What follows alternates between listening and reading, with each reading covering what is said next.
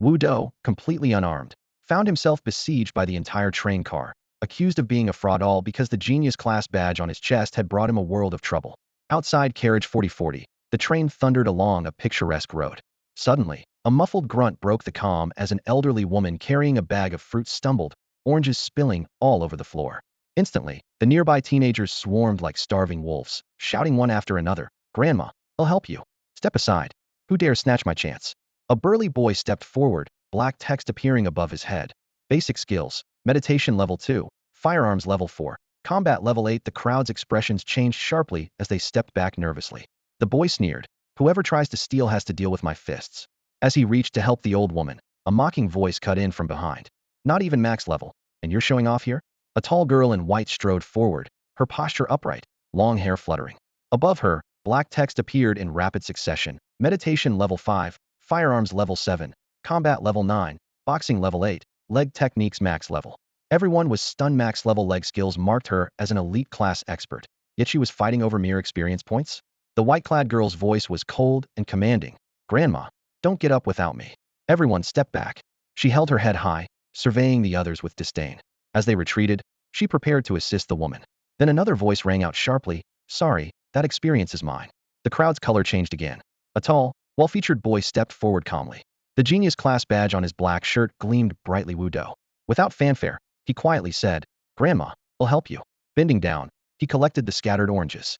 The onlookers watched, sensing an invisible pressure and an otherworldly calm emanating from him. Completed a good deed. Free experience points too. Wu Do watched the grandmother walk away, hands in his pockets, about to leave with an air of ease.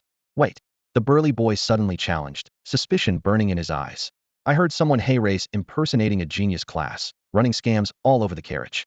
You aren't that guy, are you?" All eyes turned to Wu Do, examining his hands smooth, without a single callous doubt, surged through the crowd. The white-clad girl ground her teeth and said, "I'm Xiong Li. My brother is Xiong Shan in the genius class. Wu Do, show us your basic skills." Wu Do raised an eyebrow and snorted softly. Suddenly, black text flashed above his head. "Basic skills. None." "Huh. Just as I thought, a fake." The burly boy burst out laughing, stepping forward with clenched fists, brazen and fierce. As he threw a punch, Wu Do's black text abruptly changed. "Descendant of the dragon, mysterious." The burly boy choked, collapsing to a knee, his expression complex as he looked up at Wu Do. "Brother, your shoes are dirty, let me wipe them." "Legs sore?" "Massage skills maxed." Shock rippled through the entire carriage. Descendant of the dragon, what did that really mean? Titles bearing the word dragon symbolized power and legacy. No one dared underestimate this boy. Xiong Li sobbed, clinging to Wu Do's leg, tearfully begging, "Brother, I've never begged anyone in my life. Please spare me this once. I can wash clothes, cook, give massages, even warm your baby. No, plenty of skills. I can play the useless husband." The burly boy chimed in quickly. Before another word could be spoken, an alarm blared. A group of black-clad officers rushed in and swiftly took Wu Do away. "Again you. Last time you pretended to be genius class and scammed people without paying the price. Now you still want behave." One officer seized him, pressing a button on a black remote. The text above Wu Do's head remained clear. "Descendant of the dragon, mysterious." The officer warned solemnly, "Students, beware of scams. Tricks keep evolving, some even fake data from the Sky Eye system. Devices like these are everywhere now. Don't fall for them." "Name. Didn't I ask you last time, is that a human or a machine?" In the interrogation room, the man in the black hat slammed his fist on the table. "Your actions are suspected fraud and have seriously disrupted the order of this carriage. Understand? If everyone fabricated information with cheap tricks like you, wouldn't this entire carriage be in chaos? The Sky Eye system already said him guilty." Wu Do grinned shamelessly, retorting boldly, "On this so-called divine kingdom train, a super-mobile city, no one can escape the surveillance of the Sky Eye system. That cold, calculating AI holds absolute power over life and death. It declares your guilt or innocence, and no one can fool it." Wu Do had been transported here 7 or 8 years ago. He used to be a rule-abiding, ordinary citizen on Earth, but now he wore an indestructible poker face, scraping by in the lower carriage without any connections. He had no choice but to polish his shame into a shine just to survive. The black-hatted enforcer across from him looked down, flipping through files, his fingertips tapping the paper. "Wu Do, unemployed. HP 170170, Constitution 10. Stamina 200,200, Spirit 10. Attributes: Constitution 175 170 EXP to level up, Strength 174 170 EXP, Spirit 203 200 EXP, Skill 187 180 EXP, Agility 186 180 EXP. Free experience. 5,941 points. Basic skills, none. You can gain attribute experience slowly by working out, reading, or drawing, but right now you don't have a single skill. After a brief silence, the black hat looked up. The Sky Eye system hasn't directly convicted you. As the law enforcer for Carriage 4040, I could expel you on the spot, but this time, they'll let it slide. Wudo raised an eyebrow, surprised yet indifferent. Being kicked out was nothing new. If Carriage 4040 wouldn't take him, there was 4041, just another place to scrape by. So I can leave now? He stood and brushed off the dust. Anytime. The black hat stood, removing his handcuffs, but warned coolly, since you can't learn any professional skills, don't disturb the order of the carriage. Just be an ordinary person. Life will be hard, but you can manage. The last time Wudo was brought in, the black hat noticed something shocking. This guy couldn't learn any skills. Combat, firearms, boxing. All basic skills were locked like a bug. This was extremely rare on the entire Divine Kingdom train, and that was why the black hat gave him mercy then. For Wudo, whether he could learn professional skills was his only chance to turn his life around. According to train rules, anyone who turns 18 gets their first career change and can start learning professional skills. Professional skills are more powerful than basic skills, and Wudo had been saving up his free experience points specifically to upgrade his professional skills. But if he couldn't even learn professional skills, he'd have nothing to leech off of, and life would only get harder. Having finished everything he could do at the moment, Black Hat guessed his intentions and spoke in a half-persuasive, half-coaxing tone. In 3 days, Wudo would turn 18. Perhaps that was why Black Hat hadn't thrown him out. Wudo decided to lay his cards on the table. I can't be an ordinary person. Black Hat raised an eyebrow. That confident. When necessary, I'll break the law. Clanked shackles locked onto his wrists again as Black Hat's face darkened. Really want to eat prison food? Just tell me. What can I do as an ordinary person? Wudo raised his wrist, making the shackles clank. You people are all like you've got cheat code. Chefs have cooking skills. Drivers have driving skills. Even the Taoist temple has comforting techniques. But me? I've got nothing. Should I go pick through garbage on the street? Might as well go straight to prison. Black Hat blinked and thought seriously for 2 seconds, realizing there was some truth to this. Someone who couldn't learn even basic skills really couldn't survive on the train. Don't commit crimes in our car 4040. Go to 4041 instead. That place suits you 9 to 6, weekends off, library, gym, movie theater, everything you need. Just find some boss to work under, and the base salary's still a few thousand. What about here? Wudo asked. The bosses here are stingy, only 2,500 a month. In 4041, there are lots of prison bosses, starting at 4,000. Wudo nodded. I'll think about it. Having received this sincere advice, he smoothly made his escapee. A wise man knows when to adapt. As he walked out of the law enforcement office, a murderous aura suddenly locked onto him. By the roadside, Xiongli clenched her fists, her face full of menace.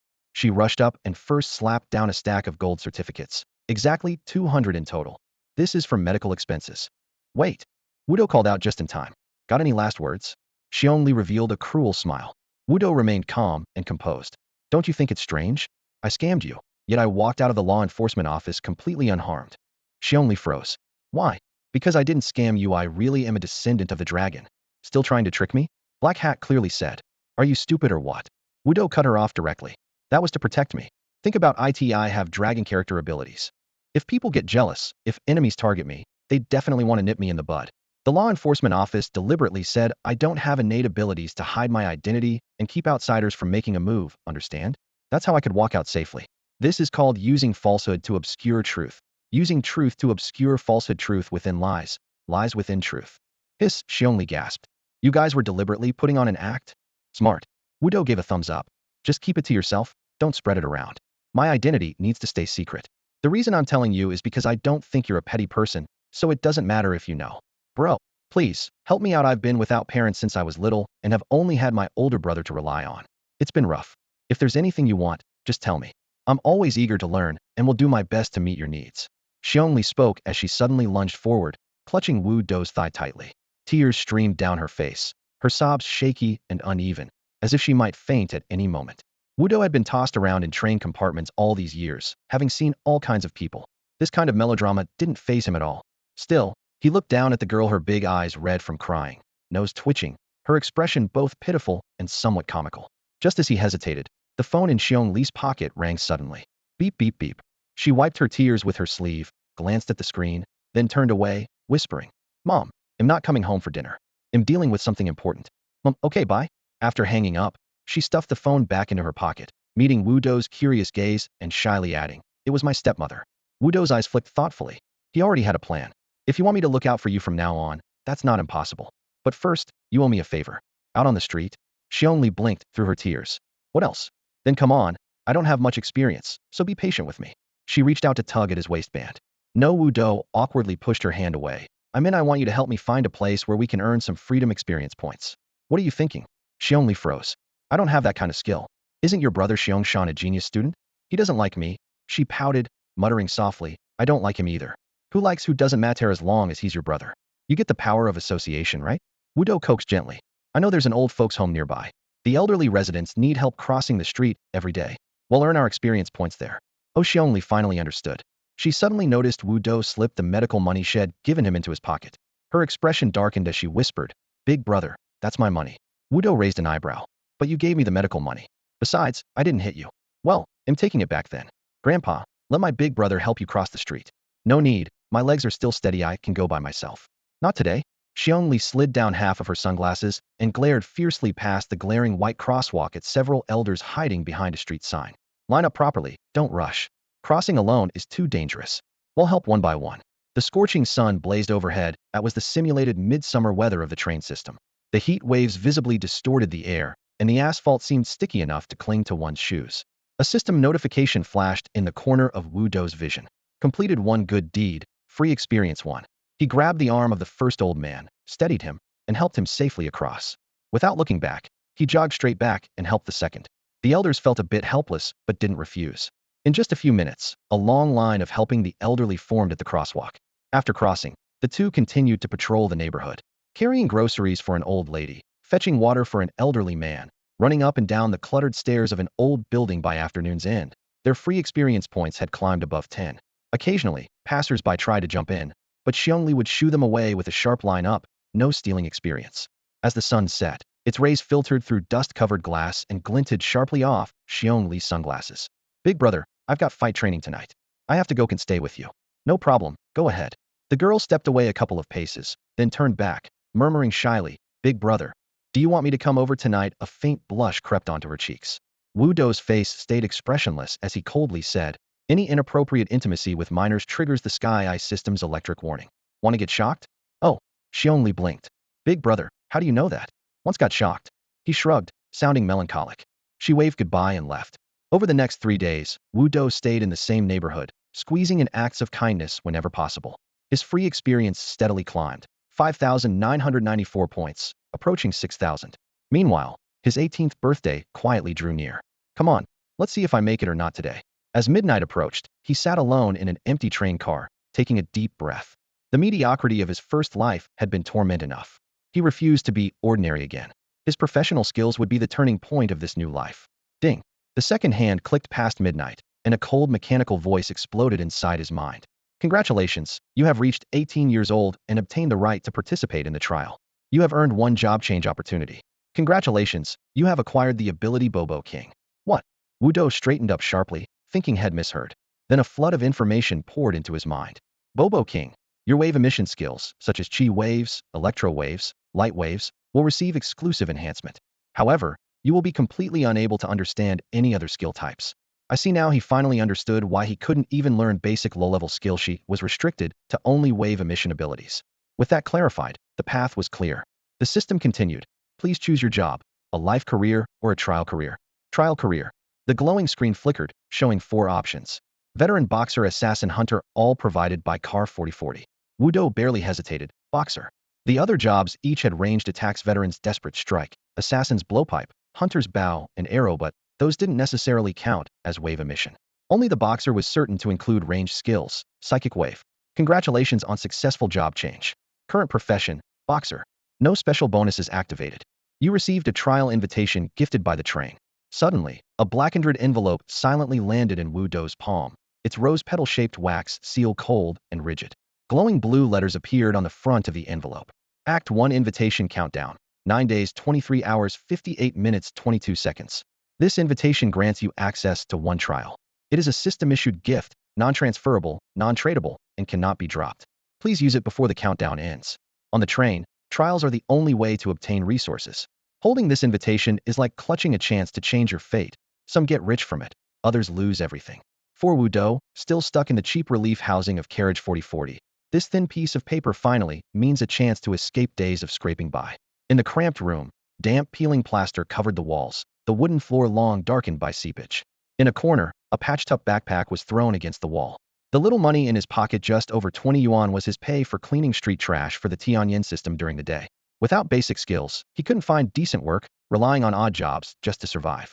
He patted his empty pocket, smoothed the pillow, and forced himself to close his eyes, but excitement kept him tossing all night. At dawn, he hurried to the city center of carriage 4040. To enter the trial, he first had to learn Psychic Wave. As usual, ordinary or basic skills could be learned from others with a fee. The local boxing club taught this skill. After asking around, he learned the tuition was 1,000 gold coins per hour, and it normally took 5 hours 5,000 gold coins in total. Do you have any money? Lend me 5,000. I'll pay you back. Wudo looked straight at his companion, Xiongli. Dude, you're putting me in a tough spot. I only have 200 left for living expenses, Xiongli said bitterly. Fighting classes, driving school, firearms training, I have 7 or 8 courses to pay for, over 10,000 a month. Killing me won't get you a dime. She suddenly remembered something and muttered quietly. You still owe me the 200 from my medical expenses before. What are you mumbling about? Wudo frowned. Go ask your brother. Isn't he in the gifted class? Maybe he can help. I'm okay. Thinking of a better future, Xiongli gritted her teeth and called Xiangshan. The number you dialed is out of service. The cold robotic voice froze her in place. Wudo pondered for a moment. Could he have blocked you? Why don't you check with your parents? Damn, he actually blocked me. Xiongli cursed under her breath, then sighed. My parents don't have money either. How about this? A classmate knows someone who does loans. He'll ask her to introduce me to someone. That loan place might lend 5,000. Stop. Forget it. I'll do it myself. The invitation was only valid for 10 days. Don't get detained by those black-hatted thugs for tricking a girl into a loan, otherwise the invitation will expire. And that would be ridiculous. In fact, Wudo had been holding on to 8,000 yuan all this time. After years of waiting to change careers, he couldn't possibly be unprepared. He had saved every penny through frugality, and until now, he just refused to spend it. Big brother, you actually have money? Xiongli was surprised. This money has a story. I don't want to spend it unless absolutely necessary, but today there's no choice. I have to make a decision that goes against my ancestors. What story? It's a long story. I'd rather not say. After paying the fee, Xiongli went to class. At 8:30, the Chi Pulse lesson began. This move wasn't very powerful, but it was one of the few range techniques a boxer had. On the podium, a hunched old man muttered spells, and with every incantation, a line of small text appeared above the students' heads. Chi Pulse 1. Chi Pulse 1. Chi Pulse 1. Wudo, sitting in the back row, saw the same prompt floating over his head. Finally, he could actually learn a skill. He almost jumped up and shouted, but reason held him back.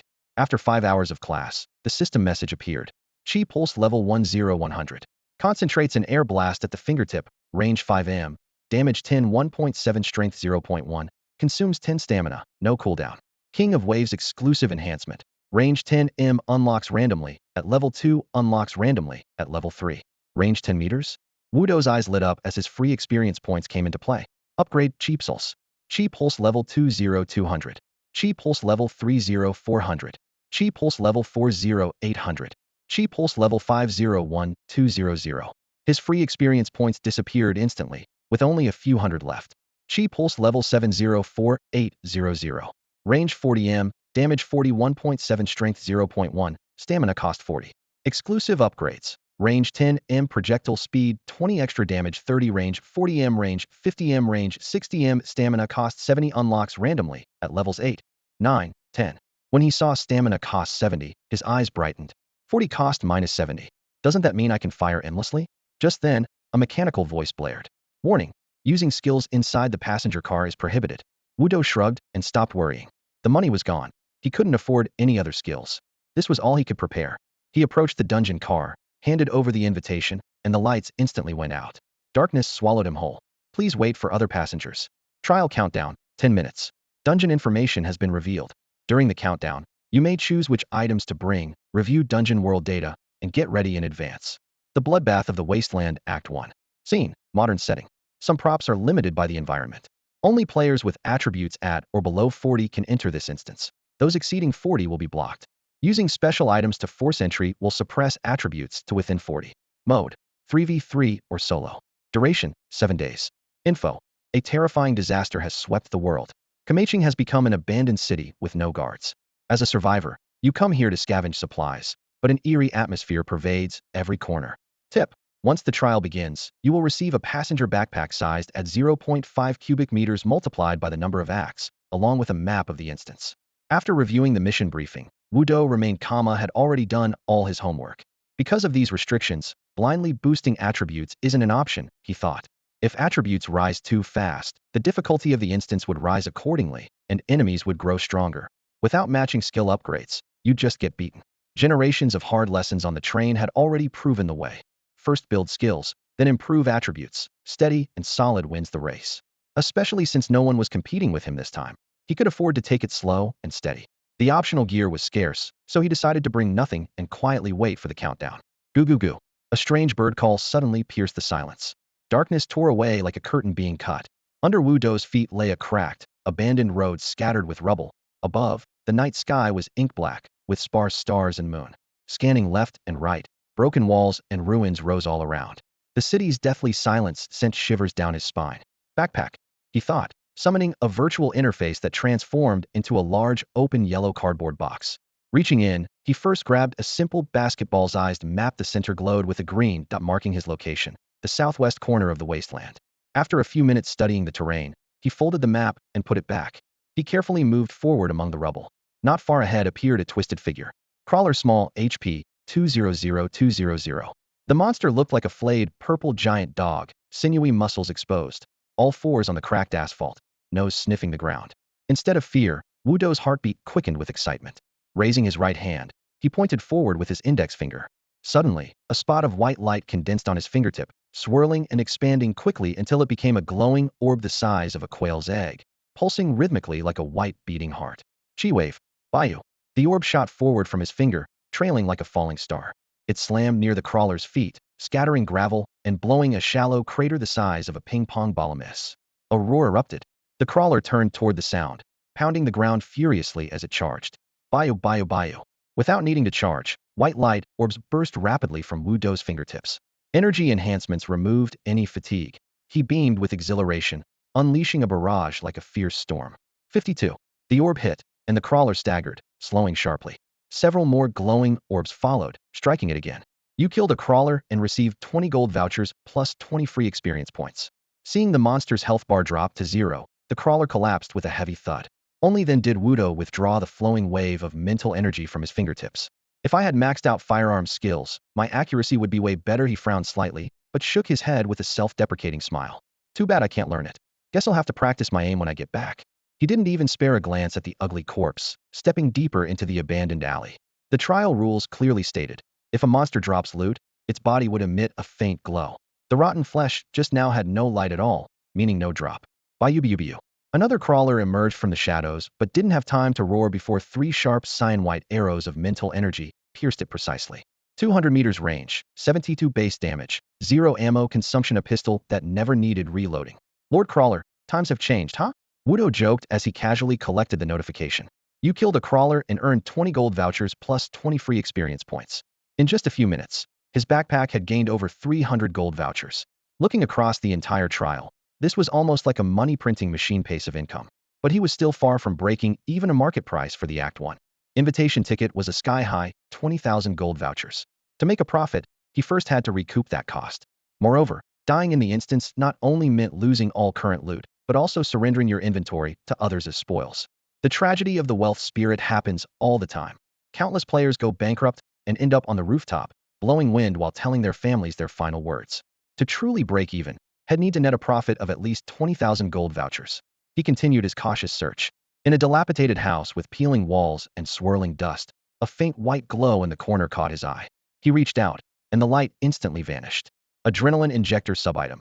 Instantly restores 300 health upon injection, but loses 10 health per minute for 30 minutes afterward.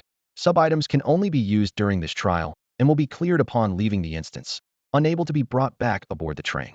Wudo toyed with the finger-thick white syringe, regret evident in his voice. If only I could sell it outside, that'd be a nice payday. But at least it could save his life, maybe even pull him through a critical moment. He thought back to the veterans who casually sold items on the trading post for hundreds or thousands of gold vouchers, and felt a pang of envy.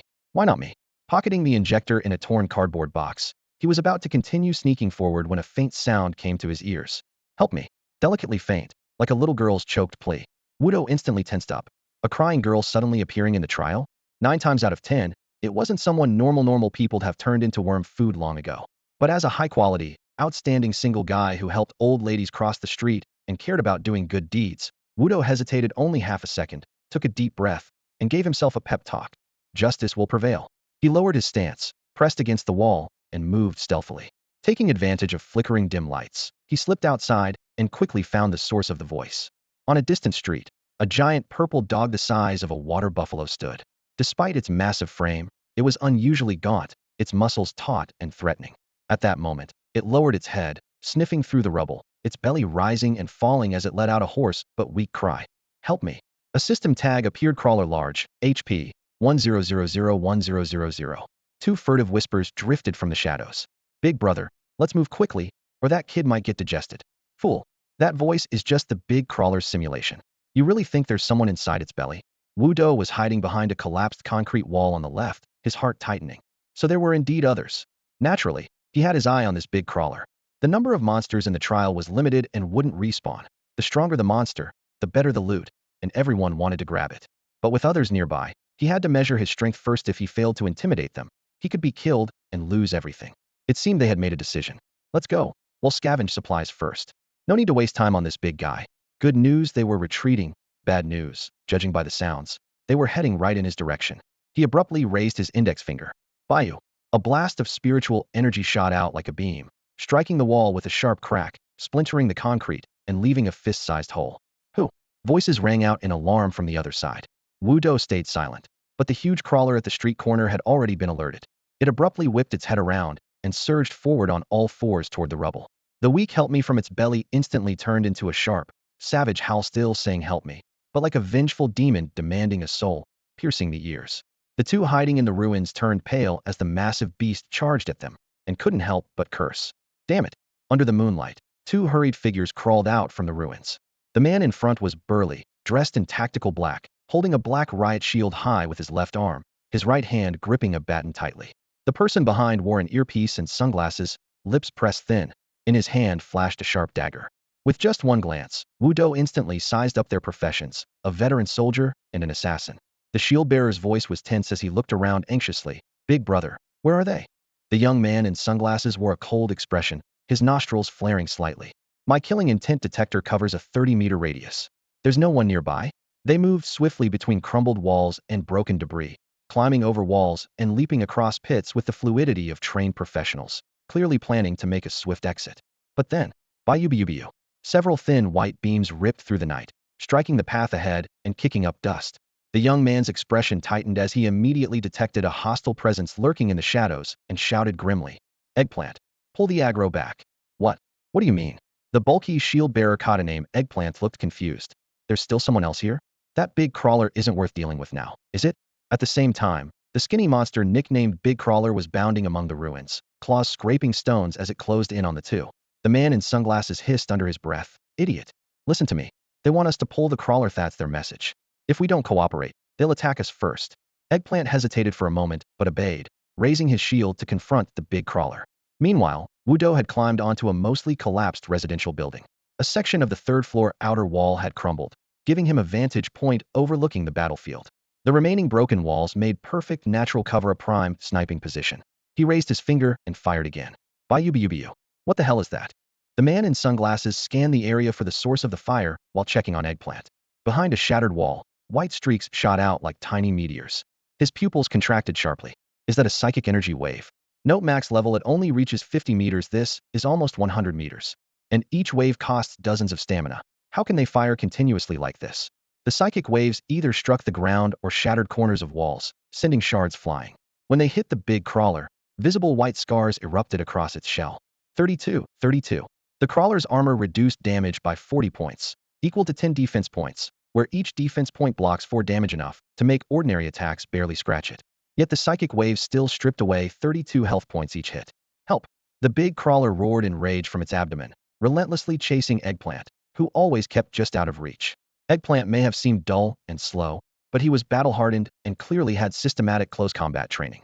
Using broken walls, holes, and scattered rebar, he deftly managed the fight's tempo. When the big crawler charged its massive claws, Eggplant would narrowly dodge at the last moment, steering the monster back deeper into the ruins. Wudo's gaze stayed fixed on the two, silently evaluating. Eggplant's basic melee skills, though not maxed out, are almost fully developed. This veteran definitely has skill. Bayou 32. As time passed, the giant crawler's health visibly dropped, with faint blue damage numbers flashing across its armor. Hidden in the shadows on the third floor of the abandoned building, Eggplant leaned close to the young man wearing sunglasses. Boss, want to sneak up and stab him from behind? Looks like he's alone over there. An assassin's stealth skill lets the body become semi-transparent, blending almost seamlessly with the night and ruins, making backstabs nearly foolproof. But the sunglasses guy waved him off without a second thought. Don't be stupid. What do you mean looks like? If you're not sure, don't guess. It's too risky before we know how many there are. Let's just help him finish off this monster quietly and leave. Besides, that guy's spiritual energy waves don't seem to consume any mana. He keeps spamming them nonstop. Even if it's an unknown fight, I bet he's tough. Play it safe. All right. Eggplant muttered in agreement, raising his heavy shield again. A few minutes later, the giant crawler, with a full 1,000 health, collapsed under the relentless barrage of Wu Dou's spiritual energy waves, kicking up dust and rubble. Its dark shell faintly glowed green. Got loot. The system promptly announced. You killed a giant crawler. Reward, 50 gold vouchers, 50 free experience points. Hey, can we leave now? The sunglasses guy and Eggplant exchanged a look and stayed still, letting the massive bug corpse lie where it fell. By the third floor window, Wu Dou shouted, Are you two alone? What are your skill levels?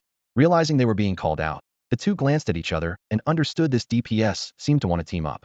I'm a professional assassin, the sunglasses man said in a low but clear voice. Level 10 maxed kill aura detection, level 5 stealth. He patted his partner's shoulder. This is Eggplant, a veteran. Maxed shield defense, level 6 gravity strike. Wu Dou inwardly sighed. These guys had way too much free experience. One maxed, main skill plus 5 or 6 levels in side skills. Meanwhile, he hadn't even fully leveled spiritual energy wave yet. No money was the real pain. If he were rich like those people, soaking in hot springs and vacationing would all count as free experience, and he wouldn't have to scrounge around like a fly doing favors for strangers. He swallowed his envy and asked calmly, interested in teaming up? He needed reliable teammates who could fight, tank, and scout, not just spectators cheering on the sidelines. The assassin's 30-meter kill aura detection and semi-invisibility stealth made him perfect for scouting.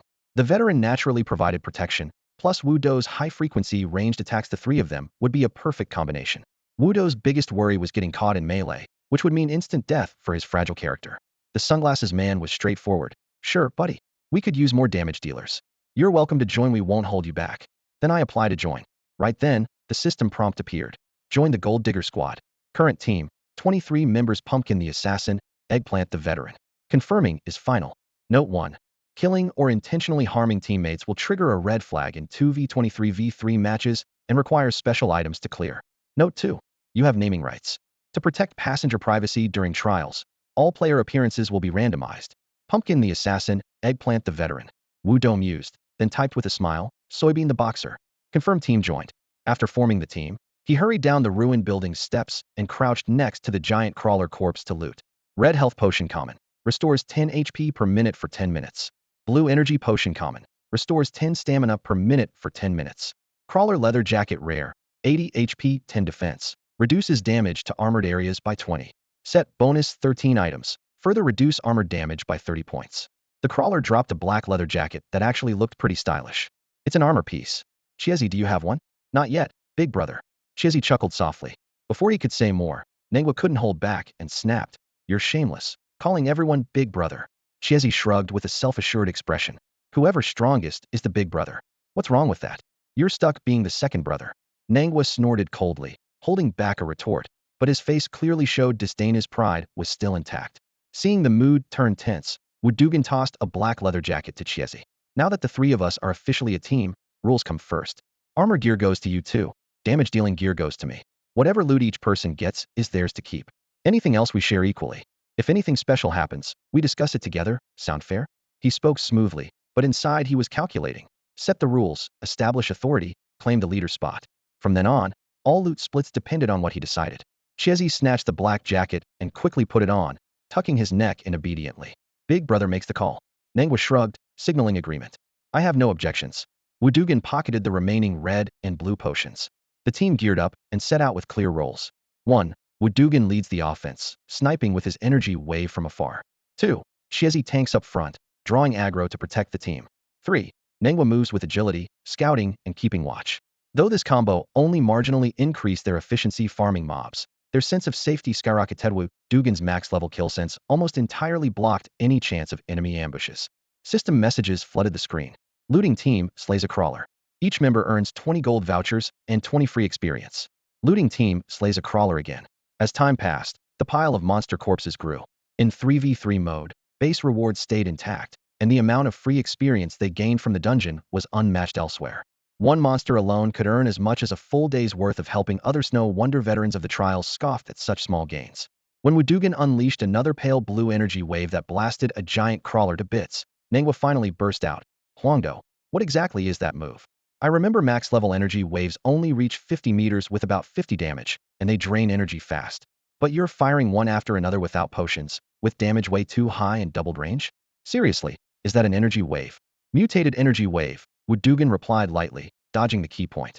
In the train world, skills were clearly categorized: basic, class, silver, gold, ultimate, super ultimate, and so on, with final stages called secret ultimate attacks.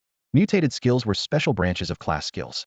Only after maxing out a class skill and discovering a new evolution would the ICE system recognize it as mutated. Needless to say, these qualifications were extremely strict.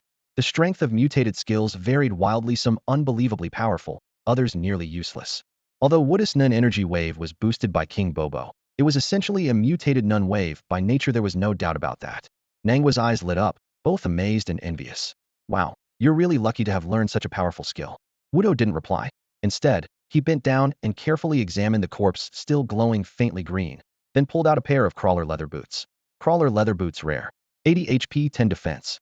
Reduce damage to armored parts by 20 when hit. Set bonus not activated 13. After activation, additional 30 damage reduction to armored parts. Geez, you're making me feel embarrassed, Chiesi chuckled, sticking to the team agreement to prioritize armor pickups. He immediately crouched to put on the black boots, which instantly made him look more alert and energetic. The three of them continued down the abandoned street, chatting along the way. About 10 minutes passed. Bang! A gunshot exploded, sending debris flying from the nearby ground. All three faces changed at once as they dove behind cover. Nangwa activated his skill, his body gradually turning transparent until only a faint silhouette remained. Peeking out, he scanned the area. There's a half-finished building at 1 o'clock. He'll go check it out. Wudo and Chiesi exchanged a glance, silently giving their consent. The half-finished building stood alone, windowless and doorless, its concrete skeleton some 30 to 40 meters high and eerily desolate. Just as Nangwa approached, his killing intent sensing detected a flash of crimson on the second-floor staircase, a knife in hand, clearly an assassin. The figure seemed to notice him as well, shifting slightly. Following that, a black shadow was hurled out of a window. Grenade. Nangwa's heart jumped, and he quickly stepped back. Yet the shadow seemed to anticipate his retreat, landing right at his feet. Boom. Dust billowed upward, dealing 192 damage. The powerful blast threw Nangwa off balance, ears ringing and his whole body aching with tearing pain. Instinctively, he rolled once to avoid getting caught in a secondary blast. Meanwhile, on the building's rooftop, a muscular blonde young man held a reddish-brown bolt-action rifle, locking onto the now exposed Nangwa through his scope and pulling the trigger. Bang! A bullet skimmed the ground, missing because Nangwa had rolled away just in time. Seizing the moment, Nangwa dashed into a shadowed corner beneath the eaves, pulled out a red potion, and gulped it down, cursing under his breath. Damn secondary items. Grenades. Though powerful, secondary items could only be used during this trial and couldn't be brought back to the vehicle compartment. Still, they were game changers in crucial moments. Hunters were trickier, they carried their own ranged weapons, bows for ancient scenarios, and bolt-action rifles like this one in modern settings. The hunter on the roof snorted coldly and reloaded his rifle, eyes scanning the horizon through the scope. Suddenly, he spotted a faint white light. Pew pew pew. Several Nun energy waves struck the wall near his feet, sparks flying, and the shockwave whistled past just above his head. The blonde youth was shocked and ducked hastily behind cover. Damn, what the hell? Nun energy waves can shoot that far. About 100 meters away, Wudo had retreated to a safe distance, with Chiesi guarding beside him. White light orbs gathered at Kizi's fingertips and fired continuously without pause.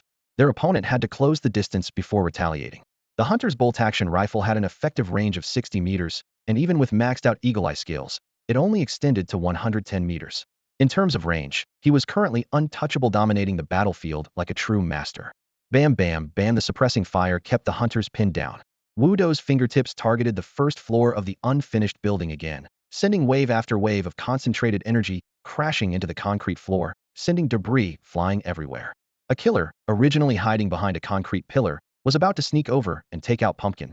but the relentless barrage shattered his courage. After a brief hesitation, he quietly retreated upstairs, planning to wait for a better moment to strike. Bam bam bam. Wudo alternated between sweeping the rooftop and bombarding the first floor with his energy waves almost without pause. Only after confirming there was no retaliation did he say, "Let's move in and cover Pumpkin." "Got it. Big bro, you cover me from behind. Be careful." Eggplant swallowed hard. Though had worked alongside Wudo for a long time, he couldn't help but grumble inwardly. This guy is seriously twisted. He raised his riot shield, using himself as a human shield, and edged step by step closer to the unfinished building. Wudo followed right behind, fingers tapping continuously, maintaining the pressure with his energy waves so hard the enemy didn't even dare peek up. In a corner on the rooftop, a hunter pressed against the wall, crouching low enough not to show his head. Not far from him, a nimble young man squatted on the ground opening a box. Crawling leather jacket, black fingerless gloves, an iron nail in his right hand probing a lock, clearly a brawler. The iron chest was pitch black and the size of a palm, definitely a big treasure chest. What the hell's going on? Are multiple squads attacking us? Energy waves screamed overhead non-stop since the fight started. The brawler wondered if they were being surrounded by a joint force. The firepower is nuts. The hunter whispered, "How would I know? That guy's bombarding us from over 100 meters away. Is that really energy waves?" "Bullshit. Energy waves don't reach that far." The brawler cursed, then asked, "Can you pick this lock? If not, I'm running this damn chest needs some messing with." An invitation ticket worth 20,000 gold coins wasn't something just anyone could afford. Some people only entered the carriage trial once in a lifetime. The brawler wasn't about to die here. The hunter hesitated briefly. "Their killer's badly injured, won't recover quickly. You keep working. Don't screw me over." The brawler growled, continuing to manipulate the lock. Just then, their injured killer stormed upstairs angrily. "What the hell are you doing? 2 dry fires with the chance you had. I'm not a pig standing there for you to hit." The hunter shot back. "Have you even fought before? You expect to hit every shot like a shooting machine?" The killer sneered. "You talk too much. They're downstairs now. Get ready to fight." Wudo and Eggplant reached the first floor of the unfinished building and reunited with Pumpkin. Pumpkin's health was nearly halved from the grenade blast and wouldn't recover anytime soon, so they had to be extra cautious. There was a killer guarding the stairwell, a hunter on the roof, and another person not sure about their role. He leaned against the wall, rubbing his dizzy head, catching his breath as he finished. This building must have a big treasure chest. Otherwise, they wouldn't guard it like this. The third teammate is probably opening the treasure chest. "Should we strike now?" "I'm following orders," Eggplant said without hesitation. Hearing this, Wudo still weighed the pros and cons in his mind. The cramped layout of the house cut his attack range drastically, naturally putting the attackers at a disadvantage. Pumpkin had lost a lot of blood and wasn't in good shape. Worse, this was Act 1. Most opponents had attributes around 39, but Wudo, who was so broke he could hardly afford meals and had no money for training or art classes, had even lower stats. Logically, avoiding a fight would be the smartest move. But the big treasure chest was right there. If they let the resources slip away now, they'd only get more passive later, and once the enemy decked out in gear started chasing them, they'd become easy targets. "Let's fight. We can't let them have it," Wudo finally decided. Pumpkin immediately stood up, activating stealth, sliding along the shadows. Eggplant raised his riot shield and strode toward the stairs. Their target was on the upper left. 3 people: the hunter, the assassin, and the boxer. The boxer was crouched opening a chest, clearly the big treasure chest. Near the top, Pumpkin's kill aura pinpointed all 3's locations and classes. At the same time, the enemy assassin noticed movement on their side, face darkening as he quietly warned, "They're coming up. Old cat, how much longer? Opening this thing takes an hour without stopping. How much longer do you think?" The boxer growled, annoyed, suddenly stopping. "Kill them first. There's no choice." The assassin suppressed his emotions, eyes turning cold. "They're coming up." Bang! Eggplant burst from the stairwell first, predicting the hunter's position, blocking with his riot shield. Gunfire rang out. Bullets ricocheted off without so much as a scratch. The hunter hurriedly reloaded. Eggplant turned sharply before the hunter could raise his gun again, blocking the pounding boxer lunging from the other side with his shield. Thud! The powerhouse punch hammered into the metal shield with such force Eggplant staggered, barely keeping his footing, let alone counterattacking. Then a wave of mental energy zipped past his shoulder. "Bayou!" The boxer was forced back by the surge. Eggplant wheeled around, again blocking the hunter's angle with his shield. Behind the shield, Wudo steadily fired waves of mental energy, pushing the boxer to the ground, unable to get close. Pumpkin lurked on the flank, eyes locked on the assassin, giving no chance to slip through. "Bayou, bayou, bayou!" Bang! The hunter tried to reposition to shoot, but Eggplant stuck close, keeping the shield between him and Wudo. The boxer was hammered back by the pulses, finally making a dodge mistake. 72. The mental wave struck his abdomen, his health bar dropping sharply. He cursed in pain. "Damn it, help me press the long range." How am I supposed to charge? The assassin snapped under the scolding, darting down the stairs alone, abandoning his teammates to flee. He knew Pumpkin was watching him. He couldn't hold off Wudo nor seize an opportunity. If he didn't run now, he wouldn't get a chance later. With their trios line up stronger, once the assassin fled, the hunter became a sitting duck. As soon as the assassin ran, the hunter was in big trouble. The assassin and Pumpkin had always kept each other in check, but with the assassin gone, Pumpkin took no mercy and launched a surprise attack on the hunter. 132 weakness, double damage. Pumpkin's dagger plunged deep into the hunter's neck, blood spraying out. Shocked and furious, the hunter stumbled backward, but Pumpkin was relentless, closing in with rapid steps, the dagger slicing like cutting through vegetables. 66. Where the hell are your guys? After another stab, the hunter roared in anger, dropping his bolt-action rifle and drawing a knife to fight Heaton. Close combat was never his strength, and his equipment bonuses were instantly nullified. Pumpkin crouched low and melted into the shadows. The hunter spun in a circle, shouting angrily, "Come on, you bastard!" Come before he could finish, a cold flash gleamed behind him. Pumpkin stabbed him in the back. The blade nearly pierced his heart. The hunter grunted and collapsed to the ground. The system notifications flooded the screen. Treasure hunting squad has killed a hunter. Reward, 320 gold coins, 320 free experience. The hunter's corpse glowed faintly green. On the other side, the boxer was tightly pinned down by Wu Do's psychic wave. After dodging countless times, a wave finally hit, sending him crashing down. Treasure hunting squad has killed a boxer. Reward, 330 gold coins, 330 free experience. The boxer's body also emitted a pale green light. This feels great. The basic rewards for fighting are really high. Wu Do hurried over to loot the bodies. The hunter's cardboard box backpack was easy to scan. Over 1,000 gold coins, 6 red health potions, 4 blue mana potions, along with a bolt-action rifle common hunter exclusive and a pair of crawler leather boots. The rifle was useless to them, but the boots could be worn. The boxer also had over 1,000 gold coins, leather pants, and leather boots. The pants were handed to Eggplant, perfectly completing his set of crawler armor with stats. 240 HP, 30 defense reduces damage taken by 50 on armored parts quite sturdy. After dividing the loot, the three immediately took over the hunter squad's positions. Pumpkin went down to guard the stairwell at the first floor, preventing enemy escape. Eggplant took charge of opening boxes and treasure. Wu Do stayed on the rooftop to observe the distant battlefield. Bro, your psychic wave from that high vantage is absolutely unbeatable. Eggplant marveled as he pried open a lock. Infinite ranged wave standing up high is terrifying. Don't say unbeatable, that's bad luck, Wu Do warned seriously. Usually, those who call themselves unbeatable soon get slapped in the face. At that moment, his experience bar had just enough to level up his psychic wave. He tapped the panel lightly. Psychic wave level 704800 EXP level up. Psychic wave level 809600 EXP. Skill description: condenses air at your fingertip to launch a blast, attacking enemies within 45 meters, dealing damage equal to 45 1.7 strength 0.1, consuming 45 stamina points. Special enhancements for Wave Master. Range enhancement. Attack distance 10 m, projectile speed 20 damage, 30 range, 40 m range, 50 m range, 60 m energy consumption, 70 damage, 80 unlocks random levels 9 and 10. Damage enhancement 80. Wu Do did some quick calculations. The basic damage of a single psychic energy wave was now 157 points. The chest would take a full hour to unlock, so he leaned against the edge of the unfinished building's rooftop, eyes alert as he scanned the surroundings. Time ticked by slowly. Suddenly, 3 dark figures flickered among the distant ruins, and his gaze sharpened instantly. Bio, bio, bio. Pure white psychic waves sliced through the night with piercing whistles. Without hesitation, he raised his hand and fired several shots in rapid succession. Hitting or not wasn't the point. The real goal was to send a clear message to any lurking watchers. This building was occupied. Stay away. The psychic waves smashed into walls and ground, punching out egg-sized craters with sprays of rubble. The 3 dark figures froze, their faces draining of color at the sudden barrage. Shit. What the hell's that? Move, damn it. They're shooting from so far, not messing with that. They fled in panic, kicking up dust as the psychic waves continued detonating around Wood's side. Once he was sure they retreated, he lowered his hand and quietly kept watch at the rooftop edge. An hour passed with no other intruders approaching.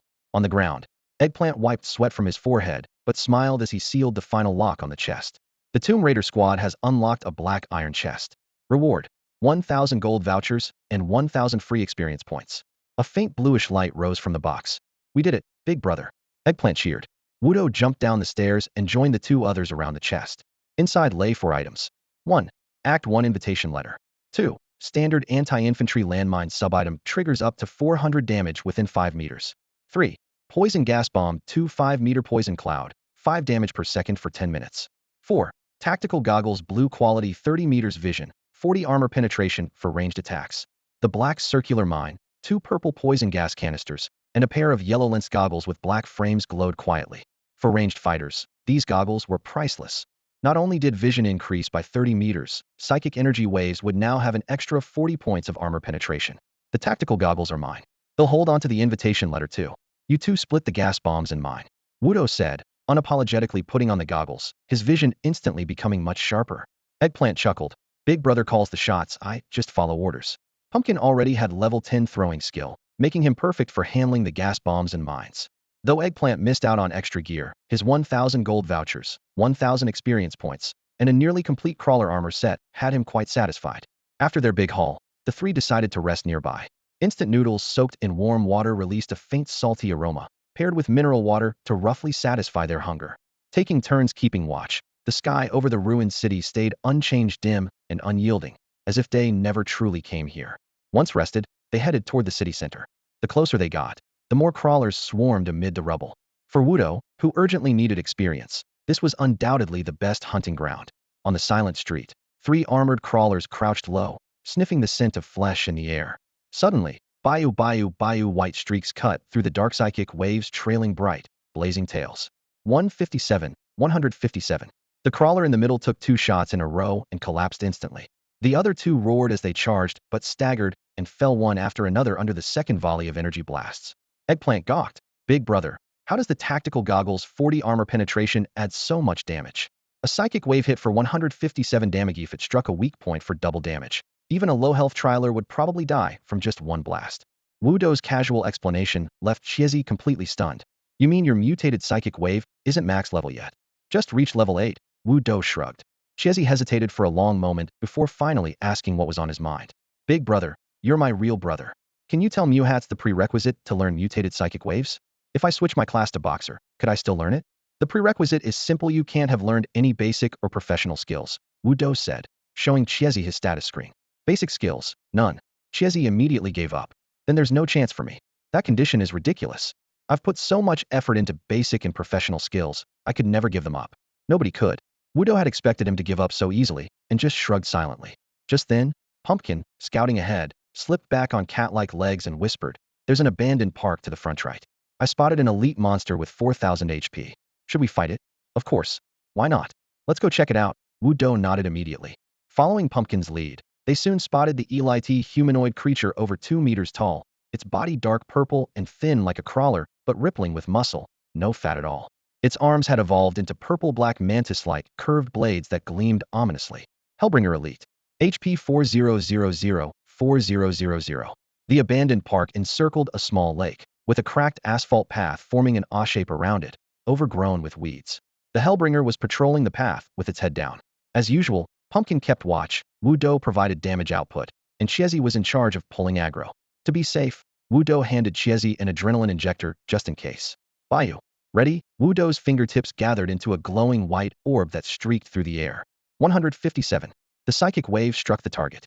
The Hellbringer immediately vanished into stealth, disappearing into the night. Stealthed.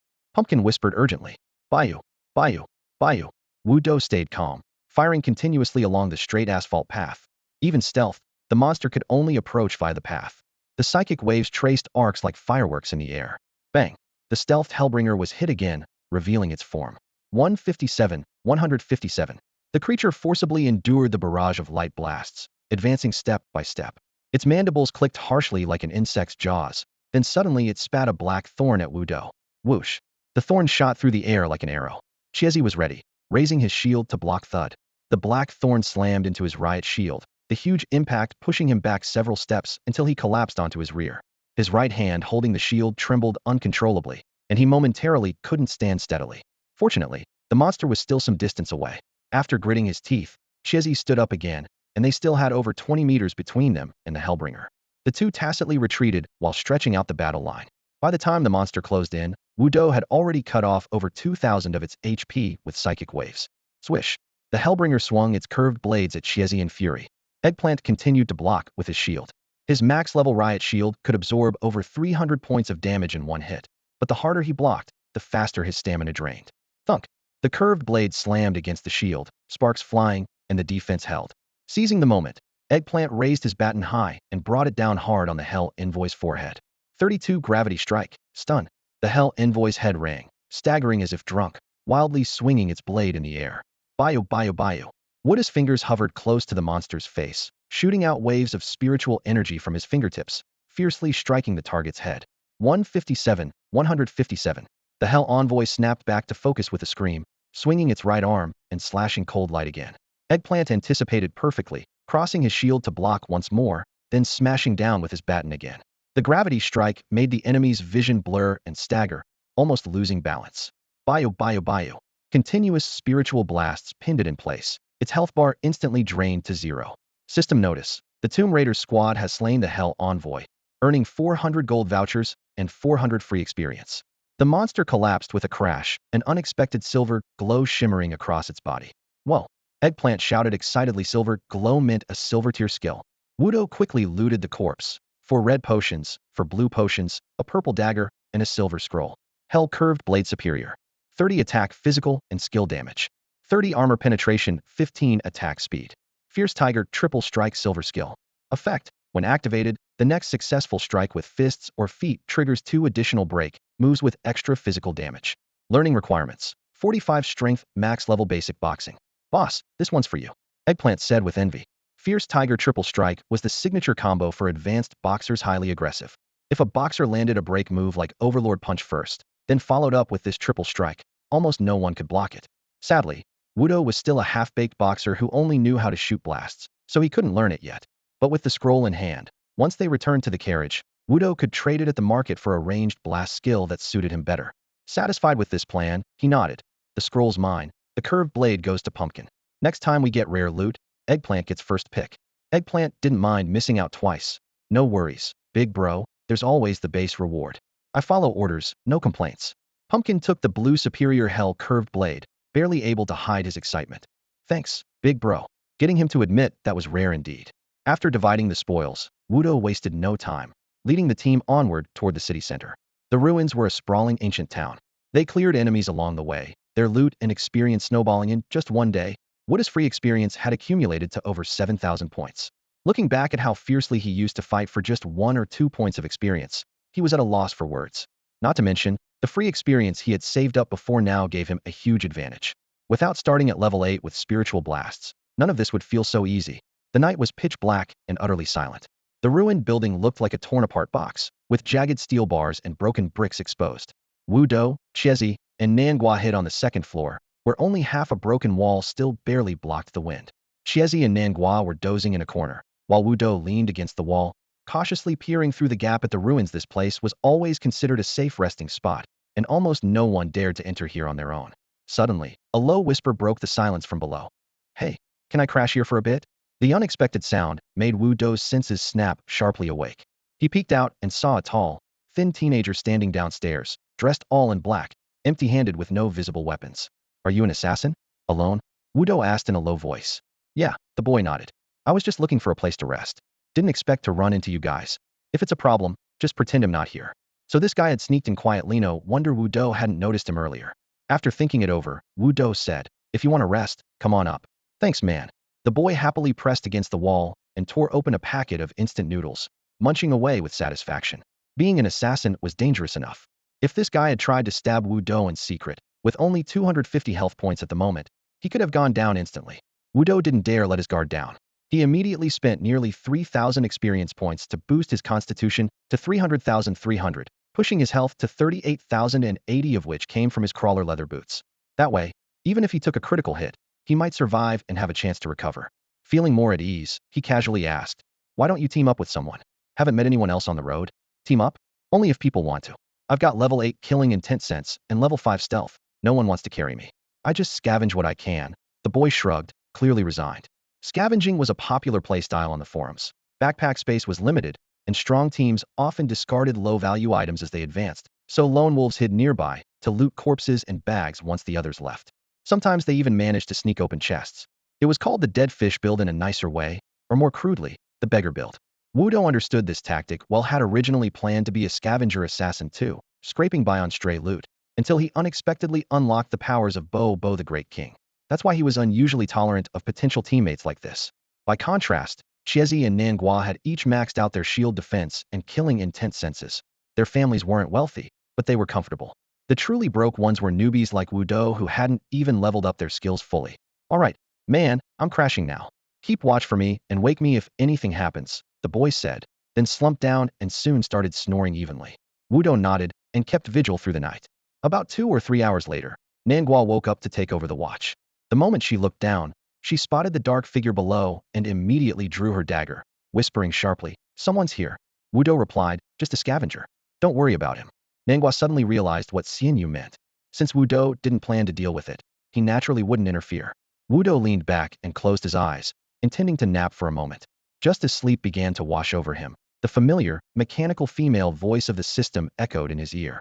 Evacuation channels are now open. Every 12 hours, 3 random evacuation points will spawn in the wasteland. Passengers preparing for evacuation, please get ready. What? Half asleep, Wudo caught only fragments of the announcement. Before he finished hearing it, the ground suddenly shook violently, as if a giant beast had rolled over beneath the earth.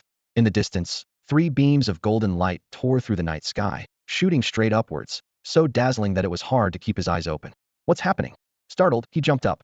The tremor was brief, lasting only a few seconds.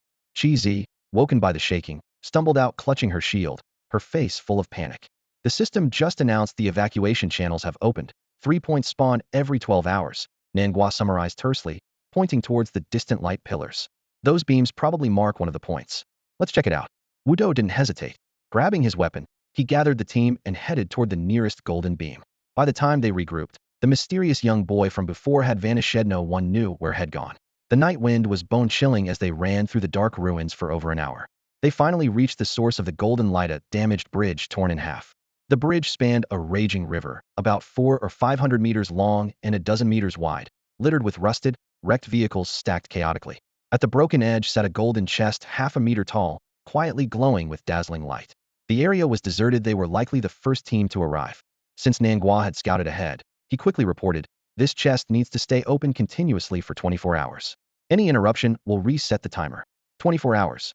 Cheesy exclaimed in shock. Wudo placed a hand on the cold metal and read the system prompt. Golden chest, opening progress 0. Must remain open for 24 hours continuously. Any interruption resets progress. Opening process will attract monster attacks. Everyone's going to fight for this, Cheesy murmured worriedly. It'll be 2 on 3 at least. If anyone just comes to harass us, we're done. Open it, Wudo decided without hesitation. Nangua, you handle the chest. Cheesy, you and I will stand guard. The bridge is straight, and openness is my turf. He raised his weapon confidently. Let's see who dares to break through my mental wave attack. Got it. Nangua nodded, kneeling before the chest and placing both hands on it to start the opening sequence. Copy that. Cheesy grabbed her shield and, following Wudo's orders, began pushing the wrecked cars off the bridge into the rushing river, leaving only 4 cars aligned horizontally as makeshift cover, forming a rudimentary trench. Before they finished clearing, a second group stepped onto the broken bridge.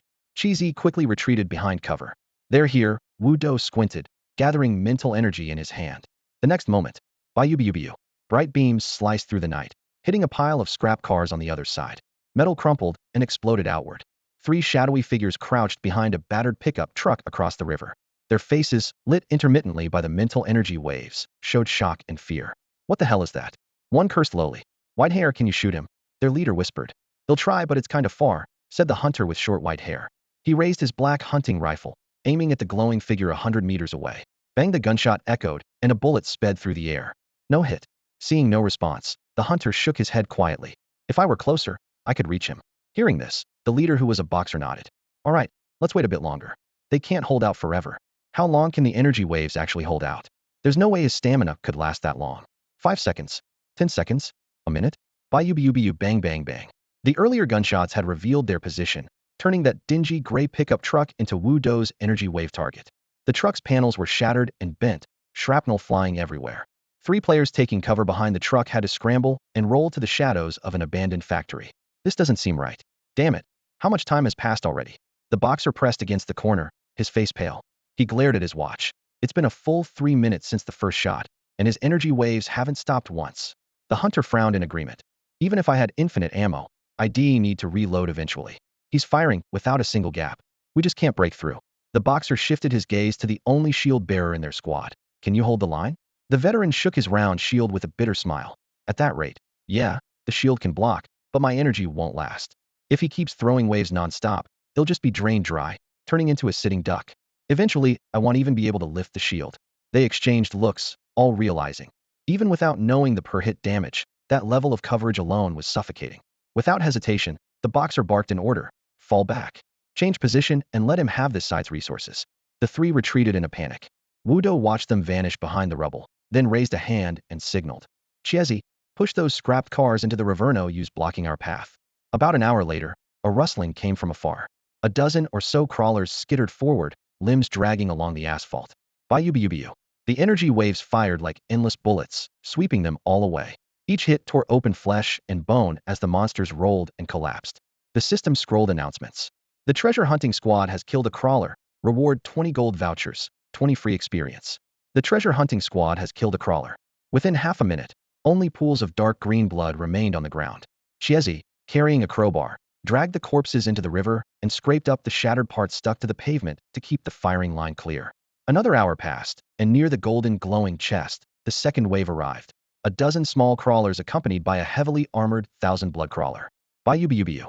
The base 157 damage shattered the thick shell, and after a series of numbers flashed, it crashed to the ground with a bang. Boss, if we just tank monsters around the chest this whole time, our experience would skyrocket, right?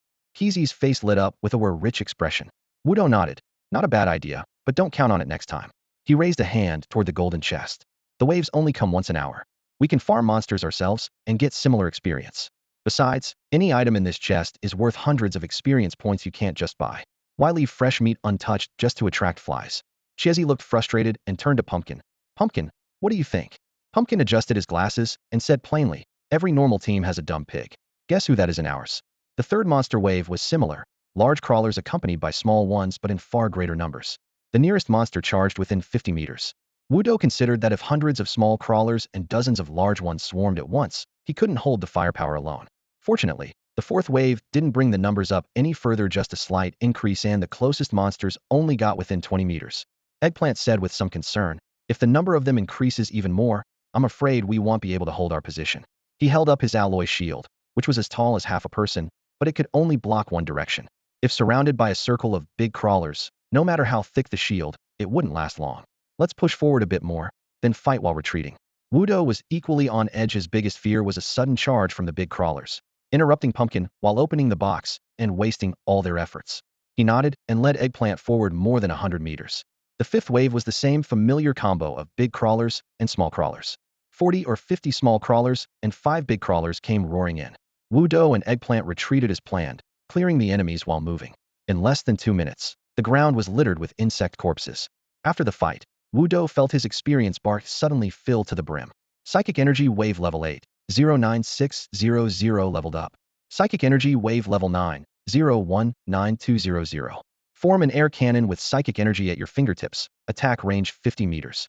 Deals skill damage of 51.7, strength 0.1. Consumes 50 stamina points. Special enhancements from King Bobo. Range boost, 10 m attack distance. Projectile boost, 20 flying speed. Damage boost, 30 extra damage. Range boost, 40 m attack distance. Range boost, 50 m attack distance. Range boost, 60 m attack distance. Energy saving boost. Reduces stamina consumption by 70. Damage boost, 80 extra damage. Damage boost, 90 extra damage. Random unlock at level 10, damage boost. Another damage boost. Wudo's lips curled into a smile. With 90 damage, one psychic wave now dealt a base damage of 252. As long as he didn't get the energy saving boost next, he could accept whatever other boosts came his way. Bio. When the sixth wave of insect swarm crashed into their firing line, the glowing orb on Wudo's fingertip had already grown to the size of a billiard ball, as thick as an arm, crackling with pale blue electricity as it shot out. The small crawler hit by it collapsed instantly. 252. 252. Damage numbers popped up nonstop. Eggplant felt his scalp tingle and couldn't help but turn pale. Big bro, is this an upgrade? Yeah, crazy. To think remote attacks can deal this much damage. No, you're basically a walking artillery. He sighed again.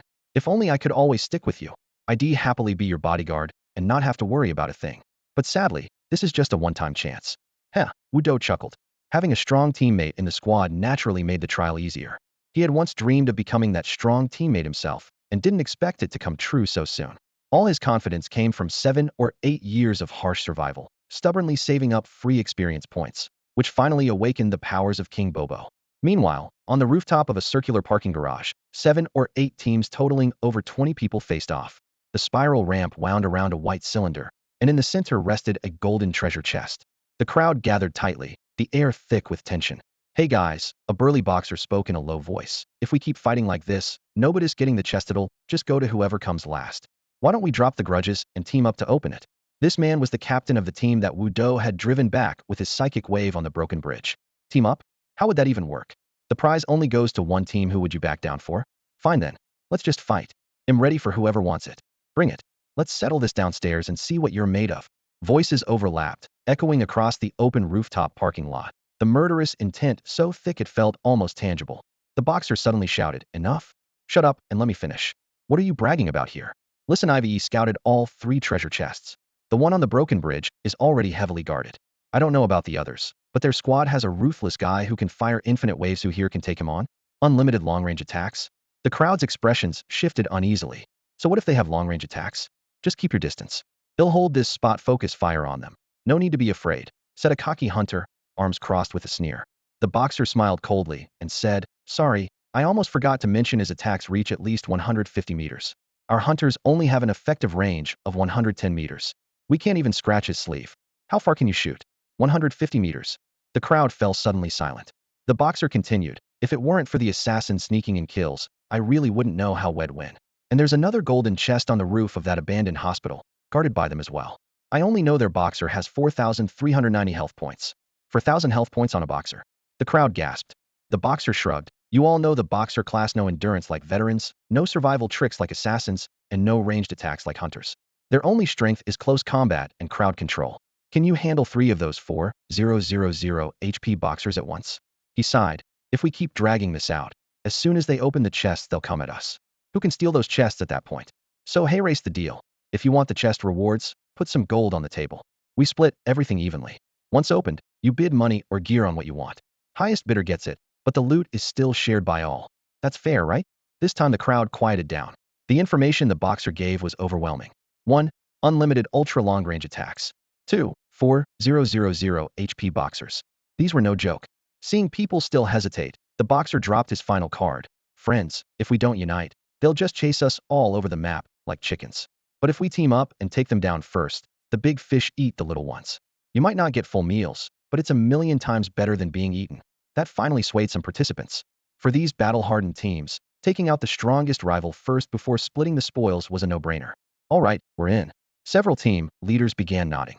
The boxer immediately raised his hand. "We'll put up 100,000 gold vouchers. I want the chest rewards. Anyone willing to top that?" "Damn, he's really holding back." The crowd cursed under their breath, but no one could offer more. With the boxer's plan, everyone would get nearly 5,000 gold vouchers, each. Not a bad deal. With the decision made, the crowd began carefully approaching the chests, though by now, they were already several hours behind Wu Do's team. The boxer stayed busy, summoning an assassin to his side and whispering, "Brother, come here. Got a job for you. He'll give you a green item to help me out. Brother, dash in your move." On the other side, the abandoned hospital loomed with cracked white walls, blackened and peeling like old limestone. Brown-green vines crawled through the crevices, and a cold wind whistled through shattered glass, making mournful sounds. The whole building resembled a haunted house. On the rooftop center, a metal treasure chest stood quietly between air conditioning units, guarded by 3 figures: a boxer, a hitman, and a hunter. The hitman was tasked with cracking the chest's lock, while the hunter and boxer blocked the only stairway leading up to the roof. "How much longer?" asked the boxer, nicknamed Ghost, his skin deathly pale. His gaze flicked to the hitman. His voice was low and calm, though his build was oddly unbalanced: long limbs with knotted muscles, but a strangely round belly like a tight drum, creating an off-putting silhouette. The hitman knelt, fingers tapping repeatedly on the chest's lock panel. "Ghost, this thing won't speed up. The timer's fixed 24 hours. No point rushing me. At least 10 more hours before it opens." Before he finished, a shadow flew in low from the building's base. Grenade. Boom. 240. The hitman froze beside the box, not daring to move. The explosion erupted 2 meters away, leaving a half-meter deep crater and rattling his eardrums. Ghost and the hunter roared as they rushed to the edge, only to see another arc of shadow streaking upward. Bang! The second grenade detonated beside the chest, forcing the hitman to dive for cover. The timer reset to 0. Getting blown up meant starting over. He had no choice but to accept defeat. Ghost peered down, catching only a quickly fading figure sprinting away. Damn it, that bastard. After guarding for 7 hours straight, one grenade interrupted everything. Ghost was almost driven mad with rage and disgust. The hunter and hitman looked ashen. I'm going to kill him. Ghost growled, his form gradually turning transparent. Stealth mode.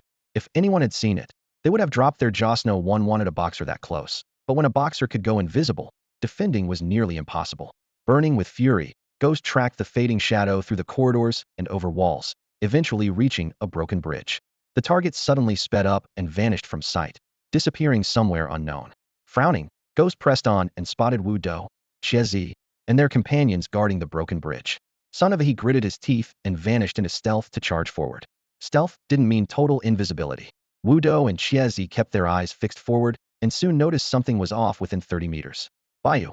Wu Do's fingertip formed a focused energy wave and blasted toward the semi-transparent figure without hesitation. 252. Ghost was forced out of stealth, but his face didn't change. He sneered, throwing a punch through the air, and instantly black spikes shot out, tearing through the space. Wu Do's heart jumped at the familiar sight. Those black spikes were a hellbearer's skill. Shocked but resolute, Wu Do kept firing energy waves. Bayou, Bayou, Bayou. Like a lucky cat catching a dead mouse, the energy waves shattered the dark spikes, while some struck Ghost directly and others pounded the bridge, gouging deep craters. The constant 252 damage floating above made Ghost realize the situation was grim. This guy's energy waves seemed endless, hurled wildly but hitting hard as hell. Ahead, Xie held steady with his gun, unwilling to cede an inch. Even if Ghost charged, it was impossible to get past this veteran and threaten their rear line. If delayed, he knew he'd be worn down by the relentless energy barrage behind.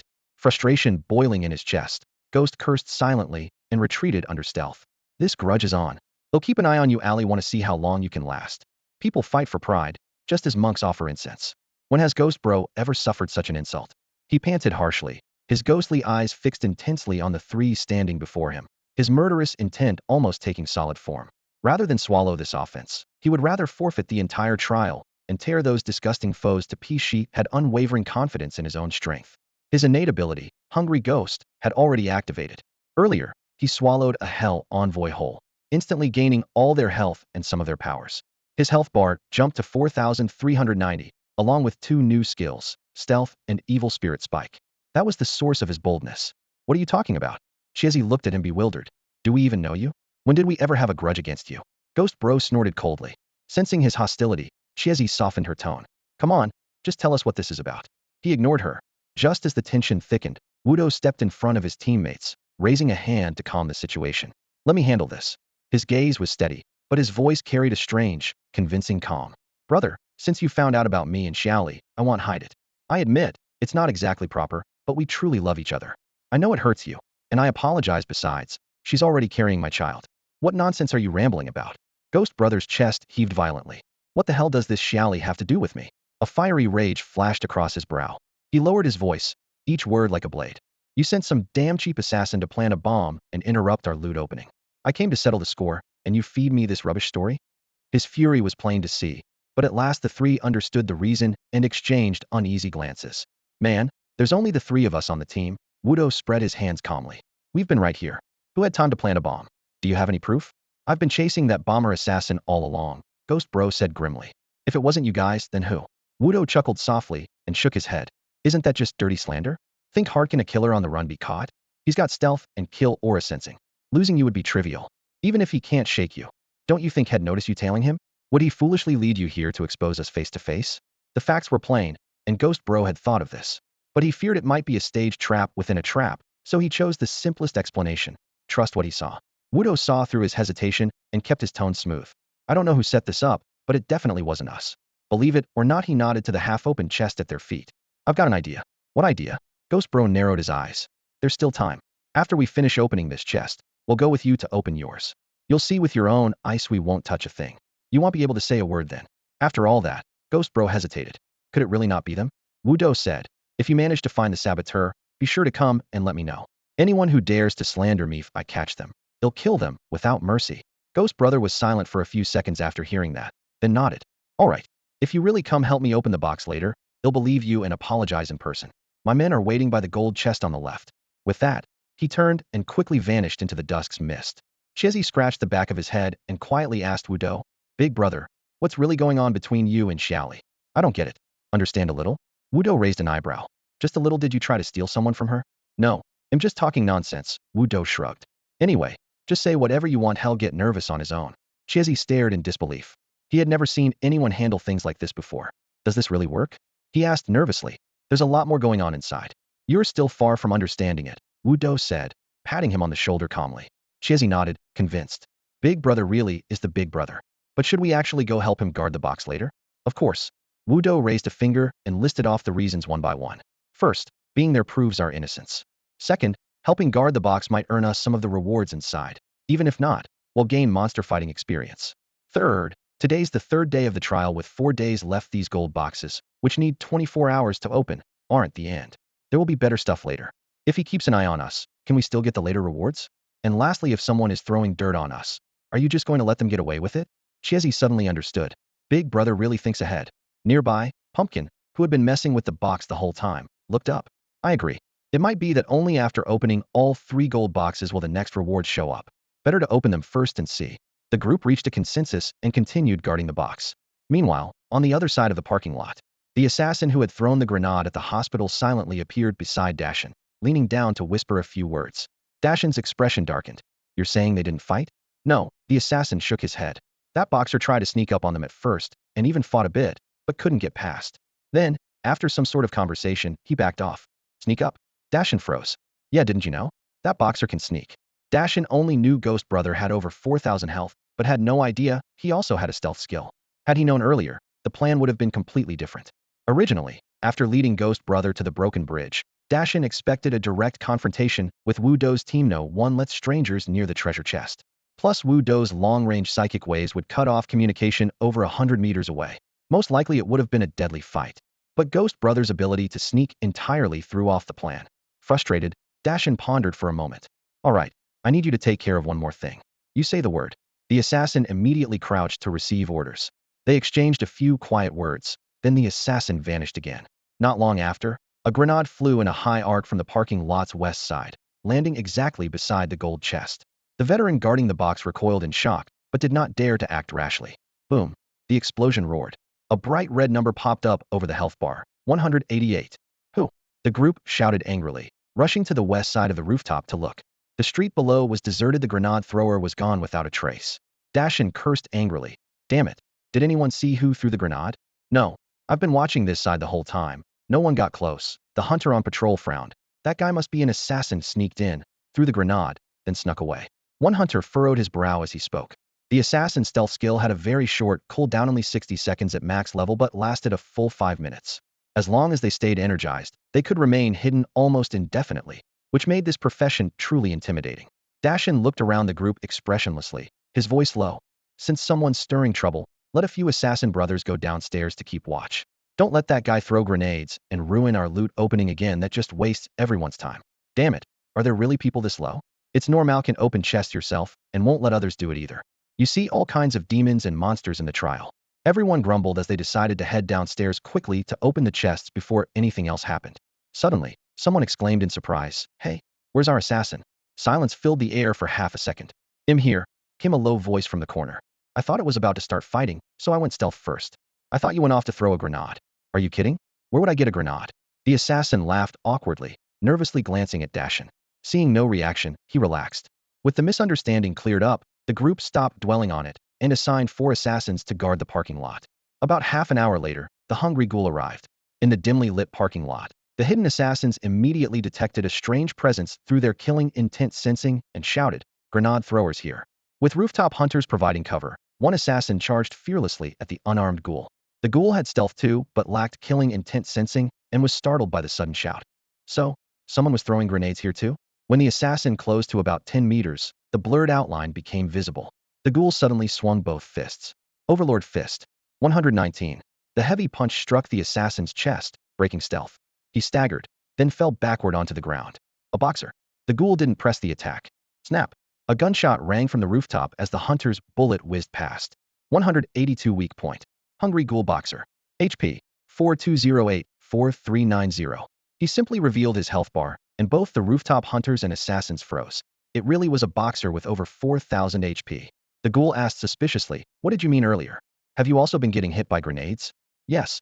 The assassin raised both hands in a harmless gesture. "Earlier, another assassin threw a grenade, almost interrupting our loot opening. I thought it was you. Sabro, no offense." The ghoul inwardly muttered. Could these guys be staging a self-inflicted drama? My head spinning. Just then, Dashin hurried over with the others. "What's going on?" The assassin recounted everything that had happened. Dashin gave a suspicious look and said, "Bro, weren't you just messing with the golden chest over by the hospital? What are you doing here now?" As Hungry Ghost stepped into the abandoned parking lot, his eyes instantly met those scrutinizing ones, and irritation flared inside him. The killer still hadn't been found, and now he had to explain himself first. "They threw a grenade at my side." He frowned and replied softly, "I came over to see who's causing trouble." "You got hit by a grenade too? Who the hell has that much time to mess around with this nonsense?" Dashin spat and snorted coldly, taking a jab. "If I catch that bastard, it'll mess him up bad." The people around nodded and murmured in agreement. Although many secretly wanted to go after Hungry Ghost, he kept his distance safely, so no one dared act rashly. Dashin was the most murderous in spirit but kept his composure, feigning sudden understanding. "You got hit too? Huh, thought we were the only unlucky ones. Good thing we had numbers. After just one grenade, we drove him off, and the chest is still intact." Hungry Ghost glanced at the smug look on Dashin's face, which didn't seem like someone stirring up trouble. He shrugged and fell silent. "If it's not you guys, I have nothing to say." "Yeah, like it'd be us," Dashin sneered. "Got nothing better to do?" With no culprit found, Hungry Ghost returned silently to the abandoned hospital. On the way back, he mulled it over. Dashin didn't seem like it, neither did Wudo. Could it really be some bored idiot? That possibility had to be considered. Seeing him arrive, a teammate from the hunters hurried over. "Ghost bro, did you find out who threw the grenade?" "No," Hungry Ghost replied gloomily, his face darker than storm clouds. Their assassin teammate sighed bitterly. "So, we keep opening the chest then?" "Yeah." They had no choice but to grit their teeth and continue. Elsewhere, in a corner of the parking lot, a killer codenamed Chi quietly approached Dashin and lowered his voice. "Dashin bro, you still planning on causing trouble?" Dashin sighed and spread his hands. "I want to, but do you still have any grenades left?" "Used up all three." Chi shook his head. Though they hadn't let Hungry Ghost and Wudo clash, at least they'd held him off for now and protected the golden chest here temporarily. The trickiest part coming up was the trialer who could send out waves endlessly. Who knew if they'd try to snatch the second chest after the first? Human greed knows no bounds. They had to stay on guard. Dashin's expression remained calm as he issued a sharp order. "Achi, go watch by the broken bridge. I suspect the grenade came from their side." Achi was momentarily stunned but quickly nodded. "Got it, Dashin bro." The others around also nodded in agreement. "I really think it's those guys at the broken bridge," someone whispered. "Both Hungry Ghost and us took blasts. They're probably trying to steal the chests. How about we go throw a couple of grenades over there too?" Another suggested. "Can you throw 150 meters?" Dashin shot him a glare. "Their trialer can take you down with one wave." That guy shut up sulkily. The group rearranged their positions and settled in to guard the golden chest. With strength and numbers, defense wasn't difficult. Time passed slowly. Wudo easily held on until the last hour. They were all used to intense overnight shifts. Staying awake 24 hours wasn't a big deal with their enhanced physiques. They could even push through 3 days with no sleep, though their reactions and judgment would inevitably decline, increasing the risk of mistakes. The point of resting was to keep the mind sharp. Wudo's eyes ached and blurred at the edges. Even monster outlines wavered, but he still fixed his gaze on the surrounding shadows. After more than 20 hours of constant monster clearing and guarding against sneak attacks, he was mentally drained. Just then, they faced the final wave of monsters trying to reach the golden chest. About 40 or 50 small crawlers, 5 large crawlers, 2 hell envoys with 2,000 HP each, plus a terrifying giant over 3 meters tall, its whole body glowing crimson with a pair of horns sprouting from its forehead. It stood tall and muscular, dragging a long, curved tail, fists clenched tightly as it led the charge. The stomp of its feet thundered like a drumbeat, utterly intimidating. Elite little demons, 4000 HP. Bayou 242, 242, 242. 3 consecutive streams of spiritual energy exploded outward. The little demon's defenses weren't very high, and the 40 points of armor penetration and Woodus attacks almost fully dealt damage through. He breathed a sigh of relief. Chiesi raised his shield at the forefront, stepping back steadily. Wudo pressed close behind him, firing while retreating in sync. The two moved like a linked chain, fighting and withdrawing calmly without panic. Hiss! Suddenly, green smoke shot from a little demon's nostrils as it charged forward like a crimson locomotive. Dodge! Wudo guessed the charge likely had crowd control, so he dodged to the left side of the bridge while Chiesi retreated to the right. The charging demon, unable to turn, thundered straight past them. Wudo stuck close to the monster's tail and fired 3 consecutive shots of white light at the back of its head. The massive health bar instantly drained away. Ah! A piercing scream suddenly broke out. The little demon collapsed, swallowed by a blazing inferno, and in the blink of an eye turned into a pile of black ashes, dying pathetically and quietly. System notification. The treasure hunting team killed a little demon, rewarded with 400 gold vouchers and 400 free experience. Unfortunately, monsters summoned from treasure boxes don't drop gear. Otherwise, this little demon might have dropped something valuable. Wudo regretted this silently, then turned to fire on the remaining small monsters.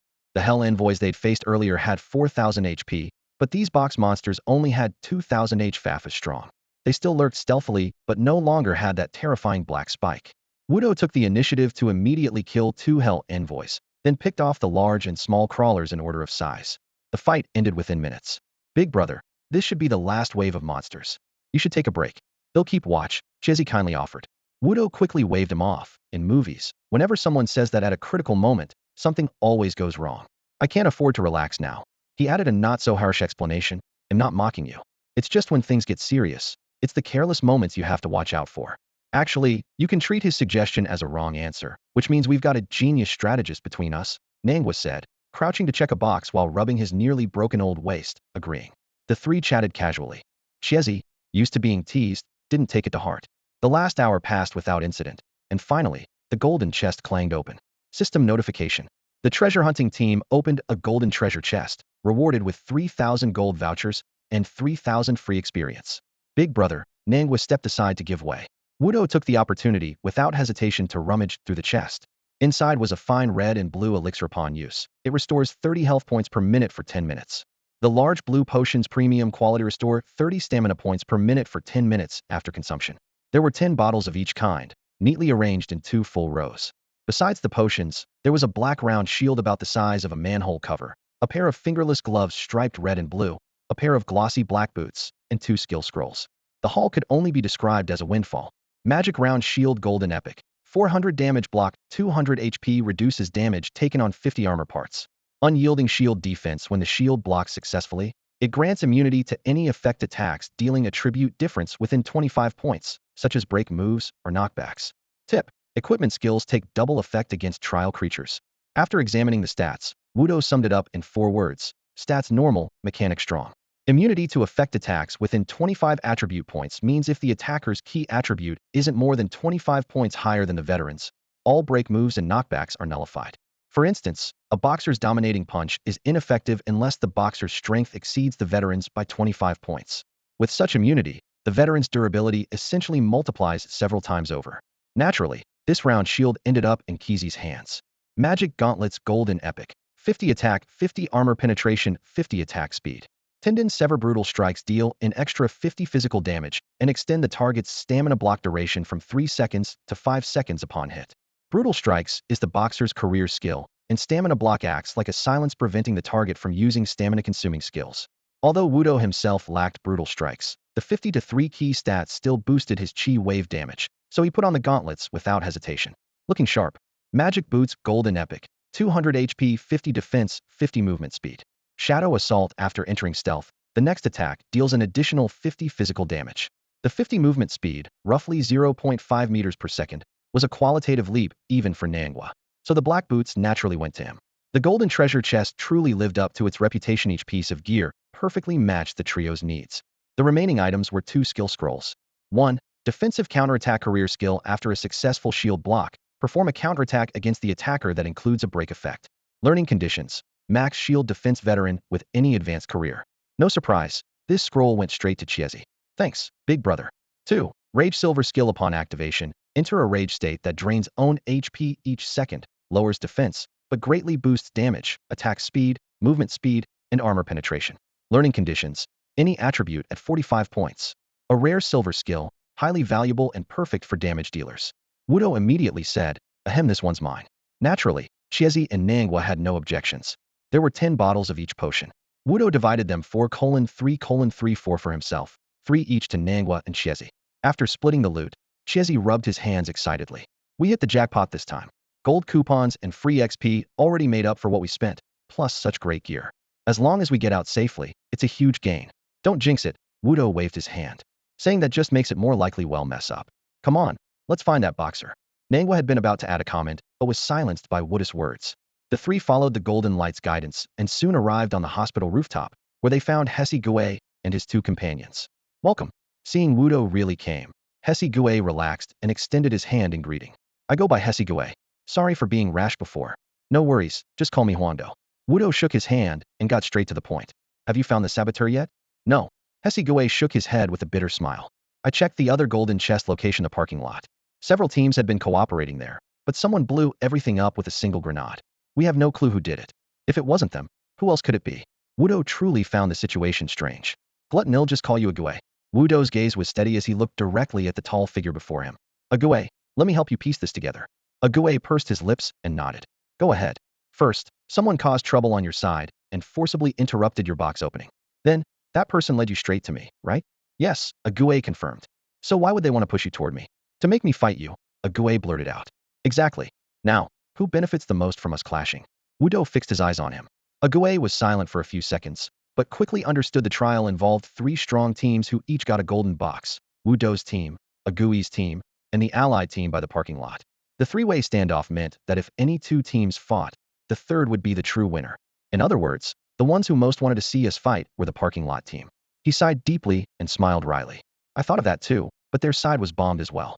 I can't be sure if it was them, you know? Don't doubt yourself so much. Wudo patted his shoulder. I have a plan that might reveal the truth. A Gui's eyes brightened. What kind of plan? None of the three teams has openly turned against one another since the start, right? Right. That's our advantage. Wudo lowered his voice. You call the big boss from the parking lot side over and tell him we've caught the saboteur. Watch his reaction. 1. If he stubbornly refuses to come, he's probably guilty because he's hiding something. 2. If he comes, don't jump to conclusions. They'll confront him face to face and find out the truth. A Gue weighed the idea, finding it reasonable, but pressed on. What if he guesses this trick and comes just to cover it up? That's possible, Wudo smiled calmly. That's why I'll watch him closely in person. But first, we have to bring him here. All right. A Gue turned and called out. Fei Niao. The shadow of the last box opening incident where someone had thrown a stolen grenade still lingered. This time, they adjusted their roles. Hunters focused on opening the boxes, and killers stood guard. The killer nicknamed Fei Niao had been listening nearby and immediately responded. Got it. Gue go. I'm going. Wait. Wudo held up a hand to signal Nangua. Give me a gas grenade. On it. Nangua pulled out a dark green grenade and handed it over. Wudo slipped it into Fei Niao's palm and gave solemn instructions. If the big boss comes with you, bring him here. If he refuses, throw this gas grenade at them and teach them a lesson. Fei Niao glanced at a Gue, who gave an affirming nod. Then he gripped his weapon tightly. Understood, Dogu. With that, he crouched low and melted into the night. Taking advantage of the lull, Nangua and Xiezi found a corner to nap and catch up on sleep. Wudo stayed with a Gue, guarding the monster and grinding experience points. Bayu 302.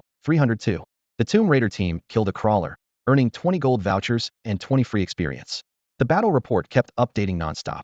Wudo crouched on the rooftop of the abandoned hospital, firing rapid black darts from his sniper rifle. Each dart landed exactly on a crawler 100 meters away, and green numbers dropped one after another Tomb Raider team killed a crawler, reward 20 gold vouchers.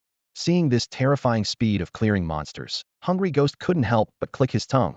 You can hold this whole building all by yourself. At that moment, their teammates who were drawing aggro were rifling through boxes at the entrance. The monsters lured and barely set foot inside before Wudo singled them out. Half of them died before even reaching the steps. You can't hold your ground. Wudo asked with a smile, not stopping his shots. I can, but not as fast as you, Hungry Ghost shrugged. Then he grew curious. You've got over 4,000 HP, can still hide and throw black darts. Did you soak up the Hellbringer's powers or something? He didn't hold back. My innate ability is Hungry Ghost. I can devour a trial creature and gain its HP bonus and skills. Wudo chuckled. Then that settles it. If you clear monsters faster than me, won't you take all the benefits for yourself? Hungry Ghost thought it over and nodded. The two of them continued chatting casually as they fought. Meanwhile, near the parking lot, after receiving Fei Niao's message, Deshawn's eyes narrowed. You mean you've caught the troublemaker? Exactly, Fei Niao chuckled lightly. My big brother wants you to come check it out. You're a victim too. Aren't you curious about who's messing things up? Deshawn glanced at Achi, who met his gaze and shook his head slightly. The one who sabotaged the wiring is Achi himself. The whole thing was arranged by Deshawn. Now the two stood there at the parking lot. Who else could Hungry Ghost capture? Seeing Deshawn silent, Fei Niao egged him on. What's the matter? Don't want to kill this bastard yourself? You're the one who lost the most. Deshawn sneered. Damn it, it's definitely some stupid idea from the Broken Bridge side. Hungry Ghost isn't that smart. Achi just said Wu Do has met up with Hungry Ghost. If I don't go, they'll probably make the first move on me. But if I do? He laughed bitterly. The only choice left, what else is there? Go. Turning to his companions, he grinned. Is this even real? Just wait for my brother.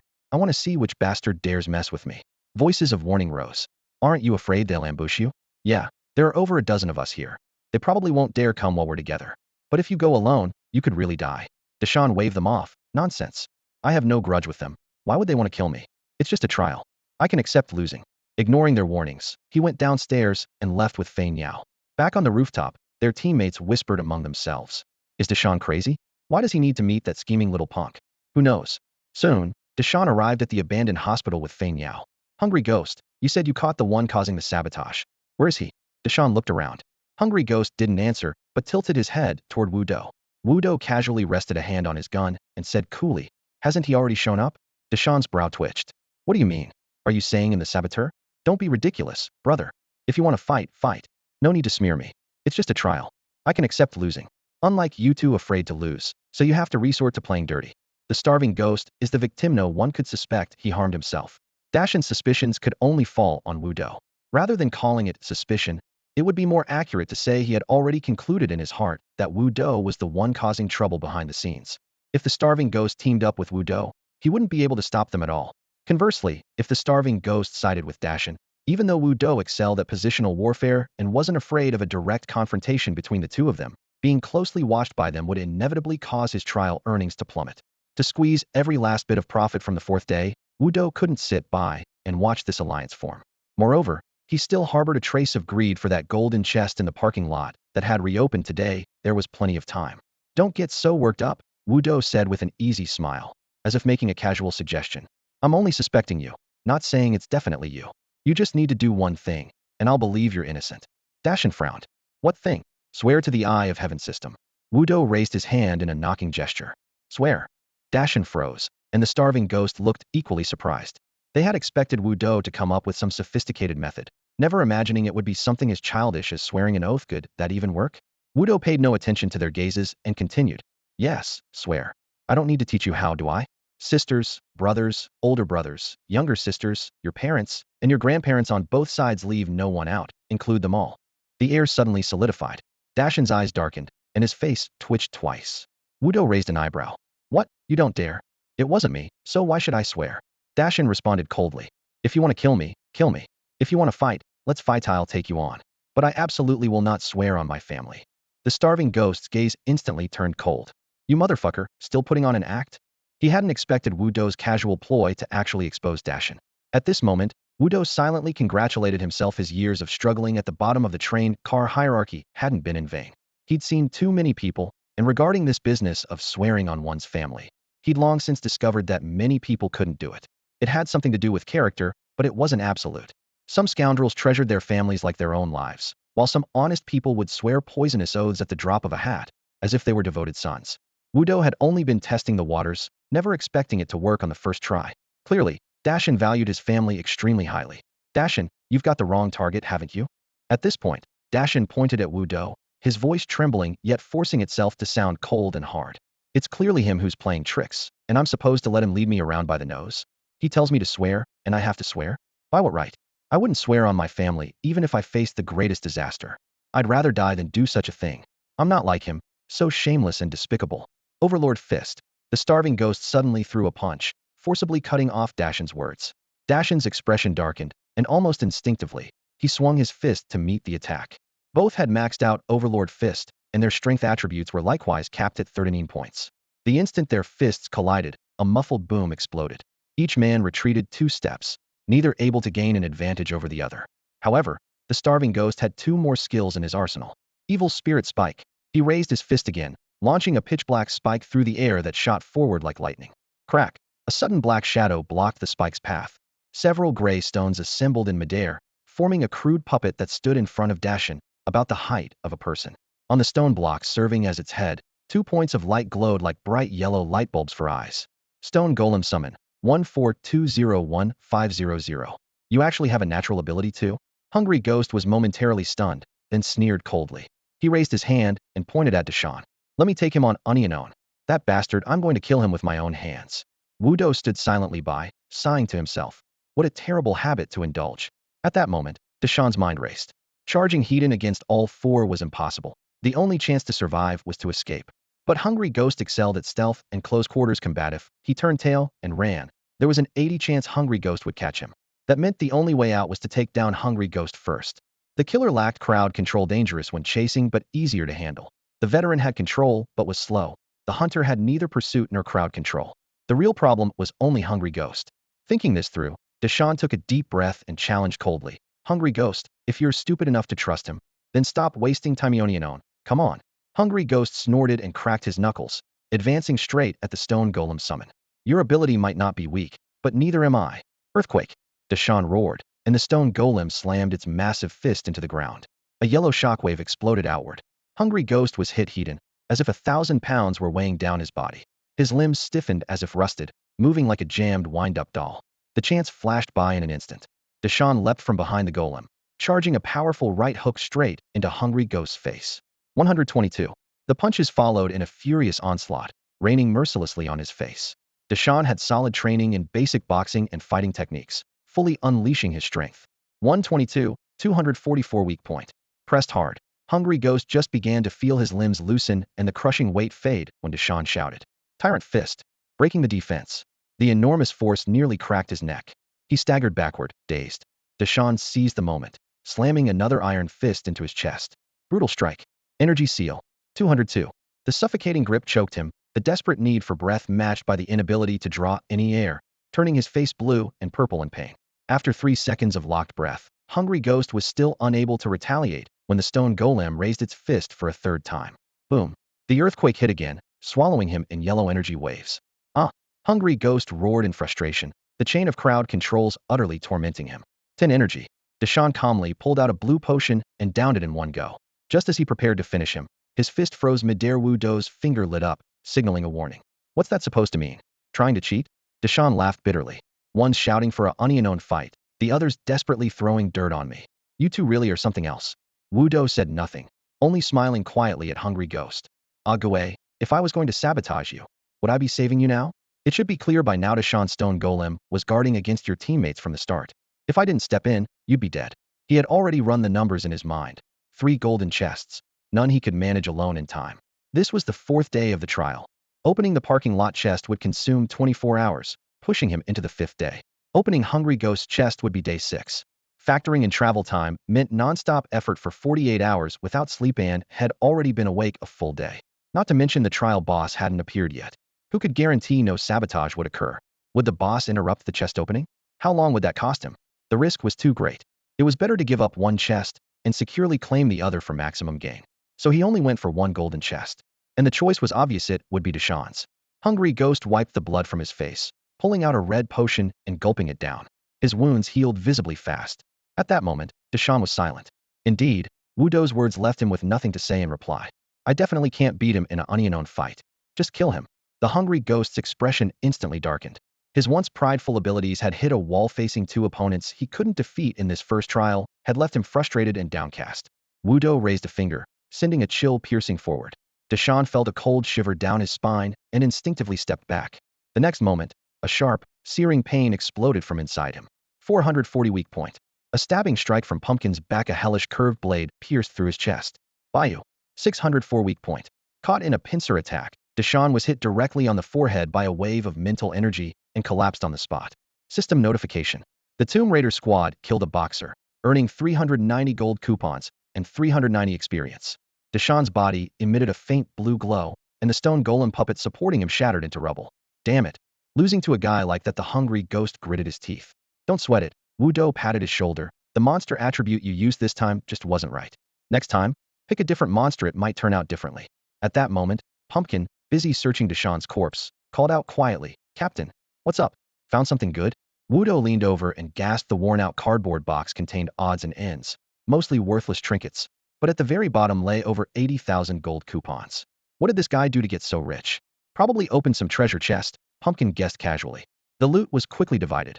Wu Do gave all the miscellaneous supplies to the team and only took 50,000 gold coupons for himself. Pumpkin, go to the parking lot. Use gas bombs to stop them from looting the crate. That gold chest doesn't belong to people trying to throw dirt on us. Got it. Pumpkin nodded and slipped away silently, hugging the ground. Wudo turned back to help the hungry ghost clear monsters and gain experience. The system notifications kept popping up as they finished. Mental Energy Wave Level 10-0-1-9-200 level up. Mental Energy Wave Max Level. Effect. Condenses an air cannon at your fingertip through mental energy, attacking enemies within 50 meters, dealing 51.7 strength 0.1 skill damage, with an additional 50 armor penetration, costing 50 energy. Papa Bobo's exclusive enhancement. 1. Range Boost, 10 attack distance. 2. Projectile Boost, 20 projectile speed. 3. Damage Boost, 30 additional damage. 4. Range Boost, 40 attack distance. 5. Range Boost, 50 attack distance. 6. Range Boost, 60 attack distance. 7. Energy Saving Boost, 70 energy cost. 8. Damage Boost, 80 additional damage. 9. Damage Boost, 90 additional damage. 10. Damage Boost, 100 additional damage. Random Replacement Max Level. Can consume equivalent experience to re-randomize an enhancement effect at any given level. Level 1 costs 100 XP. Level 2 costs 200 XP. Level 3 costs 400 XP, and so forth. Mental Energy Wave's value isn't just about the 50 armor penetration shown on the surface. Inside the train, Wudo could even use it as a coach at the boxing gym, but only max-level players can teach. Whether he can snag such a scarce position, he wasn't sure. What concerned him more was the random replacement. To reach the absolute limit, the energy-saving enhancement at level 7 must be replaced. Swapping it out for the level 5 energy-saving effect would suffice. But right now, he was completely out of experience points and couldn't support pushing for that extreme optimization. If aiming for perfection, the level 7 energy-saving boost has to go, replaced by the level 5 one. But with no experience to spare now, that dream would have to wait for another time. The current energy wave hit with a base damage of 352, plus the magic gauntlets bonus, dealing 402 damage per shot and piercing 140 armor. Though the energy wave didn't yet benefit from attack speed boosts, Wudo was satisfied once again. He had become stronger. Chiezi, I'm resting now. You take the watch for me. Got it, big brother. He found a hidden corner, crossed his arms, and lay down flat. Soon, even breathing became steady and calm. Meanwhile, Nangwa didn't waste time. He circled around to the parking lot, and, taking advantage of the assassins guarding the building's base being distracted, spotted an opening on the roof and tossed up a poison gas grenade. Who's there? Damn, now I see clearly it's an assassin carrying a curved black blade. Thick white fog rolled out, turning a 5-meter radius around the golden chest into a toxic zone, losing 5 health per second. No one dared to endure it. Damn it, it has to be those 2 Hunger Ghost squads trying to steal the chest. Has Boss Dashin been killed by them? He hasn't returned in so long. All our hard work wasted. What do we do now? Amid the anger and resentment, everyone quickly reached a consensus. If we can't open the chest, we'll make it hell for them. Let's head to the abandoned hospital to block them. Nangwa saw them turn around and immediately returned to the hospital, reaching out to shake awake the soundly sleeping Wudo. Big brother, the assassins are coming. Wudo rubbed his red, tired eyes and sat up. Hunger Ghost immediately assigned tasks. They'll guard the door. Chiezi covers Wudo, opening the chest on. Let anyone interrupt. Fei Niao, Huang Do, go and distract them. Understood. Fei Niao replied with a blink. There was only one iron door access to the hospital roof. Hunger Ghost and Chiezi blocked the entrance. No assassin could slip up there. Soon, a large, intimidating group arrived at the hospital entrance, filled with murderous intent. Everyone. Wudo stepped onto the rooftop's concrete railing, the night stretching dark behind him, a breeze fluttering his coat hem. Raising his right hand clad in the magic gauntlet, fingertips gathered a pulsating orb of light. Looking down, he felt a fleeting illusion of being a world-destroying overlord. Ha ha ha. Below, a stern-faced veteran shouted angrily, "You shameless lot. Thinking your strength lets you do whatever you want. Not even sharing a drop of soup. Disgusting. Where's Dashin? Did you kill him?" Wudo ignored the accusation. Beside him, Nangwa coldly explained, "It was Dashin who arranged the sabotage. It deserved it." The veteran sneered. "He made someone throw a grenade at himself? You're filthy. Using that rotten excuse to kill. Do you think we're idiots?" Wudo's thoughts raced to the parking lot. The golden chest was already his spoils. Proving his innocence? Not necessary. He raised a hand to unleash an energy wave, murder flashing in his eyes. Hunger Ghost, not understanding Wudo's dramatic solo rant, quickly reached out to stop him and faced the crowd, raising his voice. "You say Dashin wouldn't blow himself up? Well, would I? I worked for 7 hours, got blown up by a grenade face first. Who dare say I'm the mastermind?" Everyone exchanged glances. Hunger Ghost's tone darkened. "One of you assassins in here knows the truth. The one who threw the grenade is an assassin. Dashin could only have gotten others to do it. Whoever finds that person can pick any item from the golden chest." Those words struck a chord. There were at least 4 assassins among them. "Don't look at me. Was stuck in the parking lot the whole time. Not me either, I didn't leave. Maybe they're accusing the wrong people. Several assassins jabbered, eager to clear suspicion. At that moment, a cold, cutting voice silenced the noise. Aki, where were you before? Deshan's team didn't include an assassin. There was only him, the boxer, along with a hunter and a veteran in the group. So if he wanted an assassin to do the dirty work, the target had to be another team. Right now, all eyes were on Aki, whose face twitched as he blurted out anxiously. Big brother, you aren't seriously accusing me, are you? I told you before, I went to check the small box. You can't be blaming me just over something inside the golden box, right? Aki's captain was the hunter nicknamed Eagle. Without hesitation, Eagle pressed the muzzle of his shotgun against Aki's forehead and demanded coldly. I don't necessarily want anything from the golden box. I just don't want to be treated like a fool. Where the hell were you when the parking lot was bombed the first time? I was right there. Just hiding, Aki forced out, trying to defend himself. Don't give me that hiding nonsense. Eagle snapped. Others might not see you, but do you think your teammates are blind? You weren't anywhere near the scene before the explosion. I even asked Ahe to find you. He said he didn't know where you were. Eagle's expression was icy. I thought you went messing with the boxes again, so I didn't press it. But you only showed up after the blast. You say you were hiding? I found that weird, but never expected you and Deshaun were behind the sabotage. Now, what do you have to say for yourself? The veteran, Ahe, glanced at Eagle then calmly added, the captain did ask me. I told him I didn't see you. Sweat started beading on Aki's forehead. Big brother, it really wasn't me. You have to believe me. I wasn't on the roof, I was on the 5th floor.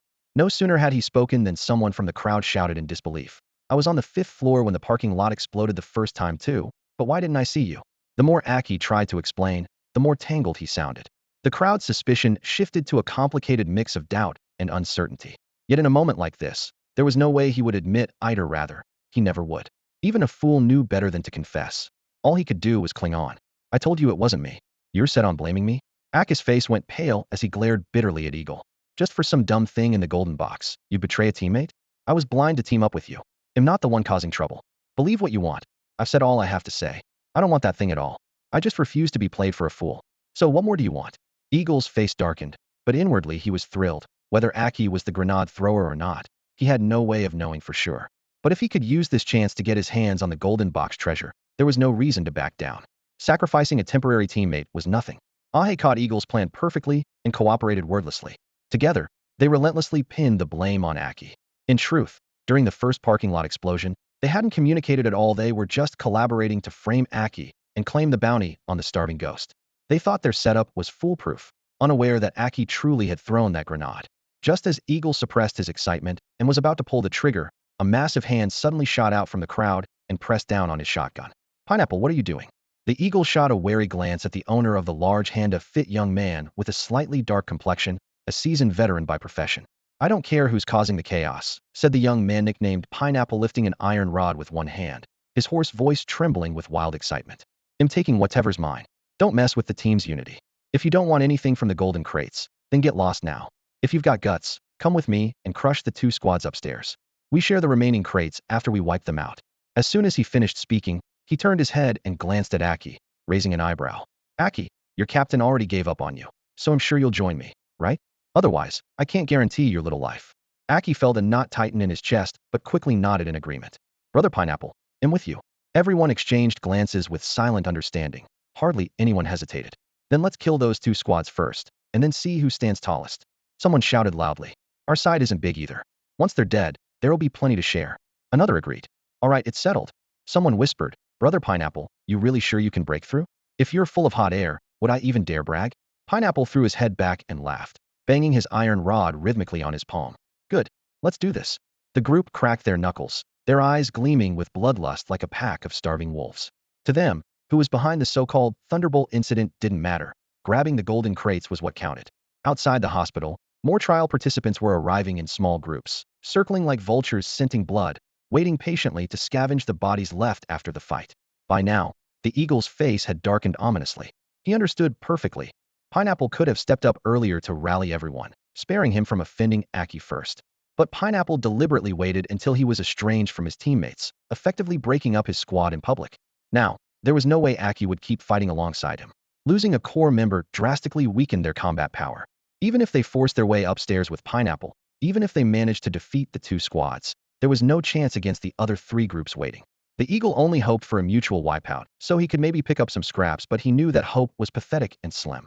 Thinking this, his expression grew colder and harder. He turned and strode away. If you want to fight, go ahead. I'm not sticking around. Oh hey, let's go. Before he finished, bang. A heavy thud rang out as Pineapple's iron rod slammed hard into the eagle's back of the head. The eagle's pupils shrank abruptly, and he collapsed face first into the dirt.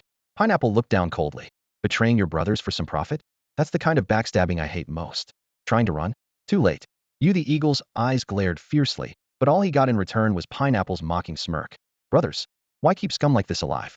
Beat him to death. Without hesitation, the crowd surged forward, fists and clubs pounding like rain. In the blink of an eye, the eagle lay motionless, his blood seeping into the ground. Aki stood aside, not joining the attack. He didn't want to earn a red mark for this minor gain, but he spat contemptuously at the body. Dumbass Pine. I still treated you like a captain. Didn't expect you to be this useless. Pineapple swung his head toward Ahe, who was shrinking back nearby, and narrowed his eyes. Ahe, are you that kind of guy who sells out your brothers too? I am not. Ahe's face went pale as he hurriedly shook his head. Then come with me. No problem, brother Pineapple. A faint, unnoticed cold smile tugged at Pineapple's lips. Staring apart a squad without breaking a sweat, and picking up 2 cannon fodders was a pretty profitable deal. He lifted his eyes and looked toward the rooftop. Wudo was watching the chaos below with a raised eyebrow, silently thinking, good, this fits perfectly with my stereotype of the trial candidates only interested in self-gain. Standing beside him, the ghostly figure's expression darkened as he pointed into the crowd and said, that Aki, you're the one causing the commotion, aren't you? Aki shrugged and sneered coldly. So what if I am? Doesn't matter to admit it now. Besides the ghost group, who else would care about that destruction? The answer was obvious. The ghost roared, you lowlife. Using such dirty tricks I'll make you regret it. Aki stood his ground without backing down.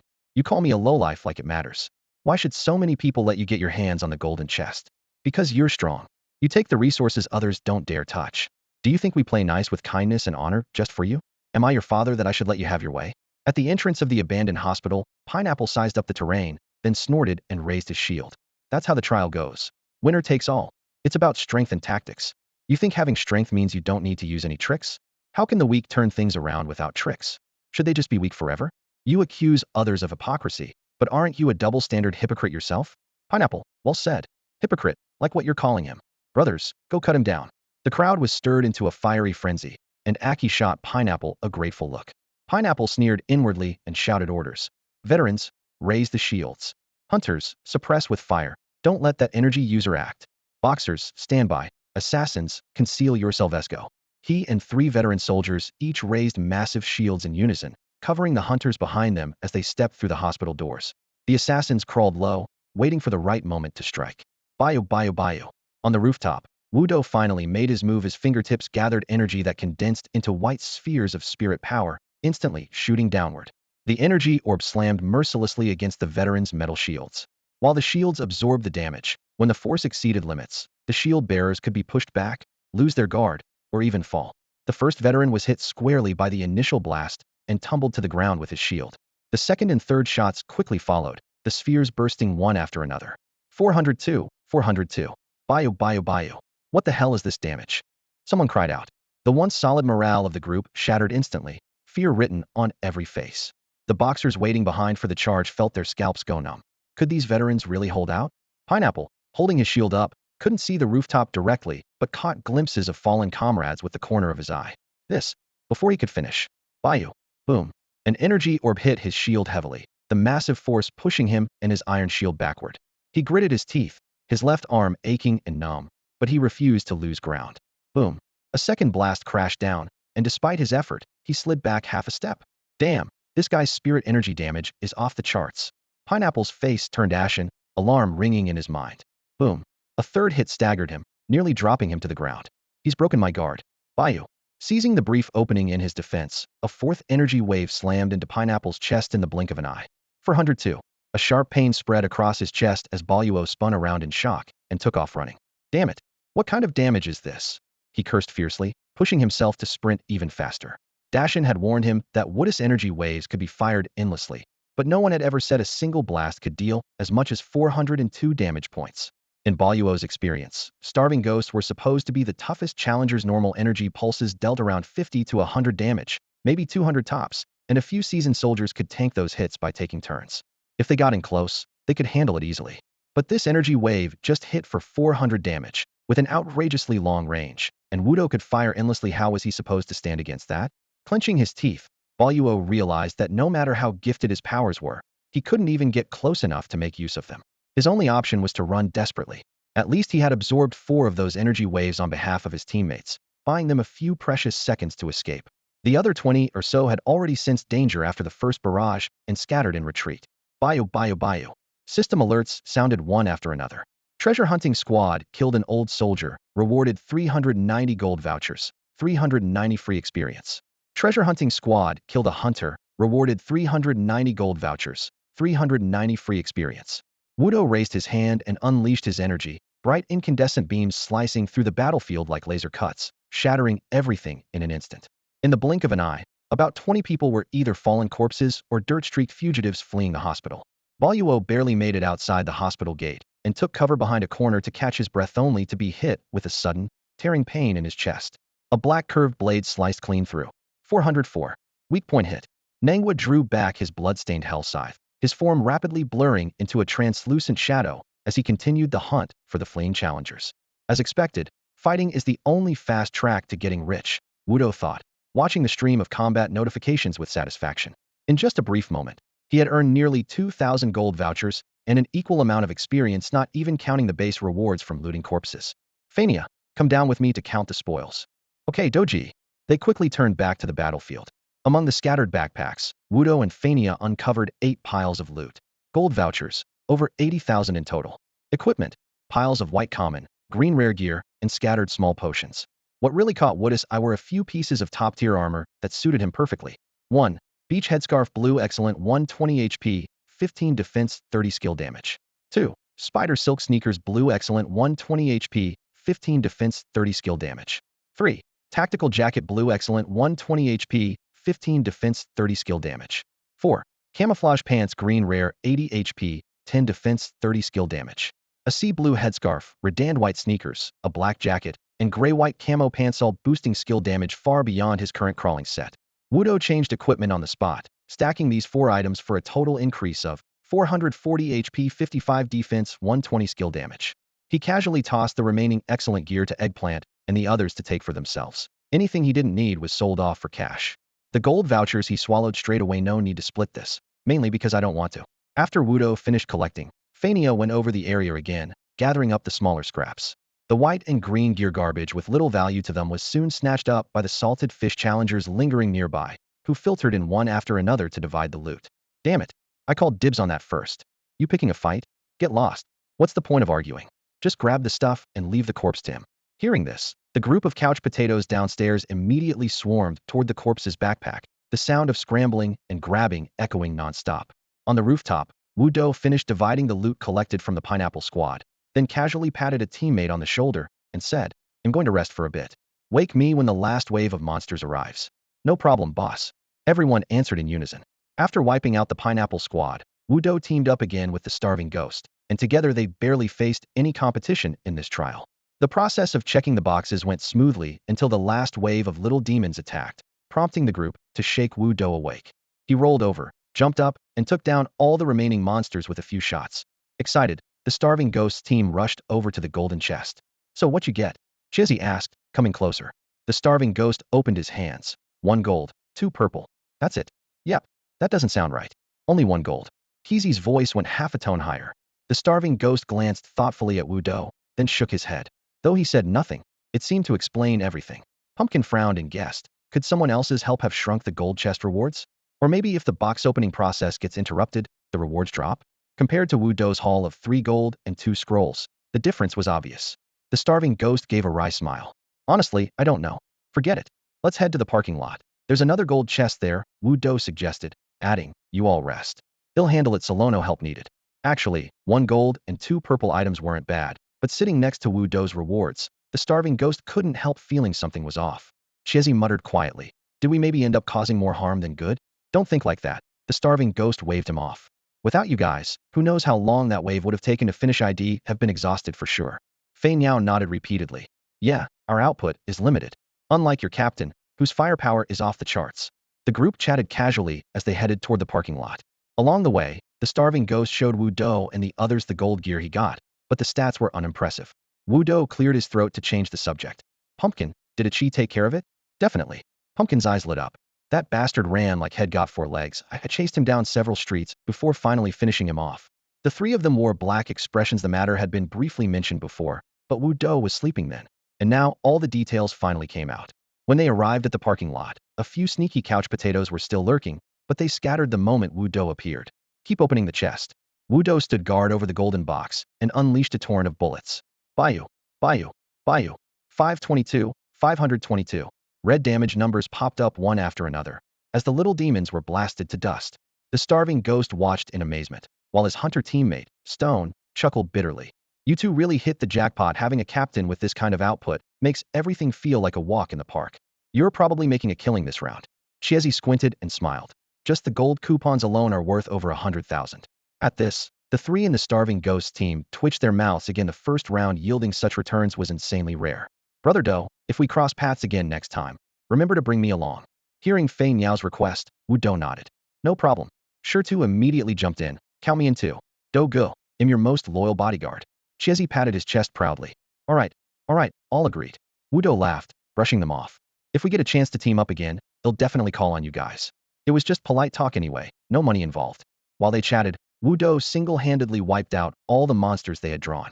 The loot run went absurdly smoothly. That little demon with 4,000 HP didn't last through many waves before falling quickly, dying a pathetic but peaceful death.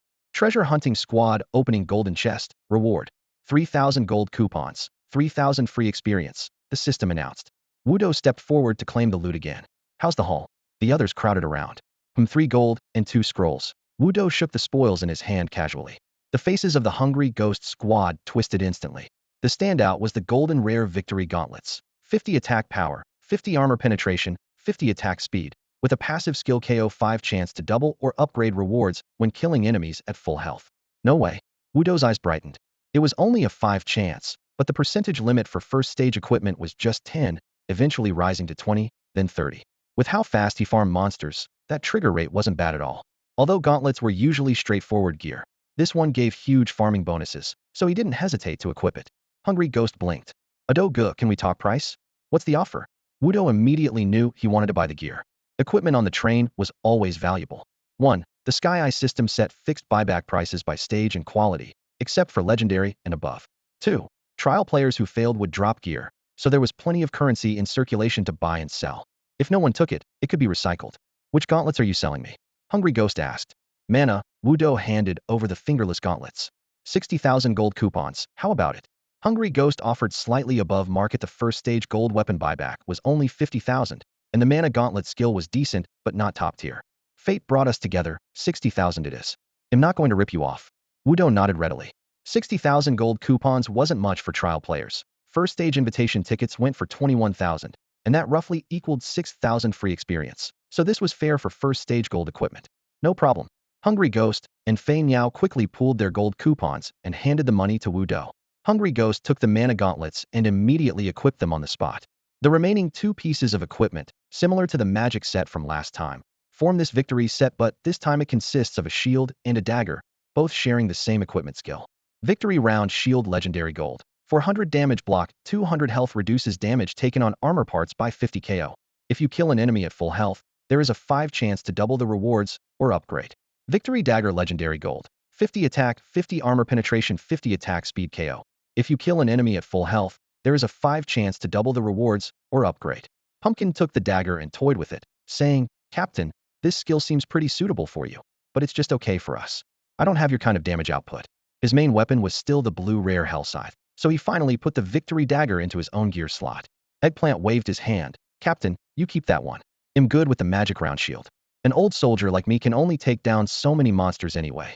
Before he finished, Wu Do had already stuffed the victory round shield into his backpack. Fine, I won't refuse. I can always sell it later. After distributing the gear, they pulled out 2 skill scrolls. The first was Mutual Destruction class skill. After your death, your soul lingers for 60 seconds. During this time, you can deal 1 final hit of damage to a target within range. Learning requirement, any hunter advanced class. Wu Do glanced at it. Not great, but not useless either. Better to recycle it. The second scroll caught his eye. Hive missile silver skill.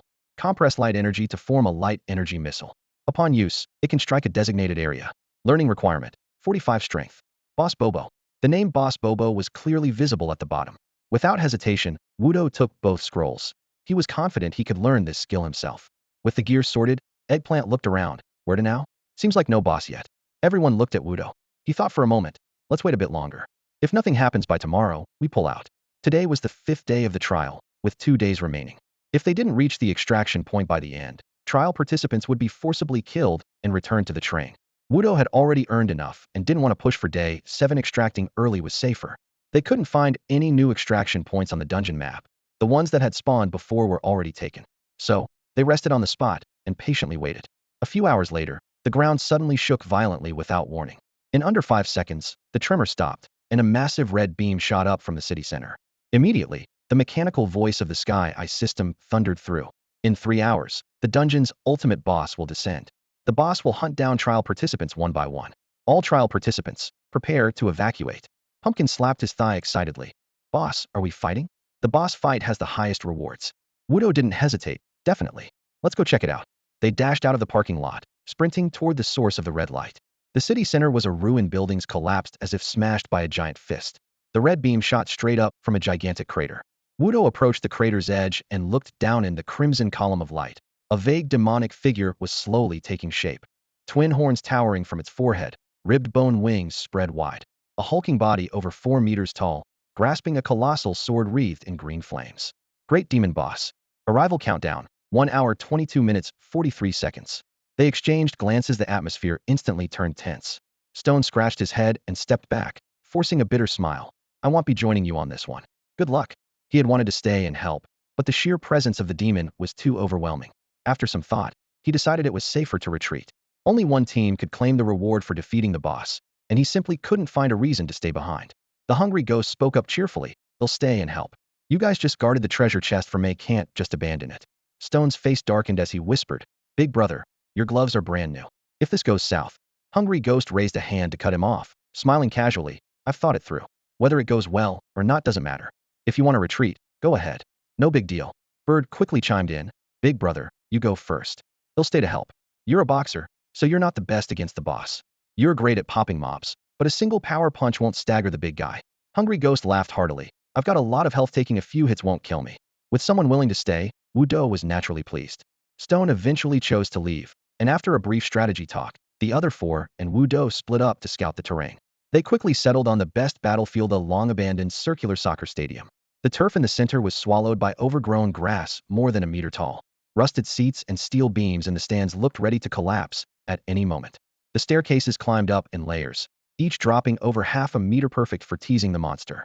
Once ready, the 5 stood silently by the entrance, holding their breath. Suddenly, the tall red light pillar in the distance flickered out, immediately followed by heavy footsteps pounding the ground, stirring up dust all around. I can hear its footsteps. Eggplant tensed, gripping his weapon tightly. Don't just stand there, get inside. Wudo urged in a low voice. They quickly dashed back to the stands and took their pre-assigned positions. Mid-level, 15th row Wudo and Eggplant side by side. Below the 13th row Hungry Ghost standing guard alone. 10th row Bird. 20th row Pumpkin bringing up the rear. They had planned on the demon bursting through the entrance, so they'd planted anti-personnel mines there, taken from the treasure chest. But unexpectedly, boom. The demon dropped straight from the sky, crashing onto the center of the field. Great Demon Boss, 32,00032,000. Seeing the health bar, Wudo felt a bit relieved. Over 30,000 HP wasn't outrageous. 60 spirit energy shots should take it down. Bio. Tiny glowing energy balls formed at his fingertips as he fired several spirit energy waves in rapid succession. White streaks tore through the air, striking the rising demon. 462, 140 armor piercing, and it still doesn't do full damage? Wudo cursed under his breath. The ambushed demon strode forward, pounding the stairs with heavy thuds as it charged straight for the stands. The height differences were like flat ground to it. Thud! Its massive foot smashed onto the 4th row's concrete, scattering dust. Leaning forward, the flaming greatsword swung in a roaring slash toward Hungry Ghost on the 10th row. Bang! The concrete bench was carved deep, shards flying everywhere. 44. Hungry Ghost dodged the blade but was grazed by flying debris. He threw a heavy punch against the sword's blade, producing only a burst of sparks with almost no effect. Bio. Wudo continued firing. 462. A relentless barrage of chi waves rained down, finally catching the great demon's attention. It let out a strange, booming growl and raised its fiery blade once more. Wudo's arms moved swiftly, continuously firing chi waves as he dashed along the left flank. Chiezi lifted his black round shield and followed close behind, moving sideways to shield Wu Do from frontal attacks. Swish! The over 4-meter-long fire blade slammed down with a thunderous crash, striking Qizi's shield with pinpoint accuracy. The deafening clash of metal and flame rang out, but Chiezi stood firm, absorbing the blow without faltering. The sight of the black shield interwoven with blazing fire was stunning, and Wu Do couldn't help but feel a spark of hope. The value of that golden shield was really showing. Humph! The great demon emitted a long, chilling snort. Suddenly, it raised its left hand and unleashed several slashes of inky black shadow. Hell Messengers, 2000-20004. Fania and the others caught on immediately, smoothly cutting into the fray to draw aggro away from Wu Do. Wu Do kept up his steady stream of chi waves Bayu Bayu Bayu. After releasing the minions, the demon opened its massive jaws, revealing blackened fangs, and let out a low, eerie howl. 262, 262. The numbers plummeted. Wu Do immediately noticed a new debuff on his status panel. Terrifying howl-affected units take 200 effective damage for 3 minutes. Though his damage was halved, as long as Chiezi held firm, they still controlled the battle. The fiery blade crashed down again. Clang! Gritting his teeth, Chiezi braced his shield, absorbing the heavy strike once more. Wu Do's chi waves sliced through the air. 262, 262. The demon's health visibly dropped. Suddenly, it roared in rage, retracting the fire blade and opening its huge maw like a Flamethro-era scorching jet of fire surged forward straight at Wu Do and Chiezi. With nowhere to dodge, Chiezi charged forward half a step, raising his round shield defensively to block the searing blast. The burning damage piled up relentlessly like water filling a balloon, threatening to burst through his shield defenses. Boss, I'm about to give out, get ready. Qizi's voice cracked with pain, as if scorched by searing burns. His magic shield felt like a red-hot iron plate, each contact causing stabbing agony. Got it. Wu Do responded quickly, cautiously shifting right a few steps. Seeing the demons still locked on Chiezi, he sped up the sideways retreat to create distance, continuing his attacks. At last, the shield cracked with a sharp snap bang. The defense was completely burned through. Chiezi was knocked down hard by the fiery wave along with his shield, pinned beneath the blaze, and unable to rise. 22, 22. The burning damage steadily drained his life every second. Meanwhile, Wu Do's chi waves kept hitting the demons steadily. 262, 262. Both their health bars rapidly fell under the flickering flames. Though 22 damage per second from burning would be deadly to most, Qizi's health was well over 1,000, and he grit his teeth to endure. When it dropped below 200, he forced himself to ignore the pain, pulled out a syringe, and jabbed it into his thigh. When his health sank to 200, he grimaced through the agony and injected adrenaline to keep fighting. With an extra 300 health points, I won't get burned to death, right? Chiezi couldn't help but feel a little worried deep down. Fortunately, he managed to hold on just a bit longer, and Wu Do took the lead in draining the archdemon's health bar completely. The archdemon roared furiously into the sky, its pitch-black skin instantly cracking into chunks of stone armor. Then, it was engulfed by raging flames and finally reduced to a pile of charred ashes. Flickers of dark light shimmered faintly within the ashes, as if some treasure was breathing there. System notifications flooded the screen one after another. The Tomb Raider squad has successfully slain the ultimate boss. Archdemon. Ultimate boss bonus reward. 64,000 gold vouchers, 64,000 free experience points. As the ultimate boss perished, the 4 hell envoys it had summoned lost their support. 2-1 already killed earlier was no longer counted, and the remaining 3 fell to the ground simultaneously, turning to ash in the wind. Big brother. Pumpkin shouted excitedly. Wu Do glanced sideways at Chiezi, whose entire body was blackened and smoking from the fire, but had only superficial burns. Only after confirming this did he step forward and kneel at the pile of ashes to loot the corpse. Black light meant epic quality. According to the train equipment grade hierarchy from lowest to highest, the order was white common, green rare, blue fine, purple precious, gold top tier, red legendary, black epic, and finally the highest, rainbow-colored mythical. Wu Do pried open the black chest dropped by the boss, and its contents spilled out with a clatter. 1. Large red potion 30. 2. Large blue potion 30. 3. Second act invitation 3. 4. Black ticket 1. 5. Black and dread horn 1. 6. Copper pocket watch 1. Black ticket first act, after use, allows forced entry into the first act trial dungeon ignoring attribute restrictions limit. Total attributes 100. Demon's horn gold tier item. Summons an archdemon ally to assist in battle for 50 minutes. The black ticket was of limited use to Wu Do personally, but held high trading value. As for the demon's horn, well, it was better than nothing. Wood's gaze lingered on the copper watch last. Demonic pocket watch, black epic, 280 health, 280 stamina, 70 defense. Time reversal. Instantly refreshes all of the user's skill cooldowns. Usable once per day. Wudo turned the black pocket watch over and over, but still couldn't figure out how it would suit his own abilities after all. He only had a passive skill with no cooldown, so he couldn't find a use for this treasure. Yet the true worth of the watch wasn't in the stats, but in its nearly game-breaking time reversal feature. No matter which stage of the trial you were in, any skill-based challenger who saw this watch would envy it. The stronger the user, the more skills they had, and the longer the cooldowns, making this item terrifyingly valuable. Boss, are you really willing to bring something like this into the trial? Pumpkin held the watch with a tone full of soul-searching doubt. Wudo shrugged. If I need it, they'll keep it. If not, they'll toss it in the trunk. If I lose it, there's nothing I can do, can't just keep it on display at home. True, Pumpkin imagined how painful it would be to lose such gear and silently gave up the thought. They quickly finished tallying the loot and dividing it. 1. Big blue potions and big red potions. Eggplant and Pumpkin each took 10 bottles, and Wudo kept 10 as well. 2. 3 Stage 2 invitations given to Eggplant, Starving Ghost, and Flying Bird, respectively. 3. 1 black Takedo Pumpkin. 4. Demon Horn and Copper Watch claimed by Wudo. Yellow Bean, see you around. Take care, Dogo. With the summoned Great Demon already defeated, Starving Ghost and Flying Bird quickly said their goodbyes and dashed toward the distant extraction point. Wudo then led Eggplant and Pumpkin through the bloodstained ruins to the newly spawned blue vortex. Eggplant patted his chest. Big brother, next time you've got to hire me as your bodyguard. Pumpkin waved farewell. See you, big brother. A flash of blue light, and the two stepped into the vortex one after another. Wudo followed close behind, his vision instantly swallowed by a tide of darkness. Clack clack. A rhythmic thudding like train wheels on rails filled his ears.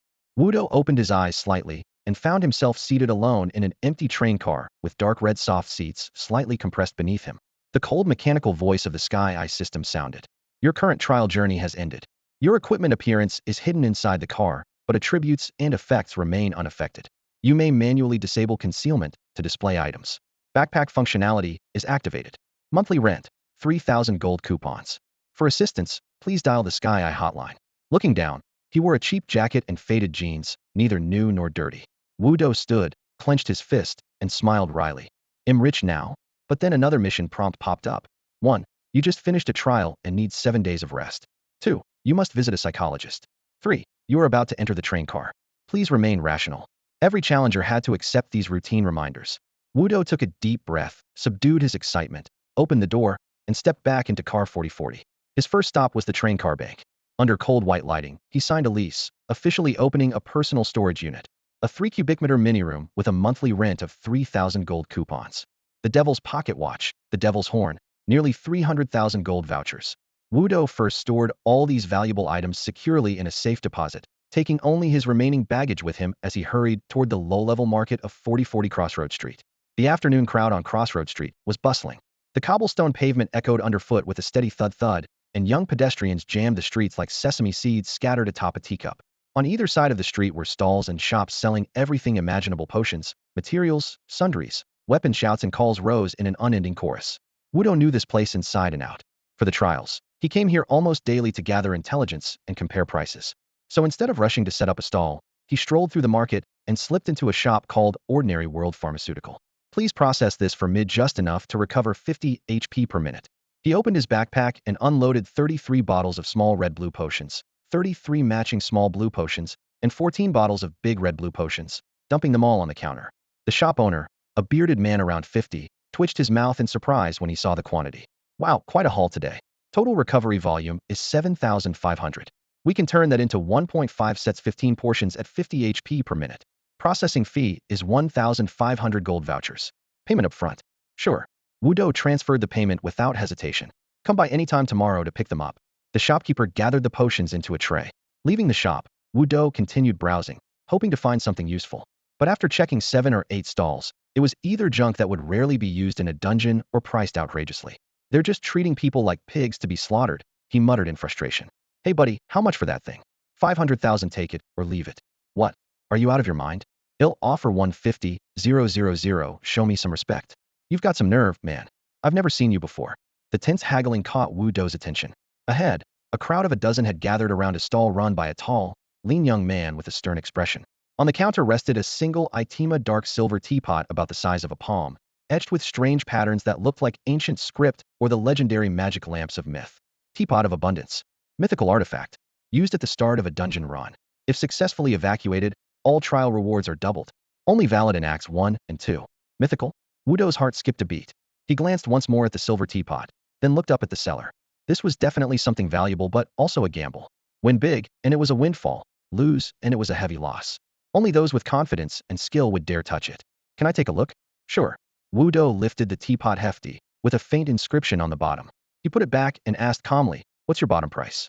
500,000. Not a dime less. The seller's tone was firm and unyielding. A burly man nearby snorted coldly. "Then keep it, and see if you can sell it by this time next year." Someone else chimed in. "Who can guarantee a perfect trial run anyway? If you get killed right after entering the dungeon, this pot does nothing. To make a profit, you have to have serious skill. Most people won't dare buy it. Lower the price, man. Consider it a friendship offer. I'll take it for 200,000. The crowd buzzed with competing voices. Most watching were just spectators. Few truly had 500,000 gold vouchers to spare. Mythical artifacts like this were rare gems at a market like Crossroad Street, where most youths were short on cash. Wudo stared at the silver pot thoughtfully. By gut feeling, it was worth more than 500,000, but his funds were tight. "Hey man, can we talk?" He leaned in and lowered his voice. The seller raised an eyebrow, expecting another price negotiation. No bargaining. Only gold vouchers accepted. No other payment methods. "No." Wudo cleared his throat. "I want to borrow your prime stall location for a while, sell some of my stuff, and help drum up some traffic for you. More people, more luck, and who knows, maybe your pot will sell after all. What do you say?" The stall owner hesitated for a moment, but finally nodded in agreement. "Fine, suit yourself." With temporary authorization of the stall, Wudo gave a thumbs up and a bright smile. Turning toward the crowd gathered around, he called out loudly, "Everyone, hey, raise some good stuff for you to see. If you're interested, come talk to me. Prices are negotiable." The crowd paused briefly, then their attention was quickly drawn by the sudden increase in items displayed on the stall. Seizing the opportunity, Wudo unzipped his backpack and dumped all the goods onto the cloth in the center with a loud rustle. 1. 3 skill scrolls. Fierce Tiger 3-step, Rage, and Mutual Destruction. 2. A round victory shield.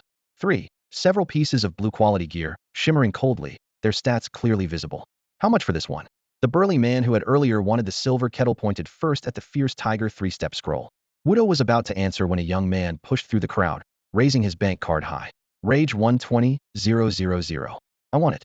The system's minimum buyback prices were set. 50,000 for advanced profession skills, 100,000 for silver skills. Wudo would never sell below 100,000. Clearing his throat to cut through the noise, he announced, "Hold on first, guys. If anyone hasn't used silver or advanced skills, feel free to trade. 4 direct purchases, Rage and Fierce Tiger 3-step, are 150,000 each. Mutual Destruction is 60,000. Victory Shield is 70,000. And the blue gear is 5,000 per piece." His frank pricing immediately drew responses. "What skills do you want? How about this one?" The crew-cut youth held out a silver scroll. Wudo glanced at it and shook his head. "Not quite right, brother. But if you like something I've got, it'll knock 10,000 off." The youth hesitated a moment, then reluctantly exchanged the scroll for cash. 60,000. I want the shield. Deal.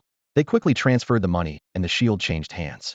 The blue quality gear was popular for dungeons, durable, but easy on the wallet, and sold out in no time. Soon, only 3 high-priced scrolls remained on the table, still without any buyers. Just then, a ponytailed girl in a white training outfit squeezed to the front of the stall. Holding up a tan-colored skill scroll, she whispered, "Would this work for you? Earthquake Wave Profession Skill. Effect: infuses strength into the ground, gathering earth energy to unleash a shockwave around the user that knocks enemies back. Learning requirement: any advanced boxing profession." Produced by Wave King Bobo. A spark lit up in Woodus' eyes. Had long been troubled by the lack of control and defense skills, and the knockback effect was exactly what he wanted. But his expression remained calm. "It's good, but, unfortunately, it's not a silver skill." The girl's hopeful expression faded instantly. Wudo softened his tone. "Look, miss, your skill isn't quite right for me, but I'll still take it. You want Rage? I'll value Earthquake Wave at 70,000, and you can top up the other 70,000 in cash. I always give a 10,000 discount when trading skills." The girl thought for a moment, then nodded firmly. "Okay." They both confirmed the transaction with the system, numbers checked, fingerprints scanned done. The trade was happily completed on both sides. At that moment, a clear, crisp voice rang out calmly. "How much for the harvest jar?" The noisy crowd instinctively parted to make a narrow path. The speaker was a girl with long hair cascading over her shoulders, wearing a floral dress. Her fair, oval face lifted slightly, her expression cold but tinged with an innate pride. Her arrival was like a spotlight, drawing every gaze to her, but the towering, nearly 2-meter tall man in a black suit standing beside her kept people from staring too long. Above the bulky man's head floated the words "Bear Blood Lineage," radiating a deadly aura. "A bit of a pity," Wudo muttered under his breath from the back of the crowd. He had his eye on the harvest jar too, but his wallet was running dry. He simply couldn't spend all his savings on one item. He glanced back and saw the vendor had disappeared somewhere, probably to the restroom, so he reluctantly took a gamble and acted as a temporary shop assistant. 700,000 gold vouchers, Wu Do quoted. He knew the vendor's original price was only 500,000, but deliberately marked it up 20% to test the wealthy girl's limits. If she balked, he could bargain. If she accepted, he'd earn a little bonus. "He'll take it. Give it to me," the girl in the flower dress replied coolly, extending her right hand. The crowd instantly fell silent. Wu Do froze for half a second, then carefully lifted the harvest jar and placed it in the girl's palm. The Bearblood bodyguard quietly scanned a code and transferred the 70,000 gold vouchers. With the payment completed, he turned and escorted the girl away. Wow, so rich, so young, and didn't even bat an eye on 70,000. That's the Hua family for you. No wonder. The murmurs and whispers rose all around. It suddenly dawned on Wu Do. The Hua family had heard of them, a gigantic clan that produced the notorious Si Mu Laoding, known as Master Hua. No wonder they were so arrogant.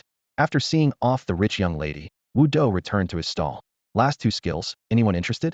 After a while, the Tiger Triple Strike skill was bargained down to 140,000 and sold, but the Mutual Destruction skill had no takers. Wu Do wasn't in a hurry to leave. He wanted to wait for the vendor to return. After all, the 70,000 gold vouchers from selling the harvest jar were still in his hands. Yet time ticked by, and the vendor seemed to have completely vanished. Something was wrong. That jar, could it be fake? The thought sent a chill down Wu Do's spine. Having dealt in the market for years, he prided himself on spotting scams. Making a counterfeit item that could pass as genuine was difficult, but not impossible. However, the official market strictly forbids fakes. Anyone bold enough to try would be gambling with the underworld.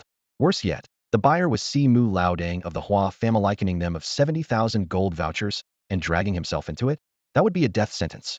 Gripped by alarm, he quickly packed up the stall, stuffed the vouchers into his belt, and hurriedly stopped the passing young man.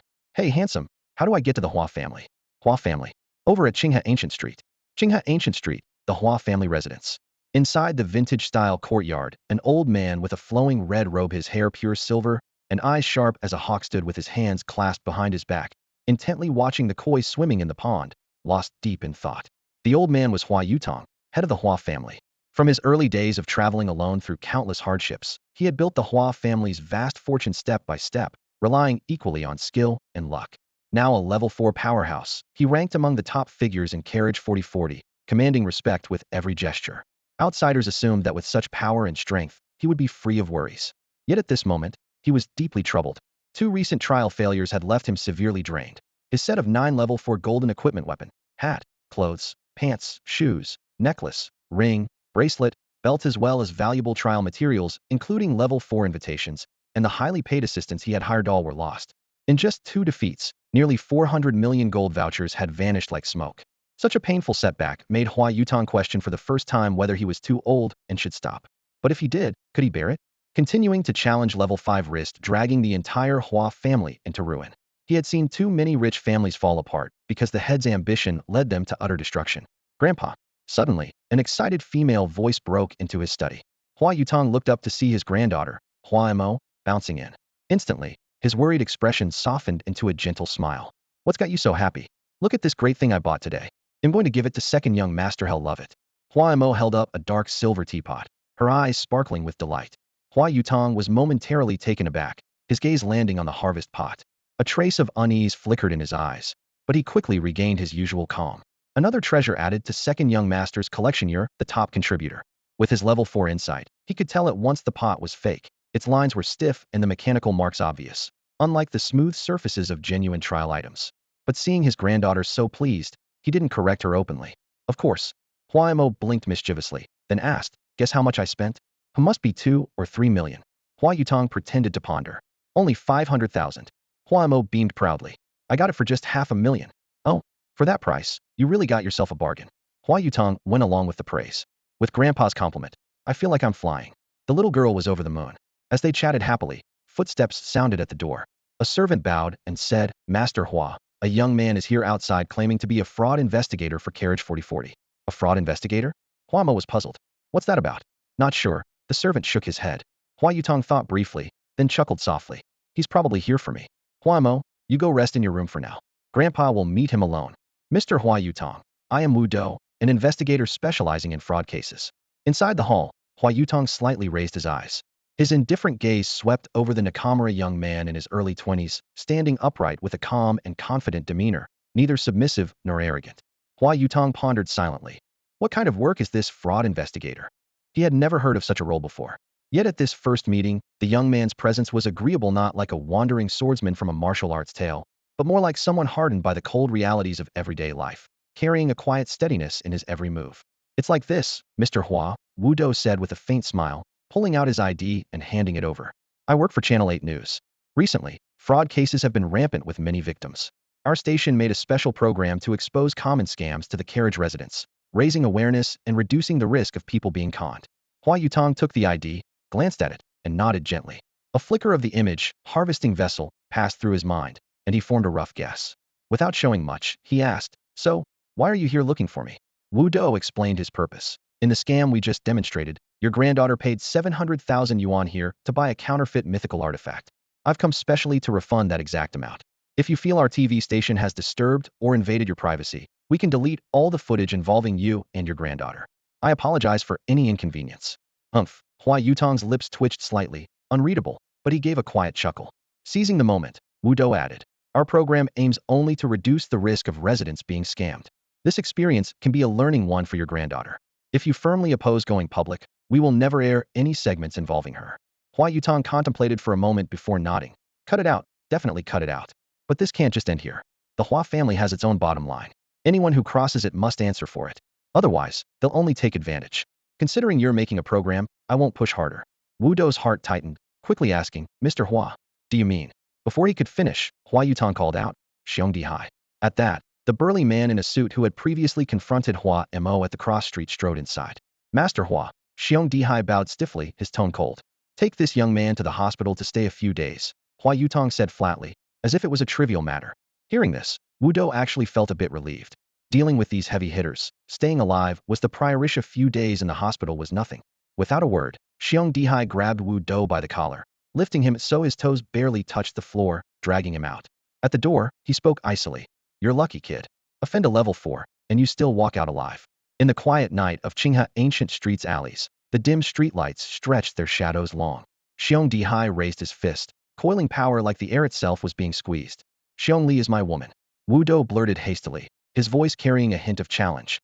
Xiong Dihai's face changed sharply. His fist froze just inches from Wu Do's nose, eyes flashing suspicion and disbelief. What did you say? You're serious? You actually got it right. Wu Do inwardly praised himself. Few shared the surname Xiong, and both were in the same carriage, making it an uncanny coincidence. As it turned out, his guess was correct. Uncle, Xiong Li is my girlfriend. If you don't believe me, I can prove it by giving you her phone number. Xiong Dihai frowned and scrutinized Wu Do suspiciously. Call me, let me hear it. Wu Do readily pulled out his phone and dialed Xiong Li's number right in front of Xiong Dihai. The call connected quickly. Hey babe, I need to talk to you about something, he said bluntly. Huh. On the other end, Xiong Li was clearly taken aback by how he addressed her. Big brother, what's going on? This tone doesn't feel right. What's Xiong Dihai got to do with you? He's my dad. Xiong Dihai was already growing impatient, glancing over at Wu Do. Wu Do anxiously signaled through the call. He's about to hit me. Please say something to calm him down. You know what I mean, babe? Luckily, Xiong Li wasn't dumb and immediately replied, got it. After hearing her response, Wu Do handed the phone to Xiong Dihai. Uncle, you take it. Frowning, Xiong Dihai took the phone. Xiao Li, this Wu Do. Is he really your boyfriend? Yeah. Still half doubting, Xiong Dihai looked Wu Do up and down. What's so special about him? What do you see in him? Lowering her voice mysteriously, Xiong Li said into the phone, Dad, his innate ability is that he's a descendant of the dragon. Whoa, a descendant of the dragon. Dragon. A dragon. Xiong Dihai gasped sharply. Then his shock turned into wild joy as he studied Wu Do again, now speaking politely. All right.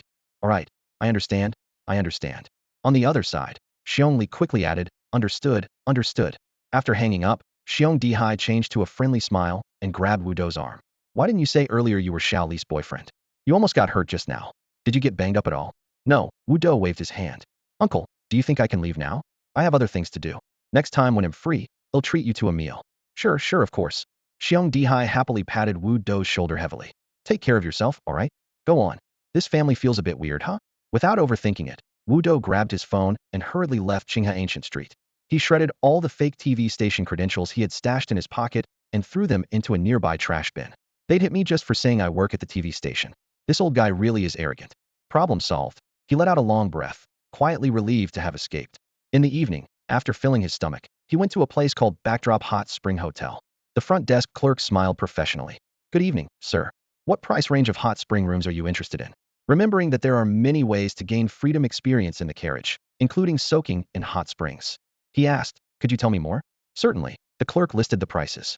"We have a pool without experience gain for 200 per person, no meals or lodging included. A pool granting 20 experience per hour for 200 per person.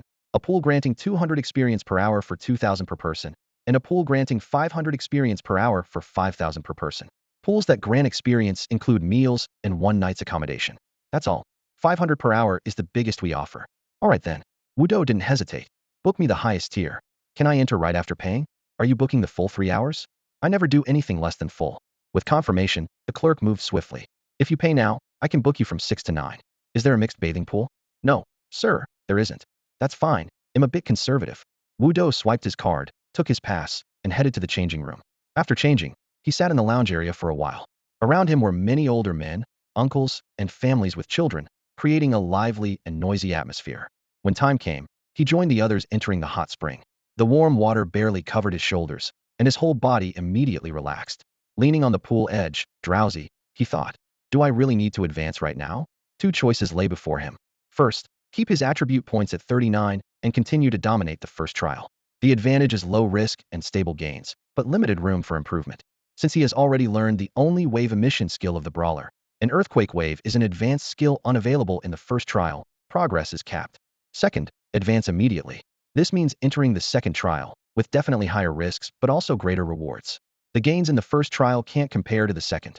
More importantly, the skill slots will open further. Advanced skills, silver skills, and gold skills can be learned in the second trial, giving him more wave emission skill options. Wu Dusi thought it over carefully and finally decided to advance to the next stage. He listed 3 reasons for himself. First, staying in stage 1. He only had that one move, the Chi wave.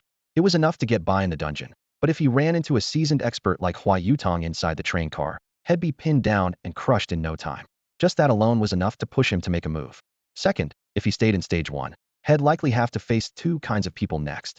1. Fu Gi, wealthy inheritors of families born with silver spoons in their mouths, raised with maxed out talent and experience bars from childhood.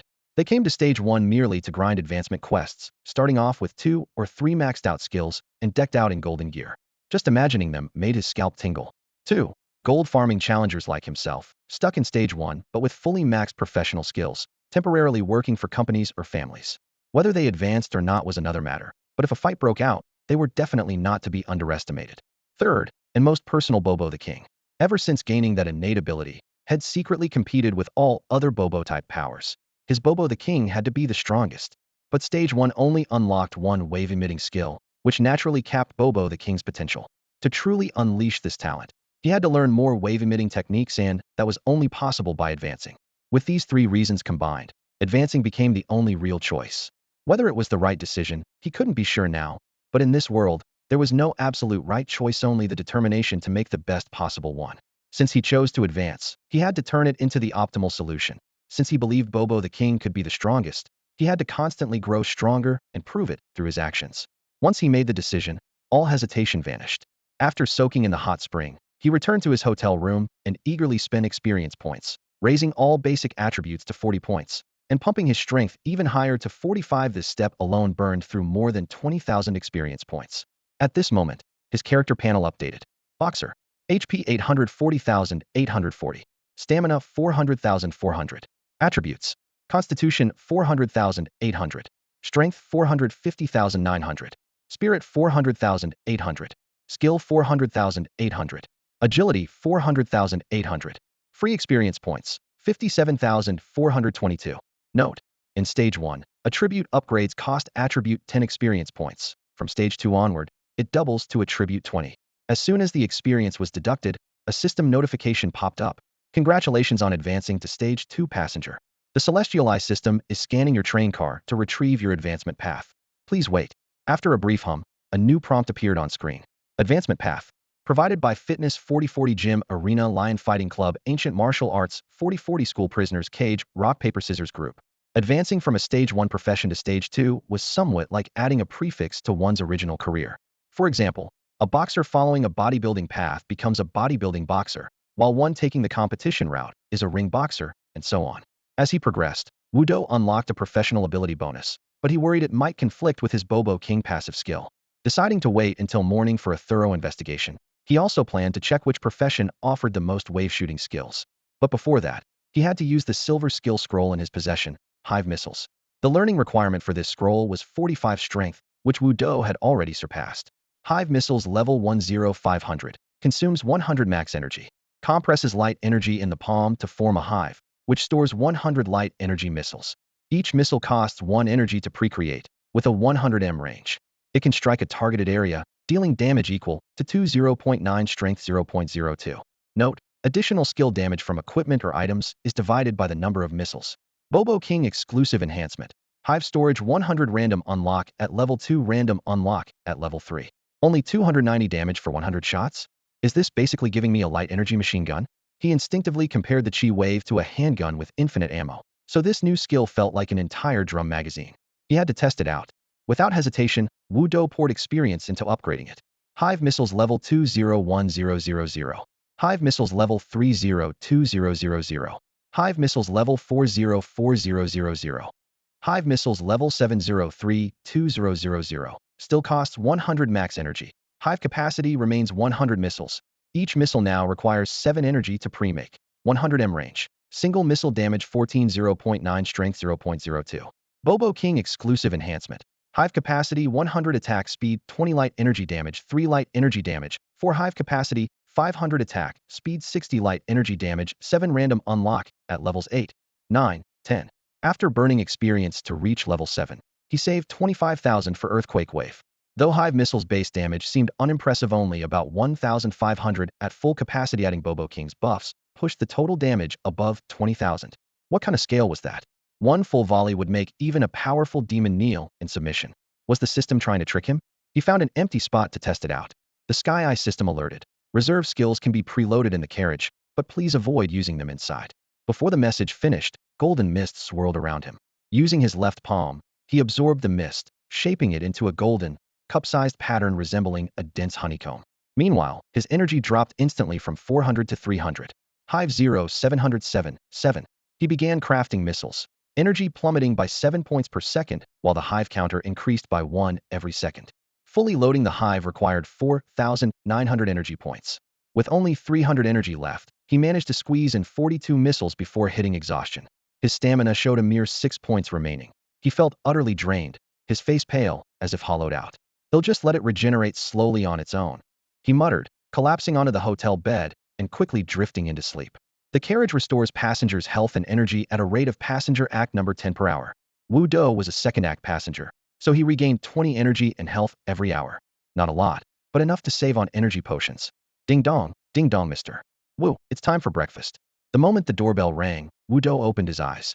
After a good night's sleep, his energy was fully restored, and he felt on top of the world. Morning light filtered through the curtains as he refreshed himself, then headed downstairs. He quickly grabbed breakfast at the Hot Spring Hotel before heading straight to Cross Street to pick up his medicine. Behind the glass counter, the shop owner handed over 2 rows of prepared potions. 1. Refined red medicine. Restores 50 health points per minute for 10 minutes after consumption. 2. Refined blue medicine. Restores 50 energy points per minute for 10 minutes after consumption. The potions were sealed in transparent tubes about as thick as a finger, corked at the top. The red and blue liquids each filled roughly 2/3 of the container. There were 15 bottles of each, making 1.5 full sets. Though the total amount restored remained the same, the recovery rate had doubled and the volume was reduced by more than half, instantly freeing up significant space in his backpack. Can you refine these even further? Wudo asked, eyeing the vials curiously. Definitely, the shop owner grinned. Any potion restoring less than 100 points per minute here is basically lossless. You can come see me anytime. All right. Wudo tucked the red and blue potions away, nodded slightly, and headed toward the city center. Still had to visit the psychologist again. In their stratified society, psychologists were in high demand. Nearly every passenger who had undergone the trials needed a psychological assessment, so the clinic was naturally crowded. At the 4040 Psychological Hospital, everyone gathered in the waiting room after taking their number. Hey kid, move over, I want this seat. A brazen voice broke the quiet. It belonged to a young man with a slick-back hairstyle and glaring yellow hair. He pointed to the empty seat in front of a boy with a buzz cut. The buzz-cut boy frowned, and pale golden words appeared above his head. Assassin. The yellow-haired youth smiled slightly, and above his head appeared 4 bold characters: Veteran Challenger.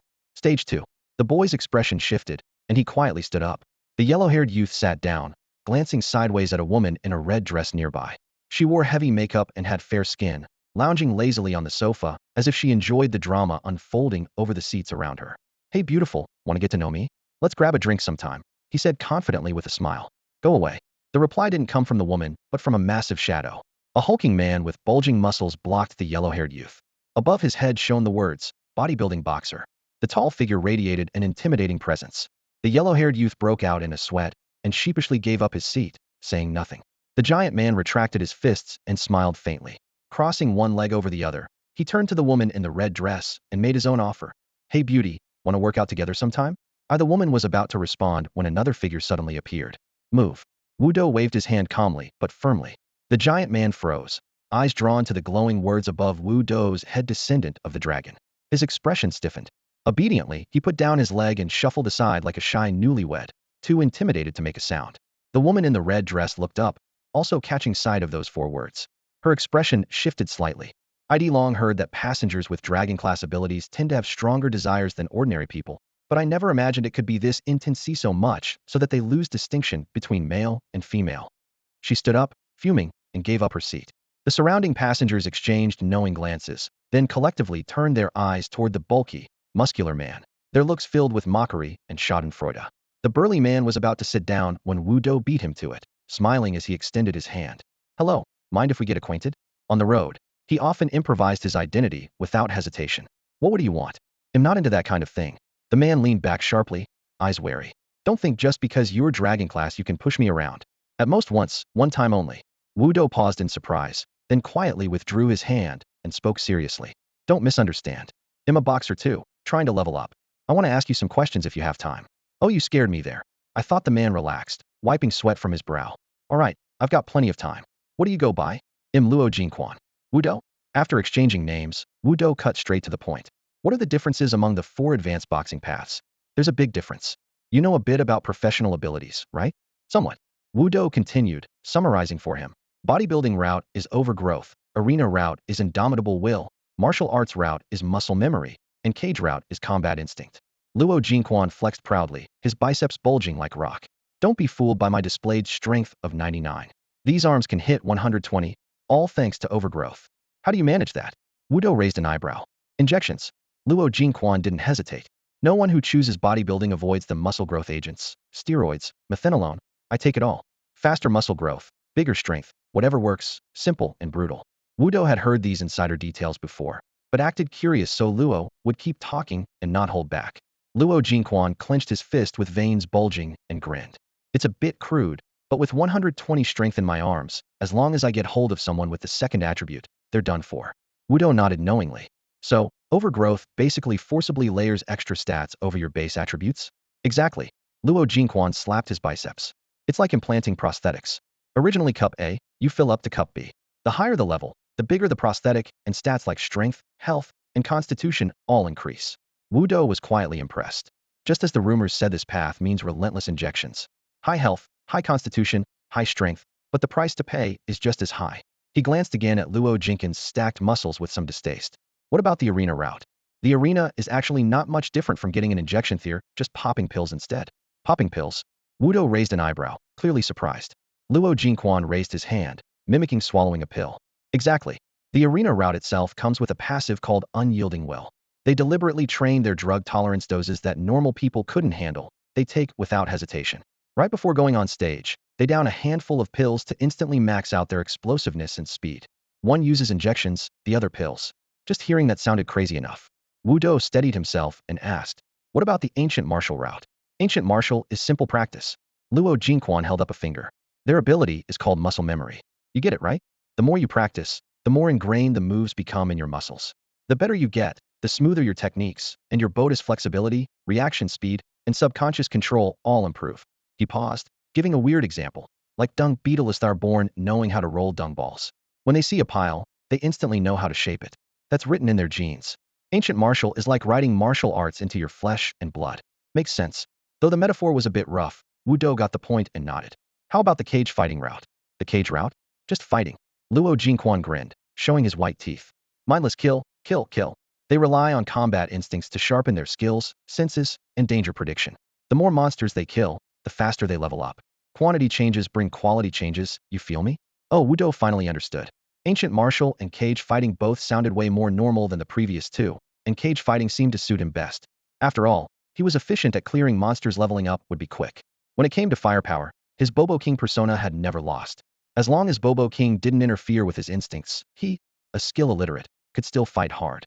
After some thought, he asked, between ancient martial and cage fighting, which releases more wave skills? Wave skills? Luo Jingquan scratched his head. Hard to say. It really depends on luck. You'll have to find out for yourself. Luck? Wudo was a bit surprised, but nodded. All right. Thanks, Brother Luo. Don't call me brother, just call me Aquin. If you make it big someday, just remember to look out for me. I'd be forever grateful. Huh. No worries. Wudo smiled politely. But inside he was thinking the pressure of the dragon class abilities was truly terrifying. His Bobo King belonged to the King class abilities, which couldn't compare in influence to the dragon or god classes. In casual conversation, he pieced together the intel on the 4 advanced paths. After a moment, it was his turn for a psychological evaluation. Relax, don't be nervous. Let your mind and body loosen up. In the simple exam room, soft lights shone on a brown leather couch. Wudo lay back as instructed, took deep breaths, and slowly emptied his thoughts. His shoulders relaxed, his back sank against the cushion. At that moment, a line of pitch-black words suddenly appeared above his head. Trial after effects, mild. Whoa. He was stunned, unable to believe it. After effects already? Trial after effects mean reduced sensitivity to death and blood after undergoing a trial. Mild is still manageable, but if it worsens to moderate or severe, it's a serious problem. Most of the wanted criminals, evil factions, and outlaws in the carriage were 99 moderate or worse. The doctor's voice quietly spoke in his ear. You've only participated in one trial? The doctor was a middle-aged woman with sallow skin and silver-rimmed glasses. She was looking down as she reviewed the paperwork Wudo had just filled out. Yes, you'll need to be more careful, she said, closing the medical file. Her voice was calm, but carried a trace of seriousness. It's very rare to experience after effects after the first trial. Most people don't develop them until after 5 or 6 attempts. Based on your case, this seems more like the result of accumulated psychological trauma over many years. She pushed up her glasses and went on with her advice. Try to get out to a park when you can, feed some animals, and chat with people to keep your mind and body relaxed. Carry some candy with you. If you feel down or stressed, a sweet treat can help lift your mood. It's best to avoid smoking and drinking. They can create dependencies and might worsen the after effects. Psychological trauma? What kind of trauma could I possibly have? Wudo muttered in his mind, but still nodded. He was always firm. Even if an emperor showed up, hear out the doctor before taking any action. All right, I understand. Reminder upon leaving the compartment. Visit a psychologist, gain 200 free experience points. After leaving the hospital, he headed straight to the martial arts hall. On the way, he stopped by a supermarket and bought a large bag of milk candies. The white wrappers and oval shape were exactly like the Wang Zai milk candies had eaten in his past life. The moment he tasted one, the familiar creamy sweetness filled his mouth. It was identical. Wudo felt a mix of emotions and couldn't recall the last time he had milk candies on Earth. Does this stuff really work? He touched his pocket, half skeptical. But if the trial after effects worsened from mild to moderate, his mobility would be restricted, so he didn't want to take chances. The only martial arts hall in compartment 4040 was simply named 4040 Martial Arts Hall. Wudo pushed the door open and approached the female receptionist at the front desk to explain his purpose. Are you looking to advance your skills? She asked with a professional smile. May I ask your profession? Boxer. Boxers, veterans, assassins, and hunters can all take the traditional martial arts path, and the cage fight path is similar, she said as she noted it down, then looked up. What level is your boxing skill? Boxing not maxed out yet. Wudo hesitated. Is max level required for advancement? I thought it wasn't. You're right that it's not always required, the receptionist explained. But quotas at 4040 Martial Arts Hall are limited, so we have higher standards. You must have maxed core skills like boxing and fighting techniques, plus 4 or more maxed professional skills. If you don't meet these, you might consider martial arts halls in other compartments. The system had no threshold, but the people did it was basically like applying to a prestigious university. Wudo sighed silently and changed his plan. Then he'll check out the rock paper scissors group first. If that failed too, he'd have to switch to bodybuilding or arena fighting in other compartments, both involving injections or drugs, which he strongly disliked. The rock paper scissors group in compartment 4040 was similar to a lottery organization and belonged to the Su family. Their office tower was over 100 meters tall. At the entrance, another smiling female receptionist greeted him. Membership requires a 50,000 entry fee. Members enjoy discounts at the group's premium gym, library, and other facilities. If you're interested, you can participate in internal cage fights and get discounts on company products as well. May I take a quick look around? Wudo asked. Of course, sir. Please follow me this way. Wudo had expected to enter the 100-meter tower, but instead, the female receptionist led him down a brightly lit commercial street beside it. The street wasn't long, but it was lined with upscale facilities: a high-end gym, a quiet reading room, a billiard hall, each door adorned with neon signs that read Attribute Experience Boost. The display windows showcased price lists for various enhancement items. Advanced Nutrient Solution Stage 2, 20 Constitution Experience Gain, lasts 1 hour. Energy Drink Stage 2, 20 Strength Experience Gain, lasts 1 hour. Concentrated Coffee Stage 2, 20 Mental Attribute Experience Gain, lasts 1 hour. This commercial street is run by our group, and it sees a lot of daily traffic, the receptionist explained as they walked. If you join our group, all purchases are 20 off. The green area ahead is a small park, and the apartments nearby are available for rent. We have vacancies now, so you can move in any time. Would you like me to show you around? No need. Just help me pay the fee. I want to join. Wudo nodded decisively. Advancing was his top priority. As long as he could level up, everything else was secondary. Very well, sir. Please follow me. More than 4 hours later, all paperwork was completed, forms filled, medical exams done, authorizations signed. Then the system alert sounded. Congratulations on your advancement, cage fighter. Profession bonus unlocked. Combat instinct. The status panel refreshed, revealing a new ability. Combat instinct grade F0100. Increases through kills to enhance combat skills, sensory awareness, and threat detection. Seeing this, Wudo breathed a quiet sigh of relief. The King Bobo obviously couldn't affect profession bonuses, which meant combat instinct wasn't a skill subject to suppression by that entity. Excuse me, where do I learn the wave launching skill? He asked in puzzlement. I didn't see any training area just now. The receptionist smiled politely. The cage route has no fixed training. The skills must be realized through combat insight. When combat instinct levels up, there is a chance to awaken new skills. Insight. And it's random? Wudo blinked. If I never awaken anything, do I just stay without skills? That's right, she nodded. But it's not a big problem. You can always use an advancement skill scroll, silver skill scroll, or gold skill scroll to learn skills directly. Wudo considered this and didn't mind much. Even if he could learn, he only really wanted one wave skill. Having none would be a loss, but not critical. No wonder people rarely chose the cage route. Skill scrolls were expensive. After finishing the formalities, he rented an apartment in the back row of the commercial street and moved his belongings inside. That night, he hit the hot springs hard for 3 full hours. Now with money in hand, he refused to waste any free experience. Amid the rising steam, he took out the Earthquake Wave scroll. His status as an advanced boxer finally qualified him to learn it.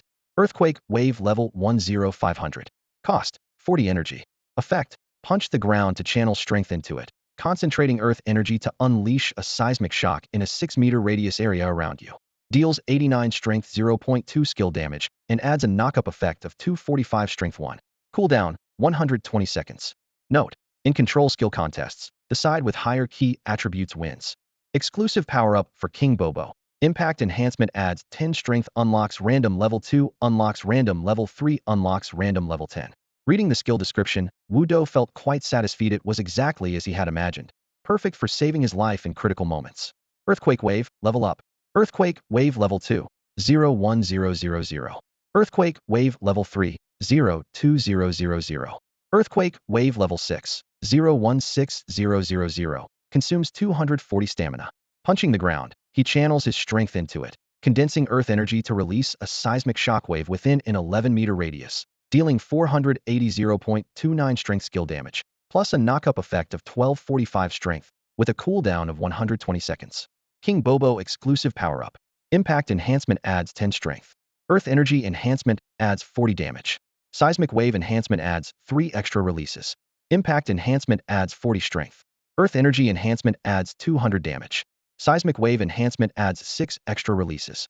Random unlock at level 7. Random unlock at level 8. Random unlock at level 9. Random unlock at level 10.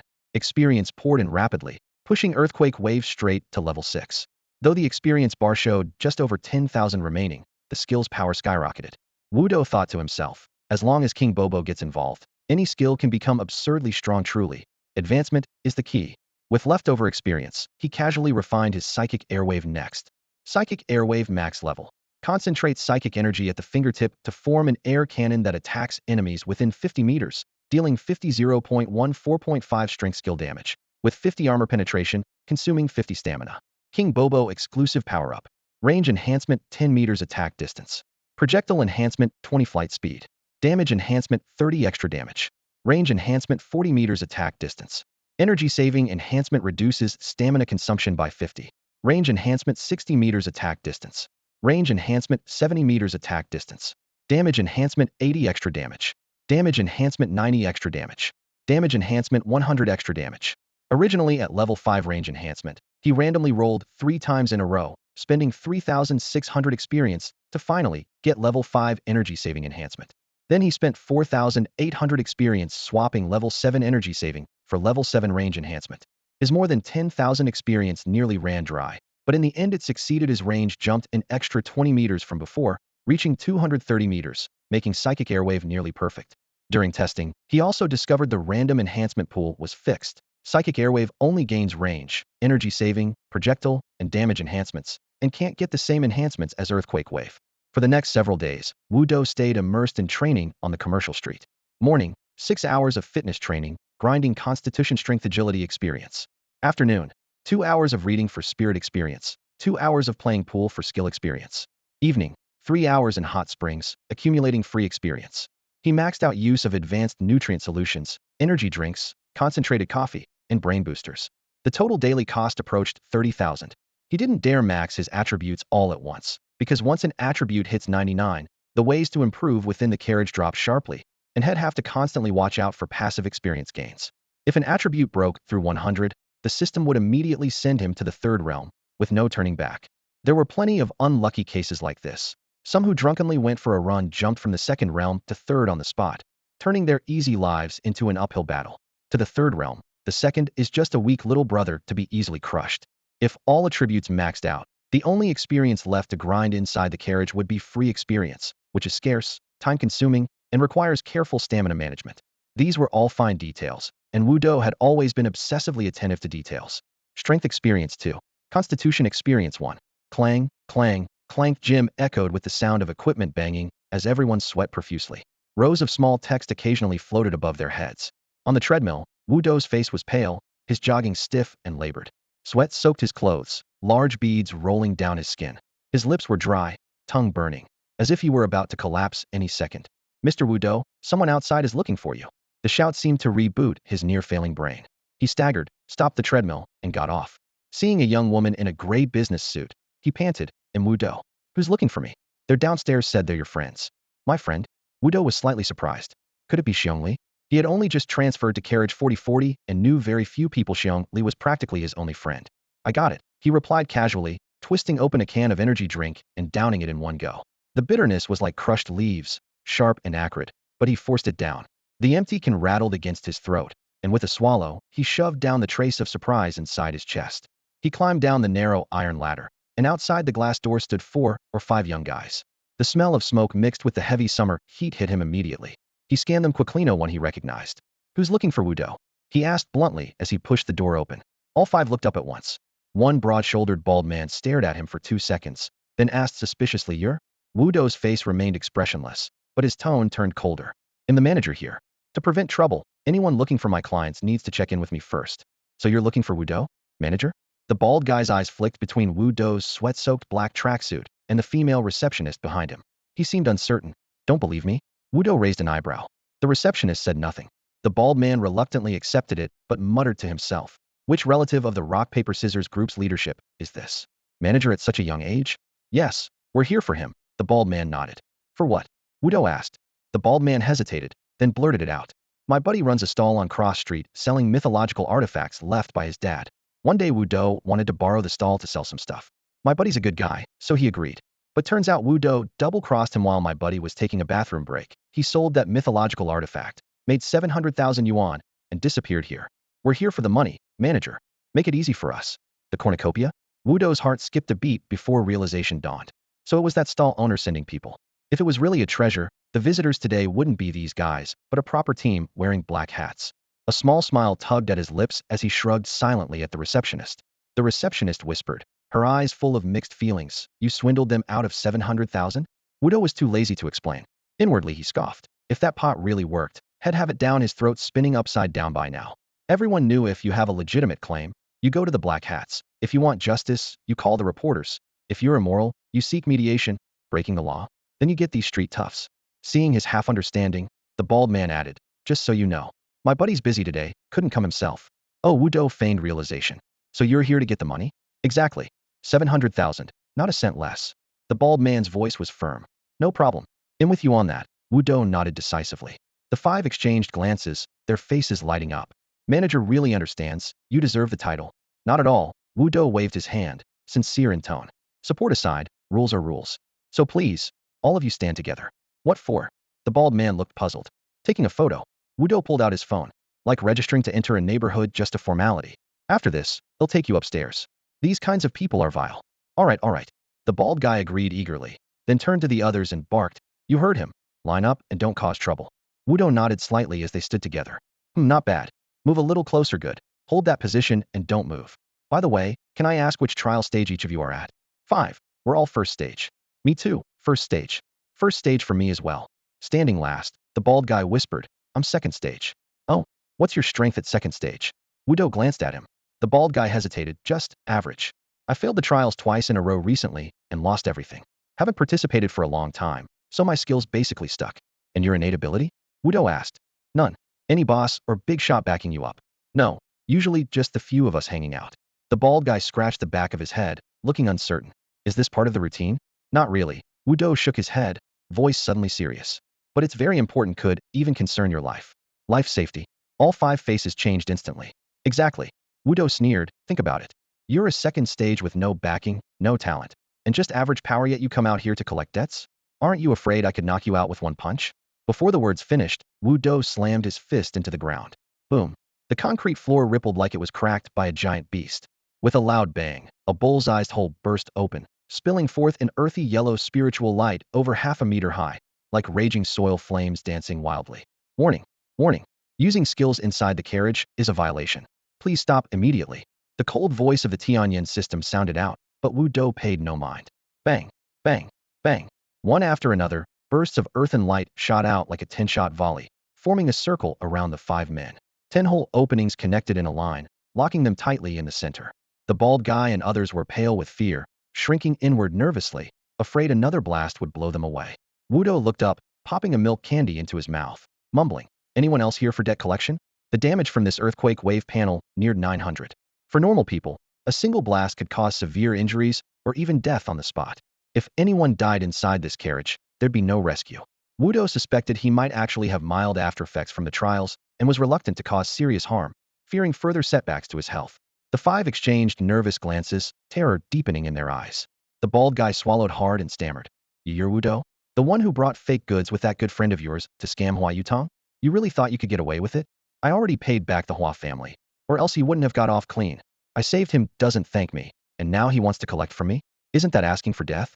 Wudo glanced at them, a line of small text flashing above his head. Trial after effects mild. You see that? I still have after effects. His tone was calm, but chilling. You come here to provoke me and make me act. If something happens, no one's turning on your behalf. So, now still want to act tough? Seeing this brat, the bald guy and his group turned pale. No way, no way. Brother, I really didn't expect someone as young as you to my fault. My fault. The bald guy waved his hands frantically, his voice trembling, his face looking like it was dusted with ash. The notorious reputation of post-syndrome patients was deeply ingrained in the carriage. The other passengers instinctively feared them. Such is the power of stereotypes. Wudo raised an eyebrow. Shao Yi, do the math. The female receptionist standing at the door blinked sweetly. The floor repair fee is 4,000. Which gentleman will be paying? The 5 troublemakers glanced at the floor, scarred and pocked from the seismic shockwave, with broken tiles and dust scattered like freshly plowed furrows. The bald guy forced a smile and timidly raised his hand. I'll pay. He obediently swiped his card and then hesitantly asked, can I go now? Or should I add a few more sets of bowls and chopsticks and stay for lunch? Maybe we can have a toast tonight, and you can give us massages and foot baths? No, no, we're leaving right now. The bald guy waved off the offer and hurriedly dragged his companions out of the gym as if fleeing for their lives. Wudo watched the 5 scatter in panic, feeling pretty good. Today was just for practice, and the seismic shockwave effect gave him great satisfaction. Just as he was about to head upstairs to continue training, a rough voice came from his right. Hey, friend, interested in a trial run together? Wudo turned to see a muscular man with a square face, wearing a black tank top stretched over a bulky chest, his hair tied in a top knot. He looked fierce, like an ancient prisoner hardened by brutality. My name's Lin Bao, a veteran cage fighter. My innate ability is Wolf's Howl within the sound range. It terrifies and interrupts enemies' attacks, while weakening their defense. Lin Bao introduced himself. I saw your strength earlier, not bad at all. Interested in teaming up? He went on, I have a friend who's a gourmet. He needs to complete a task in the second act of a dungeon. Our team has 3 people now plus an ancient martial hunter. We just need you. If you agree, we leave immediately. The so-called team dungeon entry passes come from special token jade pendants, stones, various forms that designate dungeons and teammates. The gourmet is a life profession, able to cook magical foods including battle-healing items. Wudo raised an eyebrow. What dungeon? Empire's End, Act 2. An ancient dungeon, Lin Bao answered thoughtfully. What's the mode? Team mode. What's the gourmet's task? Having a non-combatant gourmet on the team means one less fighter, which can be deadly in team mode. Even with Wu Do's advantages, waves could handle 2 or even 3 enemies alone. He didn't want to carry dead weight without reason. Lin Bao seemed to read his concerns. Act 2's entrance can only be opened by the gourmet, so every team needs one. He has to rescue a specific target, and the reward is a special recipe. So, you're basically asking me for help? Wu Do said, grasping the situation, and asked, what's in it for me if I join you? Isn't it safer and more reassuring to run a trial with people you know? You're overestimating it. I don't know you, and I don't need to run trials with acquaintances. Lin Bao saw that Wu Do was completely unmoved and could only spread his hands, speaking faster. As long as you complete his mission, he'll pay you 500,000 gold vouchers. You're already talking about payment, so this isn't just asking for help, is it? If you want help, just say so. Don't hide behind the pretense of cooperation. Wu Do looked up, his voice calm, but laced with sarcasm. Missions like yours rarely find willing takers anyway. If I'm right, this task is a required step for a certain gourmet to advance to Act 3, isn't it? Others will also be recruiting elites from Act 2. Do you have any idea how fierce the competition is? Cooperation? Huh, you really know how to talk. Is 500,000 not enough? Then how much do you want? Lin Bao felt a sinking feeling deep inside. He had just seen the power of that skill firsthand. Wu Do's innate talent was definitely strong. Finding someone with both fierce talent and still stuck in Act 2 was like searching for a needle in a haystack.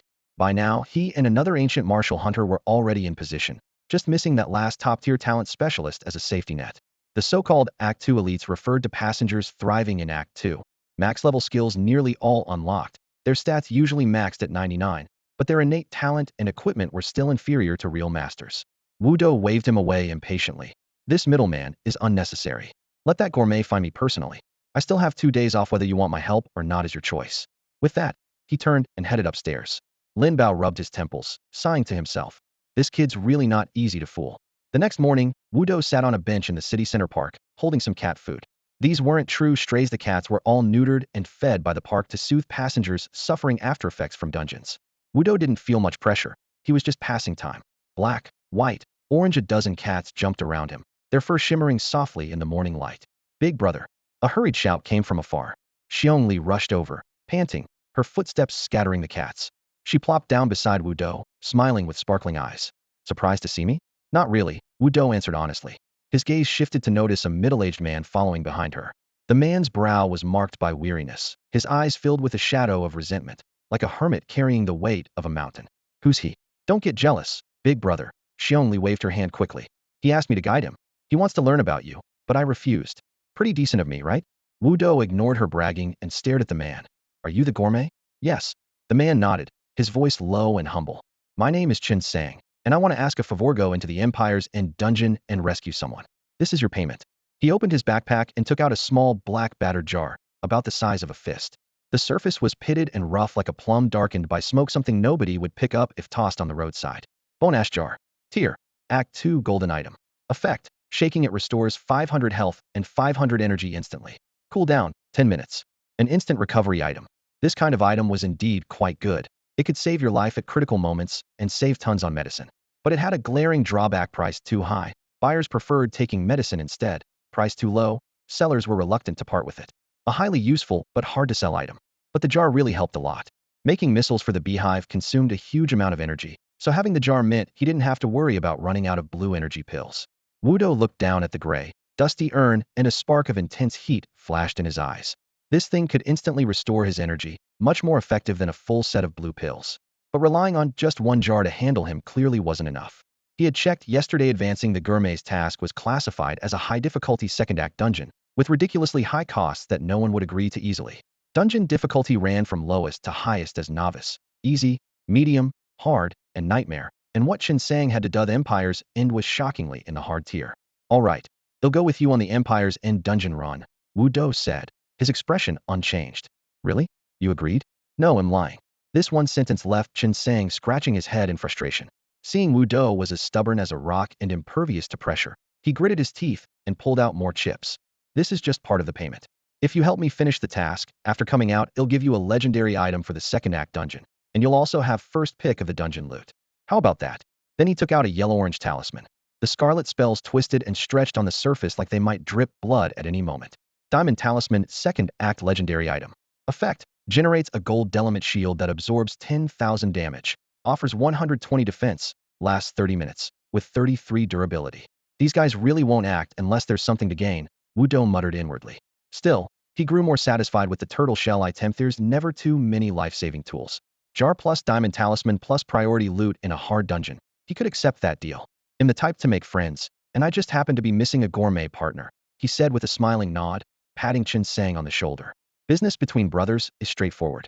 He'll go with you into Empire's End, but win or lose, you pay for the service. Chen Sang was instantly conflicted. Paying even if they failed was a heavy blow. But thinking that the dungeon would close in 3 days and a miss meant waiting a full year, he steeled himself. Fine. The jar is yours now as a deposit. The diamond talisman you get after we finish. We leave in 3 days, partner? Wu Do raised an eyebrow. If you give me the talisman now, I can bring it inside and maybe save us in a critical moment. If you give it after, it's just decoration. Of course, if you don't trust me, you can wait until it's over either way. The biggest loser if the mission fails won't be me. Chen Sang feared Wu Do pulling a fast one the most. With Wu Do's talents, there was no way to fight him on cheating. After weighing everything, he still wasn't at ease and sighed. I'll give it to you afterward. No problem, Wu Do said, noticing Chen Sang's likely past losses and resulting mistrust, so he didn't push further. He took the urn, gave it a shake, and the energy that had been down to 220 immediately refilled, leaving him refreshed and clear-headed. At that moment, Chen Sang reminded him, remember to get your gear ready and everything, so you don't get stuck without it. He'll prepare the second act invitation letter for you. Wu Do said, don't worry. Equipment from the modern world can't be brought directly into ancient dungeons, so you need to undergo a transformation basically, altering the appearance of your gear. But some items can't be changed, like firearms or special equipment. After Chen Sang left, the room quieted down. Wu Do half closed his eyes and looked across at Xiongli. When I met your dad that day, he clearly had the bear bloodline. Why don't you? Bloodline talents usually pass down naturally, unless. Since you've figured it out, I won't hide it from you, Xiongli said, her eyes lighting up as she pointed to the top of her head. Faint dark characters quickly appeared. Bear bloodline. After you reach adulthood, you will gain the ability to transform. Frost Giant Bear, doubling your health and unlocking 4 skills. Bear Claw Strike, resistant skin, transcendent regeneration, and X. What's this X? Wu Do slammed his hand on the table, frowning deeply. Xiongli blushed and whispered, it's a partner skill. It awakens based on your partner's innate powers. For example, if you are Dragon's descendant, then by becoming my partner, I can unlock dragon-related skills. No wonder you've been acting so strange lately. Wu Do imagined some goblin stories about sucking people's energy and felt a chill. You're not seriously leeching stuff off your partner, are you? No way. My mother is perfectly fine. If you don't believe me, I'll take you home to see. Xiongli rolled her eyes. Besides, this has nothing to do with you. I'm just explaining. But you said before you were an orphan. How come you suddenly have parents? Xiong Dihai isn't your stepdad, is he? I just wanted you to like me more. Xiongli grabbed Wu Do's hand and suddenly looked tearful. Please, just once, and he'll get the partner skill. Are you kidding? Do I seem like the kind of guy who gives in so easily? No perks in return, and you want me to just hand this over? Wu Do shook off her hand. This skill isn't just for me, yo, get it too. The partner skill's power and potential are huge. If the partner is strong enough, it can rival ultimate moves. Xiong Li's voice raised almost to pleading. Please, big brother, just once. Ultimate moves. Wu Do's heart skipped. According to the skill tiers of their realm, basic, professional, silver, gold, ultimate moves were a whole other level. This was like skipping ranks. I get it too. Are you sure? Of course. Partner skills resonate both ways and can be combined for special effects. Xiongli was serious. And it won't hurt you in any way, the bear bloodline never lies. Hearing this, Wu Do's reason wrestled with temptation. The world thought his so-called dragon's descendant talent was fake, but he knew the truth. No matter what, the title King Bobo wasn't weaker than Dragon. Sigh, you really make life hard for me. He sighed deeply. I just want to focus on leveling up, and you're trying to seduce me like this. Well, think about it. He'll be an adult next month. Xiongli wiped her tears. Next month? Wu Do looked up, calculating. Right after the Empire's End dungeon finishes. He'll check again with some people once I'm back. If there's no catch, I'm not missing out on this benefit. He paused, glaring at Xiongli. And listen, next month, no disappearing halfway through, no getting kidnapped by big shots for me to rescue, and no becoming the target of some rich guy's cheesy drama. Got it? No, She only quickly waved her hands. Do your parents owe huge debts? Any family enemies? Do you have any hidden illnesses? Nope, none at all. I'm perfectly healthy. Really that lucky? Wudo gave her a skeptical look. 3 days later, Wudo arrived punctually at the city center to meet up, ready to enter the Empire's End dungeon. His efforts over these past days had paid off. His stats had improved impressively. Health, 11801180. Stamina, 630,630. Constitution, 46355920. Strength, 49244980. Spirit, 4511290. Skill, 45213900. Agility, 47278940. Free experience, 7,222 points. Training over 30,000 points daily and burning that much energy had truly led to tangible gains. This is Lu Zong, an ancient martial hunter, Chen Sang said as soon as they met, patting the young man beside him. He could have already advanced to the third act, but held back his strength to help me out. Totally reliable. Lu Zong looked unremarkable, but had sharp eyes and moved with agile confidence. He smiled and extended his hand. Hello, brother. Hello, Wudo replied, shaking firmly. Feeling the firmness of Lu Zong's muscles gave him extra confidence. Lin Bao snorted nearby. Do I even need an intro? Let's just move out. All right. Chen Sang nodded, leading the three toward a gray carriage parked by the road. The door's red light was on. Chen Sang pulled out a worn silver metal shard and pressed it against the door. With a flick of his finger, the red light instantly switched to green, and the shard turned to ash and vanished. Wudo made a mental note. This must be the token needed to enter the Empire's End dungeon. The door slid open, releasing a chill mechanical air. Inside was cramped, with just a row of 4 seats. They took their places. Wudo chose the far left. As the door closed, the mechanical voice of the Sky Eye system sounded. Please wait for other passengers. Trial start countdown, 10 minutes. Dungeon information unfolding. Within the countdown you may select items, review world data, and complete preparations. Dungeon name Empires in second act. Setting Ancient Era. Entry requirement any attribute between 40 and 99. Mode Team Mode. Duration 15 days. Background you are a group of shipwreck survivors washed ashore on a mysterious continent. After fighting and fleeing along the coast and narrowly escaping monsters, you have now entered a mist-shrouded forest.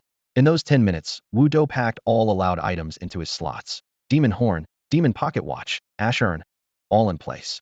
To avoid standing out, the pocket watch was disguised as an old chain with a bronze pendant. The beach headscarf faded into a blue rag, tactical jacket and camouflage pants replaced by coarse cloth, and victory gloves swapped for hemp wraps. The only regret was the tactical goggles couldn't be disguised and had to be left behind, losing 40 points of armor penetration for nothing. Coo coo coo. Birdsong broke the silence as the countdown hit 0, and the darkness receded like the tide. Wudo opened his eyes to feel damp leaf litter beneath his feet, mist swirling around his ankles. Dawn was faint. Scanning around, he saw Lin Bao, Chen Sang, and Lu Zong all teleported nearby, standing ready. Let's move forward and scout, Chen Sang said, tightening his rough cloth shirt like a local farmer. My mission this time is to find a woman named Kong Lan. She's locked in some prison. We just need to rescue her. He pulled a map from his backpack and spread it out, but it was shrouded in darkness, obviously covered by fog of war. You can't even see the map, so stop barking orders, you foodie, Lin Bao snapped decisively, taking command of the team. No one else objected. Lin Bao was a seasoned veteran of Stage 2, a hired enforcer contracted at great expense by Chen Sang. After spreading the map over a withered tree stump and studying the route, Lin Bao drew a pitch-black round shield from his backpack, gripping a gleaming iron blade tightly in his right hand. His voice was low yet carried undeniable authority. Stay right behind me. They'll take rear guard, though I'm no horn hunter. Lu Zong pulled a dark bronze-hued longbow from over his shoulder, securing a quiver bristling with arrows firmly to his back. His movements were crisp as he positioned himself at the very end of the team, the obvious choice for lookout. Before moving out, Wudo mentally ran through the occupations of his companions. The so-called horn hunters, formerly Jiaolong hunters, were originally expert marksmen specializing in long-range attacks. Now, having advanced, their effective range shortened to mid-distance, but they had also gained close combat skills. Their talent depended on sudden moments of insight, which varied widely by individual. Like Newton supposedly discerning gravity from a falling apple, some might merely swell with pain while cursing their luck. The ceiling of their potential was extraordinarily high, their floor abysmally low. Geniuses and ordinary folks clearly divided. This duality existed both among Jiaolong hunters and traditional martial artists. Lu Zong was a Gu hunter and ancient martial hunter. His archery was flawless, able to strike a leaf at 100 paces with steady precision. His shooting range was now even longer, his accuracy improved. However, his skills relied on bursts of explosive muscle memory in battle, which had an oddly amusing aspect. As for Psy hunters, they were single warriors wielding beast companions like falcons or hunting dogs, blending offense and survival.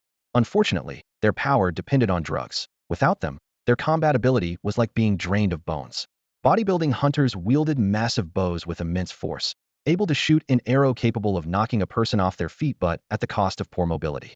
In downtime, Wudo loved to gather information about Stage 2 occupations. Now he understood them a little better. After quickly reorganizing, the group stepped carefully on leaves, alert as they advanced through the fog-laden forest. Suddenly, a soft rustling sound came from underfoot. Before anyone could react, Lu Zong's bowstring twanged. Whish! The arrow cut through the mist and lodged into a dark silhouette nearby. A metallic scent of blood filled the air. Wudo rushed forward, parting the fog to reveal a wild wolf with an arrow embedded in its forehead, lying dead. Unlike in 3v3 mode, where team damage was a concern, here friendly fire was not an issue but kill rewards were not shared except for bosses and elite monsters. Whoever dealt the finishing blow claimed the loot. Lu Zong squatted, rifling through the wolf's corpse backpack, his eyes scanning the surrounding area. Bao, did you sense anything? Lin Bao immediately raised his shield and blade, muscles tensing. What did you find? This wolf. Lu Zong gave a wry smile. It was already dead before I shot it. Someone's been controlling the corpse. Controlling a corpse? The three exchanged worried glances, brows furrowed. Lin Bao spoke gravely. Try attacking around us first. Lu Zong knocked an arrow, but Wu Do clenched his fist and stepped forward. Let me try. Lu Zong nodded at his offer. Go ahead. Wu Do raised his left hand, fingers curved like claws, palm facing forward. Hive missile. Wish wish wish. In an instant, countless golden beams, each about an inch long, poured out from his palm as if pulled by an invisible trajectory the width of a bowl.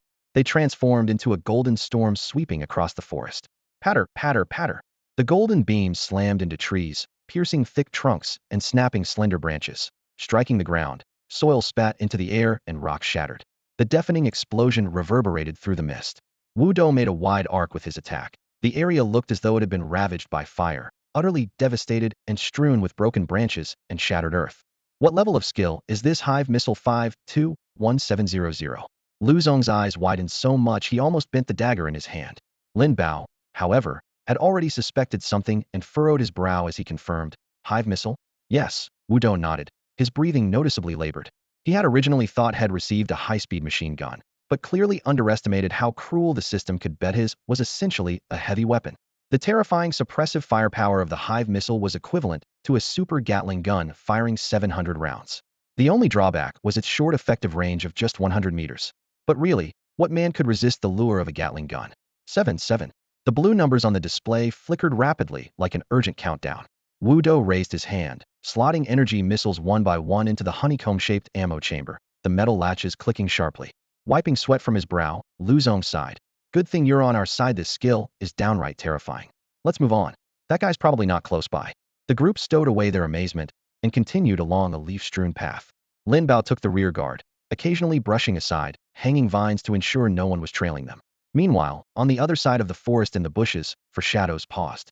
Withered branches parted as a pale-skinned boy crouched low, pressing 5 fingers against the damp earth. After a moment's silent concentration, he slowly spoke. I have good news and bad news. Which do you want to hear first? Bad news first, replied a girl in coarse brown robes, her long hair hanging down her shoulders. She sat hugging her knees. The rough fabric couldn't hide her delicate wrists, clearly not accustomed to hard labor. The pale boy nodded. The bad news is I found another team in the woods. They're quite strong overall, especially the guy from Act 2. His skill should be the Hive Missile, but it's been enhanced and is very tough to deal with. Enhanced skill? How tough are we talking? I know the Hive Missile well enough. The voice came from a bald, broad-shouldered man with a mustache shaped like the number 8. He sat sideways on a fallen tree, a rectangular black shield by his feet that looked like a door panel. His tone held a faint confidence. The pale boy scoffed. I doubt your shield can withstand it. His Hive Missile has been fully militarized, rate of fire, reload capacity, and damage per shot, all maximized. The Hive Missile deals continuous skill damage and is designed to break veteran shields. He gently tapped the ground, eyes glancing at the 4th silent companion, then added, shielding cancels damage but doesn't count as defense. Is he really that powerful? The long-haired girl asked anxiously. The pale young man nodded slightly, admitting that his judgment might be off, but not by much. The information I have is limited. Until I get my hands on a stronger corpse, I don't want to confront him heathen.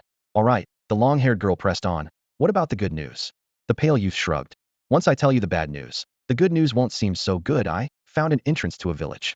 If we go in, We might run straight into that team. Are you ready to fight? The long-haired girl turned to the other two companions.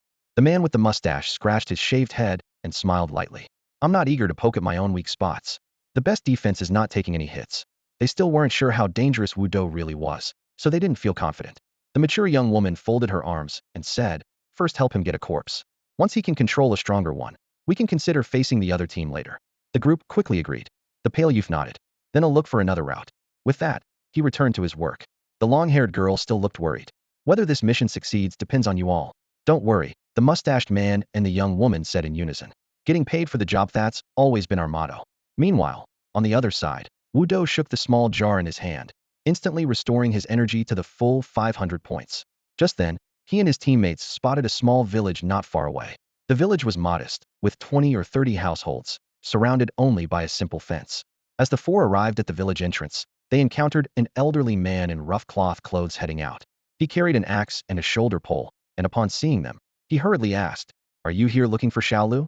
"Xiaolu." They exchanged glances. Chen Sang answered quickly, "No, we're shipwreck survivors who have been walking all this way." "Shipwreck?" The old man paused, then beckoned them in. "Come inside. Xiaolu is close to death. Could you help take a look? You outsiders probably know more than us." Lin Bao quickly asked for key information. Who is Xiaolu? He didn't want Chen Sang rambling when the important details were at stake. Since this was an advanced foodie side quest, talking to locals might unlock clues. The old man led the way, explaining, "A few days ago, fog rose in the mountains, and Xiaolu got lost and ended up in our village. He's a government soldier." "A soldier?" Their expressions suddenly sharpened. If he was a soldier, maybe he knew the prison's location. The old man continued. "At first, he was fine, but then a bunch of zombies suddenly crawled out from an abandoned mine to the west. Xiaolu went to check it out and got bitten." He sighed deeply. "Zombies?" Wu Do instinctively thought of the wild wolf. Could it be that the wolf was infected by zombies and mutated? Immediately, he dismissed the idea. If those were zombies, Lu Zong would definitely have recognized them. By then, the old man had led them into a low, grassy hut. Inside the narrow room, a thin young man with a dark, bluish complexion was slumped against the bed, barely breathing, as if his light was about to go out. Seeing that he remained unconscious, Chen Sang asked Lin Bao for a bottle of red medicine and forced it down the young man's throat, but there was no sign of improvement. Lin Bao calmly reminded him, "The restorative drugs we use don't work on them, unless the mission requires it. Why didn't you say so earlier?" Chen Sang glared. "How would you know if I didn't let you try?" Lin Bao shrugged. The old man had been standing nearby, sighing deeply. "Is there still a cure?" Chen Sang shook his head. "To break the corpse venom, we probably need to make another trip to the mine. They'll scout the village. You three go check it out?" "No," Lin Bao vetoed immediately. "Leaving you here is too dangerous. If the second squad shows up, you're finished. We'll all go together. Besides, that wild wolf corpse was being controlled. There's definitely accomplices around." Though Chen Sang wasn't much of a fighter in the team, he was the core mission target. If he died, the whole trip would be for nothing. After a moment's thought, he nodded. "All right, old sir, how do we get to the mine?" "You must be careful. Those zombies are dangerous," the old man warned, then added, "There's a small path south that leads away, but be alert, bandits often lurk there." "Run away?" Wu Do waved dismissively and smiled. "You underestimate me, old sir. Ever since I was little, I've helped Grandma fetch water and guided lost kids home. Everyone nearby knows I'm a good person. Leaving someone to die? That's not how I operate." Though boasting a little, every word was true. He was just gaining experience. After saying goodbye to the old man, the group followed his directions to the abandoned mine. Its mouth was black as a pit, like a giant maw, with a chilling wind carrying a sickly sweet stench of rot. Ugh! Just then, a low guttural roar echoed from inside, hoarse and hair-raising. "Move out." Lin Bao raised his shield and stepped forward. Chen Sang carried the old man's battered oil lamp in the middle, Wu Do followed behind, and Lu Zong brought up the rear. Not far in, a sudden roar erupted as several blurry shapes lunged from the darkness. Bronze corpse low level 500500. Bio.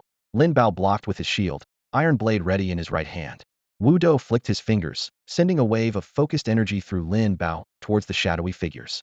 440. 440. Without tactical goggles, Wu Do lost 40 armor penetration, slightly lowering his damage output, but his energy waves were still powerful. Several corpses fell before the shadows, even closed in. Only a pale, lanky bronze corpse managed to break through to the shield, but 2 more energy waves struck it down. Killed low-level bronze corpse 1, rewarded 50 gold vouchers, 50 free experience. Unfortunately, there were no drops. They pressed deeper. While moving, Wu Do asked, "Bao, what are your Wolf Howl's activation conditions and cooldown?"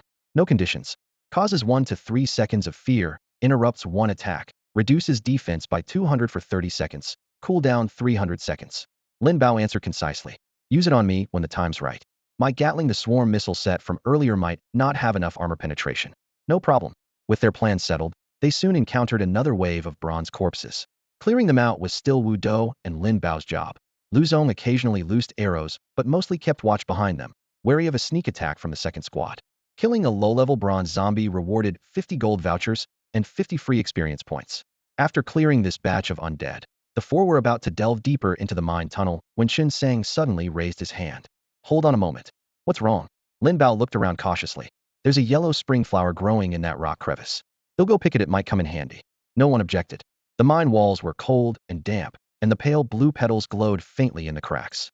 Wu Dou and Lin Bao raised their shields, while Lu Zong drew his bow, defending Qin Sang against any wandering zombies. Qin Sang moved skillfully, carefully plucking the flower and placing it into his medicine box. As a gourmet-class adventurer, specializing in classical cuisine, he was adept at handling ancient ingredients, on par with modern and future gastronomers. With the task complete, he nodded, and the team pressed onward. The deeper they went, the gloomier the tunnel became. Lin Bao gripped his heavy blade and whispered, "Something dangerous up ahead. We're probably facing a mini-boss. Stay alert." Tension mounting, they advanced cautiously. After several dozen meters, their path was blocked by a crudely stacked gray stone wall that looked freshly built. Wu Dou, this is your turn. Lin Bao stepped back, giving way. Wu Dou understood instantly. Gathering his energy, he slammed his fist down, shouting, "Earthquake wave." Boom boom boom. The rock wall trembled, dust billowed, and yellow shockwaves radiated out, blasting the wall into shattered rubble. As the debris fell, a wide, pitch-black chamber opened before them. In the next moment, a mass of gray shadows stirred the entire cave was filled with zombies. Ugh, sensing the presence of the living, they roared in unison and surged forward like a tidal wave. "Bio, bio, bio. Get back." Lin Bao bellowed, slamming his shield into a bronze zombie and slashing it back with his heavy sword. Wu Dou stood in the rear, continuously unleashing chi waves. Lu Zong drew his bow taut as a full moon, releasing a volley of arrows. Damage numbers flashed wildly. 440 for 140. Whoosh whoosh whoosh. 989, 989. The bronze zombies were quickly overwhelmed, but from the depths of the pile, pale-skinned creatures clad in broken armor began to emerge. Silver zombies, intermediate level, 2000, 2000. Immune. Wu Dou's chi wave detonated on the silver-gray chest armor, scattering light sparks but producing no damage numbers at all. Lu Zong's arrow hit for only 829 damage, over 100 less than it dealt to bronze zombies. Worse yet, the silver zombies multiplied rapidly, blocking the front lines and threatening to overwhelm the entire corpse tide. A howl erupted. Lin Bao suddenly howled to the sky as dark red beast patterns pulsed on his armor. The roar stunned the zombie horde, scattering them momentarily in confusion and forcing a retreat, but only for a few seconds. Soon, they howled again and charged forward. Earthquake wave. Wu Dou slammed the ground with all his might once more. Boom, boom, boom. Yellow shockwaves exploded continuously, blasting the front row zombies into the air, bones shattering everywhere. 900, 900, 900. System messages popped up relentlessly. Killed a low-level bronze zombie. 50 gold vouchers, 50 free experience. KO, bonus 50 gold vouchers, 50 free experience. Killed a silver zombie. 200 gold vouchers, 200 free experience. After 10 consecutive earthquake waves, the front lines of zombies were completely wiped out, each blast throwing 5 or 6 zombies flying as colorful pixelated KO letters floated across the screen. The Victory Gloves passive triggered, doubling rewards. The seismic wave damage was a splash-type area attack. Just as the swarm of corpses had their defense cut by 200 from Wolf Howl, the ground suddenly cracked open about half a person's depth, black blood splattering everywhere. The dense sea of undead instantly had a large chunk carved out of it. Wu Dou raised his hand, rapidly firing off focused energy waves, the sharp whistling of his fingertips slicing through the air non-stop. He casually pulled out a bone ash urn and gave it a gentle shake. A warm surge of 500 stamina flowed through his meridians before he slipped the urn back into his backpack. With the seismic wave's 120-second cooldown ticking down, veteran soldier Lin Bao stood resolutely at the front line, and the team's damage output rhythm never faltered. As soon as the cooldown ended, the second seismic wave crashed down, once again clearing a large area. Within just a few minutes, they had completely wiped out the corpse horde using this steady, lawn-mowing style. They reckoned at least 500 or 600 remained. This wave alone earned Wu Dou over 40,000 gold vouchers and a huge amount of experience. Meanwhile, the battle instinct meter on his HUD ticked upward. Battle instinct, grade E, 334,500 strengthened by kills to improve combat skills, sensory perception, and danger prediction. Though still a low level, Wudo already vaguely sensed a faint edge of heightened awareness. The only downside was that not a single item dropped from the pitch-black ground. This was normal in war-themed dungeons. Normal mobs had very low drop rates, but granted massive experience, so leveling was fast. After a quick regroup, Chen also gathered some yellow springs flowers from a corner, and the group pressed deeper into the mine tunnel. Soon enough, at the tunnel's end, a hulking zombie stood about 2 meters tall, its skin gleaming with a deep yellow sheen like it was oiled, eyes dull gray, expression vacant, standing before a golden chest. Golden Zombie Elite 40, 00040, 000 HP. Wudo's face changed slightly. The second act boss is already this intense? Only 40,000 HP. Lin Bao and the others weren't surprised. The veteran said gravely, "This one has high defense. Can you two manage the damage output? Armor penetration is key. Without piercing, 1 defense point negates 4 points of damage." Lu Zong cut in, "My gear has 200 armor penetration built in, plus another 100 from skills I didn't use earlier. That's why we lost 160 damage against the silver zombie. Just now they had 240 defense. Even with the golden zombie, defense has a cap. I can break through, but I recommend you two take the main DPS role. Huang Do is more efficient. I'll lend him my gear, so with your wolf howl and my skills combined, ITLL be much more stable." With that, he took off an inconspicuous black ring from his left index finger and handed it to Wudo. Killing Ring Act 2 Legendary Gold Quality. 500 health, 500 stamina, 100 armor penetration. Blood Frenzy. Restores 50 health and 50 stamina per unit killed. Wudo put on the ring with a grin. "Your friendship really is unbreakable." Chen Sang looked gratefully at Lu Zong. The latter scratched his head and smiled sheepishly. "Between brothers, it's all natural." Then he added, "But my skill only lasts 10 seconds and has a long cooldown. You'll have to maximize your output during that window." "How long?" 10 minutes. "Silver skill? That's..." "No, it's self-awakened," Lu Zong said with a complicated tone. Both Wu Do and Lin Bao, as cage fighters, were highly sensitive to awakened skills and were startled. Lin Bao exclaimed, "The probability is so low you actually got one? I've ranked my battle instinct from F to A and never awakened anything." Lu Zong gave a bitter laugh. "It's not a strong skill, just barely usable. No luck here." Wu Do did a quick tally. Gloves give 50 armor pen, ring 100, borrow Zongzi's 100, plus your wolf howl lowering defense by 200, that's 450 defense effectively ignored. "We can definitely break through." To be safe, he handed his demon pocket watch to Lu Zong. "Use this if needed." The demon pocket watch can refresh a skill once, effectively extending the armor pen duration to 20 seconds. Lu Zong looked surprised as he took the watch. "No problem." Lin Bao raised his axe. "Should I strike now?" "Wait, let me level up my Gatling first." "Isn't your skill maxed already?" Lu Zong looked baffled. Chen Sang glanced at Wu Do with a complex expression, whispering, "He only joined the trial for the first time 2 weeks ago." Lu Zong was momentarily speechless.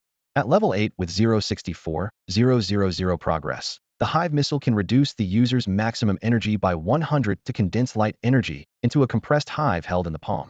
This hive stores up to 100 light energy missiles, each costing 8 energy to create in advance. The missiles can strike a designated area within 100 meters, dealing skill damage equal to 16 plus 0.98 times strength times 0.02. This is the exclusive upgrade of King Bobo. Hive storage capacity 100, attack speed 20, light energy damage 3, light energy damage 4, hive storage capacity 500, attack speed 60, light energy damage 7, hive storage capacity 800, with random unlocks at levels 9 and 10. Wu Do, now holding nearly 50,000 experience points, didn't hesitate to spend 32,000 to instantly raise the Hive missile to level 8 and unlock the new effect Hive storage capacity 800. The Hive, which originally held only 100 light energy missiles, was terrifyingly expanded to 1,500, essentially turning into a magazine of 1,500 like a super Gatling gun. "Just a moment longer," he called out, immediately diving back into reloading. Energy drained rapidly. 8 like water pouring out of a broken dam. He downed potion after potion while compressing the light energy into the tiny hive in his palm. Occasionally, he'd shake a small vial to check that he still had enough potions. After over an hour, the hive's capacity finally reached 1,500 out of 1,500. He exhaled in relief. "All right, I'm ready." Supporting his left hand with his right, the palm-held hive faced the lone golden corpse in the distance. Lin Bao understood immediately, raising his shield and charging in front of the monster. The scraping sound of his metal shield against the ground drew the golden corpse's attention. Ugh! The golden corpse roared deeply, its heavy steps smashing stones as it lunged at Lin Bao. "Ewo!" Just as they were about to clash, Lin Bao howled toward the sky. triggering a fear effect that froze the monster in place. It staggered, then tried to retreat. Fire. Lu Zong fired an arrow from afar, signaling Wu Do at the same time. With 350 defense, the Golden Corpse was fully penetrable by the Wu Do and Lin Bao combo, but out of caution, Lu Zong applied his Mind Union at max level buff to Wu Do, granting 100 ranged attack armor penetration, sending Wu Do's total armor penetration soaring to 450. In the next instant, countless golden missiles swarmed from Wu Do's palm like a dawn rain, pounding relentlessly at the Golden Corpse's back. 33, 33, 33, 33, 33 crimson damage numbers crowded the monster's head, so many it was hard to distinguish each one. Its health bar deflated rapidly, visibly dropping like a burst balloon. Ugh! The Golden Corpse turned around and bellowed, but ran straight into Lin Bao's shield wall. Bang! The heavy impact pushed the monster back a step. Before it could roar again, its health plummeted directly to 30,000. The golden rains kept falling without pause. In a furious roar, the ground beneath the Golden Corpse's feet suddenly bulged, and 4 silver corpses burst from underground. The Golden Corpse swung its withered giant palm at Lin Bao. Smack! Lin Bao raised his shield to block while his right hand's iron blade flashed with cold silver light, slicing horizontally. Guard counterbreak move. The Golden Corpse staggered backward from the blow. As the 4 silver corpses lunged forward, Lin Bao's blade flickered again. Get lost. With a flash of cold light, 132, 132, all 4 silver corpses fell to the ground, pinned down by the accompanying knockdown effect. Behind them, Lu Zong steadily continued firing arrows, his shots whizzing through the air. Mind Union maxed. Ranged attack, 100 armor penetration. While shooting, he refreshed his skills with the Demon Pocket Watch and applied the buff to Wu Do once more. A golden light flickered over the corpse of the golden zombie, but unfortunately, its skill activation was too slow. Before it could strike, its health was completely drained by the relentless barrage of light energy missiles. With a heavy thud, the massive body collapsed, and the 4 silver zombies alongside it went down as well. Killed a high-level golden zombie. Double rewards for elite creatures. 8,000 gold vouchers, 8,000 free experience. As the system alert sounded, the golden zombie's body emitted a faint golden glow. Drop confirmed. The Hive had fired about 1,200 light energy missiles in roughly 13 seconds, nearly 100 per second, wiping out the zombies' 40,000 HP in one brutal burst. Honestly, this is the fastest I've ever taken down a boss. Lin Bao's face twitched in disbelief. Lu Zong chuckled. At least you have that wolf howl, so you've definitely teamed up with some strong players before. I don't even have that. I'm way worse off. A country bumpkin like me has never seen anything like this, and can only say, I'm scared. We have played together before, but this is still insane. Lin Bao shook his head with a sigh. Let's check the golden chest first, Wu Do said, drinking a blue potion. The 8 blue numbers kept popping up. Overhead the stamina drain was fast. Each 100 light energy missiles required 800 stamina, so 1,000 missiles cost 8,000 stamina. The output was impressive, but the refilling was exhausting. He opened the golden zombie's backpack and pulled out a single scroll shimmering gold. Golden Vajra golden skill. Permanently increases defense as the skill levels up. When activated, the defensive boost doubles and grants additional strength. Requires 99 constitution to learn. The system's buyback price for golden skills is 300,000, but Golden Vajra is worth much more. Wu Do knew from research that it had a strong reputation and broad usefulness among golden skills, but its use was restricted by King Bobo, and thus he couldn't learn it himself. Meanwhile, Lin Bao opened the golden chest early, skipping the 24-second countdown. Inside was only one arrow. Its shaft was dark silver, with black, white, and red feathers delicately refined. Sun Piercer Arrow Act II Golden Epic. 100 armor penetration, 50 flight, speed, 50 accuracy. Blazing Falcon breaks the sun. On hit, reduces the target's defense by 15 for 2 seconds. Lu Zong approached, astonished and delighted. He currently used a purple bow with white arrows. Purple bow 80 armor penetration, white arrows 20, totaling exactly 100. High-grade arrows were rare on the market, and green arrows from Act 2 only exceeded white ones by 20 armor penetration. Due to limited supply and high prices, most hunters still used white arrows. Here, take it. Lin Bao handed the Sun Piercer arrow to the gleaming-eyed Lu Zong. What about you, Huang Do? Lu Zong didn't celebrate yet, but looked to Wu Do. The loot priority belonged to Wu Do as the dungeon leader. Wu Do waved it off. I don't mind. Let's split it like this. Slaughter ring for me. Golden scroll to Lin Bao. And you take the Sun Piercer arrow. Everyone gets what they need. Golden items with armor penetration were uncommon. Though not as rare as the Sun Piercer arrow, the slaughter ring was definitely no slouch. No objections. Lin Bao smiled brightly, already learning Golden Vajra. Not bad. Thanks. Lu Zong returned the demonic pocket watch to Wu Do and carefully stored the Sun Piercer arrow. The ghost arrow quiver was 0-20. When an arrow was bound, It would automatically refill the quiver at a set rate. Sun Piercer arrow refilled at 1 arrow per 5 seconds.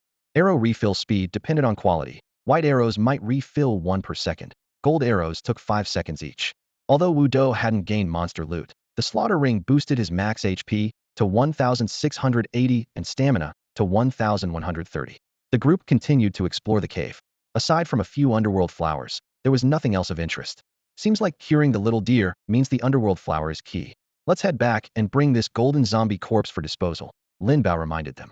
There's an Act 2 mob that controls corpses in this dungeon, so to be safe, we must handle the boss body properly. Alright, everyone agreed without hesitation. Lin Bao hoisted up the golden zombie's body, and the four of them made their way back to the village. Oh wow, that looks terrifying. Zombies in the mine are really that big. Where on earth did these zombies come from? There's nothing like this in our village. Hearing the noise, the villagers gradually gathered outside the grass hut. They looked at the corpse covered in golden patches and nearly half a head taller than a normal person, and each of them gasped in shock. Inside the hut, the village elder with long white hair and beard paced anxiously, his face full of worry. Did you find anything in the mine? No. Chun Sang shook his head and pulled out a grayish-yellow flower from his pocket. Just this flower. Ah, could it be the Huangquan flower? The elder froze for a moment. You've seen it before? A spark lit up in Chun Sang's eyes. So it really is. The elder hesitated briefly and then lowered his voice. A palace doctor once came to our village and stayed only a few days before fleeing with his wife and child. Before he left behind a prescription. He said it could save anyone bitten by those mine zombies. But most of us here can't read well, and we don't recognize many of the herbs. Perfect, I know these herbs. Where's the prescription? Let me see. Maybe I can make the remedy. Chun Sang's eyes shone brightly. It's at my home. He'll go get it now. But the doctor's writing is so hard to read that even this old man can't make out everything. Don't get your hopes up. With that, the elder hurried off and soon returned holding a crumpled, purple-tinged piece of old paper bearing the words Soul Calming Soup. The paper was yellowed and torn at the edges, as fragile as if it could crumble with a touch. Chun Sang took it and examined it carefully, then grinned confidently. No problem, leave it to me. Using a makeshift stove borrowed from the villagers, he busied himself preparing the medicine-gathering wood, lighting the fire, measuring herbs, and adding ingredients. The firelight made sweat bead on his forehead, but his gaze never wavered. While he worked, Wu Do and two others dragged the golden corpse to an open space and burned it to ashes. Afterwards, they explored near the village. To the west was the mine they had come from. To the north, thick mist shrouded the mountains so dense that you couldn't see your hand in front of your face. To the east flowed a narrow river, and to the south was a winding mountain path, the very one the old man had mentioned. For now, heading south seemed the only option. Besides the unconscious Xiao Lu, there was no one else to ask, so maybe she could provide some clues. As the sun dipped westward, the aroma of herbs filled the grass hut. Chun Sang carefully held a bowl of the freshly brewed soul-calming soup, cooled it, and fed it to Xiao Lu. After a short while, the girl's once bluish face slowly regained color, with only faint dark marks remaining. Cough, cough. Xiao Lu blinked groggily, seeing the figures around her, and asked timidly, I am not dead? They saved you, the elder comforted. Xiao Lu turned to look at Wu Do and the others, her expression a mix of surprise and confusion. Thank you. May I ask who you are? We are shipwreck survivors, Chun Sang spoke up. We're searching for a young woman named Kong Lan, who is trapped in some kind of prison. Have you heard of her? Kong Lan. Xiao Lu shook her head. No, I haven't.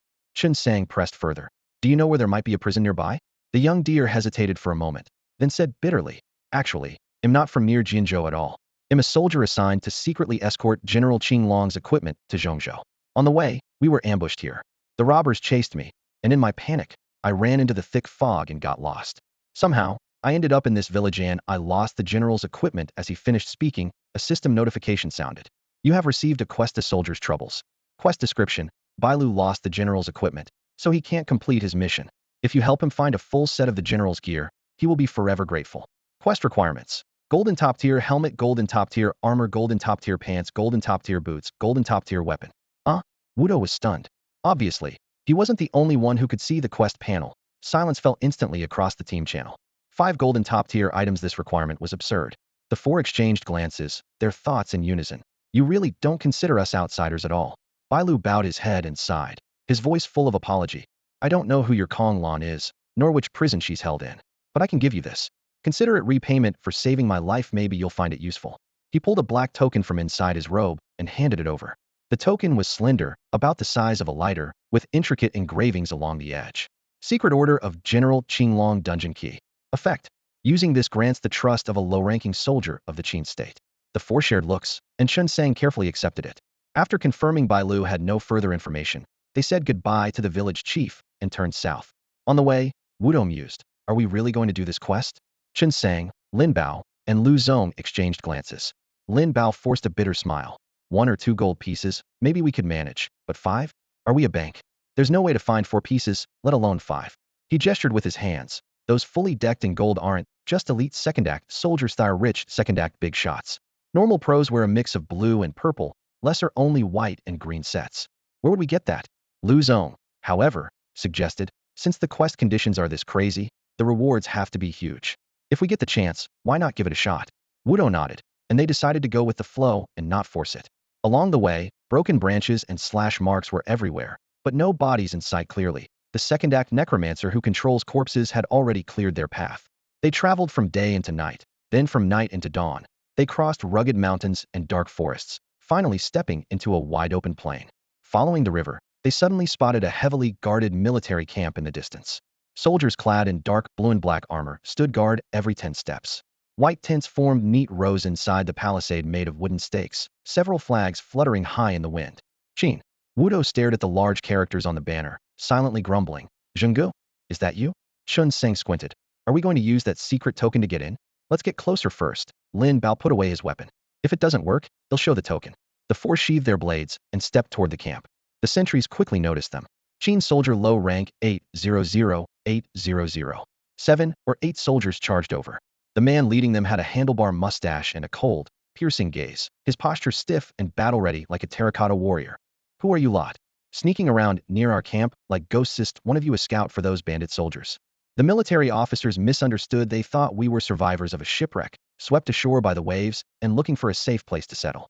Chun Sang started to explain, but Lin Bao quickly cut in, speaking fast. We're new here and unfamiliar with the rules. Please, generals, show some understanding. The two exchanged a subtle glance. What they really came for was to find someone. But who held that person was still uncertain. Revealing too much would only cause trouble. A shipwreck? The lead terracotta warrior snorted sharply, metal armor clanking against his chest. These are dangerous times. You'll have to bear with us. Men sized them. Before the words had even left his mouth, soldiers swarmed forward. Wu Do and the others surrendered without resistance. Lin Bao still held the secret order from General Qing Long hidden on him, but he didn't reveal if the moment wasn't right yet. As they were escorted along, fine rain was driven sideways by the night wind. The campfire cast deep red silhouettes flickering on the damp ground. The group finally stopped in front of a military camp, where a black banner with a gold shoe character hung across the gate. Soldiers pushed them into a rough tent, where a gruff voice spoke from within. The voice belonged to a broad-shouldered, burly middle-aged man with skin tough as bronze and arms bare outside his armor. A wooden plaque beside him showed his rank. Commander Intermediate 4000. He clearly wasn't surprised by shipwreck survivors, asked a few routine questions, then tilted his chin and ordered, "Take them to the temporary tent. Don't let them run." Wu Do's group was shoved before a larger tent. The soldier holding them aside pulled back the curtain and said casually, "Go in. There are a few other shipwreck survivors inside you might know." Inside, the atmosphere was heavier than the night outside. On either side sat 4 people, a pair of men and women on each side like 2 drawn bowstrings facing off, their eyes radiating deadly intent. Wu Do's group arrived, and all 12 pairs of eyes narrowed simultaneously. The hard expressions softened slightly, but only into cautious alertness, not friendliness. The soldier shut the curtain behind them with a final warning, "Stay put and don't cause trouble." General Chu isn't one to kill without cause. As the tent flap closed, 12 eyes darted minutely, each blink weighing like a sharpened blade. The silent tension was suffocating. The only ones who seemed out of place were Wu Do, Huang Do, and Nuam. Their calm demeanor stood in stark contrast to the freezing hostility around them. On the left side, a long-haired girl finally broke the silence with a slight frown. "Are we all here for the same mission?" Her question stopped the room's breathless quiet. Everyone knew the unspoken rule: each team's goal was to rescue one person. It was well understood in their circle. If you wanted to be a good guy, you had to have real skill. Otherwise, don't even try. Since all targets aligned, what came next would be a test of each one's methods. Wu Do and the others took a corner seat. Lin Bao lowered his voice to Huang Do. The pale kid on the left, barely alive on the ground, that's almost certainly Heir Mu, the corpse controller. And the strongest talent on the right side must be the youngest heir, Muth, naive-looking girl. Remember, if things go sideways, strike first. Those born with powerful Heir Mu abilities usually advanced fast and stayed young. The girl on the right looked really youthful. She kept her head down and idly poked at the mud with a wooden stick. acting as if this tense situation was nothing more than a boring way to pass the time. Shinseng looked slightly puzzled. How do you know that sickly guy is a second carriage passenger who can control the dead? Heh. Lin Bao folded his arms and leaned against the wall, lowering his voice as if about to reveal some forbidden secret inside the sealed train car. Let me tell you a really scary story. Wu Do and the other two immediately focused on him. I once teamed up with a real rich guy. Lin Bao suddenly dropped a heavy bombshell. He was a passenger from a carriage starting with the number 2. Starting with 2. Their faces instantly turned grim. Shinseng could hardly believe it and blurted out, "You're not bluffing, right? You actually encountered a passenger from a carriage starting with 2 in the second carriage?"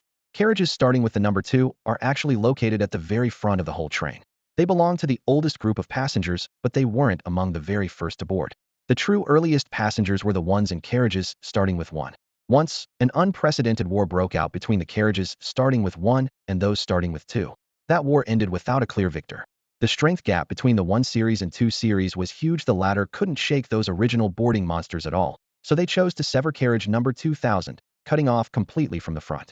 Since then, the 1 series carriages seemed wiped from time and space, never to reappear. As for the cause of the war, the 2 series passengers offered only one explanation. The people in the 1 series carriages had all gone mad. Whether this absurd and almost comical reason was true or not didn't really matter. Nowadays, the 2 series carriages hold the highest status in the train and possess the most terrifying power. Nobody dares challenge them. History is written by the victors. They can say whatever they want, but don't take it too seriously. Lin Bao knew well these people were no saints. As for the 4 series carriages that came later, according to the train's strict rules, each carriage can hold up to 5 million people. Once approached, a new carriage automatically attaches behind to exile the overflow population. The usual method is to exile a group from the lower-tier families to preserve the fighting strength of the upper tiers. Thus, as carriages go further back, the overall strength gap with the front widens, and resentment from the exiled breeds silently. When they're weak, they bite their tongues. Once strong enough, they'll definitely seek revenge.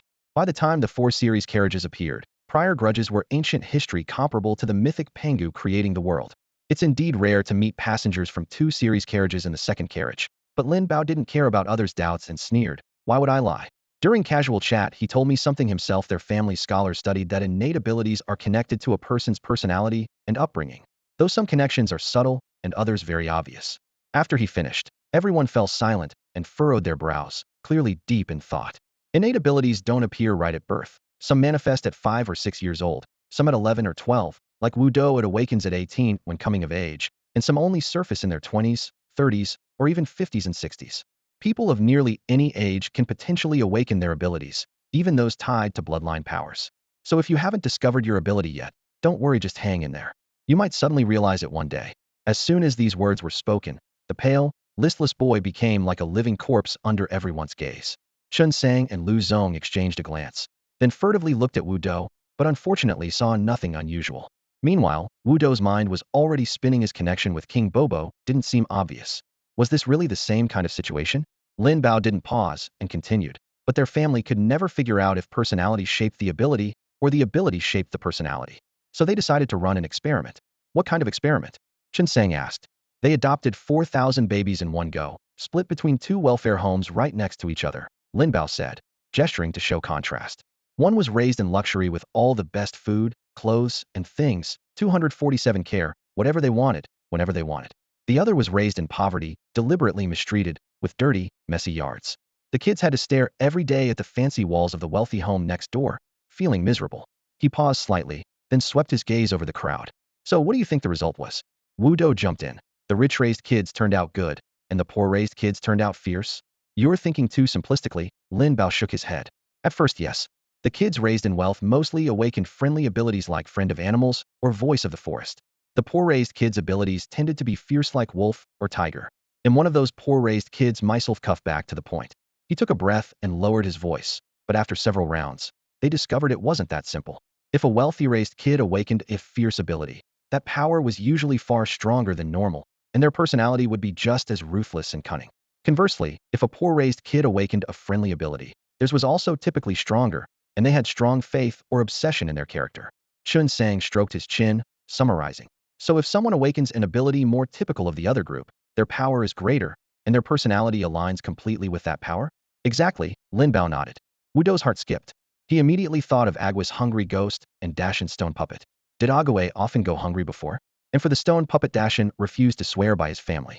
Could it be his desire to protect them gave rise to that ability? And then there was Xiong. The girl was loud and fierce like a bear. Maybe she really loved to fish. Lu Zong snapped back to reality and asked, and then? Lin Bao countered. So does that mean personality and upbringing determine the ability awakened? From what I hear now, yes, Lu Zong nodded. Right, Lin Bao shrugged. Their experimental data shows personality and environment very likely determine what kind of innate ability a person will awaken. But don't forget, none of those abilities included characters like dragon or god yet. So, in response to Lu Zong's thoughtful curiosity, Lin Bao continued along his line of thought. Their experiments eventually expanded further, focusing on children who were younger but born with exceptionally strong abilities. He leaned forward slightly, lowering his voice, yet speaking as clearly as a scalpel slicing through the night.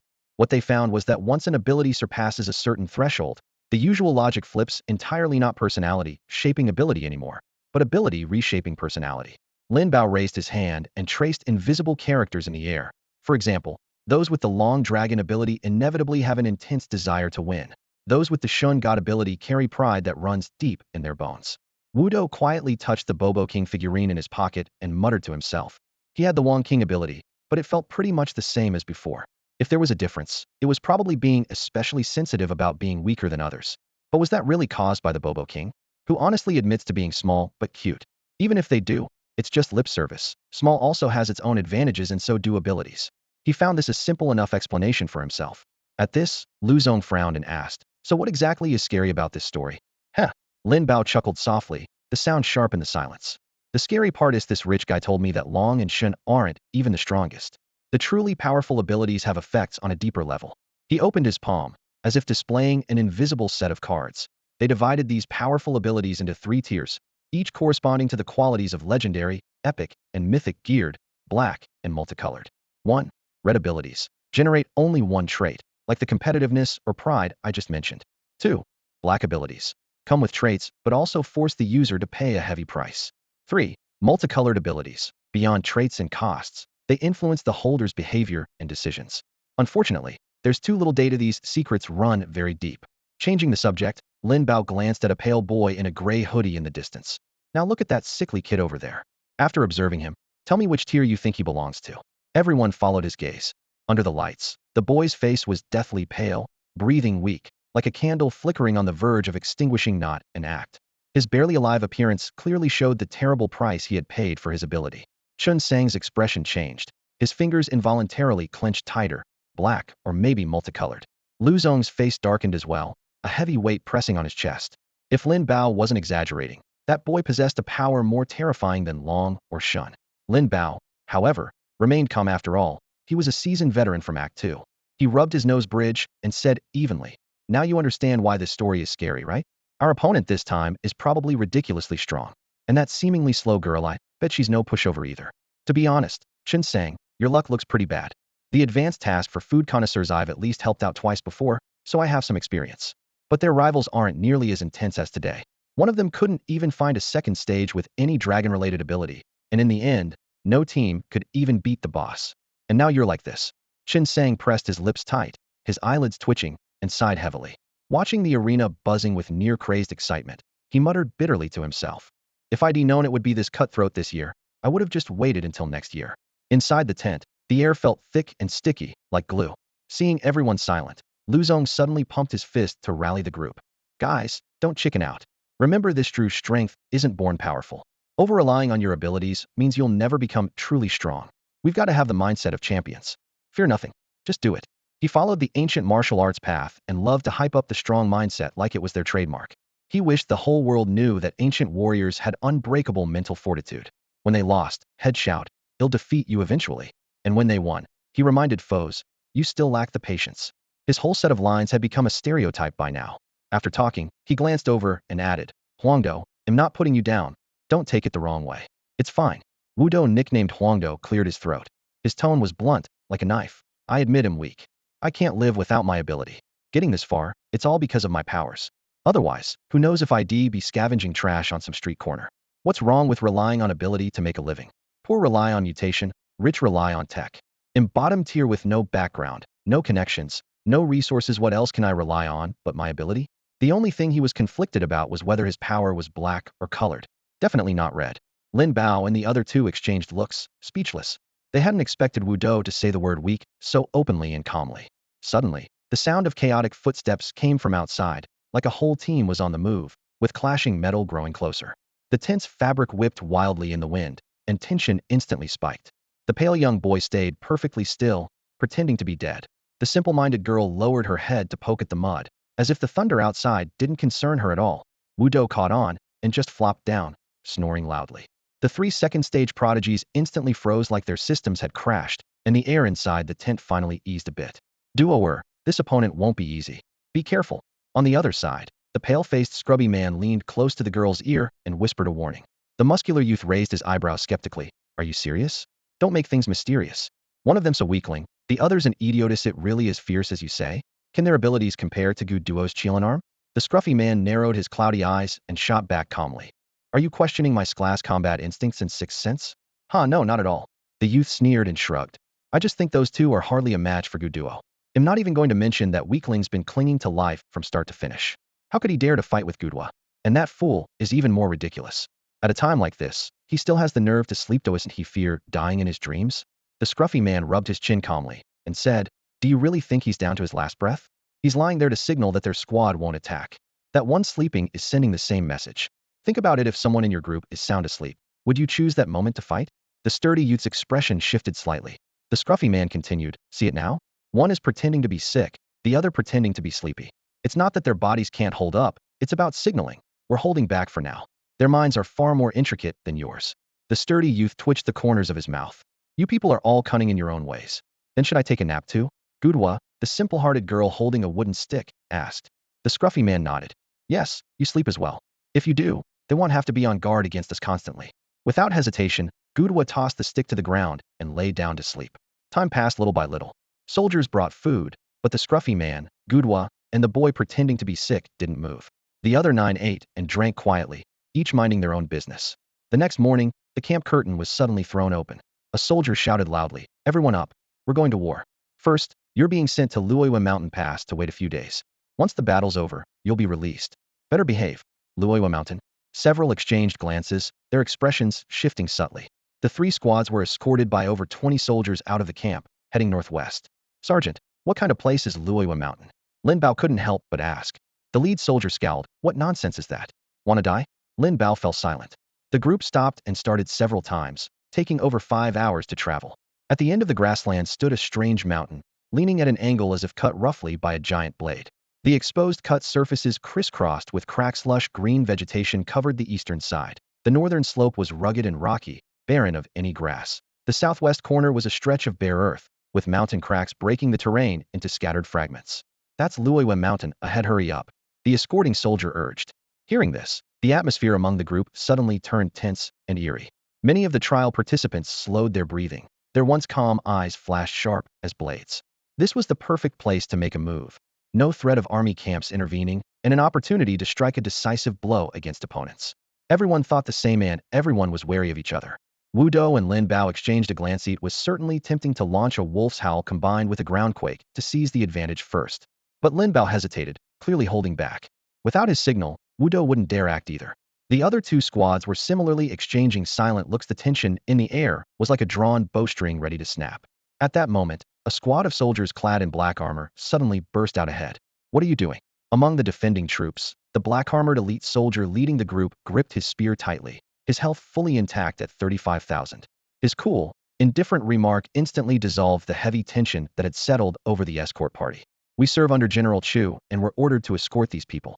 They are displaced civilians caught near the camp. The lead soldier reported respectfully, clasping his fists.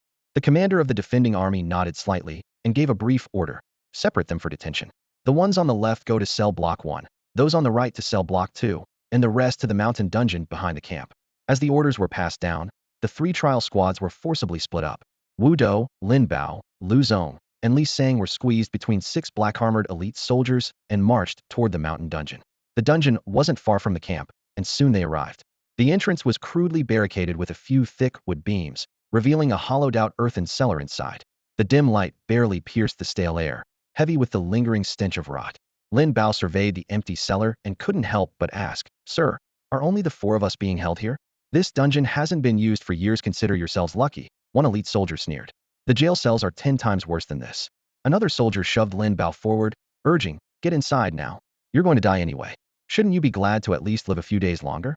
What do you mean by that? Lin Bao frowned. Enough talk, move. The soldier's impatience was growing. With a sigh, Lin Bao looked up just as Wu Dou suddenly stepped forward and let out a low growl, a earthquake wave. Knock back. His fist slammed the ground. Boom, boom, boom. 5 jagged shock waves erupted from the earth, striking simultaneously with numbers flashing. 900, 900, 900. The 6 elite soldiers were lifted off their feet all at once. In the cramped space, there was nowhere to dodge the attack. Before they could even land, Wu Dou unleashed another 5 successive earth waves. 900, 900, 900. The thunderous onslaught pounded the soldiers repeatedly, leaving them badly wounded, collapsing one by one. Whoosh, whoosh, whoosh. Lu Zong swiftly drew his bow, firing arrows that sliced through the air. Lin Bao drew his blade and shield, ready to fight back. Killing one black-armored elite soldier rewards 200 gold vouchers and 200 free experience. KO. An extra 200 gold vouchers and 200 free experience. In just moments, the 4 of them easily took down 6 black-armored elite soldiers. As the system's notification tone faded away, Wu Dou unfolded a folding map and compared their position. Lin Bao and Lu Zong also spread out their own copies. That woman named Kong Lan is most likely somewhere in this mountain, Lin Bao said, pointing at the densely layered contour lines on the map. But it seems there's more than one prison here. We still need to find the exact location. Lu Zong frowned. Charging straight in from the front? That's probably too much work. The front of Luoyue Mountain was guarded by countless patrols, sentries, elite soldiers, and mid to high level commanders, almost a post every step. The defenses were as tight as an iron bucket. Let's scout the back mountain first. Lin Bao folded the map. We've got 15 days. The mission can't expect us to just break through the front gate. Everyone agreed without objection. Just as the 4 left the dungeon, Lu Zong suddenly drew his bow. Whoosh. An arrow pierced through the air, and a sparrow fell to the ground. What are you doing? Lin Bao asked in surprise. Lu Zong explained. Think about that wild wolf. There's a high chance the second act will use animal corpses to keep an eye on us. Sounds crazy, but better safe than sorry. Lin Bao considered for a moment, then nodded. We clearly started at the same spot, but they didn't come to the village and went straight into the mountain. That's suspicious. That guy could really be scouting with corpses, just avoiding direct conflict for now. From now on, clear out all the small animals on our path. After reaching this consensus, the group continued up the mountain trail. It wasn't long before a low, black building loomed at the roadside like a dark rock. A group of bulky men bustled around the entrance, each busy with a clear task, one washing vegetables in a wooden basin, another chopping with a cleaver, and a few leaning against the wall dozing off. Cook soldiers low level 10001000. Whoosh. 1978 weak point. Lu Zong's arrow struck the nearest cook soldier squarely in the forehead. He collapsed backward in a pool of blood. The rest shouted, enemy attack. BU 525,525,525. Wu Dou raised his hand, unleashing a wave of psychic energy like continuous cannon blasts. The cook soldiers charged wildly, brandishing cleavers and spatulas, but arrows and psychic strikes cut them down one after another. Even their struggling sounds were drowned out by the skill effects.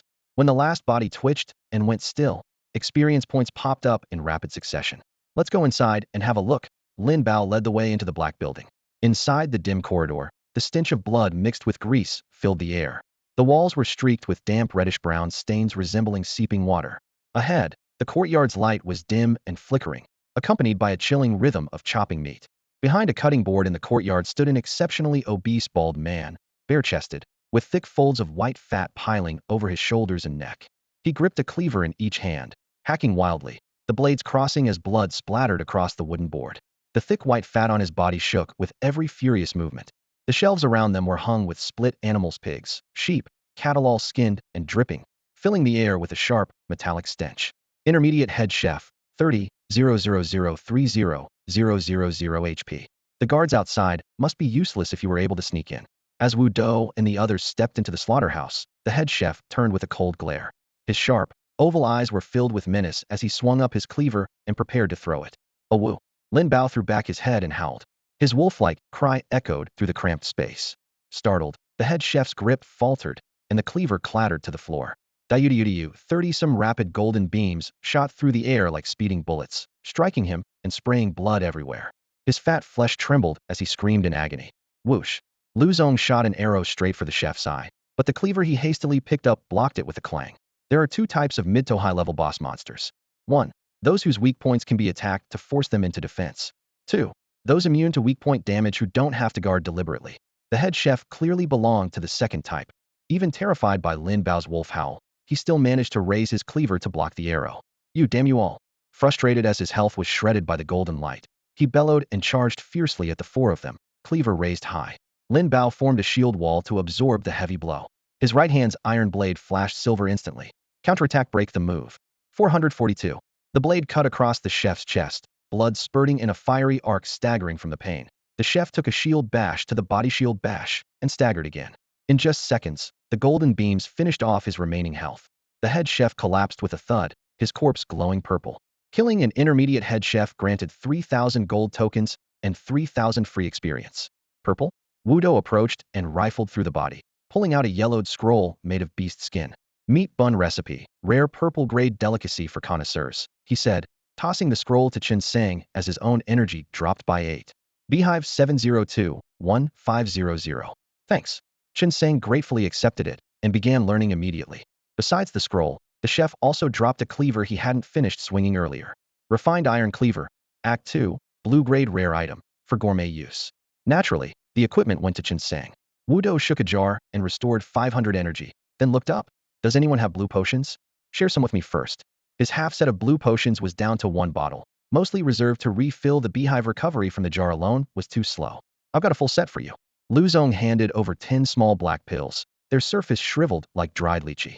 Energy pills, Act 2, blue-grade rare item. Restore 120 energy per minute for 10 minutes when taken. Wudo pocketed the pills and glanced at Lin Bao. How about you, Bao? Any blue potions left? I still have enough for now. I mean, since Zong already gave me his, don't you want to show some generosity? Hearing this, Lin Bao glared and said, You're trying to pin this on me? Every time I use Wolf Howl, I have to permanently lose 20 of my maximum energy. Plus, I need to save mana for shield defense, shield strike, and counterattack. Am not lacking in potions. The jar you have was exactly the one I was eyeing. Not borrowing it from you to shake a few times already shows him giving you face. Chen Sang saw the two arguing fiercely and quickly interrupted. Why don't you wait here for a bit? They'll check the kitchen for ingredients. Maybe I can make some meat buns for you. What do meat buns do? Wudo asked. They're purple-grade consumables from Act 2, Chen Sang explained, gesturing about chest high. They restore up to 160 energy points per minute for 10 minutes. The energy pills he's been taking are also made by me. But my specialization in making meat buns just reached level 5, so for now I can only manage 80 points of energy restoration per minute. Lin Bao weighed the pros and cons and asked, how long will it take? If there's already fermented dough, pretty quick. Then hurry up. We'll guard the door for you. Got it. Chen Sang dashed into the kitchen. Not long after, he peeked out and called, It's doable. Wu Do, Lin Bao, and Lu Zong stood guard at the entrance, chatting casually while staying alert. About 10 minutes later, suddenly a firework streaked across the distance, exploding into a dark plume halfway up the sky. A signal flare? The three looked up in unison. Lu Zong whispered, Could it be that Act 2 enemy, who controls the undead? Planning to attack you mountain with a corpse army? Signal flares near a military camp usually mean an enemy assault. Lin Bao frowned. That's crazy, right? He's just one Act 2 player. Can he really take on an entire Act 2 dungeon garrison by himself? What if he can? Wu Do shrugged. If that happens, we might as well surrender. If his talent's really that good, we can't beat him. Better to join him. Who cares about the shame? Lu Zong smiled bitterly. True. But if we surrender, will he accept us? Will he trust us? Wu Do thought for a moment. Simple kill. Chen Sang. The foodie's dead. He won't fear us stealing quests. As the three planned their next move, faint noises came from the dungeon direction. Lin Bao's nerves tensed, and he shouted, Who's there? Before finishing, he raised his shield and stepped forward, while Wu Do and Lu Zong backed up behind it, ready for battle. Whoosh! A gleam of cold light flashed as a frost arrow shot fiercely from the woods. Lu Zong almost reflexively drew his bow and fired a sun-piercing arrow, aiming to intercept. The muscle memory of a trained martial artist kicked in instantly, making his reaction more than twice as fast as a normal person's. Crack! The two arrows collided. The frost arrow was slightly deflected but still embedded itself in the ground with residual force. From this alone, they could tell the attacker's class, a muscular hunter specializing in the power bow. Just as Lin Bao raised his shield to block again, a low, scornful laugh echoed from the woods. Nice muscle memory, but useless. Before the words finished, a crimson figure leapt from above and landed on a tree branch. Bathed in moonlight, Wu Do and the others clearly saw the Nakamura burly, strong young man with thick eyebrows and big eyes, dressed in red. His right hand gripped a bronze-colored great bow. His left clutched a jet-black long arrow. He looked down arrogantly, as if the entire forest were his personal shooting range. Above his head floated two black characters, Divine Marquis. The divine character marked his ability. Lin Bao and Lu Zong's expressions shifted slightly. It was Wu Dou's first time witnessing a true divine ability. How about a little game? The young man in red stood on a half-collapsed wall about half a story high, casually twirling an arrow between his fingers like a pencil. His tone was light, but carried an unshakable confidence. If your arrow can block the next shot I fire, well, just turn around and leave. But if it doesn't, then it'll be your turn to walk away. No sooner had he spoken than three semi-transparent figures appeared beneath him. A female boxer, a veteran soldier, and a gourmet holding a grilled fish rack. They were his projected companions, proof of the divine power he wielded. Lin Bao lowered his voice. Zongzi, what do you say? Lu Zong didn't answer immediately, instead turning to look at Wu Dou. Wu Dou shrugged. I don't mind. He'll respect your call. Lu Zong's fingers tightened slightly on his bowstring, hesitation still written on his face. Lin Bao patted his shoulder. If it gets too stressful, we can always switch places. No pressure. But he's got divine power, how am I supposed to win? Lu Zong's eyes widened as he hissed. Lin Bao raised an eyebrow, amused as if hearing a joke. So what if he's divine? That's exactly why you should say yes. If he wasn't, we wouldn't even bother competing. Lu Zong was stunned. Why? Think about it, he's a top-tier deity in Act 2. And us? To be blunt, we're nothing more than roadside trash, not even fit to be dung. Losing to him is expected, no shame in that. But if he loses to us? That's a lifetime disgrace for him. Lin Bao laughed wryly. Opportunities like this to make a name for yourself don't come around often. If you win, you could hang up a plaque saying defeated a divine hunter. How cool would that be? Lu Zong hesitated. But what if I lose? Losing's okay too. Lin Bao waved a hand casually, his face calm. If we lose, we just pull a fast one. If he thinks we're cheats, he'll be furious and reckless. That's when we have the advantage. The veteran soldier, hardened by countless battles in Act 2, perfectly embodied shamelessness, and Wu Dou quietly nodded to himself. He still had room to improve in that regard. After a few seconds' silence, Lu Zong gritted his teeth. Okay, he'll take the challenge. Lin Bao instantly perked up and shouted across, hey, what's the exact deal? The young man in red lowered his head, a cold sneer playing on his lips. Out of your depth. He pointed an arrow. See that red string holding the ham hanging there? I'm only shooting at that. If I hit it, I win. If I miss, you win. Whether you can intercept my arrow midair is your skill challenge. At their side, a bamboo pole like a makeshift clothes rack held a whole pork leg dangling lightly in the breeze, tied with a thin red string. Lu Zong's gaze sharpened. He drew his bowstring, which hummed in a deep vibration. Bring it on. When it comes to archery, I'm not afraid of you. Good, got guts. The youth in red bared his teeth in a grin, about to raise his bow when Wu Dou suddenly raised a hand. Wait a moment. The young man raised an eyebrow. Still more questions? I'm adding some attributes to his gear. Wu Dou replied calmly. Hurry up. The opponent sneered, clearly dismissing this kind of outside help. Lu Zong whispered, what are you going to give me? I don't have gear. Wu Dou leaned in and whispered a few words into his ear. But I know how to win. Lu Zong's eyes widened in shock after hearing it. Can this work? What can't work? Wu Dou raised an eyebrow. But the rules don't say that this. Ready yet? Hearing the red-clad youth's urging, Lu Zong glanced at Wu Dou, silently sighing in his heart, then spat out. Let's do this. The youth in red knocked an arrow on his bowstring, pulling it back slowly but with immense pressure. As the bowstring drew taut, wisps of red mist seeped from his body, as if alive, being swallowed by the arrowhead, which was instantly enveloped in a glowing red aura. The blazing red light seemed ready to tear the air apart, casting a crimson glow even on the leaves around. Come. Lu Zong took a deep breath, his face calm, but his brow furrowed. His fingertips gripped his bowstring tightly. Get ready. 3, 2, 1. At the word 1, the red-clad youth released his arrow. The shaft shot forward like a streak of red light, aiming straight for the red rope tied to the pig's leg. Almost simultaneously, Lu Zong's wrist twitched sharply, causing his bow to swing sideways away from the red youth. His sun-chasing arrow tore through the air ahead, shattering the silence. From afar, the red-clad youth caught a flash of cold light in his peripheral vision, and his expression changed instantly. Distance decided everything. Lu Zong's arrow flew one step closer. With a sharp shing, it severed the red rope. The flaming arrow skimmed over the ground, digging deep into the earth, churning up scorched dirt. The next moment, the pig's leg smacked to the ground, dust rising in a cloud. I win. Damn it, I win. Lu Zong raised his bow and laughed wildly. Your arrow didn't hit the red rope. The rules are clear, I win. I told you, with my method, victory was guaranteed. Lin Bao slapped his thigh and cheered loudly. Well done. You guys. Shen Ho gritted his teeth, veins bulging on his forehead. The veteran soldiers under him growled. They're playing you for a fool. Shen Ho. Lin Bao shot back. Hey, you're not going to cheat, are you? The rule is you only win if you hit the red rope. Your arrow missed, so we win. Can't stand losing. The veteran's face darkened. Do it again. This one doesn't count. Sneaky tricks aren't skill. Bah. You guys used your innate powers, and I said nothing. Now you call us cheats?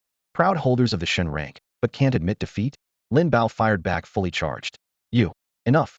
The red-clad youth cut in coldly, his eyes cold as they swept over Wu Do and the others. Don't let me see you again. With that, he leapt from the branch, his figure vanishing into the forest. The three remaining veterans exchanged glances and silently followed.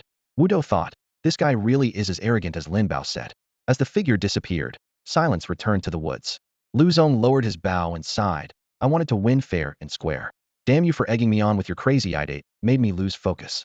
Get lost. I didn't force you to use it. Wu Do rolled his eyes. Once the area cleared, no further incidents occurred. Within half an hour, Chen Sang steamed 3 large baskets of meat buns. Lifting the bamboo lids, warm steam rose from the plump, white buns, their thin skin soft and fluffy, each perfectly crafted like precision machinery consistent in size and pleats down to the smallest detail. Meat bun stage 2 rare green quality. Effect. Restores 80 stamina points per minute for 10 minutes after consumption. Gazing at the stacked baskets, Wu Do clicked his tongue in amazement. I haven't really studied life skills before these buns made from common ingredients. Medicine in the carriage isn't cheap and the demand is huge. Just these 3 baskets alone are worth a pretty penny. He roughly calculated. The amount restored per minute times 10 equals the medicine's price, with some slight fluctuation at times. In other words, one of these meat buns is worth 800. Ordinary food really can be made from normal materials. Chen Sang explained, as culinary experts, we prepare many foods, but each one consumes liberate experience points. A single bun costs me 80 liberate experience. Making 60 buns has nearly drained 5,000 experience points. You know, it's not easy to earn liberate experience through life skills. It's not like we can just do it whenever we want. After finishing, he added, there's one more way life skills can gain liberate experience working a job. The Sky Eye system grants hourly or daily experience based on the number of scenes completed, skill quantity and levels, and job difficulty. Sounds convenient, but it's actually tough, just a different kind of busy compared to trial professions. Wu Do caught on and nodded, taking 40 buns from the basket and handing 20 over to Lin Bao. The 4 of them left the kitchen and continued ascending the mountain. Halfway up the mountain, a flat area looked as if a giant had sliced off half of it. The cliff face was sharp and neat, the ground solid and level, surrounded by lush trees and grass. A few steps ahead, a soldier in black armor was slumped over a wooden table, snoring loudly. Behind him, a stone door was tightly sealed into the mountainside. Unnamed soldier, low level 800800. Lu Zong stared at the health bar above the soldier's head, eyes narrowing with suspicion. Guards and soldiers usually had proper identity labels. This unnamed soldier felt suspicious. He'll go ask. Lin Bao raised his shield and stepped forward, nudging the sleeping soldier. Hey, buddy, time to wake up. Hey, ugh. The unnamed soldier blinked groggily, scanning the surroundings. When he saw Wu Do and the others, his expression abruptly changed. He grabbed his spear and demanded, who are you? Where's this place? This is the granary on Mount Luoyue. Granary? The soldier bristled, raising his voice as he leveled his spear. Who exactly are you? If you don't answer, I won't hold back. The 3 exchanged glances, their thoughts turning to the secret orders. Lin Bao pulled out a token from his backpack. Do you recognize this? Ah, that's the General's secret order? The soldier's face changed dramatically. You're with General Qinglong? That's right. Lin Bao nodded firmly. Now you're ordered to open the granary.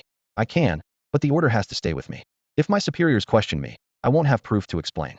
Lin Bao looked to Wu Do and Lu Zong, who nodded approval. He handed over the token.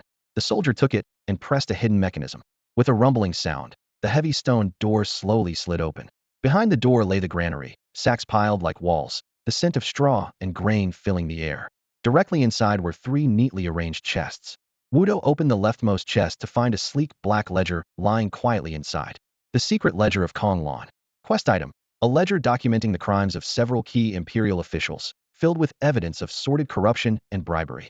On the other side, Lin Bao opened the remaining 2 chests and withdrew 2 auxiliary items. Poison dart.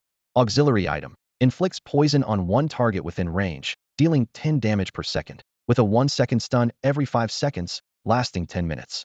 Lotus Lantern. Auxiliary item. When lit, heals all allies within 5 meters by 30 HP per second for 30 seconds. Durability. 23. The Inchlong, glossy black dart, and the ancient jade green lotus lantern gleamed in Lin Bao's palm. As the 3 debated how to divide the items, an angry shout cut through the air outside. Why have you opened the granary door? General, they are trusted by General Qinglong and opened it themselves, the unnamed soldier stammered, showing the secret orders. General? Wu Do and the others instantly tensed. An enraged roar followed from outside. Foolishness. How could General Qinglong interfere with our Mount Luoyue? You rats in there. I don't care whose orders you carry, come out and face death at once. Are we going out? Chen Sang asked hesitantly. Lin Bao sighed. If we don't go out, do you expect to just wait here to die? With that, he raised his shield and was the first to step out of the granary. Wu Dou, Lu Zong, and Chen Sang followed closely behind. As soon as they stepped out, they saw the towering figure standing next to the nameless Sulujera, massive man with muscles wrapped in bronze armor, his face twisted like a beast unleashed from iron chains. His thick hair fell over broad shoulders, his dark skin gleamed oily under the sun, and in his right hand, he wielded a large golden-handled blade, its cold light sharp enough to blind. General Boss, 80,000 out of 80,000 health. What the hell? The boss appears this early? The four exchanged alarmed glances, thoughts racing. In this trial, boss enemies come in only two types: final bosses and hidden bosses. They are the strongest creatures here. Other elites just have tags like advanced. There should be at most 2 bosses per trial, usually only showing up near the end. And now this one's charging out unexpectedly, catching them completely off guard. The nameless soldier lowered his head and whispered a warning. General, they are. Flash. 799. The big blade flashed cold as the nameless soldier was cleaved and sent flying. The muscular giant shook off the blood on his blade coldly. You're smart to come out and die. Saves me the trouble of soiling my provisions with your dirty blood. He raised his blade and charged straight toward Lin Bao. Wu Dou noticed something odd. The nameless soldier still had 1 drop of blood left. Nameless soldier, low level, 1800 health, death countdown, 29 minutes, 57 seconds. In other words, if they could kill this general within 30 minutes, they could still save him. The muscular giant stepped forward, then suddenly leapt into the air. His downward slash was powerful and heavy, the dust swirling like a dark storm blotting out the sky. His speed was too fast to react. Ayu! Lin Bao was alert and immediately unleashed a wolf howl. Golden light exploded on the giant's invincible body. He ignored the fear, but the wolf howl's defense reduction still worked. Whoosh. 709. Lu Zong's arrow hit exactly, and his mind instantly calculated. Purple bow adds 80 armor penetration, sun-piercing arrow adds 100, wolf howl reduces defense by 200, total armor penetration 380. Damage dealt was 989 with 280 blocked, meaning the target still had 70 defense active, 380, 70, 450. If Wu Dou got 1 more skill buff, he could completely break through the defense.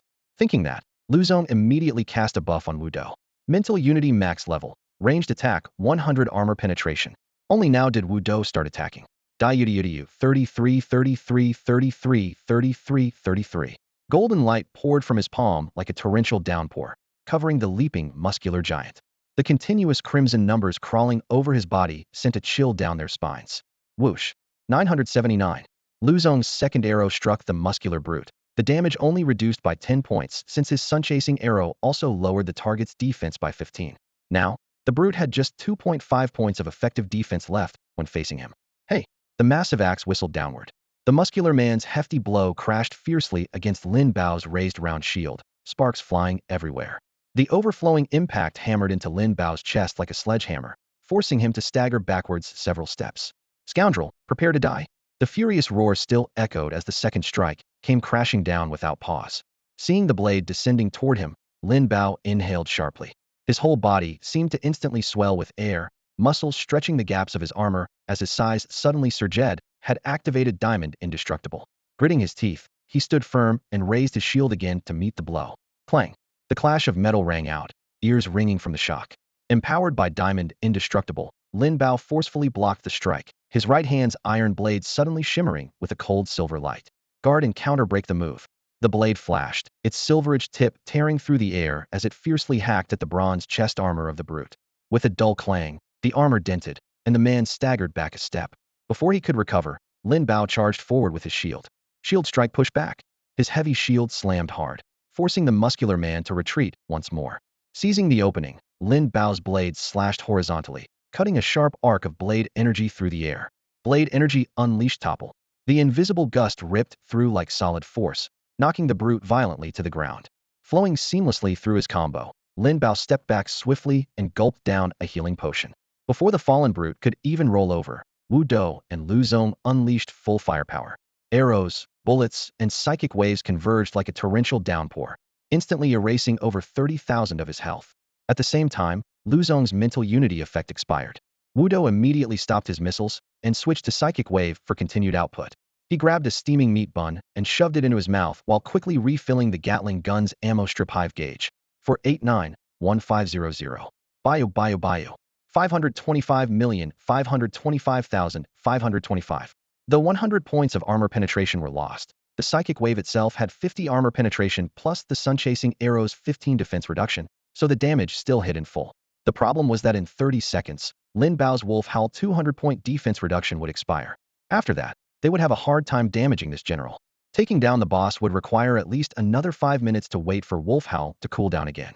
Whether Lin Bao could hold out that long was uncertain, and Wu Dou noticed his Gatling bullets were running low.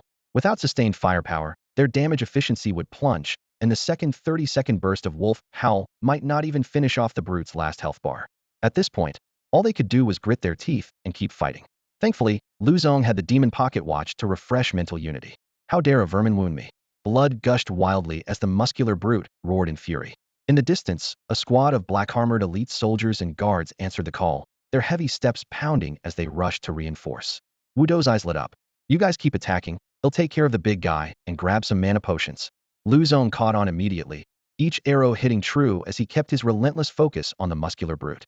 Bio. 1050 weak, point 525. Meanwhile, Wu Dou swept his psychic wave like a scythe, cutting through that group of guards and black-armored elites. As the hive gauge quickly refilled, he was also burning through his own stamina, using his psychic wave to output against those reinforcements while furiously reloading the hive, draining himself in the process. The 800 health greatsword guard couldn't withstand even 2 of his psychic waves. The black-armored elite soldiers around him were also easily taken out within close range.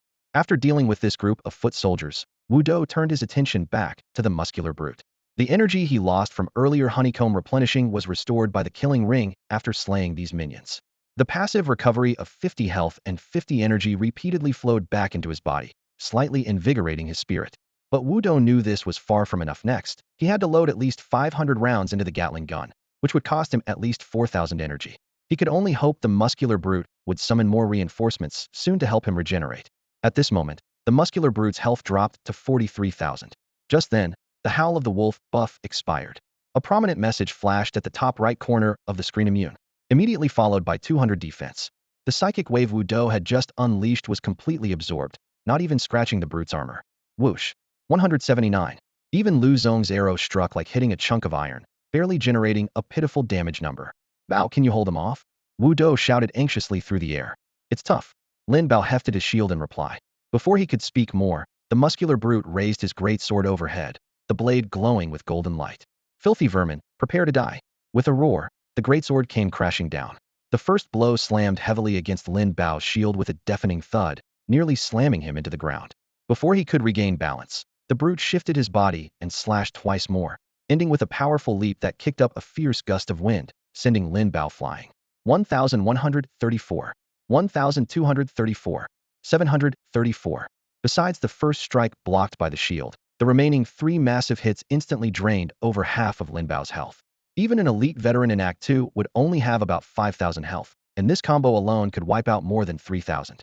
Lin Bao himself only had around 3,600 HP, leaving just a few hundred points remaining. Damn, he glanced at the muscular brute with lingering fear, pain still stabbing in his chest. Staggering backward, he reached for his backpack to grab a poison dart in preparation to fight back. But the next second, a pitch-black object streaked past and slammed heavily into the ground nearby. Without hesitation, Wu Dou pulled out the demon horn from his bag and activated it. Dark horn hit the ground as black mist swirled around. In the blink of an eye, a towering, 2-meter-tall demon with red skin wrapped in sinew emerged from the mist.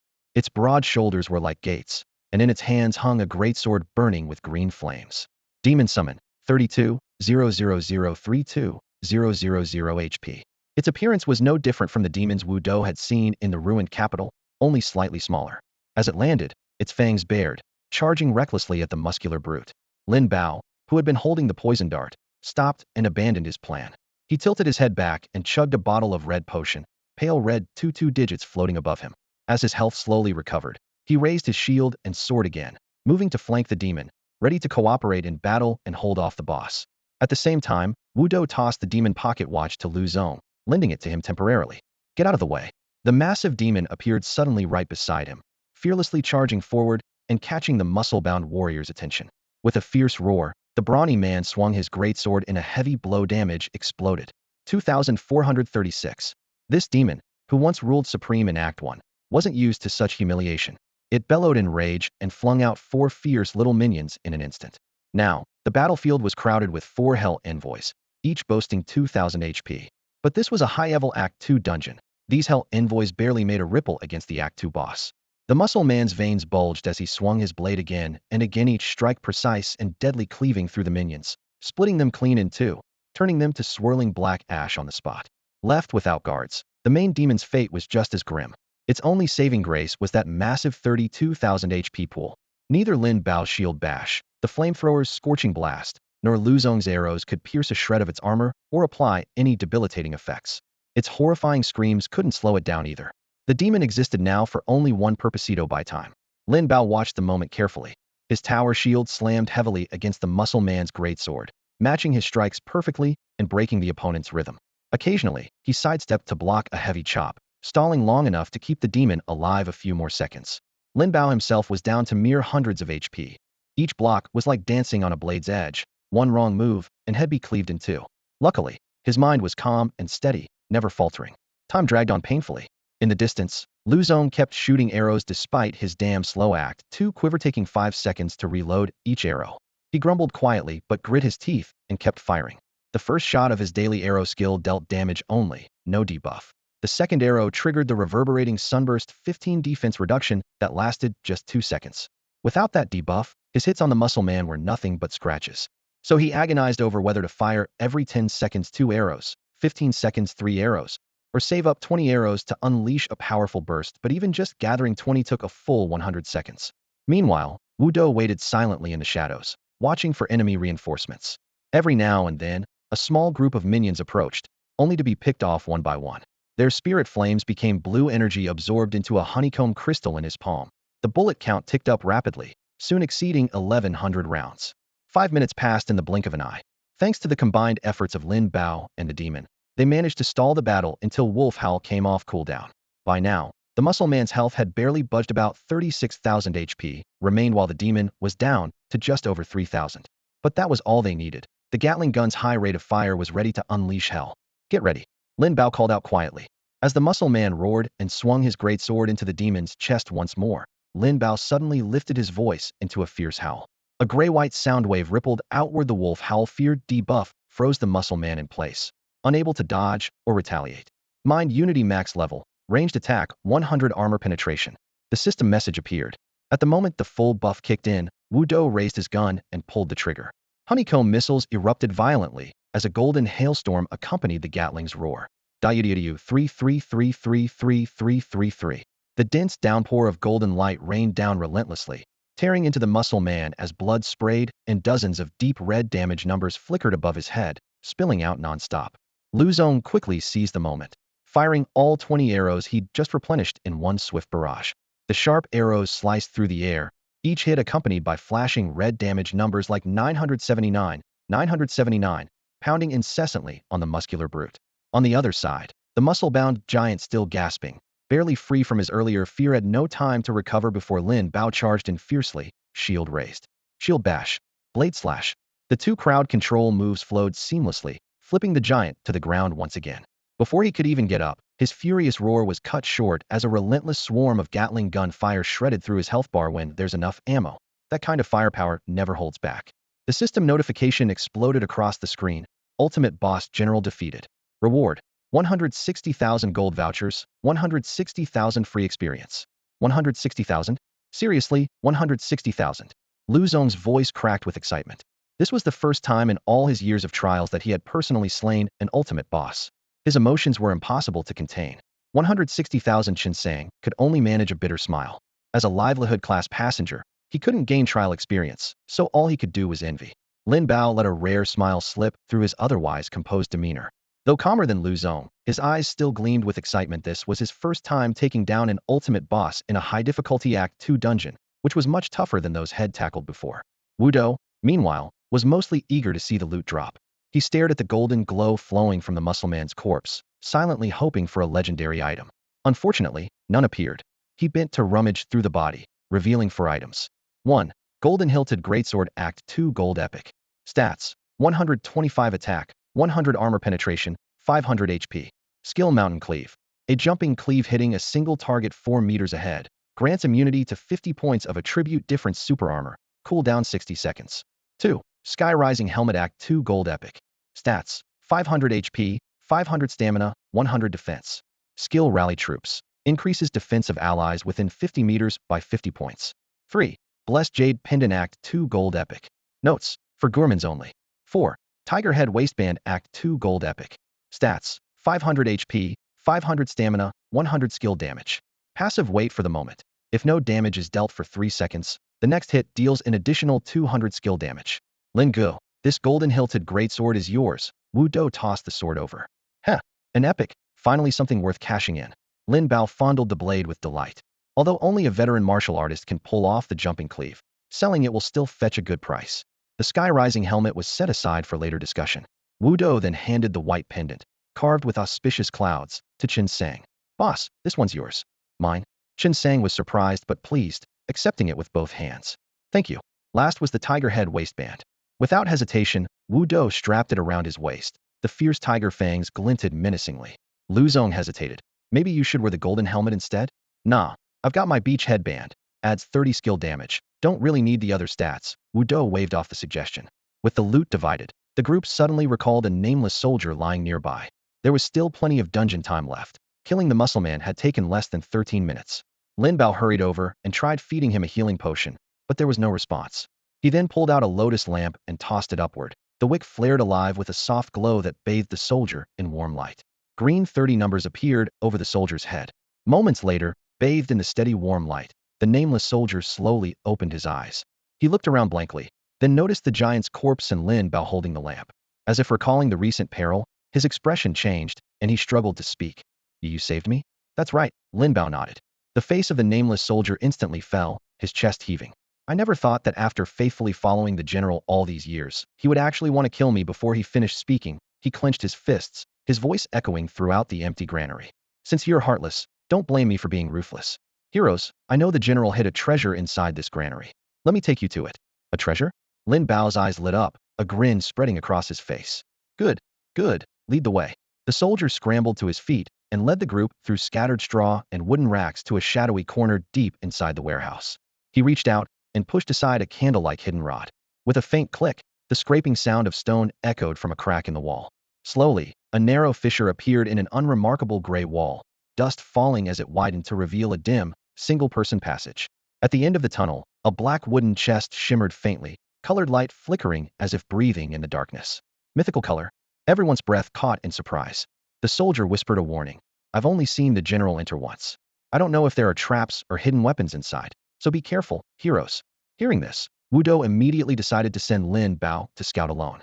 Old soldier, you're tough. Go first. The passage was narrow, so the assassin couldn't fit, and the large demon was too big and low on health, just a few hundred HP left, so Wu Do kept him outside to guard. Lin Bao raised his round shield and cautiously squeezed into the cold, narrow corridor. After just 2 or 3 steps, he stepped on a grayish, shiny tile. ZZZT blue electric arcs instantly wrapped around his body. A 200 floated above his head as he was slammed backward, crashing heavily at the entrance. Ugh, swallowing a potion, he shook his tingling arms and raised his shield to move forward again. This time he carefully avoided that tile, but after 2 steps, a harsh crackling sound erupted. Zzzzz. The electricity shocked him again, making his whole body tremble as he was thrown out once more. Electric traps kept firing again and again. The less than 10-meter passage took Lin Bao over 10 minutes to cross, every step accompanied by sparks flying. His armor was scorched black by the shocks, and his lips twitched uncontrollably from the numbness. Finally, he lunged at the black wooden chest, yanked the lid open with both hands, grabbed the object inside, and dashed back. What did you get? Lu Zong's eyes were full of curiosity. Panting, Lin Bao handed over a palm-sized gray-white stone statue, shaped like a monkey with slightly large ears. It was ancient yet oddly lively. The statue of the 6-eared macaque Act 2 mythical item. Effect, when used, grants an additional upgrade path profession bonus. What the? For faces simultaneously twitched. They had expected mythical items to be powerful, but not to such an extreme degree. 4 upgrade bonuses flashed rapidly through their minds. 1. Overgrowth extra HP and boosts to constitution and strength. 2. Indomitable will, the core ability that allows safe use of potions. 3. Muscle memory. 4. Combat instinct. Any 2 of these combined would be far stronger than splitting 1 to 2 people. Without hesitation, Lu Zong waved his hand to decline. I don't want this. I'm not contributing much. You guys rely on it more. Lin Bao said nothing and passed the statue to Wu Do. Since Wu Do held the priority for dungeon rewards and had just used a precious item, no one wanted to challenge him. Besides, no one even imagined Wu Do would give up something like this, so no further discussion was needed. If no one wants it, then I guess I'll have to take it myself. Wu Do grabbed the statue firmly, without hesitation, and immediately activated it. The six-eared macaque statue's myth power took effect at once, and the system panel popped up. After returning to the carriage, you have 1 day to steal a professional advancement bonus from one advanced career path. Lu Zong stared at the new prompt curiously and asked, which path are you planning to steal abilities from? Muscle memory, Wu Do answered without a second thought. Muscle memory significantly enhances body flexibility and reaction speed, and it also strengthens the subconscious. Combined with combat instincts that boost skills, sensory perception, and danger anticipation, the two complement each other perfectly. Lu Zong shook his head with a bitter smile. I advise against that. Muscle memory is too hard to train. Overgrowth or unyielding will are more practical. I trained muscle memory in the ancient martial arts system myself, and almost regretted it. The early gains were barely noticeable. Do you think I'm afraid of hard training? Wu Do said defiantly, though inwardly he was a bit hesitant. Overgrowth requires injections. Unyielding will means taking drugs. It all sounded ridiculous. He wasn't willing to risk his life for a tiny bit of potential, especially since he already had the power of King Bobo. There was no need to torment himself needlessly. With the prize in hand, everyone quickly refocused on the task at hand. Lin Bao looked at the captured grunt. We're looking for a woman named Kong Lan. Do you know where she's being held? Kong Lan. The grunt frowned and shook his head. I'm only in charge of guarding the granary door. I don't know much else. But I've heard that the prisoners in cell block 2 are all high status. That's all I know. Can you take us to cell block 2? Lin Bao pressed. Sorry, I can't, the grunt shrugged. I only manage the granary. Besides, with the general dead, I'm in trouble too. I need to get out of here fast. But I can tell you the route. He jabbered on, describing the path clearly. Wu Do checked his map and sure enough, a red line appeared marking the destination. After finishing, the grunt saluted. Heroes, if that's all, they'll be off. Wait, what about the secret order? The general glanced at it briefly but threw it away. I really don't know where it ended up. You'll have to look for it yourselves. It was obvious the secret order was unrecoverable, and everyone understood the situation. Lin Bao patted the grunt's shoulder. Run for your life. Take care, heroes. The grunt saluted once more and dashed away. Let's go to cell block 2 and see what's going on. They dragged the muscular man's corpse into the granary and locked the doors to avoid necromantic control. Lin Bao led the way, and the four of them hurried along the red route on the map. That black cloud flare earlier probably signaled an enemy attack, but details were unknown. Halfway there, Wu Do fully upgraded the Hive missile. The 16,000 experience from the big guy, plus the 40,000 experience he had on hand, was more than enough. Hive missile level 806-4000. Hive missile level 9012-8000. Hive missile max level benefits. Permanently reduces own stamina by 100 points. Concentrates light energy in the palm to compress into a hive. Ammo storage 100 rounds. Each missile costs 10 stamina to produce in advance. Can cover a 100-meter designated area with strikes, dealing damage equal to 20.98 strength 0.02 skill damage. Comes with 100 armor penetration points. King Bobo exclusive enhancements. Hive capacity 100. Attack speed 20. Light energy damage 3. Light energy damage 4. Hive capacity 500. Attack speed 60. Light energy damage 7. Hive capacity 800. Light energy damage 9. Hive capacity 1000. Randomization at max level. Spending equivalent experience can reshuffle any given level's enhancement effect once. A super Gatling gun with 2,500 rounds. Max level equipped with 100 armor penetration. Base missile damage 44 points. Given the Hive storage limit of 2,500, it's not hard to imagine how exhausting it must be to fill it up. Now, producing a single missile costs 10 energy points. Starting from scratch, filling an entire missile requires 25,000 energy. 10. The energy value on the panel dropped rapidly, like sand slipping through an hourglass. Yet, Wu Do strolled leisurely at the back of the group. With one hand, he kept stuffing missiles into the Hive chamber. With the other, he grabbed a steaming meat bun, occasionally shaking a black lacquered jar with a clatter to check the potion supply. Lu Zong glanced carefully at the fluctuating data and immediately noticed a change. Your Gatling gun has been upgraded again. Yeah, it's max level now. Comes with 100 points of armor penetration. Wu Do mumbled around a mouthful of bun. 100 armor penetration built in? That must make taking down bosses easier. Lu Zong clicked his tongue in admiration, still savoring the earlier thrill. Wish we could fight another boss to rack up some more loot. Maybe there really is a hidden boss. Lin Bao, scouting ahead, replied without slowing down. Lu Zong shook his head. Hidden bosses aren't easy to find. The group chatted as they quickly crossed a makeshift bridge hastily constructed from wooden stakes and vines. Beyond the bridge, deep within the dense forest, The sound of clashing swords and fierce shouts rolled like distant thunder. They exchanged glances and hurried into the woods. Kill them. Die. Ah. On a forest clearing thick with fallen leaves up to their ankles, corpses lay scattered in every direction. Blood soaked the dry leaves dark brown. A contingent of yellow-armored Jinzhou rebels, each with 2,000 health points, was being ambushed from both front and rear by black-armored Luoyue mountain soldiers, also with 2,000 health points each. The melee was chaotic, steel flashing everywhere, but visibly the black-armored troops were gaining the upper hand. Black-armored soldier, low level 142-4-2000. Jinzhou rebel, low level 123-3-2000. The four quickly crouched behind a moss-covered boulder. Just as their gaze landed on the battle, the Sky Eye system alerted them with a chime in their minds. Luoyue Mountain Siege Storyline. After the Great Qin Empire's pacification forces arrived at Jinzhou, they launched simultaneous attacks on Matian City, Sangshui City, and others. The rebel leader king of Jinzhou sent a surprise assault team to attack Luoyue Mountain in order to distract General Chu. Great Qin Defensive Forces. 8-99215-000. Jinzhou Rebel Forces. 29-01-235-000. Rebel Withdrawal Countdown. 3 hours 11 minutes can be shortened by defeating enemy troops. Reinforcements Arrival Countdown. 2 days 14 hours. Story hints. 1. Your Konglan Restoration Society belongs to a third-party faction. If the rebels successfully capture Luoyue Mountain, the Gourmet's rescue mission fails, and rebel faction trialers win. 2. If Konglan is not rescued before reinforcements arrive, you lose the chance, and the Defenders faction trialers win. As the alert disappeared, everyone quickly grasped the situation. Lu Zong whispered in analysis. So right now, there are 3 trial factions: Defenders, Rebels, and us, the Restoration Society? Sounds right, Lin Bao nodded. Let them fight however they want. We just stay out of it and go straight to the prison to rescue the hostage. The mission was clear as day. Be a sneaky opportunist.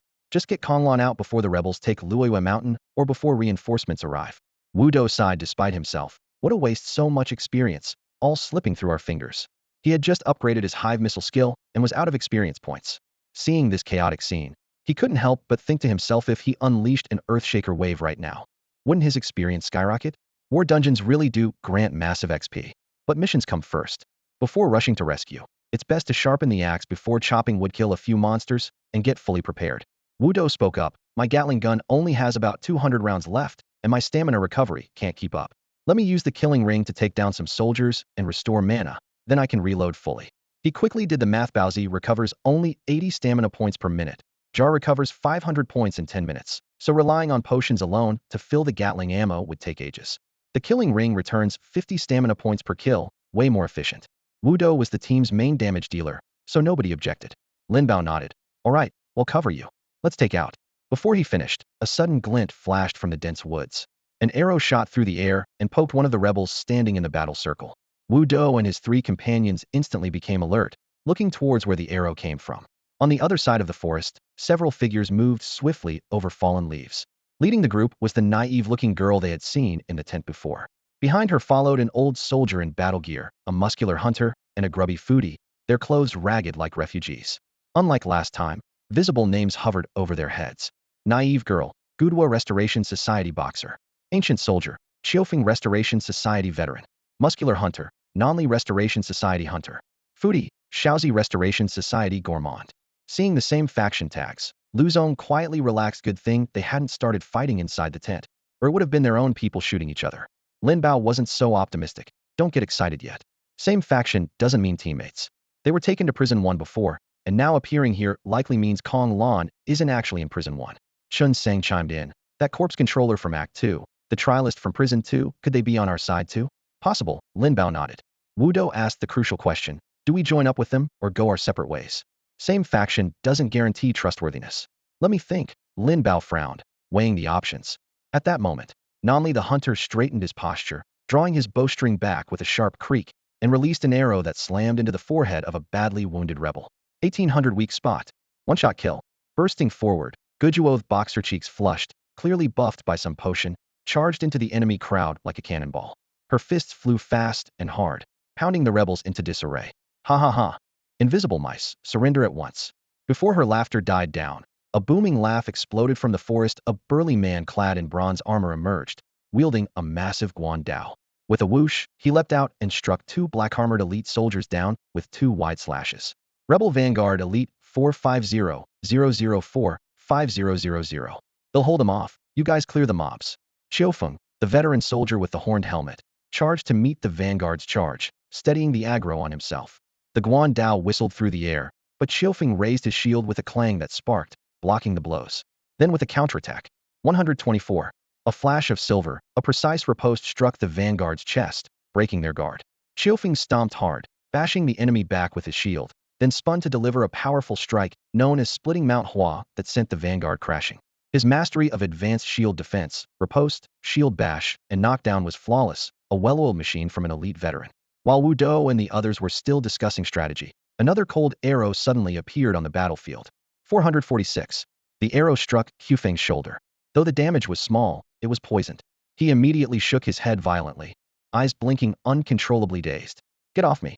The Vanguard roared, swinging his Guan Dao horizontally and sending the stunned Qiufeng flying several meters. From deep in the woods, two more figures emerged, a horned helmet veteran with sword and shield, and a muscular boxer. Both had names glowing above them as well. Taitu, cover me. Gudwa charged wildly through the crowd, fists whistling through the air. Li Wang paid no mind to Qiufeng, who had just been knocked down, instead locking his gaze on Gujuo's clear core fighter of the entire squad. Taitu immediately moved to his flank, his shield scarred and battered but held firmly, blocking the cold arrows fired by the muscular hunter on Gujuo's side. Elsewhere, Qiufeng staggered to his feet, his expression darkening as he tried to rush forward to assist. Suddenly whiz, an arrow tore through the forest air. Having been caught off guard before, he raised his shield just in time. The clang of metal rang out as sparks flew. Ha ha ha, vermin, meet your death. Amid wild laughter, the rebel vanguard charged forward wielding a massive Guan Dao. Swish, the half-moon blade swept through with devastating force. Qiufeng barely raised his shield in time, the clang reverberating as the blade brushed his guard and numbed his fingers. Just as he prepared to counterattack, another silent arrow streaked through the woods. Damn! Qiufeng gritted his teeth, forced to pull back his strike and raise his shield once more, cursing inwardly. Dragging this out is a disaster. If he rushed forward to aid Gudu, he'd only lead the vanguard away and add another dangerous foe for their side. But if he stayed, Gudu and Nanli would face the opponent's armored veterans and muscular boxers alone, with far slimmer chances. Trapped between advance and retreat, he chose to hold steady and wait for a better opportunity. Behind a large boulder, Wu Dou and the others watched clearly. Lin Bao's face settled into a calm expression as he whispered, "Prepare to move." "Strike Heaton." Chen Sang frowned, asking, "Are you really going to intervene?" "Yeah." Lin Bao nodded firmly. Lu Zong, worried his old friend might not understand, added softly, "Allies, no matter how unreliable, we can tolerate. Enemies in Act 2, we kill if we can unless it's beyond us. We hold the advantage now, just wish we had an assassin to take out that lone hunter amid the chaos." Hearing the explanation, Chef Chen Sang nodded in sudden understanding but still gripped his kitchen knife tightly. At the center of the combat circle, Gudu finally faced off against Li Wang. Both were boxers, Gudu from the arena style, Li Wang from bodybuilding. Bodybuilding boxing gifted a naturally thick bloodline, exceptional physique and strength, excelling in offense and defense with skillful close-quarters suppression and control, though movements could be somewhat heavy. Arena boxing relied on drug stimulants to fire at full power, boasting astonishing speed and explosive power, but lacking stamina. The three stood tense for a moment, the air like a drawn bowstring. Growing restless to fight, Gudu raised his fist and sank into his stance, inching closer step by step. "Umph, I bet the drugs you take can't be much more than that dosage." Li Wang sneered with contempt in his eyes. He had long seen that Gudu was newly promoted, with limited unyielding fighting spirit and a low tolerance for drugs, relying mostly on stimulants for brief speed and damage boosts. In contrast, Li Wang had supreme confidence in the raw power packed into his muscles, limbs stretching and fibers bulging like steel cables wrapped tight. He then adopted a boxing stance of his own and advanced steadily. Step by step, they closed the distance, their fists and deadly intent rising in tandem. Just as Gudu came within striking range, Li Wang suddenly took a step back. But Gudwa didn't throw the punch he had imagined. Instead, he remained poised, ready to strike, a mocking smirk playing across his face when he saw his opponent take a step back. Li Wang's expression darkened. He lunged forward with overwhelming force, but in the next instant, he suddenly stomped the ground and retreated, kicking up dust. His retreat played right into Gujuo's trap, mistaking it for a sign to press the attack. Gujuo's right arm swelled instantly, unleashing a powerful overlord punch. A cunning gleam flashed in Li Wang's eyes. The feint had worked. He countered with a rear hand overlord punch of his own, his fist transforming into a hammer of iron, targeting Gujuo's face. With 99 points of base strength, amplified by excessive growth, This punch should have broken through any defense. But when it struck Guduo's left arm, it felt like hitting a block of ultra-dense black iron, heavy and unyielding. Guduo didn't budge an inch amidst the muffled impact. Their strength clashed, and surprisingly, Li Wang was forced to back down. Before he could even be surprised, Guduo, taking advantage of his faster speed, swung a second punch toward Li Wang's chest.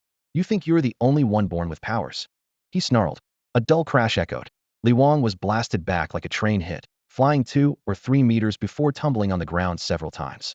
Yet when he rolled back to his feet, not a speck of dust clung to him, and he was completely unharmed. Guduo furrowed his brows. That punch had unleashed everything he had, yet it hadn't moved his opponent in the slightest.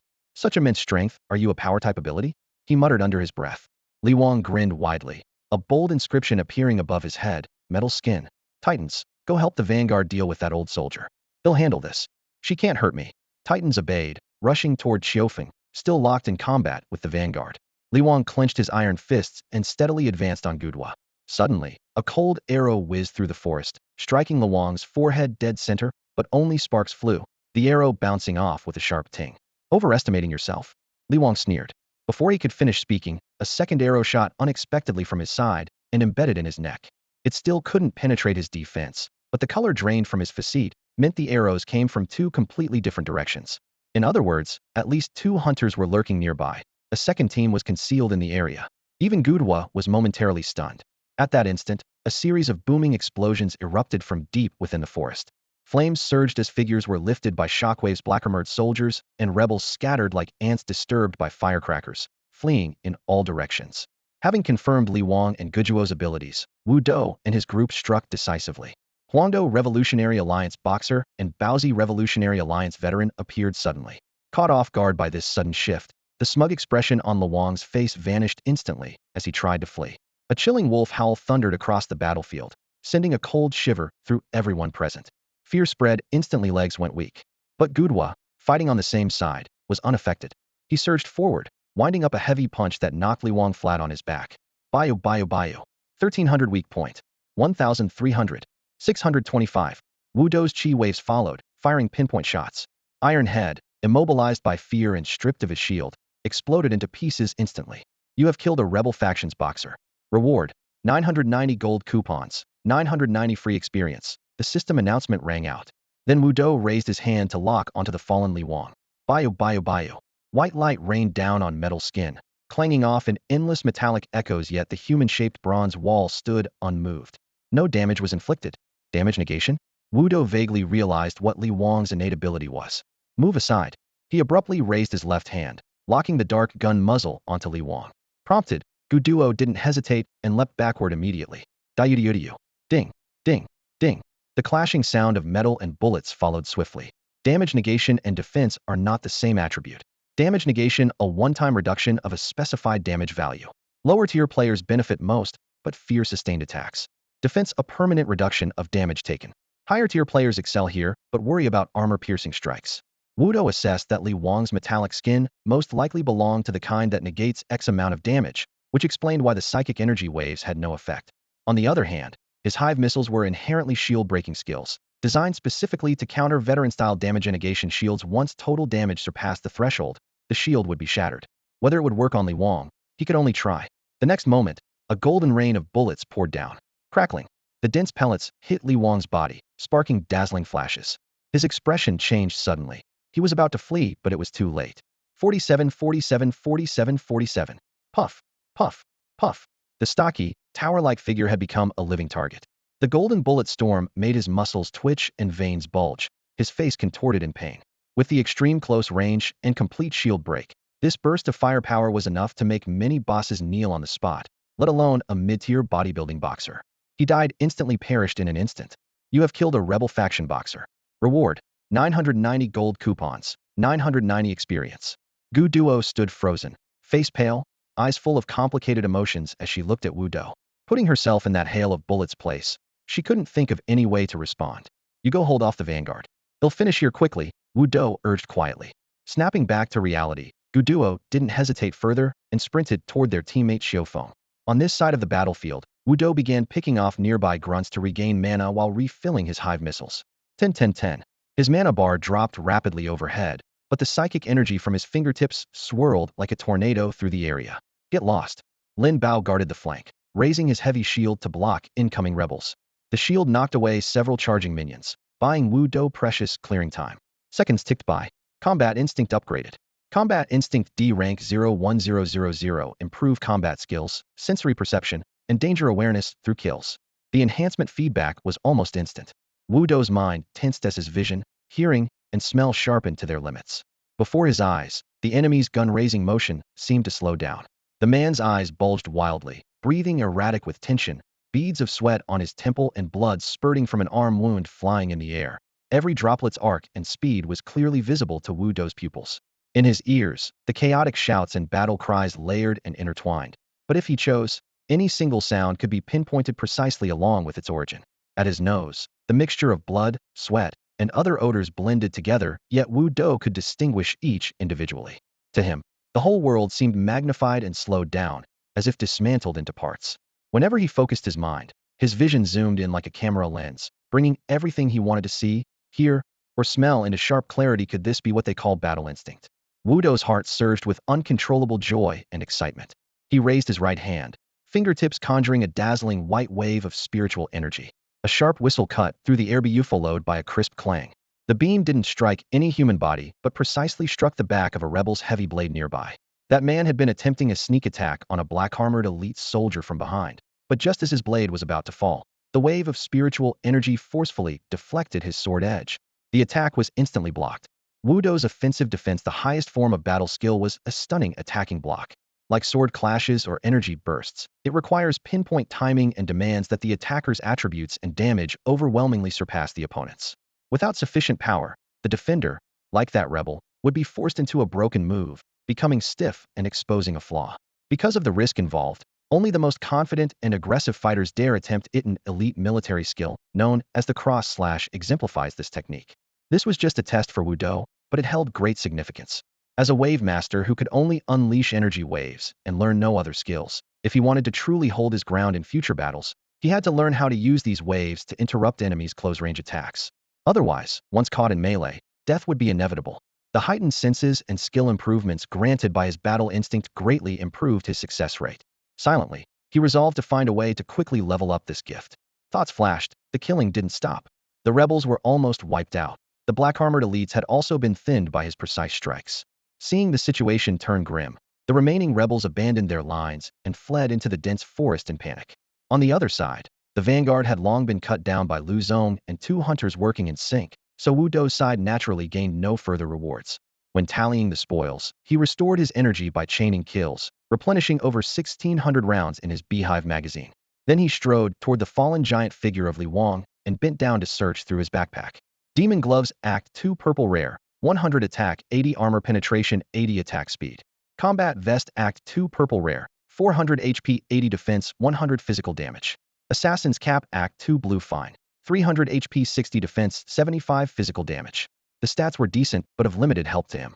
Especially, although the Demon Gloves slightly outmatched his Victory Gauntlet in numbers, they lacked the KO equipment skill, causing Wu Dou some hesitation. Besides these, the backpack also contained 2 sets of potions restoring 100 points of health and energy per second, practical, but nothing special. What truly caught his eye was a roughly Longan-sized, translucent golden cube looking like a molded jelly, but with metallic hardness. Weapon Crystal Act, 3 gold, 12, 50 HP. Description: material for forging equipment. Collect 3 crystals with different attributes plus a golden skill scroll to craft a top-tier gold Act 3 weapon, which randomly gains 1 equipment skill.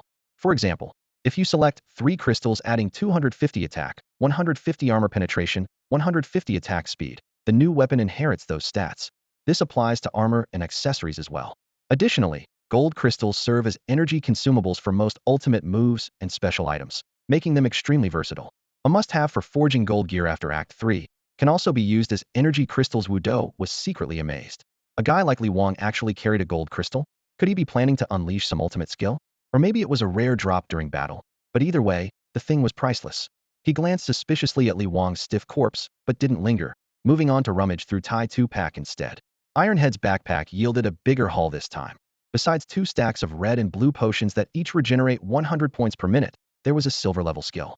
Shadow Wave Silver Skill, condenses dark energy to launch a long-range sneak attack on a single target within a designated area. Upon hitting, it greatly weakens the target's defense. Learning requirement. Any advanced class of the assassin line. Bobo the King. Learning conditions not met. The Sky Eye system's notification sounded, and Wu Do fell silent for a moment. It was obvious this was a custom skill designed for Bobo the King, but Wu Do wasn't even an assassin, let alone an advanced one. With no choice, he had to put the scroll back into his bag. After a quick regroup and tidying up, the team reunited with Guduo and picked up their pace, heading straight for prison cell number 2. Did you find anything in cell 1? Lin Bao asked quietly on the way. The veteran Xiaofeng answered, cell 1 isn't very large. The Luoyue mountain garrison kept a bunch of beasts there and fed the prisoners who died from abuse directly to them. After we cleared the place, we found a single rebel guard locked up in isolation in the innermost chamber. He claimed he originally guarded cell 2 but couldn't bear his comrades' cruelty and planned to defect to the rebels. He was caught trying to escape and has been locked up and abused ever since. We got this from him. He finished speaking and opened his right hand to reveal a glossy black key resting in his palm. Key to prison cell 2's main gate quest item. Using it will unlock the door to the 3rd layer of the prison. Xiaofeng put the key away and asked back, what about your side? Any developments? Without much explanation, Wu Do showed them the book titled Kong Land's Secret Ledger. Looks like our main quests are connected, he said coolly. Clearly, both the gate key and the ledger are vital items to freeing Kong Lan, and each of the 3 teams probably holds different pieces of the puzzle. Let's not kill each other before rescuing Kong Lan. Xiaofeng's gaze swept over everyone. If this time all 3 food connoisseurs can advance, all the better. Until the spots are confirmed, there's no need to fight to the death, right? Wu Do was about to respond when Guduo interrupted. If only one food connoisseur can advance through Kong Lan, you guys can fight over it. We're not competing, we just don't want to get killed. She remembered the barrage of ranged attacks Wu Do had just unleashed and shuddered inwardly, while Chilan Arm is powerful up close. Charging in would mean getting shot to pieces before even reaching the enemy. Death means clearing inventory, losing experience, skill levels, and stats the penalties too harsh. She wasn't willing to risk it. Xiaofeng pondered briefly but didn't object. Then it settled. Lin Bao started to agree, but Wu Do cut him off suddenly. I need your food connoisseurs handed over to us first before I can trust you. There's no one in the world who can't lie unless they're mute. Wu Do would not lower his guard because of a few verbal promises. His demand was ruthless, and Gu Duo's group immediately went pale. The young, fit hunter, Nanli suddenly stepped forward, fury written all over his face. Don't go too far. Spoon is my friend, and you want me to betray him? To him, handing over his food connoisseur friend was indistinguishable from betrayal, a perspective typical of his youthful hot-headedness. What do you mean by betray or not betray? I don't understand. Wu Do spread his hands calmly, his tone steady but every word sharp and forceful. I'm not forcing you to accept this. You're free to refuse. But if Kong Land's side only lets one gourmet advance, don't blame me for being ruthless. I won't hesitate to strike decisively on the spot. Who knows if you might secretly ambush us. If we fail because of that, I won't get a good night's sleep for 6 months. You want to gamble? I don't. It's better to kill you by mistake than to be betrayed that way. At least I won't feel wronged. He then lowered his voice. You have to put yourself in others' shoes. I understand your reluctance and hope you can sympathize with our difficulties. If we understand each other, things will go smoother. After a brief silence, Guduo was the first to relent. All right. Spoon, you go. Guduo you. Nanli still held grudges. Guduo bluntly said, it's best if the mission succeeds, but don't risk your life if it won't. I can't beat him to look for trouble. With no other choice, Spoon obediently stepped into Wu Do's formation. At most, the second stage gourmets had 990 HP and would fall in 2 or 3 hits. Such a hostage was enough for Wu Do not to fear their rebellion. In fact, the hostage's value went far beyond preventing betrayal. Holding Spoon forced Guduo's team to publicly side with Wu Do. Unless the Pale Boys team had double the strength of one squad, Guduo wouldn't switch sides. This gave Wu Do absolute control among the 3 teams. With the gourmet hostage, how could Guduo's group dare disobey orders? If the Pale Boys team didn't have the confidence to fight 2 teams at once, they could only back down. Wu Do trusted his champion Bobo more than anyone, but he believed details decide victory or defeat. He wouldn't miss any opportunity to turn the tide. Among the 2 teams, only the veterans Xiaofeng and Lin Bao saw through Wu Do's scheme. They exchanged a glance, understanding each other's thoughts. Xiaofeng chose silence. The situation was settled, no need to say more. Lin Bao kept quiet too, leaving things unsaid, not wanting to upset their comrades. No one else spoke. The group quickened their pace along the red line on the map. Prison Cell 2, Level 2. Walls tiled with black paint were tightly sealed. Rows of campfires cast flickering light in the large empty room. On the left, 8 guards of the Divine Marquis Hunters stood distinct from 8 rebel fighters boxers on the right, each guarding their side. Between the 2 teams was a passage leading deeper, where many blurred figures could be faintly seen. Undead soldiers summoned creatures 2000. A horde of undead soldiers stood in formation guarding the far end. The silence was shattered by two hurried footsteps. Everyone turned alertly to see two figures rush down the stairs, the muscular hunter and a gourmet. Brother Ishio, bad news. A tall, lanky youth in the rebel ranks frowned. What's going on with you? We were ambushed by two Restoration Society teams. Li Wang and Iron Head were killed. The two had been Li Wang's teammates and fled when they saw the bad situation.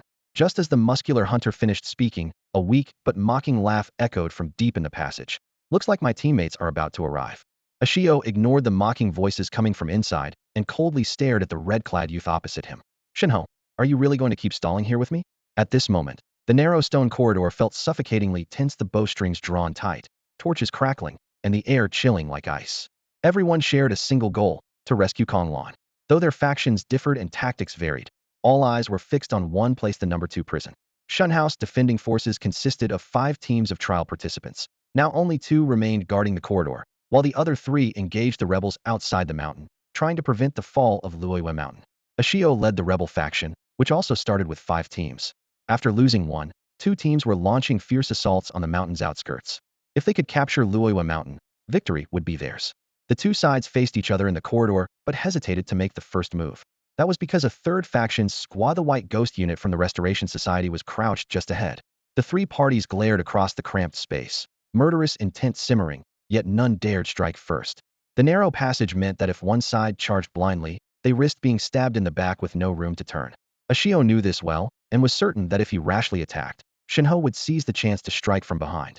Likewise, if Shunho struck first, Ashio would respond without mercy. So the stalemate held here, the tension burning like molten iron. Time ticked by as the distant sounds of battle echoed outside. Other teams were frantically leveling up and scavenging supplies, while these 2 factions were trapped like insects nailed to the wall, unable to move forward. A twitch formed between Ashio's brows, his patience wearing thinner by the moment. Shinho gripped his bow with one hand and placed the other on his hip, hesitation clear on his face. Finally, Ashio could no longer hold back and spoke in a low, resolute tone.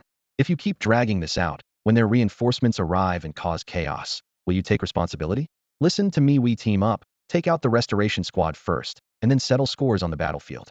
You can't just let that 6th brother reap all the rewards. If we wait any longer, the resources outside will be gone, and we'll never get another chance. Behind Shinho, his subordinates couldn't contain their frustration, barking out their support. Yes, Shinho, sitting here like fools won't get us any rewards. What's the point? Let's take out the restoration squad quickly so we can go grab some loot. If we delay, they'll clear all the high-level monsters and come back with better gear. Shinho, stop hesitating. Let's go.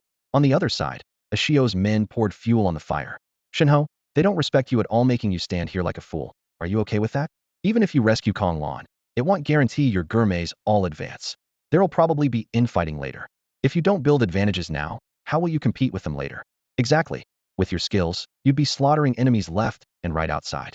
But they're tying you down here to limit and target you. Why listen to them? They were trying to stir up trouble and sow discord. What they said might be true, but their intentions were far from good. Hearing the crowd's noisy chatter, the divine Marquis frowned and raised his hand, signaling for silence. In a low voice, he said, Xiao, it's not that I don't trust you, or that I don't want to kill them.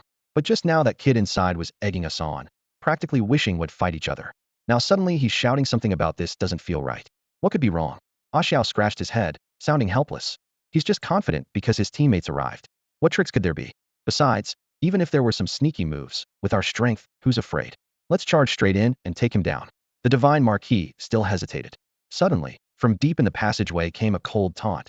You lot think you can beat me alone? When my teammates arrive, killing you will be like slaughtering chickens. If you want to live, surrender now, and maybe you'll show mercy. But listen carefully.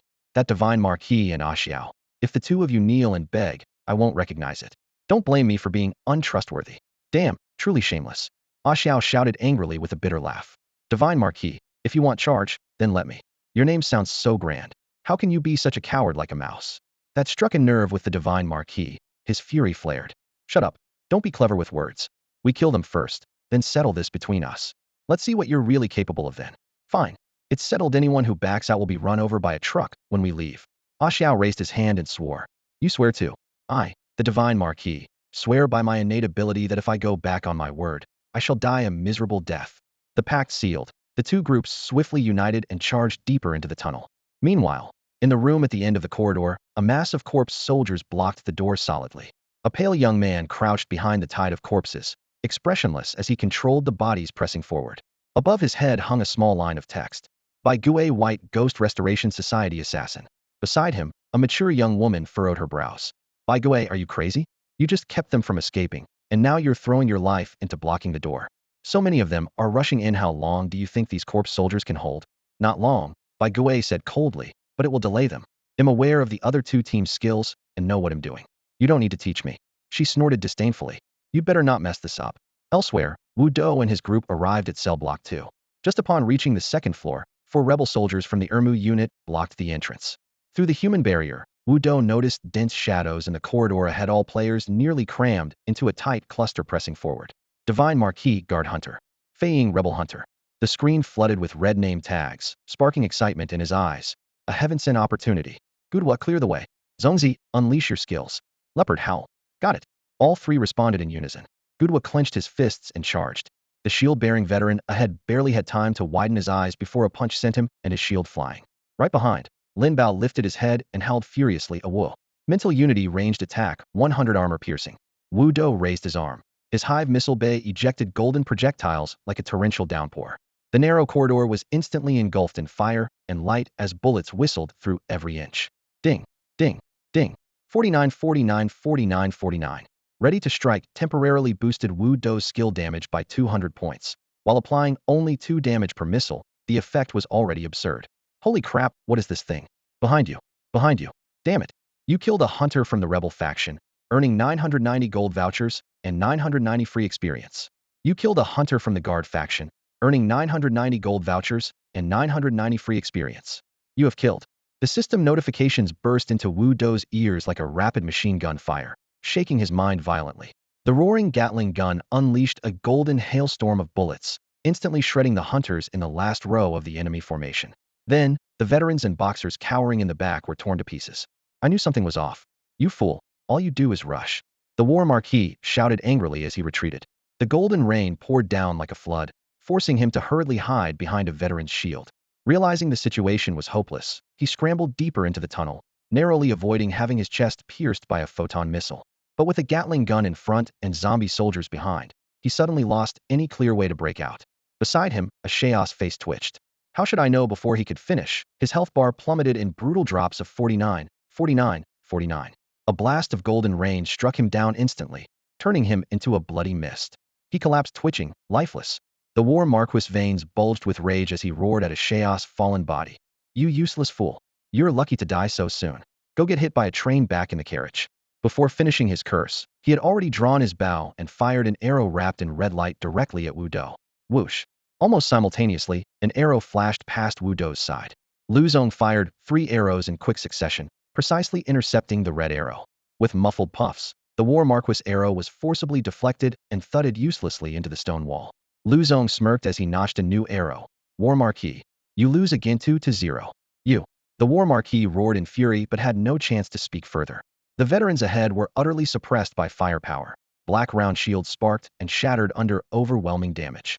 Ding ding ding, 494949, their health bars emptied. Staggering backward, one was pierced through the chest by golden light.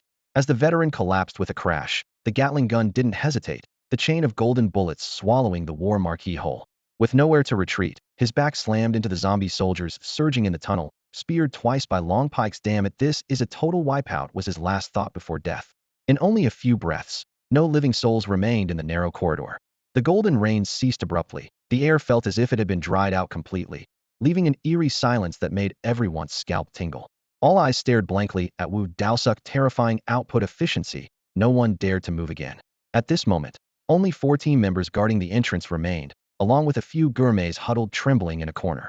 Above Wu Do's head, the blue mana prompt flashed 1010. He skillfully reloaded the Gatling gun while tilting his head back to down a bottle of blue potion. Big brother, I surrender. I surrender.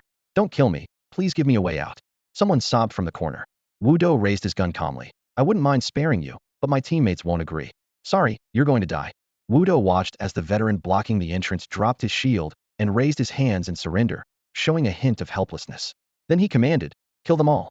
For trial participants from opposing factions, surrender was never an option. If you could fight, you fought. If you couldn't win, you ran. If you couldn't run, you died. It was that simple. Moments later, the remaining enemy soldiers were all down, and the four Bai Gui emerged one after another from the passage. Bai Gui raised an eyebrow with pride. Not bad, huh? This kind of teamwork wins battles. I knew you were coming, so I baited them into the tunnel first. That way, your hive missiles could take advantage of the terrain and wipe them out easily. I should get some credit, don't you think? Only then did Wu Do realize the setup. No wonder there was a perfect window for output as soon as they entered it was Bai Gui's trap. Definitely strong, he nodded without hesitation. Without such a prime opportunity, winning would have been difficult, let alone doing it so effortlessly. Gudu, watching the two banter, couldn't help but ask with some doubt. You two know each other? Been working together this whole time? Didn't we meet back at the camp tent? You were there too, Bai Gui shrugged. Gudu shook her head. We met? Fine, but no real interaction. It feels to me like you two have been communicating privately. Sometimes for teamwork, no words are needed, just chemistry, Bai Gui said without explaining how he used the undead as eyes. Instead, he asked, did you bring the key? Yeah, brought it. Xiaofeng nodded but didn't move further. Bai Gui sensed some caution and raised his hands helplessly. I won't argue this time. Bad luck, I didn't find the boss corpse. If Konglan only lets one gourmet advance, you go first. Just please avoid inside conflict.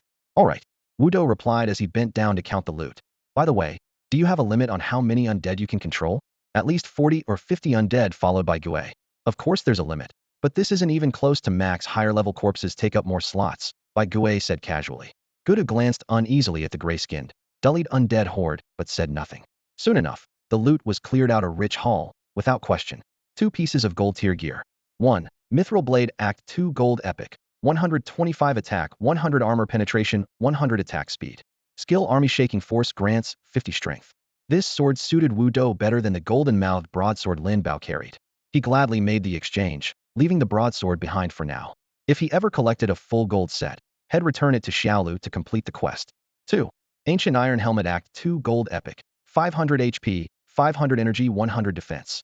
Skill Death's Defiance. 15 chance to avoid fatal damage and immediately restore 500 HP. Chance drops 5 for each activation that day. The helmet's single-piece bonuses were average, but if he collected 4 from the same set, the trigger chance would rise to 60. Since it didn't increase skill damage, Wu Do let Lin Bao equip it for now and would reclaim it if needed later. Besides these 2 gold items, there were over 30 purple gear pieces and an abundance of blue gear, along with various healing potions and miscellaneous low-level items. The only downside, gear that boosted skill damage was rare. Most Act 2 trial participants favored physical builds. In the end, Wu Do grudgingly scavenged from their bags a set of defense gear he could use, swapping out the junk he'd been wearing. Act 2 Magic Hat Purple Rare. 400 health, 400 energy, 100 skill damage. Act 2 Qigong Suit Purple Rare. 400 health, 80 defense, 100 skill damage. Act 2 Exquisite Trousers Blue Fine Quality. 300 health, 60 defense, 60 armor penetration. Act 2 Wolfskin Boots Blue Fine Quality. 300 health, 300 energy, 75 skill damage. Although this was just a mix of purple and blue gear rather than lavish golden equipment, the improvement was transformative. Once refitted, Wu Do's stats were immediately clear. Health, 3,140 3140. Energy, 766 2330. Attributes, Constitution 46 355 920. Strength 4924 4 980. Spirit 4511 900. Technique 4521 900. Agility 47278 920. Free experience 45772. Additional bonuses 435 skill damage, 210 armor penetration, 210 defense. In the blink of an eye, this novice who had just stepped into Act 2 was now a true Act 2 elite. But sudden wealth and ruin were often separated by a single death die once, and all the equipment vanished into smoke, instantly reduced back to square one. The trial was ruthless.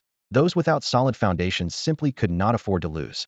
Many couldn't even afford golden gear not because of the price, but because they couldn't survive a single failure. The 9 golden pieces of Act 2 weapon, for armor pieces, for accessories cost at least 2.7 million gold. One loss wiped everything out. Who could bear that? After Wu Do changed his gear, Lin Bao and Lu Zong each found suitable replacements, updating all their blue equipment. The group's upgrade was like switching from outdated muskets to modern rifles.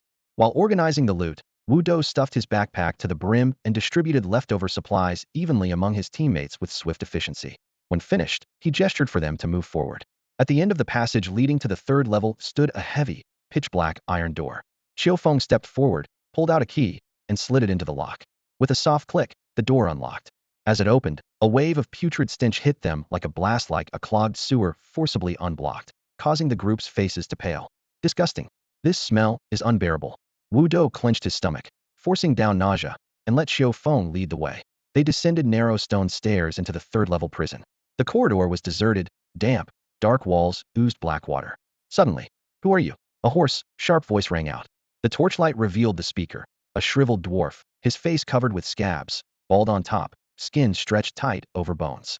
He wore only filthy ragged pants and gripped a glinting short knife tightly. Savage prison guard low level, 600 HP. Xiao Feng roared, "Where's Kong Lan?" You're those damn fools from the Restoration Society." The dwarf's eyes widened in terror. Screaming, he spun and fled. Bayou. Activated on opportunity. 200 skill damage, 990 HP. With a sharp whoosh, the dwarf collapsed as blood pooled rapidly around him. "Baigawei," Wu Do growled. "All right." Baigawei obeyed, unfolding a scroll and laying it on the ground. Placing his left palm against the floor, the corpse soldiers surged forward like a tide. Through the shared perspective, Wu Do for the first time truly grasped Baigai's power on the dungeon map. Countless green dots appeared, scattered across various locations and hidden corners. Their maps were shrouded in the fog of war, making it hard to see what was happening unless you were right there. But Baigui's map had these green markers that cleared the fog, revealing a dense cluster of red dots nearby. These undead soldiers were like sentinels Baigui had deployed, almost covering the entire map of Luoyu Mountain. No monsters appeared on the first level at all. After confirming it was safe, Baigui lowered his voice to report. Then his eyes suddenly lit up. "Found her. Follow me." He crouched low and moved stealthily, with Wu Do and the others silently following. At the end of the left corridor on the third prison level, in a dim cell, a frail figure curled up in the corner, bound by chains. Beneath the tattered prison clothes, skin was bruised and broken. Tangled black hair hid her face, making her look like a beggar. Floating above her head was system information. Kong Lan Restoration Society 112000. "Who are you?" Kong Lan's voice was hoarse and weak, laced with caution. "We're here to rescue you." Wu Do raised a hand and shattered the lock with a burst of energy. The iron door clanged open and fell. "Rescue me? You're brothers from the Restoration Society? They stole my stuff. What good is rescuing me now? You should leave quickly." Kong Lan forced a bitter laugh. "Are you talking about this?" Wu Do pulled out a ledger. Kong Lan's eyes suddenly brightened, then flickered with fear. "How did you get this?" Cough. Cough. "Take me to Emotion City." "No, wait." She suddenly grew alert and stared skeptically at Wu Do. "You're not spies from Luoyu Mountain sent to trick me, are you? We're heading to Emotion City, right?" Wu Do said no more, just glanced sideways and nodded toward Leopard. Lin Bao silently responded by lighting a lotus lamp. Its soft glow washed over Kong Lan, and her health bar flickered 30-30. Then, he swung and sliced through her chains. "Let's go. They'll get you out of here." After receiving treatment, Kong Lan's trust in them grew a little. She nodded weakly and hobbled toward the exit, using the wall for support. Just then, a system prompt flashed before their eyes. "Alliance Quest: Rise of the Restoration Society. After many hardships, you discovered the mysterious woman Kong Lan in Luoyu Mountain Prison. Complete her request and escort her safely outside Emotion City." The group immediately formed a protective circle around Kong Lan and the few food connoisseurs, quickening their pace. Along the way, Chun Sang finally spoke. "Miss Kong, don't doubt us. We were originally shipwreck survivors, washed ashore here. I once rescued an injured drifter in the southern forest of Luoyu Mountain. He told us to come rescue you. His name is Lin Changjun. He tried leading a raid himself, but failed. Only he escaped by chance." "Ah, Lin Changjun." Kong Lan's face turned pale. "Where is Changjun? They've been hunting him nonstop. How long it's been since the last dungeon run, I don't know." Chun Sang shook his head. The food connoisseurs exchanged glances silently. Could this be triggering a hidden quest? After a brief struggle, Kong Lan bit her lip and pulled out a golden scroll from her bosom, handing it to Wu Do. "Can you do me one more favor? Take me to Emotion City first. I have urgent intelligence to report and can't leave yet. But afterward, please go to the place you mentioned and find my husband.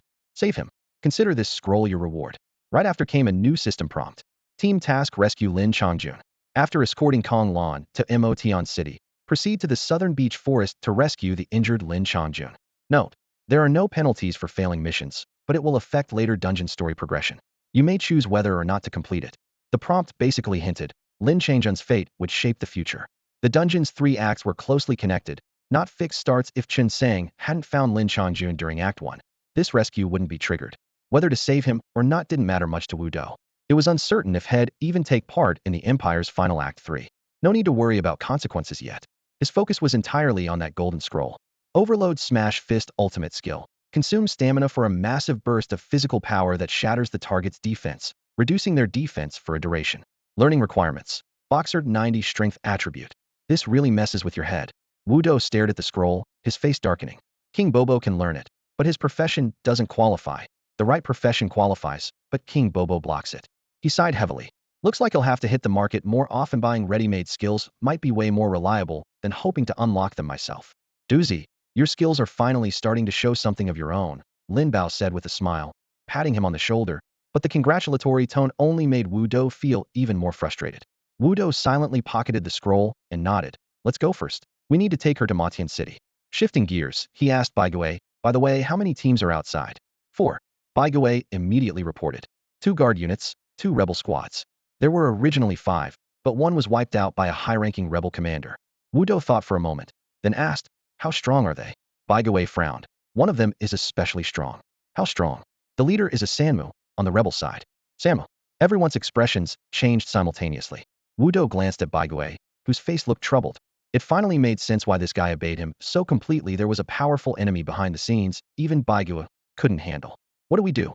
Gudwa asked helplessly, looking around. With our strength, can we even take on that Sanmu? Baigui shook his head and explained. The Sanmu definitely forced his way into the second stage dungeon using a black ticket. His attributes are suppressed to 99 points, but his skill strength and equipment advantages remain.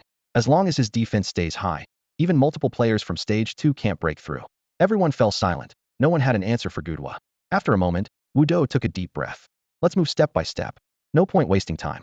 With that, he led the team away at a brisk pace. Meanwhile, on a rugged, rocky wasteland, an aged figure suddenly unleashed a crushing punch. The black-armored elite soldier he struck flew backward like a kite cut loose, crashing heavily against a pitch-black boulder, blood spurting from his orifices, dying instantly. 3,774. The deep red damage number appeared, brutal and chilling. The raw power behind the old man's casually thrown punch far surpassed that of an ordinary second-stage player. The bodies of elite soldiers scattered around bore witness. He alone had wiped out the entire elite squad. Above the old man's head, clear identity info appeared. Shout Songtian Rebel Boxer. Yi, good work. A tall, strong girl named Sasha looked at him with admiration. Her profession was bodybuilding boxer.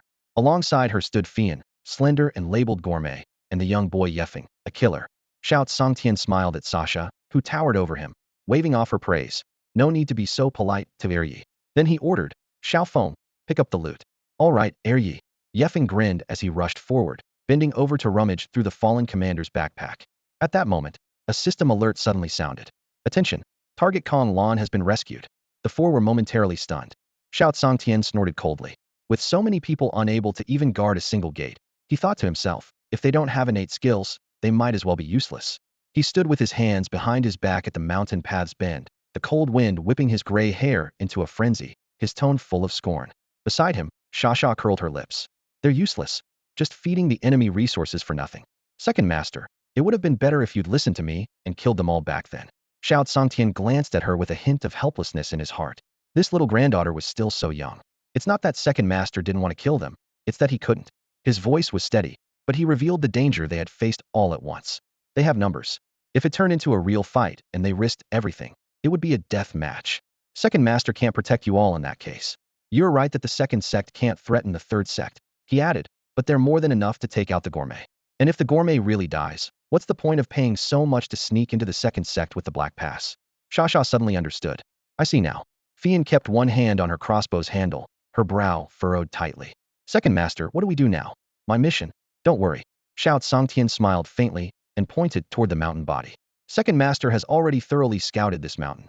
3 sides hollowed out, only one path down. If we hold that, they can't rescue anyone. Shasha, Fian, and their third teammate exchanged looks and nodded together. The 4 then turned back and headed straight for the only checkpoint at the mountain's base. This road was exactly the same one Wu Do was brought up on, now occupied by the Jianzhou rebel forces. Shout Songtian and the others waited outside the checkpoint, left and right, for over an hour. With the mountain wind picking up, commands to withdraw could be heard from the rebel camp, but their target never appeared. His brow knit tightly as he pulled up the interface. Battle for Luoyua Mountain. Qing Defenders, 689215000. Jianzhou Rebels, 198-823-5000. Rebel Retreat Countdown. 22 minutes defeating enemies extends this. Reinforcements arrival in 2 days, 11 hours. This isn't right. Seeing the rebel numbers suddenly drop by more than 10,000, his expression darkened immediately. Shasha noticed the change. What's wrong, second master? Damn it! Shouts Song Tian slammed the railing hard. Those bastards know I'm blocking them here, they never planned to come. They just want to stall for the retreat. If the rebels withdrew now, the system would likely forcefully extract him, and Kong Lan would be taken by the enemy. Wasn't confident at all about that outcome. Shasha immediately caught on, gritting her teeth. It has to be Axio's gang. Someone sold us out to the Restoration Association's second sect, letting them know you're here, second master. We can't stall. Shouts Song Tian suppressed his anger. We have to find them before the retreat. If we get dragged away, it'll be over. The other three agreed without hesitation, and they turned back up the mountain at once. Not far from the checkpoint in the dense forest, a gray-furred squirrel lay on a thick branch. Its eyes were cloudy yellow, its fur patchy and ragged, with several bones nearly exposed, its tail limp and drooping. A small text hovered above its head, glowing dark red. Corpse Soldier, low level 50-50. The squirrel stared coldly as the four left, then shook its tail and rasped hoarsely. Huangdo, they've left the mountain checkpoint. Bubu 7907901-580 weak points. In the desolate wasteland, Wu Do pressed his two fingers together, and strands of chi surged from his fingertips like tongues of flame. Wherever they struck, rebel soldiers were thrown off their horses.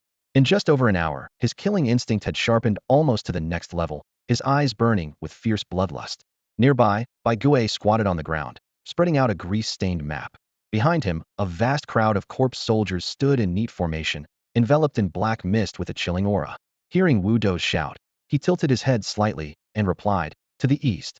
As he spoke, he directed several corpse soldiers to climb a nearby rock, scouting the path ahead. If we move just a little east, we can completely avoid them. Then let's move quickly.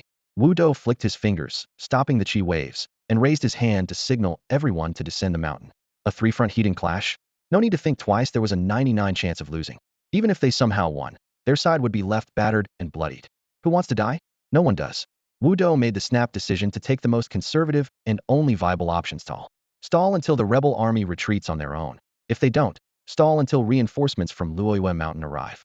Once the reinforcements come, the rebels would be declared defeated, and the old man would be forcibly withdrawn by the system. As for whether the Restoration faction could then pass the trial, Wu Do wasn't sure, but losing 3 times was certainly better than a single win. If he failed the mission, the old man wouldn't clear the challenge either. The defending army faction had no chance of turning it around. They had already wiped out their trial participants completely. Corpse soldier sentries were stationed all around, leaving the trial participants nowhere to hide. Lin Bao scanned the surroundings, muttering, "Your ability is disgusting all over the map with your vision." Gu Duo forced a smile and flexed his killing arm. "Are you sure it's just disgusting? Look at this sea of corpse soldiers. I thought my innate skills were powerful, but today really opened my eyes. One Huangdo and one Bai Gue, one freakier than the other. If you're careful to avoid detection, it's not as terrifying as you think." Bai Gue sighed. He didn't believe his control over the dead was weaker than Wu Do's, just that the copy's development time was too short. It never gave him a chance to build momentum, or he could have had a real showdown with Wu Do. Now with limited corpse soldiers, he had to play it old school. Following Bai Gui's lead, the group hurried down the mountain, slipping past the search perimeters of the 4 people from Shouts Songtian under cover of night. They silently eliminated the rebel guards at the checkpoint and easily broke through the encirclement. Meanwhile, halfway up the mountain, the 4 from Shouts Songtian were still frantically searching for them.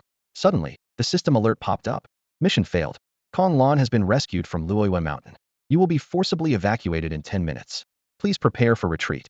All 4 faces stiffened at once. "Damn it, you little bastard, don't let me find out who you are." Shout Songtian roared in fury.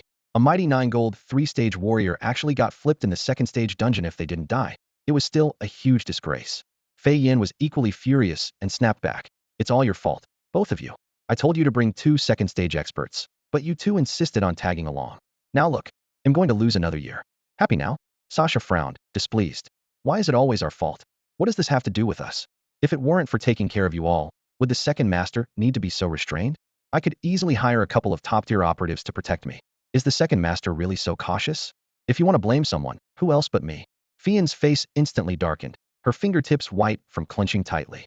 Zia Kangshan's eyes grew cold as he turned to shield her from prying gazes, his voice low and firm. "Fian, don't be mad. The second master won't let him off. You can even find him?" Fian sneered, scorn etched in every word. "Heh, you seriously underestimate the second master's methods." Zia Kangshan's smile froze into icy resolve. "The advancement task for a second-tier gourmet requires that carriage intervals never exceed 20. If I lock the target within carriages 4002 to 4042, just those 40 cars finding the few who've successfully advanced is just a matter of minutes." Hearing this, Sasa and Yefeng, who had been simmering with anger, suddenly perked up. Sasa gritted her teeth and raised her voice. Second master, when you deal with them, take me with you. They wasted a whole year of Fian's time. They won't get away with it. Right. Not a single one of them can escape. Yefeng agreed fiercely. Zia Kangshan nodded. Don't worry, they won't get away. Seeing a chance for revenge, Fian's expression softened slightly, but remained grim, her curse filled with venom. A bunch of damned scoundrels. How dare they take my place, may they all rot. Meanwhile, Wu Dou's group was escorting Kong Lan toward Matian City.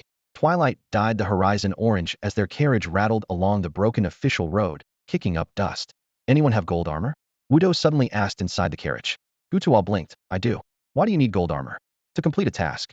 Wu Dou pulled out the silver scroll had acquired earlier and flicked it between his fingers. They'll trade you this shadow wave scroll and a few purple items for it. The hunter Nanli and Gutuo's team immediately frowned. Why not trade us the gold scroll? Then we could also upgrade to purple gear. Clearly, second-tier gold armor and a golden scroll were not of the same value. Wu Dou's lips twitched with a faint, amused smile as if recalling something funny, but he said nothing, just a soft chuckle. What's so funny? Nanli felt uneasy under that smile. Gutuo cleared his throat warningly. Mind your words. If you refuse to trade, they'll just kill you and take it. That blunt truth made Nanli sweat nervously and quietly accept the disadvantageous trade. Silver scale armor. Second-tier gold. Attributes. 500 HP, 500 energy, 100 defense. Equip skill opportunistic strike. If no damage is dealt within 3 seconds, the next attack gains 200 skill damage. Still opportunistic strike. Wu Dou rubbed the armor thoughtfully, sighing softly. Too bad it doesn't add attack or penetration. With that, he finally completed a full set of gold gear. Weapon, helmet, armor, pants, shoes. The gold shoes came from another trial group's relic, the gold pants from slaying a traitor's high-ranking general, and the helmet and weapon had always been in his possession. The group traveled another full day, and in the night they glimpsed Matian City's high walls and beacon towers silhouetted against the dark sky. Outside the city, Kong Lan stepped down from the carriage and saluted the three escorting them. I cannot thank you enough. Please take care, and if we meet again, I promise to repay your kindness. Take care, Wu Dou nodded. Limping, Kong Lan walked into the wind toward the city gate, his shadow stretched long by torchlight. Chen Sang, Gutuo, and Wu Dou exchanged looks. So we finished it. Me too. Looks like as long as our faction wins, our missions count as completed. The three gourmets beamed with joy. Gutuo breathed a sigh of relief. Good. As long as we finish the task, everything else is easy. At that moment, the system notification flashed before their eyes. You have completed the current trial dungeon task. Those who wish to evacuate may call the system for assistance, but avoid doing so during combat. Without hesitation, Gutuo said, Friends, let's go. Staying any longer was too risky with Baigui and Wu Dou opposing. Goodbye, Wu Dou waved. Baigui nodded. I won't pressure you, Huang Dou. He'll retreat as well. I know you're heading to rescue Lin Changjun soon. I don't want to cause trouble behind your back. Thanks. Wu Dou understood perfectly. He had planned to push Baigui out anyway, so it was best the other party left willingly. The two teams' figures quickly faded into points of light. After confirming no other trial participants remained nearby, Wu Dou led the rest back to the small village where Xiaolu paced anxiously. The campfire beside the haystack bathed the boy's face in a warm glow. Wu Dou pulled out the complete set of gold gear, placing it before him. This Xiaolu's eyes widened as he read the stats, his expression changing suddenly. Wu Dou smiled gently. You lost General Qinglong's gear, right? So you probably can't go back to report. This set is specifically for you, consider it my gift. No need to thank me. This can't be allowed. Xiaolu's eyes reddened slightly, a mixture of surprise and nervousness. His hands hanging by his sides instinctively clenched into fists. He looked timidly at Wu Dou. Wu Dou waved lazily. That's just how I am, always warm-hearted, loyal to a fault, chivalrous beyond compare, good-looking and kind-hearted. Chen Sang, Lin Bao, and Lu Zong couldn't help but twitch their lips at his bragging. Brother Huangdo, Xiaolu finally spoke. This thing is too precious. I really shouldn't give it to you.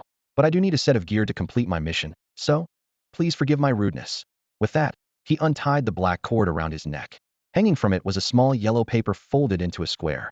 I don't have anything else worth giving. Xiaolu handed over the talisman. Before I set out, my mother went to the temple and prayed for me. Now I give it to you. I hope Brother Huangdo won't mind. If there's ever a chance, I, Bai Lu, will repay the kindness from today. Bai Lu's talisman. Tier, Stage 2 Black Epic. Effect, grants immunity to death penalty caused by a single trial failure, preserving all resources. Activates when placed in inventory, limited to within Stage 5. Congratulations on completing the mission, Soldier's Troubles. Rewards, 20,000 gold coupons, 20,000 experience points. A stack of 5 Stage 2 golden gear traded for a single life-saving talisman, well worth it. The system notification flashed by as everyone received their rewards. Wudo pocketed the talisman without hesitation. How could I dislike it? Take care of yourself. We have other business, so we'll take our leave for today. Take care. Xiaolu hesitated briefly before clasping his fists in farewell.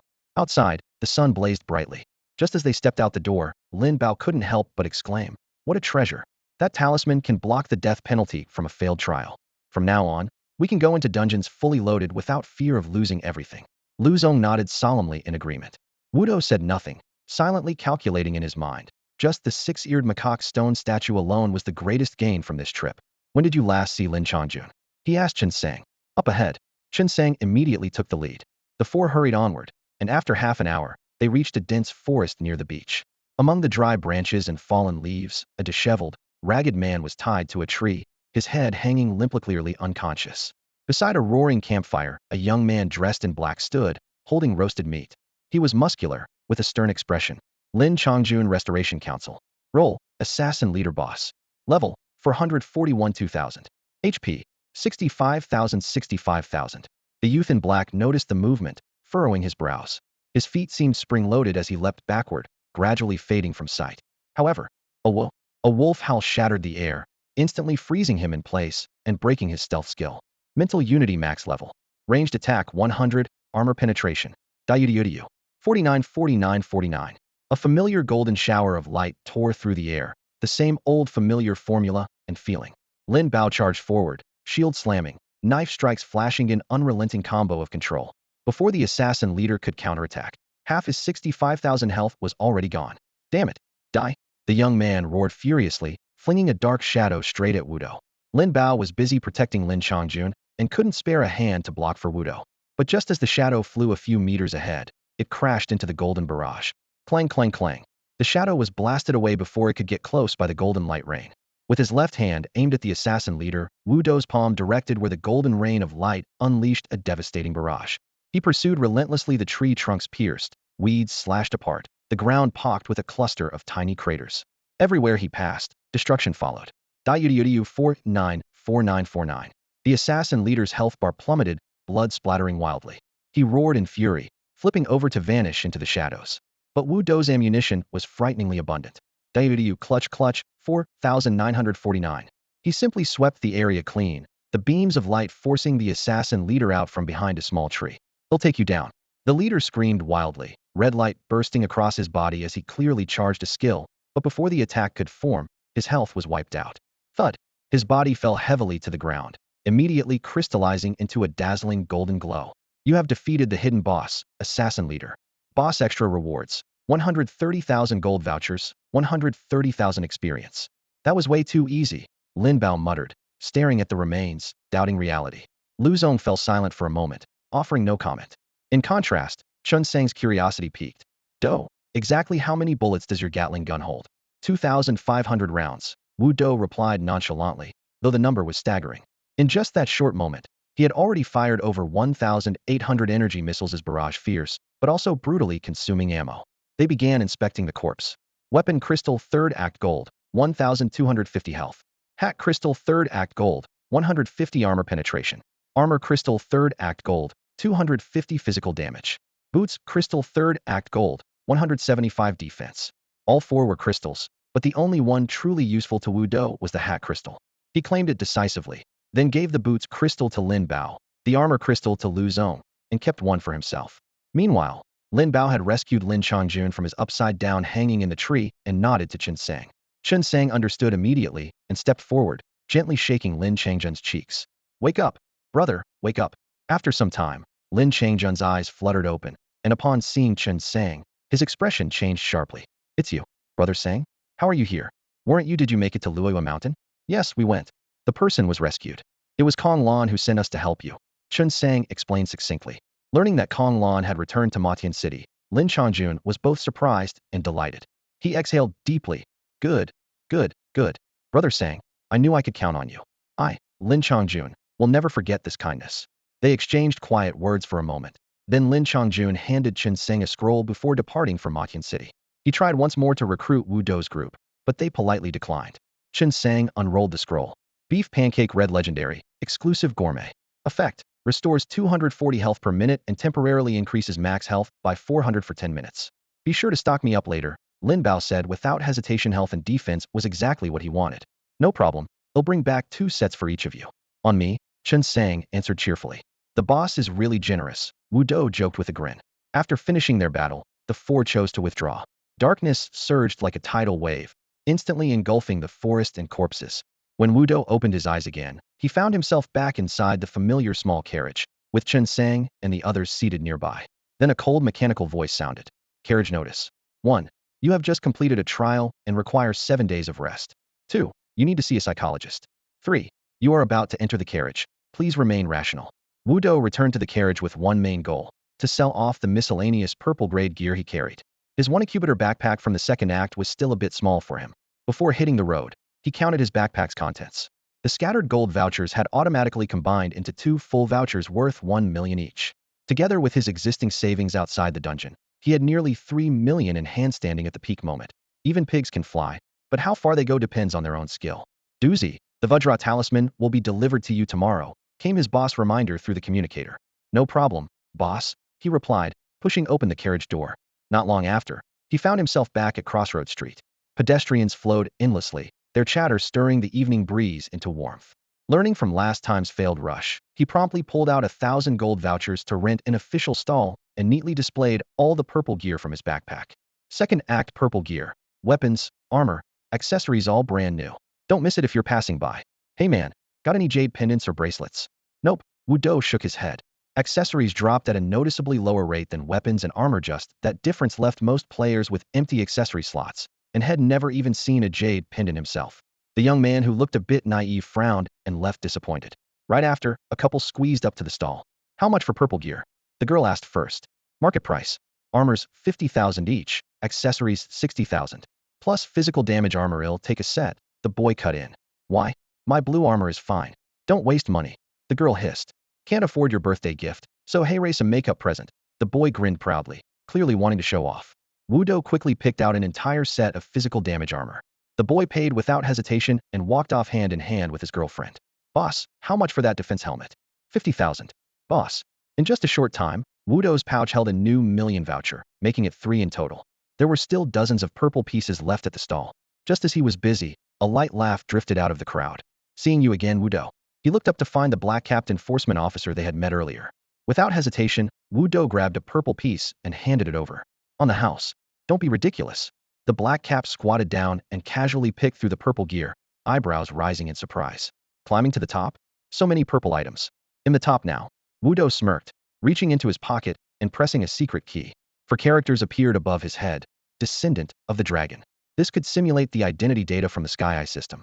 Though he didn't fully understand it, he knew it only worked inside the carriage and couldn't be taken into the dungeon. The black cap sighed and stood up.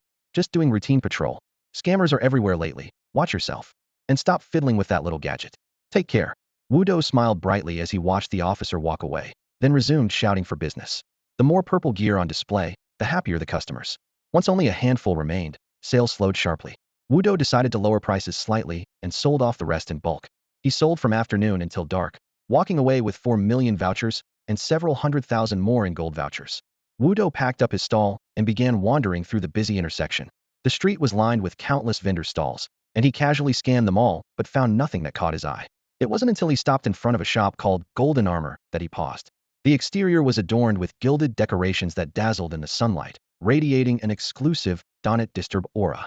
Several hostesses stood by the entrance, and one young woman noticed his hesitation and quickly approached with a bright, practiced smile. Hello, sir, how can I help you today? I'm looking for a second-tier gold armor piece that has both skill damage and armor penetration on the same item, Wu Dou said directly. He knew skill damage and armor penetration could appear together but never duplicate the same stat. For him, the perfect armor combined 3 attributes: health, skill damage, and armor penetration. With the amulet he carried, the ideal goal was to max out a full 9-piece golden set. The hostess hesitated briefly. We have items with skill damage and items with armor penetration, but pieces with both together you have to come inside to see. All right. Wu Dou nodded, following her into the shop. The armor penetration section's shelves were lined up like soldiers in formation, with helmets and armors arranged in perfect order. Wu Dou looked down carefully and spotted a hat quietly resting on the 3rd row. Pirate hat, second tier, premium gold. 500 health, 100 armor penetration, 125 skill damage. Equip skill blessing of the sea god. Increases healing effects of health recovery potions by 15. Its dark brown brim curved like a small boat, with a sharp but refined pointed crown, giving off a carefree charm.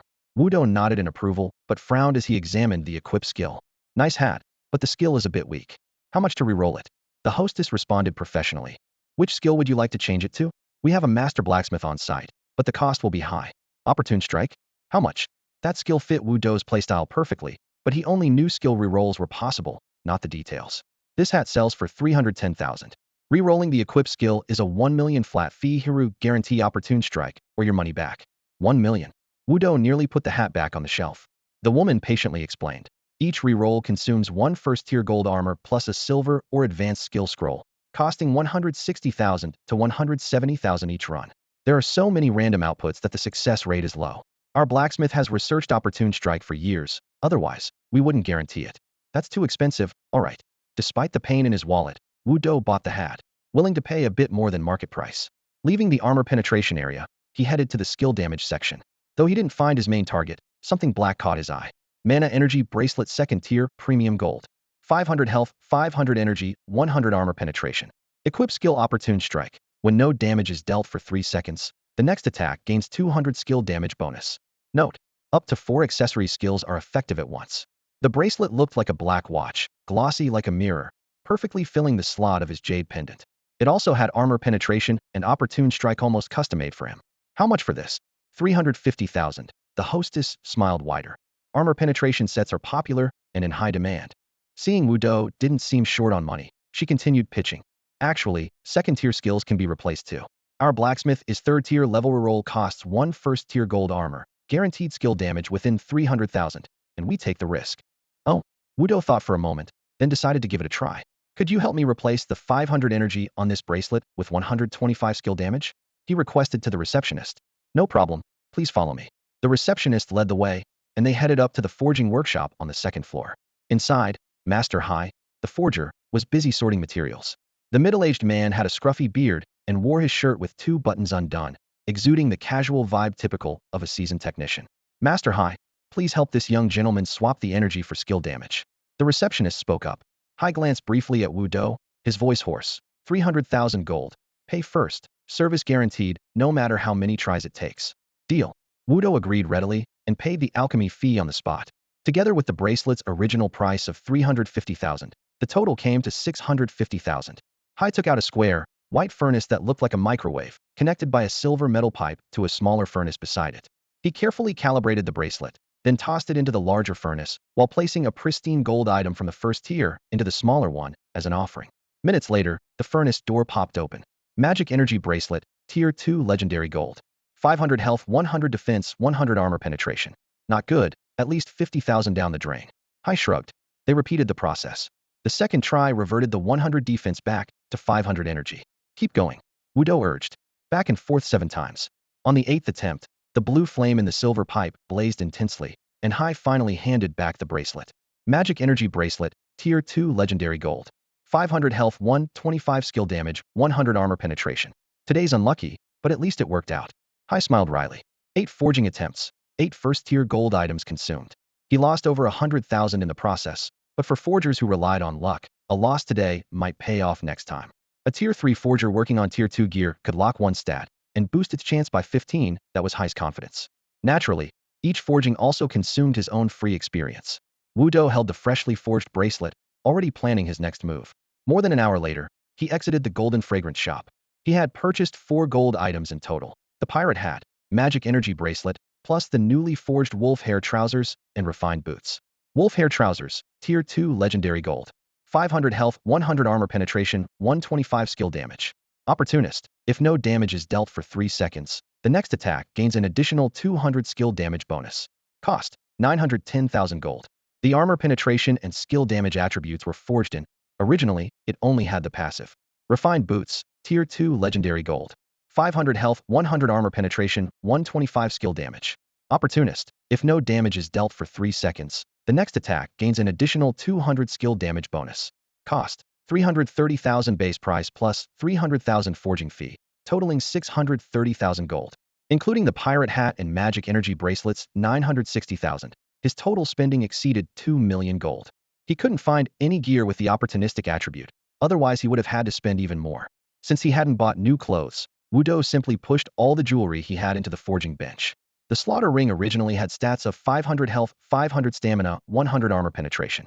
He spent 300,000 to upgrade it to 500 health, 125 skill damage, 100 armor penetration. The Tiger Head belt initially gave 500 health, 500 stamina, 100 skill damage.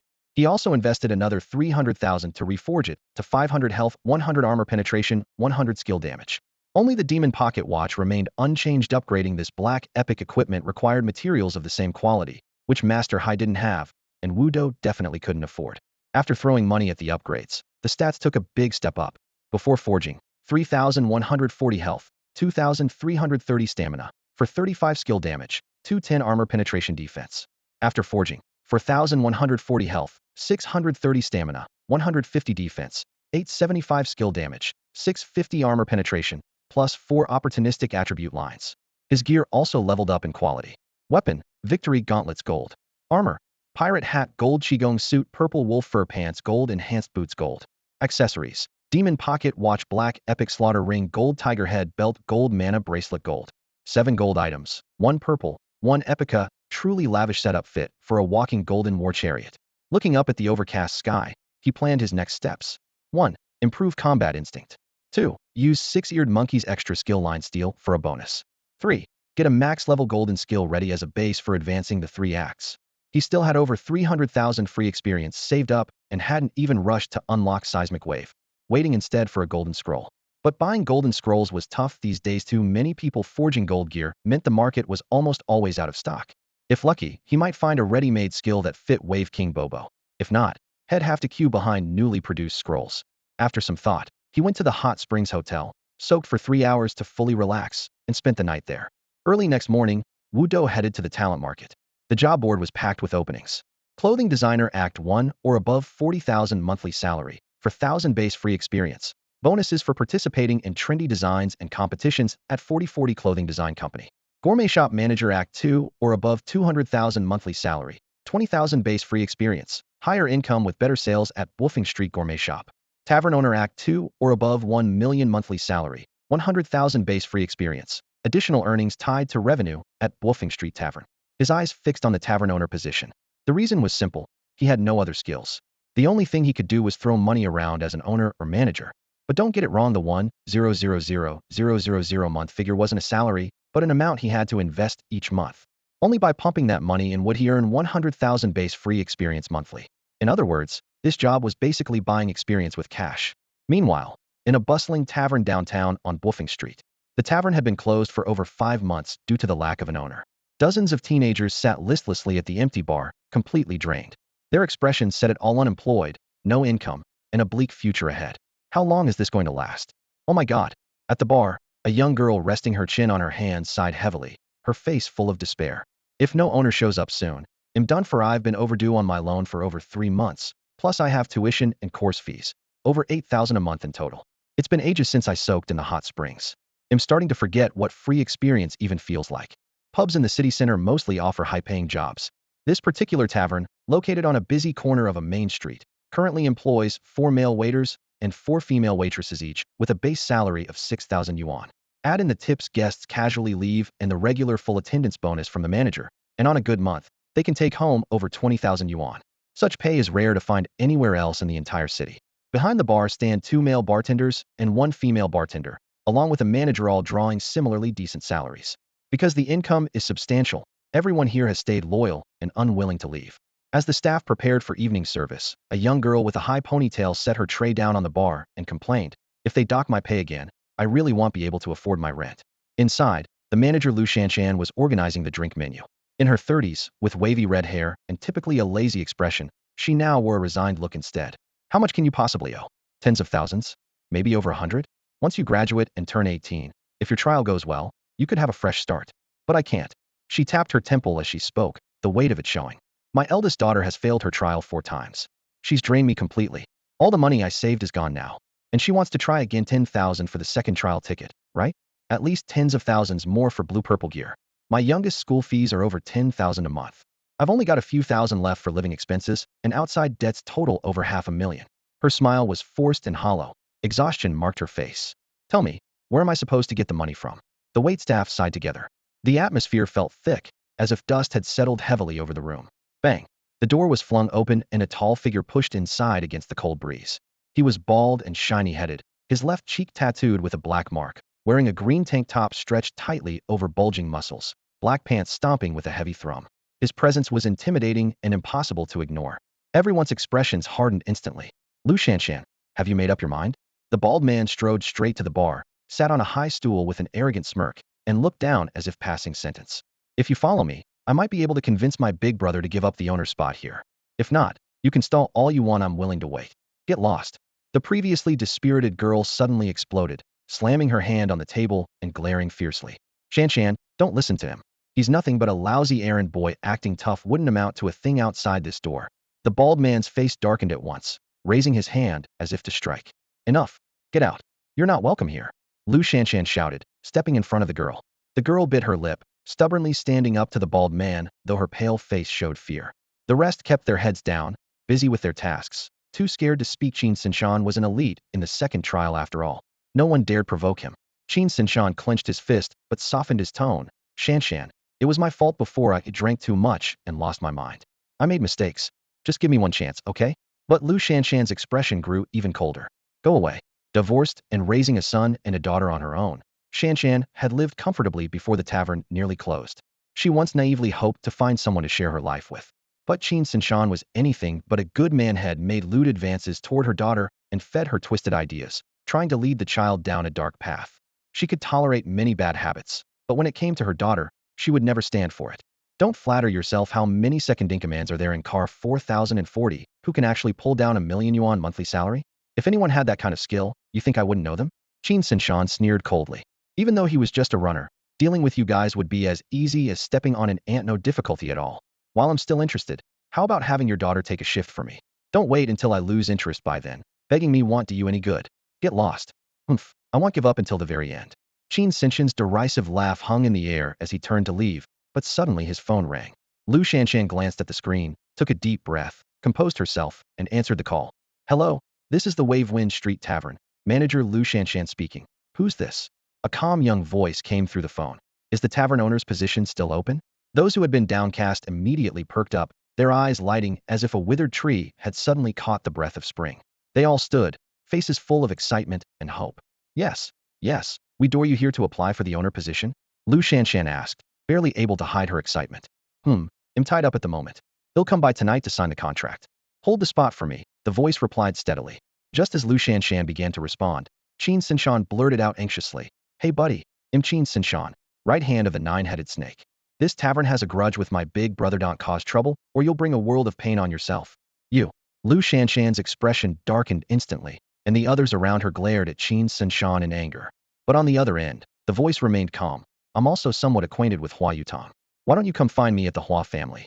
Nine-headed snake, huh? This will be interesting. Hua family. Qin Sinshan's face drained of color, his hands raised defensively. No, no, no. Boss, listen to me. I didn't say anything just now. Please continue. Who's really in charge here? Boss, why don't you speak up? Qin Sinshan broke out in a cold sweat, his scalp slick with oiliness. The voice on the phone said slowly, it's my first time being the boss. A congratulatory gift of 300,000 yuan should be reasonable, right?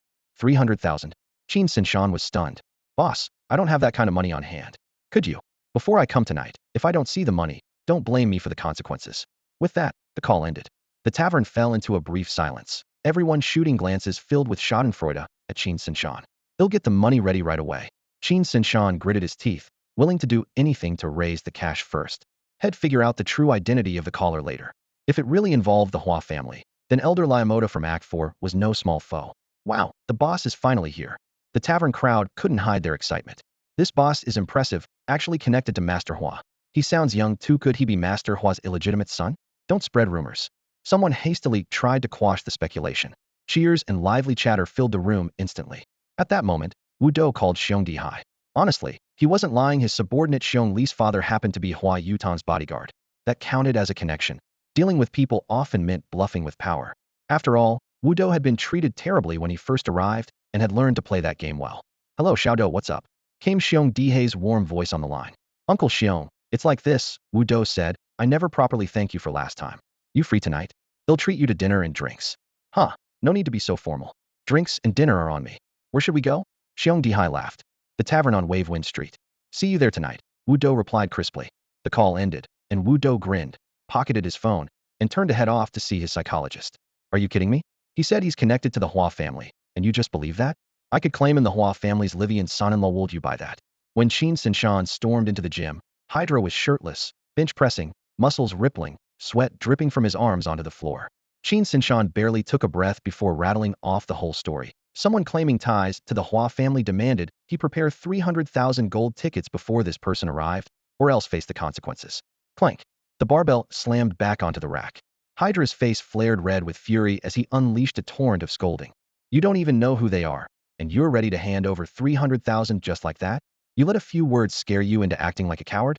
What a joke. That kind of money could buy a whole set of golden armor. Do you even understand that? Qin Sinshan's face was pale and anguished. But that guy said if the money's not ready, the consequences would be on me. What if he really is connected to the Hua family? Him as good as dead. Can't we just give him the money first, then verify who he is later? Just think of it as me borrowing from you. Borrow? Hydra sneered coldly. And you want to pay me back how? Big bro. Get lost. You coward. Even if that guy is tied to the Hua family, would he really kill you over this little matter? At worst you'd get beaten up. What's there to be afraid of? Hydra spat disdainfully. Gritting his teeth, Qin Sinshan whispered, Big bro, I already told him you're my boss. He knows I'm your underling. You dumb. Hydra roared and kicked Qin Sinshan down hard with the sole of his thick shoe right in the stomach. Qin Sinshan collapsed, clutching his belly, pale as a ghost. Big bro, I swear I'm not lying. I swear on my life. Irritated, Hydra flung off his gloves. Damn it, you useless brat. If that money's not back in a month, you're as good as dead. Then he pulled 300,000 gold tickets from his locker and tossed them to Qin Sinshan. Deliver this to the tavern first. He turned and ordered a nearby underling. Go round up the boys. I want to see what the hell this guy's all about. Around 7 in the evening, streetlights flickered on a long Boofing street. Hydra and his men lurked behind the second-floor window of the restaurant opposite the tavern. Qin Sinshan clutched his belly, barely daring to breathe. The tavern door swung open, and the moment Lu Shanshan stepped out with her group, everyone's focus sharpened. Shortly after, a composed, refined-looking young man met Lu Shanshan, followed closely by a broad-shouldered giant nearly 2 meters tall. Wudo. Hydra's eyes narrowed, instantly recognizing the youth. Qin Sinshan's heart sank. If his big brother recognized him at a glance, this guy's identity had to be serious. He must have really offended some rich heir big bro. You know him? Are they really tied to the Hua family? Smack. Hydra slapped him hard. Always finding women instead of doing real work. If I didn't know better, I'd think you've got nothing but legs.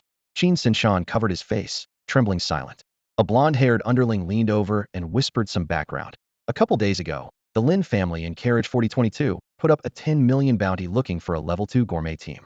Probably got burned in a level 2 gourmet dungeon or had a falling out with someone and want to restore their rep in the carriage. He paused, then added, they want experienced level 2 classical gourmet players. In our 4040 carriage, only one classical gourmet has leveled up recently and Wu Do teamed up with him before. Qin Sinshan rubbed his face, a mix of doubt and surprise crossing his features. 4022? The Lin family? Could their reach really extend all the way to our 4040? Under the dim, yellowish glow of the bar lights, his complexion shifted unervingly between pale and flushed. His fingertips drummed subconsciously against the edge of the table. Across from him, the blonde henchman hurriedly whispered an explanation. They're one of the big clans in 4022, with 2 4th-rank experts holding the fort. There must be dozens of 3rd-rank members involved. Do you think we're in any position to challenge them? On the wooden coffee table, Hydra silently swirled the tea in his glass without a word, his gaze flickering about as though grappling with a difficult decision. Qin Sinshan stretched his neck in the murky light, then relaxed his face. So that's the deal. When my brother recognized that kid earlier, it really startled me. Thought he was some wealthy heir. The blonde man let out a dry laugh and lowered his voice. It's hard to say. That guy with him is Xiong Dihai from the Xiong Familia 3rd-rank boxer, and also a bodyguard for the Hua clan.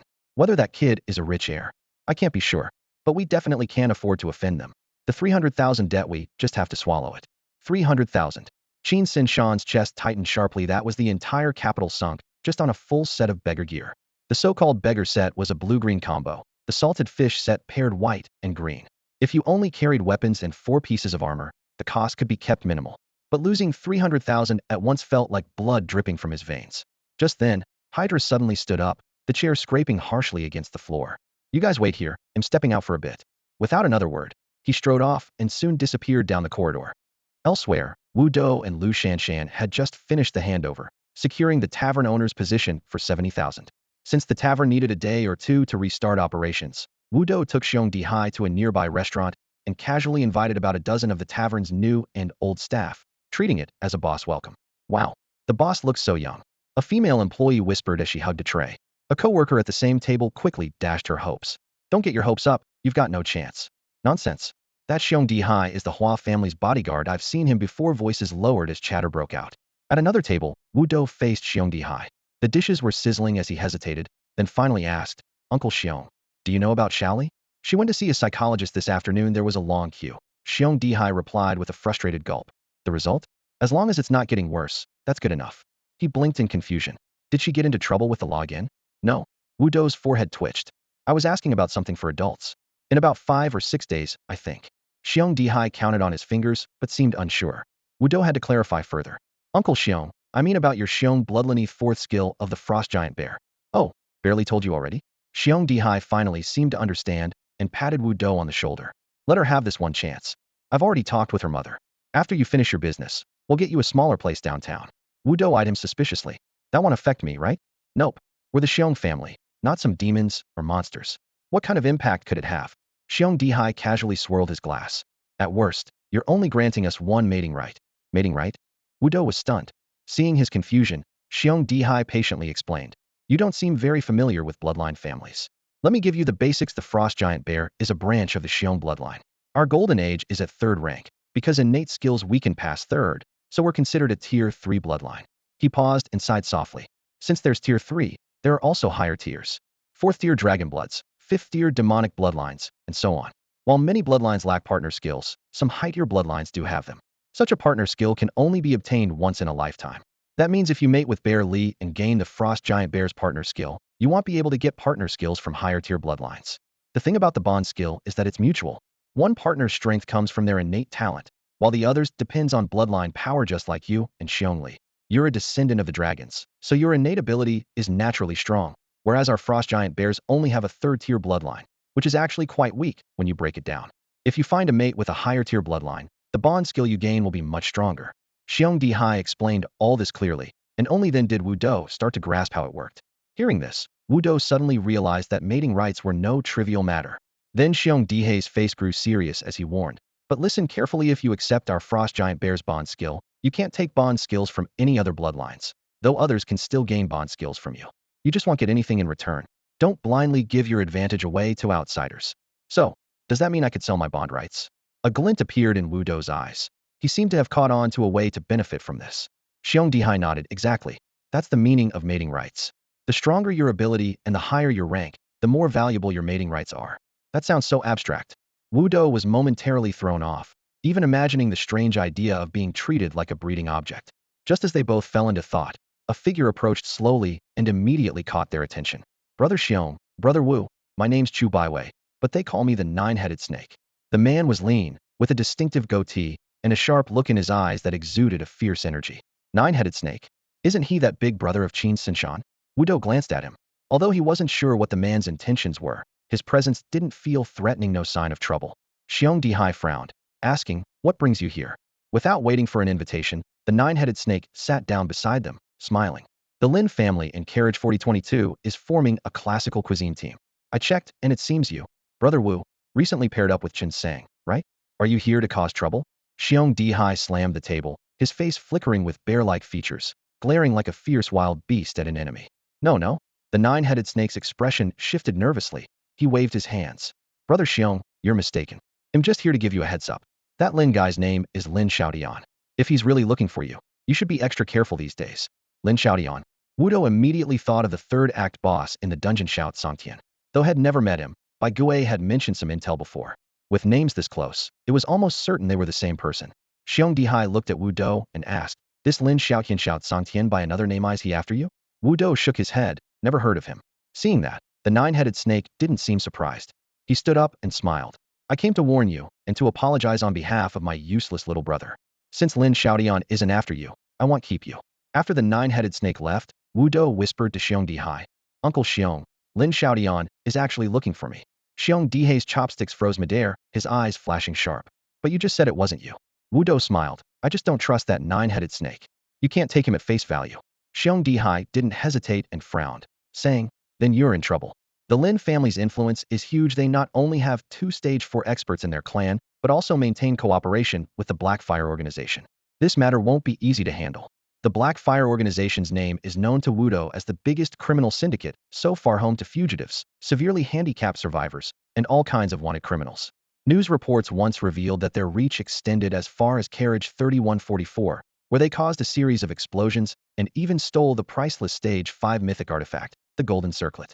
The Sky Eye system can curb some crimes and protects minors thoroughly, but when it comes to adults, it's powerless. It doesn't have the function to arrest criminals. In other words, as long as someone is powerful enough to dominate their territory, even if they're wanted with glowing red alerts, no one dares to touch them. Wood's expression grew serious. Should I run? It wasn't unusual to lose out in the trials, and then look for a rematch back in the carriage. Everyone relied on their own skills. His ability to make the Lin family heirs stumble in the trial was his talent. If the Lin family turned things around in the carriage, that was their skill. If he ever reached Stage 4, Wudo was confident he'd personally confront the Lin family. Whoever was weaker would be unlucky, whoever was stronger justified. Grand ideals meant nothing on this train. But Xiong Dihai shook his head. Where could you possibly run? If the Blackfire organization targets you, they have plenty of ways to find you. He tried to comfort him. Don't worry, I know some people connected to the Blackfire. They'll ask around for you first. The Lin family and Blackfire at most have mutually beneficial dealings. At worst, they pay for protection. When soldiers come, generals respond. When water flows, soil covers it. If I can settle this, I'll do it for you. Then I'm counting on you, Uncle Xiong. Don't be so formal. But Xiong Dihai suddenly lowered his voice. Can you give Xiongli your mating rights once? Just in case I can't handle this, and they really kill you if you haven't even used that right. What a waste. Wudo even suspected that if he died someday, these people might jump at the chance. After the dinner ended, Xiong Dihai dragged him off to soak in the hot springs, and they didn't get back to his rented apartment until late at night. The next day, he followed his usual routine training. He had survived tougher times before, back when he was wanted by the Black Hats and chased by gangs, too weak to fight back, forced to hide constantly, sometimes captured but saved by the Sky Eye system, narrowly surviving. Now, despite facing stronger enemies and lacking the system's protection, he was used to it: throw a punch if he could, retreat when he couldn't, and his core mission was simple: get stronger, or if trapped, fight desperately. In the gym, energy drinks and bars were lined up. Today, besides his regular training, he practiced boxing. Muscle memory F rank 0100. This was a route bonus. He spent a whole day stealing from the six-eared monkey statue. Among the three branches of overgrowth, indomitable will and muscle memory, he ultimately chose to improve flexibility and reaction through muscle memory. Thud. The punching bag shuddered violently. At the same time, a faint ink gray prompt appeared. Muscle memory F rank 1100. How? Just one punch, and it increased by a bit. The sudden situation left Wudo momentarily stunned. From his understanding of muscle memory, improving even just a bit of skill in boxing requires hundreds or thousands of repeated drills. Take the basic bullet punch, for example. Its complete set of 9 moves and 12 forms demands meticulous attention to every detail, from generating power throughout the body to the precise timing of each strike. Normally, it takes at least 10 minutes to complete one full sequence. Yet the panel before him showed that running through the set once would increase his proficiency by 1 point. Before this, he only knew the basics of the bullet punch and planned to build up skill gradually. But now, it seemed like every punch he threw made him a little better. Why? Could it be because I lack foundational boxing training? He cast the question aside with confusion and threw another punch. Bang! The black punching bag shook violently. Muscle memory F rank 2100. Wow, really 1 point per punch. Though he didn't understand why, Wudo didn't hesitate to launch into a furious series of strikes. Pow! Pow! Pow! The punching bag bulged and trembled under his blows, drawing curious looks from others in the gym. What's up with Dizzy? Break up or something? No idea, but his mood seems off. Maybe he's just stressed. They murmured but didn't press. Hitting bags to vent frustration was common enough. Muscle memory 1. Muscle memory 1. His explosive punches were draining his stamina fast, and he kept going for a full half hour. Muscle memory E rank 0500. At the moment he ranked up, he sensed a subtle change in his body, hard to describe, but he knew he had to keep going.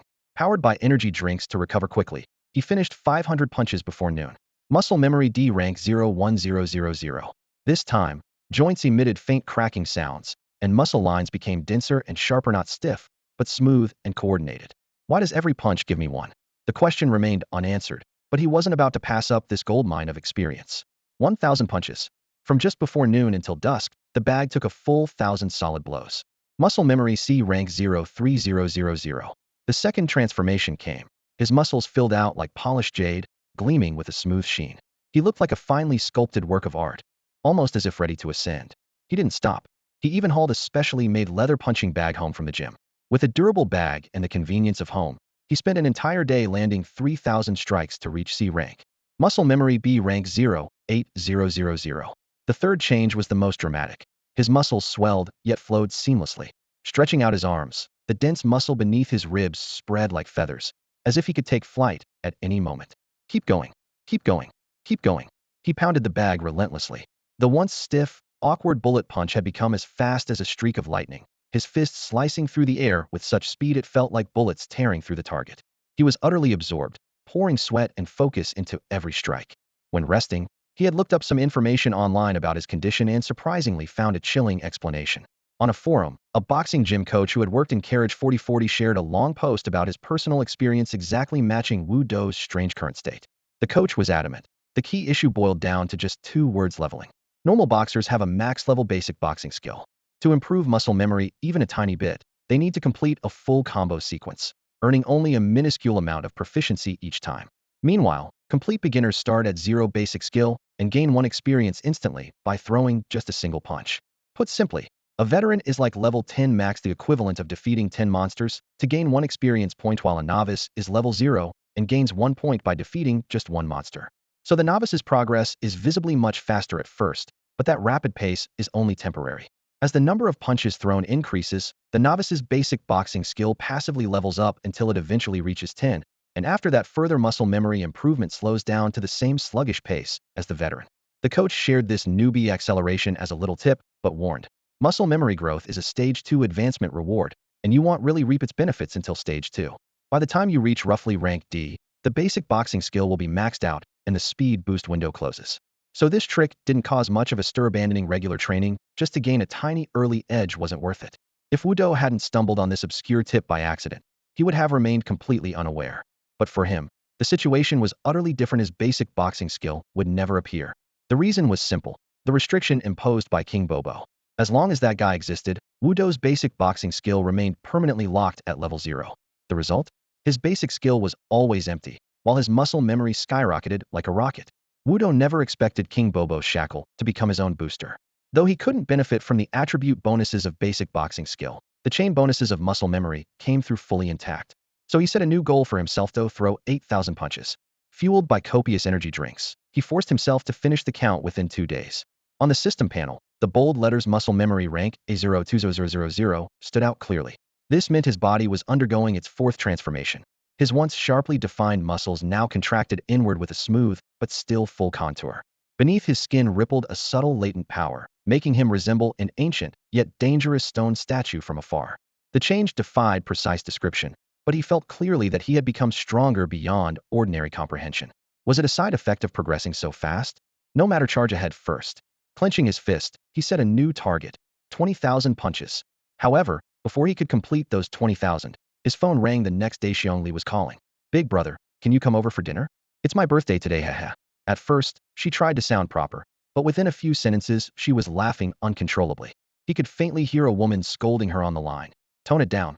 Don't scare him off. You're practically drooling. Could you stop interrupting when I'm on the phone?" "What? Can I say something? Blah blah. You little brat, you deserve a beating." The other end of the call was noisy and lively. Soon after, Xiong Dihai took over the phone. "Xiaodou, where are you? He'll come pick you up. It's little Li's birthday. Come join us for dinner. I'm in the neighborhood, right of the rock paper scissors group building. Come to the company entrance to get me." Hanging up, Wu Dou frowned slightly. What about the matter with Lin Xiaotian? Xiong Dihai still hadn't given him any update. Wu Dou freshened up, changed clothes, and headed to the Guessing Fist Group office. Outside the company entrance, the electronic billboard was looping a promotional video for the cage fight tournament, flashing lights dazzling and highly stirring. The female receptionist at the front desk saw him, pushed the door open, and curiously approached. "Sir, are you here to register for the cage fight tournament?" The cage fight tournament was a sub-event organized by the Guessing Fist Company, similar in concept to horse racing or sports betting. Competitors entered designated dungeons to fiercely battle it out, while outside spectators placed bets based on the fight's progress. Entire train carriages treated Guessing Fist as everyday entertainment. With some free time, Wu Dou casually asked, "What's the theme for this second act cage fight?" "Billions of zombies, survival mode, modern setting," the receptionist replied. The theme immediately sparked Wu Dou's interest. He was looking to find a monster-dense dungeon to sharpen his instinctive combat skills. Billions of zombies? Just the name sounds thrilling, he thought. What's the registration fee? And the prizes? He asked further. The champion receives one second act mythic item. Second and third place each get an epic level item. Fourth through 10th places earn a legendary item each. Registration fee is 200,000. How many carriages are participating? From carriage 4000 to 4050, with 10 slots per carriage. Hearing this, Wudo realized why there were still some open slots. The tournament had expanded into the 4,000 range carriages, which were well-established second act zones with deep foundations. The earlier the carriage number, the longer it had existed, the richer its resources, and the more powerhouse players it attracted. Anyone randomly picked might be clad in mythic or epic gear.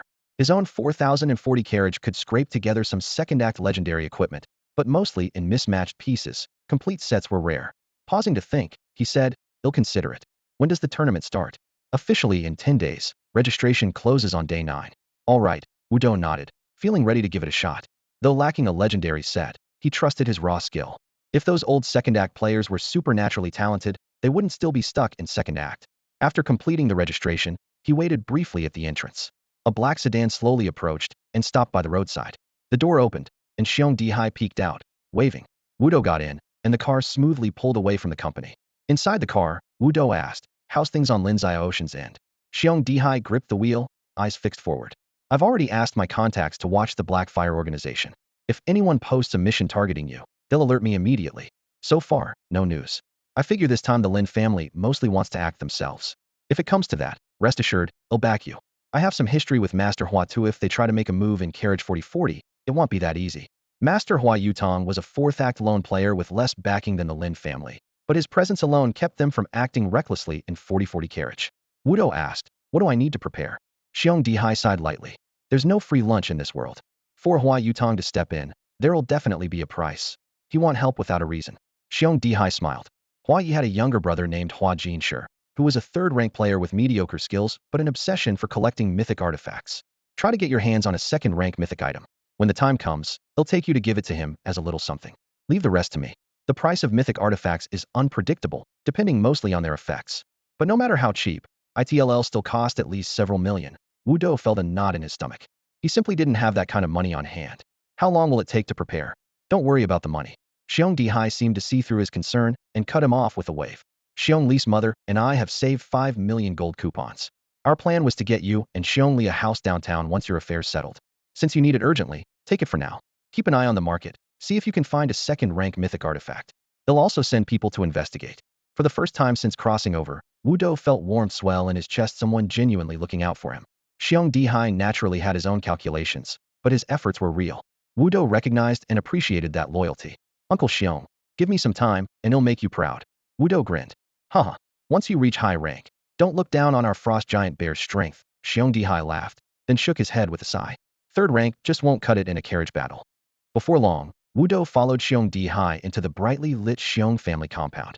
The living room buzzed with activity, packed from elderly grandparents to toddling children, every relative gathered. "So you're Wudo? Just as handsome as we heard. Have a seat." A warm middle-aged woman called, and he obliged. The adults quickly surrounded him, chattering like he was a rare guest. A teenage boy bearing a striking resemblance to Xiong Dihai approached, eyes full of doubt. "Dogu, you're handsome and capable. Why do you like Xiong Li? With her head the way it is she even normal?" That hit a sore spot for Wu Doha had always treated Xiong Li like a little sibling, never considering anything else. After all, her strange thought patterns were well known. Sitting nearby, Xiong Li immediately snapped. "You think you're smart? That you have brains? Get lost. Don't sit with my brother. None of this is your business."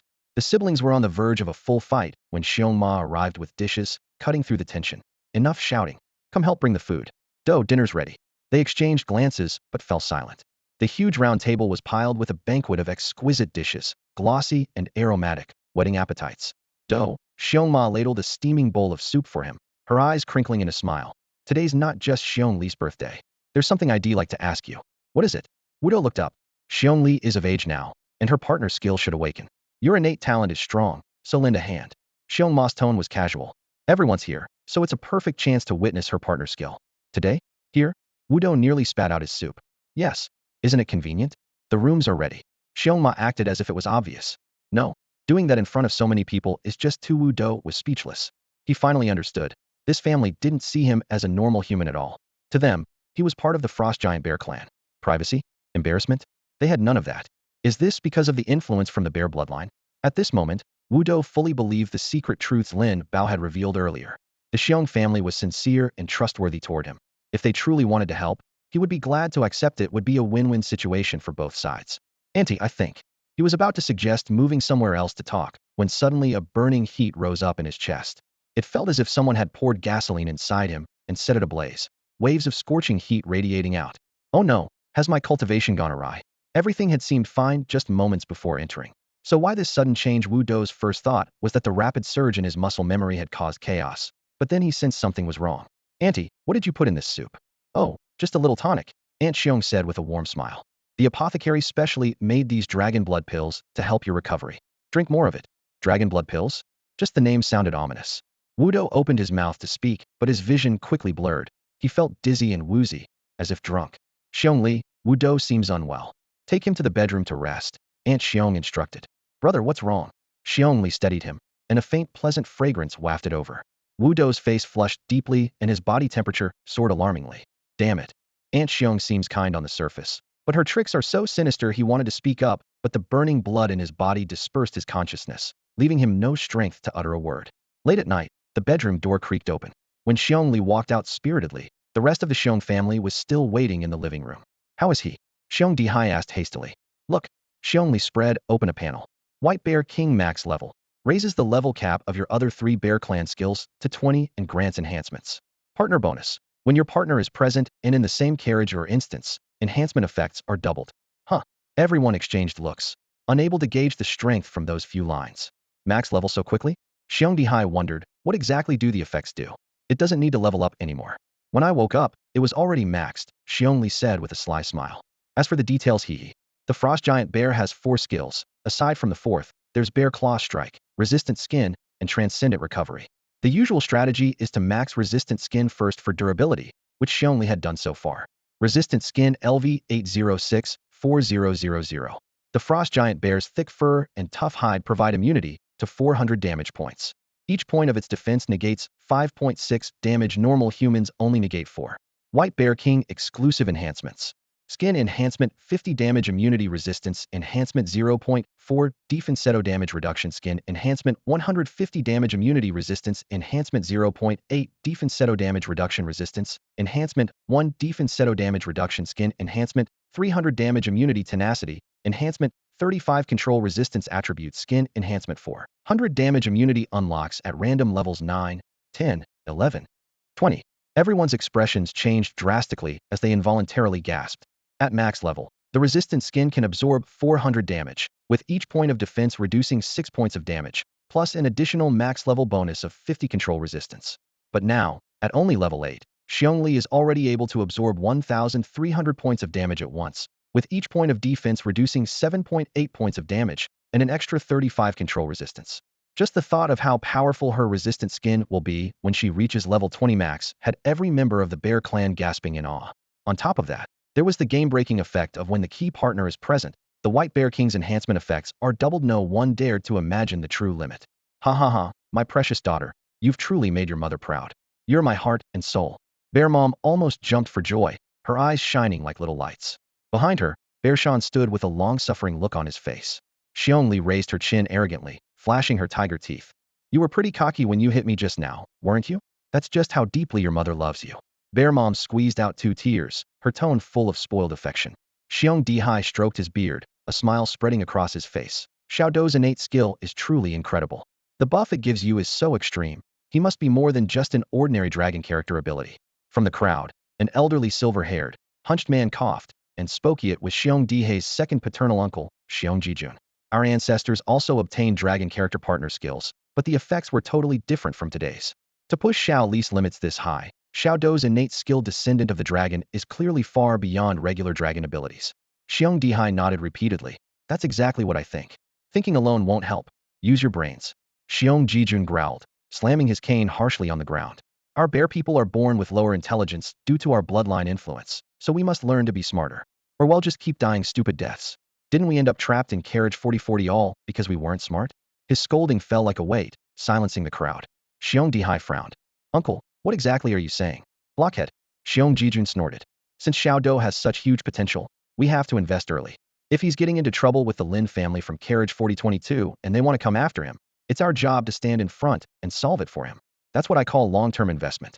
Xiong Dihai thought a moment. I've already discussed solutions with Xiaodou. Good. Xiong Jijun sighed, raising his cloudy eyes. Remember, supporting him now means following him in the future.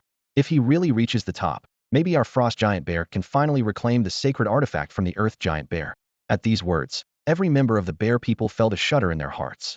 The bear bloodlines include the frost giant bear, earth giant bear, and dark giant bear, all third-tier bloodlines. The clan's sacred artifact can elevate their bloodlines further.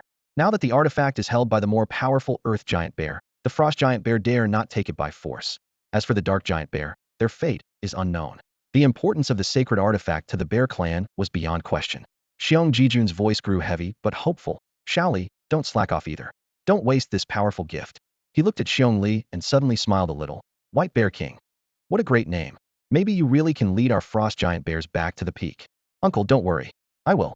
Xiong Li pounded her chest with determination, loudly declaring, I, the White Bear King, am the strongest. My head is spinning. Wu Dou groggily opened his eyes. The darkness didn't limit his vision. His night vision ability easily traced the outlines around him. The four walls were pure white, with no unnecessary decorations. A metal door was firmly shut. The mattress was soft and gave off a faint, pleasant fragrance that made him reluctant to get up. Feels like I blacked out, he frowned, but quickly dismissed though the clearly remembered everything that had just happened. At the moment when Xiong Li awakened her partner's skill, he caught a mental image deep in his mind. A glass bottle with no sense of scale, shaped like a peach heart, sealed tightly at the mouth, and filled with pink liquid. Now the liquid was completely gone, leaving the transparent glass bottle empty and visible. What was this love heart bottle? Wu Dou had a vague idea. If it was empty, he probably couldn't awaken partner skills for others' Ogden, at least not until the pink liquid inside refilled. This guess stemmed from fragmented information he had seen before during discussions with Xiong Dihai about mating rights. Although data on the 4040 series was scarce, one point mentioned that there was a cooldown period for helping others awaken partner skills, anywhere from a few years to over a decade. Perhaps this pink liquid in the bottle was like an hourglass for that cooldown. Shaking off his thoughts, he pulled up his status panel to check his newly added attributes, and sure enough, he had gained a partner skill. Frost Wave Blade LV 105000. Energy cost 500. Effect: condenses frost energy. After charging for 5 seconds, unleashes a colossal wave blade that charges forward 150 meters in a straight line, dealing 2,500 points of piercing skill damage with 50 armor penetration, and inflicts freezing for 10-50 spirit seconds. Ultimate skill. Cost: 3 gold crystals. Charging time extended 5 seconds, consuming an additional 100 energy per second during charging. Damage per second increase 525 spirit 0.5. Attack range, distance, and armor penetration effects are all doubled. The more crystals consumed, the longer the charge can be sustained. Partner bonus. When the partner is present, the number of frost wave blades increases to 4, simultaneously striking in 4 directions. Exclusive power-up for King Bobo. Frost Blade Enhancement, 50 armor penetration. Unlocks random LV, 2 enhancements. Unlocks ultimate skill at random LV, 10. So it really is an ultimate skill, and there's no additional activation condition, just burns through resources, Wu Dou muttered while staring at the requires 3 gold crystals note, feeling both awed and a little intimidated by how powerful this move was. The intimidation of a piercing attack like this is obvious. If the first target absorbs and blocks the hit, the units behind remain safe. But if the first target can't block it, the Frostwave Blade passes through them and continues to damage those behind. Of course, the damage decreases as it passes through each target. For example, if the original piercing damage is 100 points and the first target's defense absorbs 20 points, leaving 80 points of damage dealt, the second target hit will only take those 80 points. The more damage the earlier targets block, the lower the damage affecting the later ones, and so on down the line. As long as the armor penetration is high enough, the piercing attack can consistently deal full damage. When applied to the Frost Wave Blade, once the penetration is properly boosted, every enemy within a straight 150-meter line ahead will be slashed by the massive blade one after another. Just imagining that power is insane.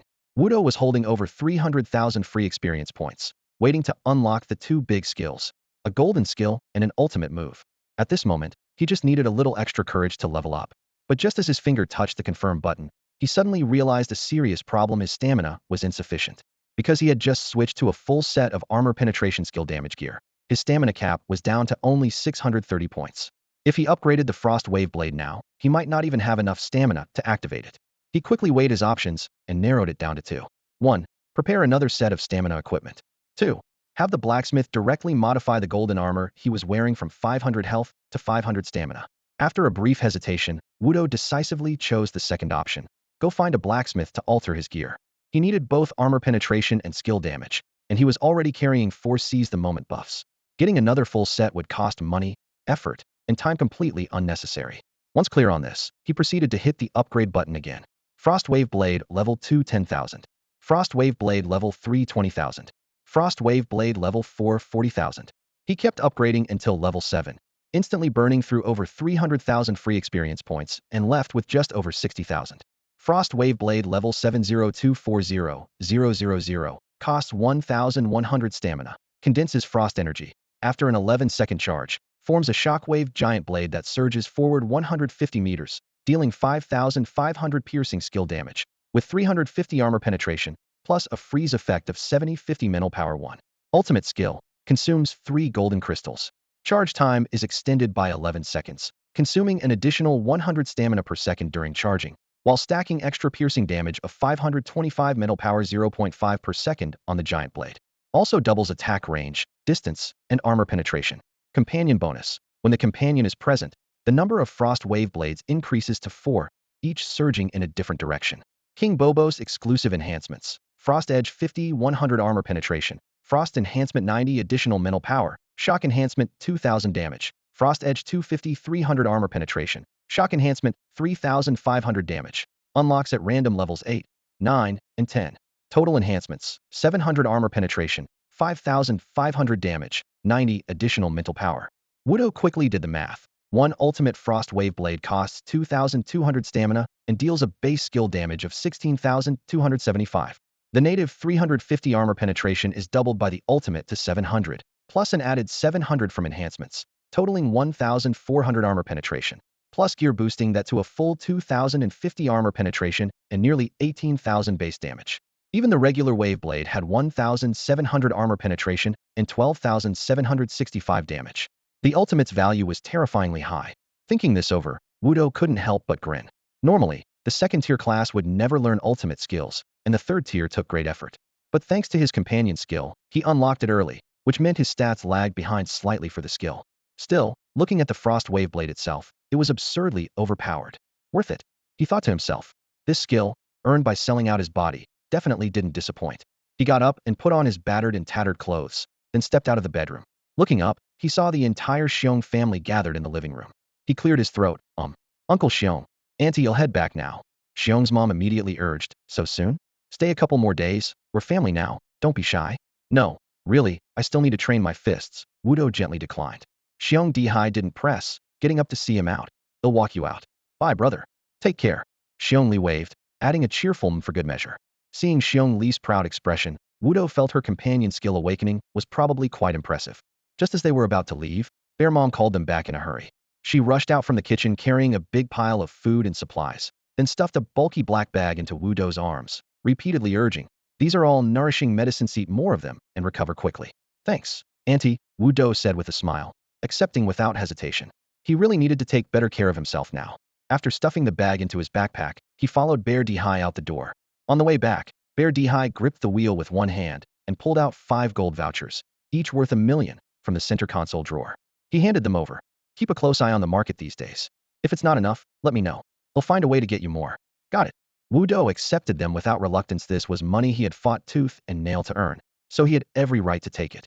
Picking people up, sleeping, delivering, collecting money, he could now recite the whole routine backward and forward. It felt almost absurd how familiar it was. He never imagined that someone who used to scrape by with scams would eventually master the art of selling himself too. People really do have to try everything to discover their potential. "Uncle Bear," he hesitated, then added, "if the Bloodline Circle has any work in the future, please keep an eye out for me. Introduce me if there's business. Money's the key. Everything else is negotiable. After all, it's all about helping people." "Wait till you've gotten better," Bear Dihai said, half joking but still nodding. "They'll ask around for you." Wudo added one more thing. "Oh, and please know, man, at least it has to be a person. Animals don't count." "Understood," Bear Dihai replied crisply. Back at his place, Wudo barely had time to rest before jumping straight back into training. The thick calluses on his palms cracked and scabbed over again, but he gritted his teeth and kept punching. His goal was 20,000 punches. After more than 8 hours, had only managed a little over 1,400. Sweat dripped from his chin onto the floor, and the 5 gold vouchers lay under his books like little flags, silently reminding him of the cost of this deal. At dawn, after a quick shower, he decided to head to Crossroads Street to refresh his gear stats. Just as he was stepping downstairs, a tall, muscular young man stood at the door, expression cold and stern. Black suit, black tie, dark sunglasses shielding most of his face, definitely a professional bodyguard. Wudo thought he might be sent by some wealthy client, but the man raised his chin and started following him instead. "And you are?" "Xiongyu," the young man said, voice hard as steel. With just that, Wudo immediately understood was Bear Dihei's man. The Xiong family only had 2 types, bodyguards or black hats. "What's your skill level?" "Free-stage boxer." The two walked side by side into the most prominent goldsmith shop on Crossroads Street. The shop still smelled of oil and metal. Master Hai's hair was messy, his face unshaven, but he radiated the spirit of a dedicated craftsman. "Help me forge these 3 pieces of equipment from 500 HP to 500 stamina. The pirate hat, wolf fur pants, and precision-forged boots." Master Hai glanced at the stats, nodded lazily, and held out his hand. 900,000. Wudo paid right away. Amid the roar of the machines and red-hot flames casting a glow on the master's face, he slipped downstairs to wander a bit. At the counter, he casually asked, "Do you have any gold armor with the opportunist attribute?" "Yes, sir." The receptionist smiled professionally and sweetly. "2 just came in yesterday." She led him to the display case. Under the glass lights, 2 gold armors shimmered softly with golden hues. Wudo scanned their stats and a smirk tugged at his lips. One of them was pretty good. Fighting short sleeve Act 2 Golden Epic. 500 energy, 125 skill damage, 100 defense. Waiting for the right moment. If no damage is dealt within 3 seconds, the next attack gains an additional 200 skill damage bonus. The black short sleeve lay quietly inside the glass case, with no extra patterns. The fabric shimmered with a subtle dark gold under the lights, looking plain but remarkably sturdy. "I'll take this one." "Make it cheaper," Wudo said decisively, pointing at the shirt. "I've already forged 3 attribute bonuses upstairs. Asking for a discount isn't too much, is it?" The shop assistant replied. "Heh, no problem, sir. I'll give you a buyback price of 300,000. The female clerk smiled as she flipped the tag and quoted the price. Wudo nodded without hesitation and made the deal on the spot. Then he picked out 3 golden crystals. With the 3 he already had, that made 6 total, enough to unleash his ultimate move twice, the Wave Blade. After leaving the jewelry store, he splurged over 2 million gold coupons this time. Forging 3-piece attribute bonuses, 900,000. Buying the fighting short sleeve, 300,000. Converting the shirt's 100 defense to 100 armor penetration, 300,000. Buying 3 golden crystals, 600,000. Total, 2.1 million gold coupons. The money flowed like water, but the attribute boost was just as impressive. HP 2300, energy 2680, defense 70, skill damage 1000, armor penetration 750, plus 5 pieces with waiting for the right moment. Now Wave Blade could finally be used effectively in battle. Next, Wudo prowled back and forth around Cross Street, hunting for legendary items, but found nothing. As dusk fell, he led his team home to continue training, and casually signed up for the cage fight tournament for Act 2 at the Rock Paper Scissors Company. Levels need to keep rising. Combat instincts must be honed, he resolved silently. Punching, punching, and more punching. Over the following days, he stayed indoors, outsourcing cross-street intel to hired informants to save energy. Bang, bang, bang. The steady thuds echoed in the underground training room. The black punching bag rocked violently under his fists, after images overlapping like a blur. Muscle Memory Proficiency 1. Muscle Memory Proficiency 1. Muscle Memory S rank 0100000. As his proficiency rose, his muscles grew denser and more defined, as if a dormant beast breathed beneath his skin. Bare-chested, he no longer looked human, but like an ancient, mysterious creature. Muscle memory enhances body agility, reaction speed, and subconscious reflexes. Though not directly shown in stat panels, these 3 are the core of this entire growth path. Overgrowth, indomitable will, muscle memory, combat instinct. These 4 pathways are the foundation of the high-tier fighters. The stronger the base, the steadier the tower. Every elite act-level fighter strives to max out these lines to SSR. After a short break, Wudo attacked the next muscle memory goal, double S rank. 2 days flew by. At dusk, in a small remote hot spring on the city outskirts, Lu Zong soaked in the steaming pool. He glanced at the slowly rising free experience on his attribute panel, but couldn't help sighing. Since Wudo warned them about possible revenge from the Lin family, Lu Zong and the others had kept a low profile, waiting for Wudo to resolve the situation. This left him stuck in the hot spring, which charged 50 experience points per hour. 500 gold per hour was the top tier here. Experience was small potatoes. What really worried him was the Lin family. If Wudo can't handle this, he thought uneasily, when suddenly a figure appeared silently beside him through the steam. The man sat down soundlessly, head bowed slightly. It was Hydra. someone who had once crossed paths with Wudou. You're Lu Zong, right? Hydra's voice was low and steady. A chill ran through Lu Zong. To be called by name in such a remote place was no coincidence. His mood instantly plummeted. He studied the man warily. Who are you? You angered a guy named Xiao Songtian in the dungeon. Remember him? Hydra's gaze darkened. He's the second young master of the Lin family from Carriage 4022. Now he's coming after you. Wudou's been captured by them. I'm here to tell you pack up and run. What? Lu Zong's face went pale, his mind buzzing. Wudou's been captured? The Hydra sneered inwardly at Lu Zong's performance. He had clearly chosen the right target. Among Chen Sang's team, Lu Zong was by far the easiest to manipulate. Chen Sang himself was a gourmet who often wandered the nooks and crannies of the train cars, frequently mingling with people and dealing with situations. Though he rarely took part in the trials personally, his keen observation and social skills were very sharp. Lin Bao was even cunningerly impossible to deceive. At the slightest hint of something suspicious, he would immediately alert his allies. As for Wudou, the Hydra had already tried him and found he couldn't be fooled at all. In comparison, Lu Zong was practically an open door. At that moment, Lu Zong's mind was in chaos, completely unaware that he had fallen into a trap. Thanks, brother. I'll treat you to dinner some other time, he said hurriedly, climbing out of the pool without bothering to dry his wet pants. He rushed forward, eager to leave. But before he took 2 steps, dark shadows suddenly blocked the doorway. Cold, piercing gazes locked onto him like blades, and Lu Zong's face instantly paled. So it was you 4 who offended me.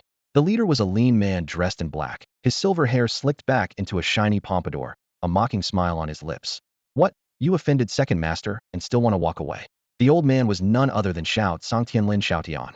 Second master, Lu Zong barely got a word out before Lin Xiaotian grabbed him by the neck with one hand, hoisting him up high. The crushing strength and authority left him no room to resist. In his heart, all he could do was silently beg for mercy. I've been so obedient, please spare me. You bastard, acting tough in the trial? Think you can fool us? Try that again. A tall, burly woman charged forward, her heavy fist slamming hard into Lu Zong's eye socket. His earlier words were essentially an admission that they belonged to the Restoration Council team in the trial. The woman was Sasa from that mission, flanked by Yefeng and Fian. Fian's gaze was icy. Break his legs first. Damn it, I don't want my whole year wasted. Just as the tension reached a breaking point, the Hydra stretched lazily and stood up. Second master, I don't think you can move him yet. Oh. Lin Xiaotian glanced sideways, suspicion flashing in his eyes. The Hydra lowered his voice to explain. It's certain those 4 offended you, but Wudou is not easy to kill. How so? Lin Xiaotian asked. He's protected by the Bear clan. You can't take him alone. The Hydra grew serious. And we have solid intel that Wudou and the Bear clan have been looking for a mythical artifact, most likely to buy it for Hua Yutong's younger brother, Hua Jinshi, hoping to get Hua Yutong involved. If Hua Yutong steps in, you won't be able to touch him. Hua Yutong Lin Xiaotian was no fool. He understood Hua Yutong's influence. If that 4th-rank powerhouse really intervened, the Lin family wouldn't have managed to extend their power from CAR 4022 all the way to 4040. He paused thoughtfully. What do you suggest? To kill Wudou, we must act fast. The Hydra's speech sped up. Strike before they react, or once the Hua family gets involved, you won't have a chance. We also have to avoid the busy city Arras if Wudou flees into a crowd. You can't slaughter innocents to get him. The best plan is to lure him out into the open, trap him. The Hydra chuckled coldly. If we can bait Wudou out, I can hold off his 3rd-rank bodyguard for you. Then you just finish him off. Once he was dead, dealing with the remaining 3 would be a piece of cake, and this kid could be useful for that. After hearing the Hydra's plan, Lin Xiaotian finally understood what they were up to. How do you plan to trick them? He raised an eyebrow. Simple, the Hydra said with eyes narrowed into slits, smiling. Wudou and the Xiong family have been struggling to find a mythical artifact. If we get this kid to contact Wudou, telling him we can get him a 2nd-tier mythical artifact, Wudou will definitely come calling. He then added eagerly, Master, if the plan succeeds, don't forget what you promised me. I've wanted to get into Carriage 4022 for a long time. No problem, Lin Xiaotian replied casually. Once you get your revenge, it'll guarantee you entry into 4022.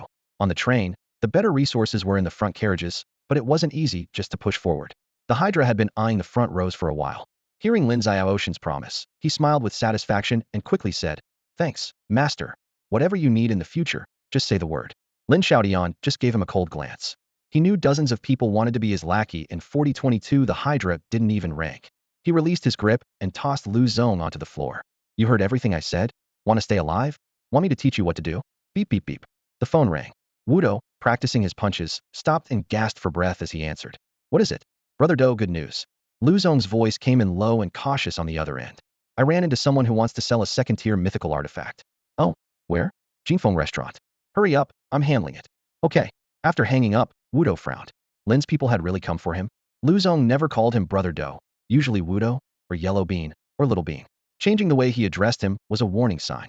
Even if he was wrong, Wudo trusted his gut. He grabbed his phone and dialed Xiong Dihai's number. Come pick me up. Soon, a car pulled up. The door opened, and Xiong Dihai peeked out. Why just me? Where are the rest of our relatives? After celebrating Xiong Li's birthday, those who needed to settle things did. The rest went to work. Wudo got in with Xiong Yu, and the three headed to Jinfeng restaurant. The little eatery was so out of the way hardly anyone knew it was there. If it weren't for Xiong Dihai's familiarity with carriage 4040, just finding the place would be tough. Standing under the sign, Wudo called Lu Zong no answer. Across the street, on the second floor of a small hot springs shop, the Hydra peered through binoculars. Seeing Wudo accompanied by Xiong Dihai and Xiong Yu, his face darkened. Master, he brought 2 bodyguards. What do we do? Lin Xiaodian snorted coldly. If sneaky won't work, do it openly. Inside the room, Lu Zong sat slumped against the wall, his legs broken, his phone ringing non-stop on the table. He didn't dare move. The Hydra hesitated before warning, Master, if you kill him outright. But if you slip up, you'll drag me down with you. You have the Lin family backing you, but I don't. Don't worry, Lin Xiaodian said calmly, pulling a small black needle from his backpack. Lin Xiaodian was a traditional martial artist specializing in boxing. He had few long-range techniques, and their power was limited and easy to defend against, so he relied on small weapons to try his luck. Jutush frowned and whispered, Can this thing kill him? The damage might not be enough. Lin Xiaodian smiled slightly and held a fine black steel needle between his fingers. This is the 3rd stage golden weapon, the corpse poison needle. Its direct attack power isn't high, but the poison is extremely potent. Once it penetrates, that guy is only a 2nd stage fighter. He won't last long. He paused, then added, even if the poison doesn't kill him, meanwhile we go down and hold off those 2 bear men. Sasha, you guys wait for the right moment and finish him with a single strike. No problem, second master. Sasha and Yefeng nodded excitedly.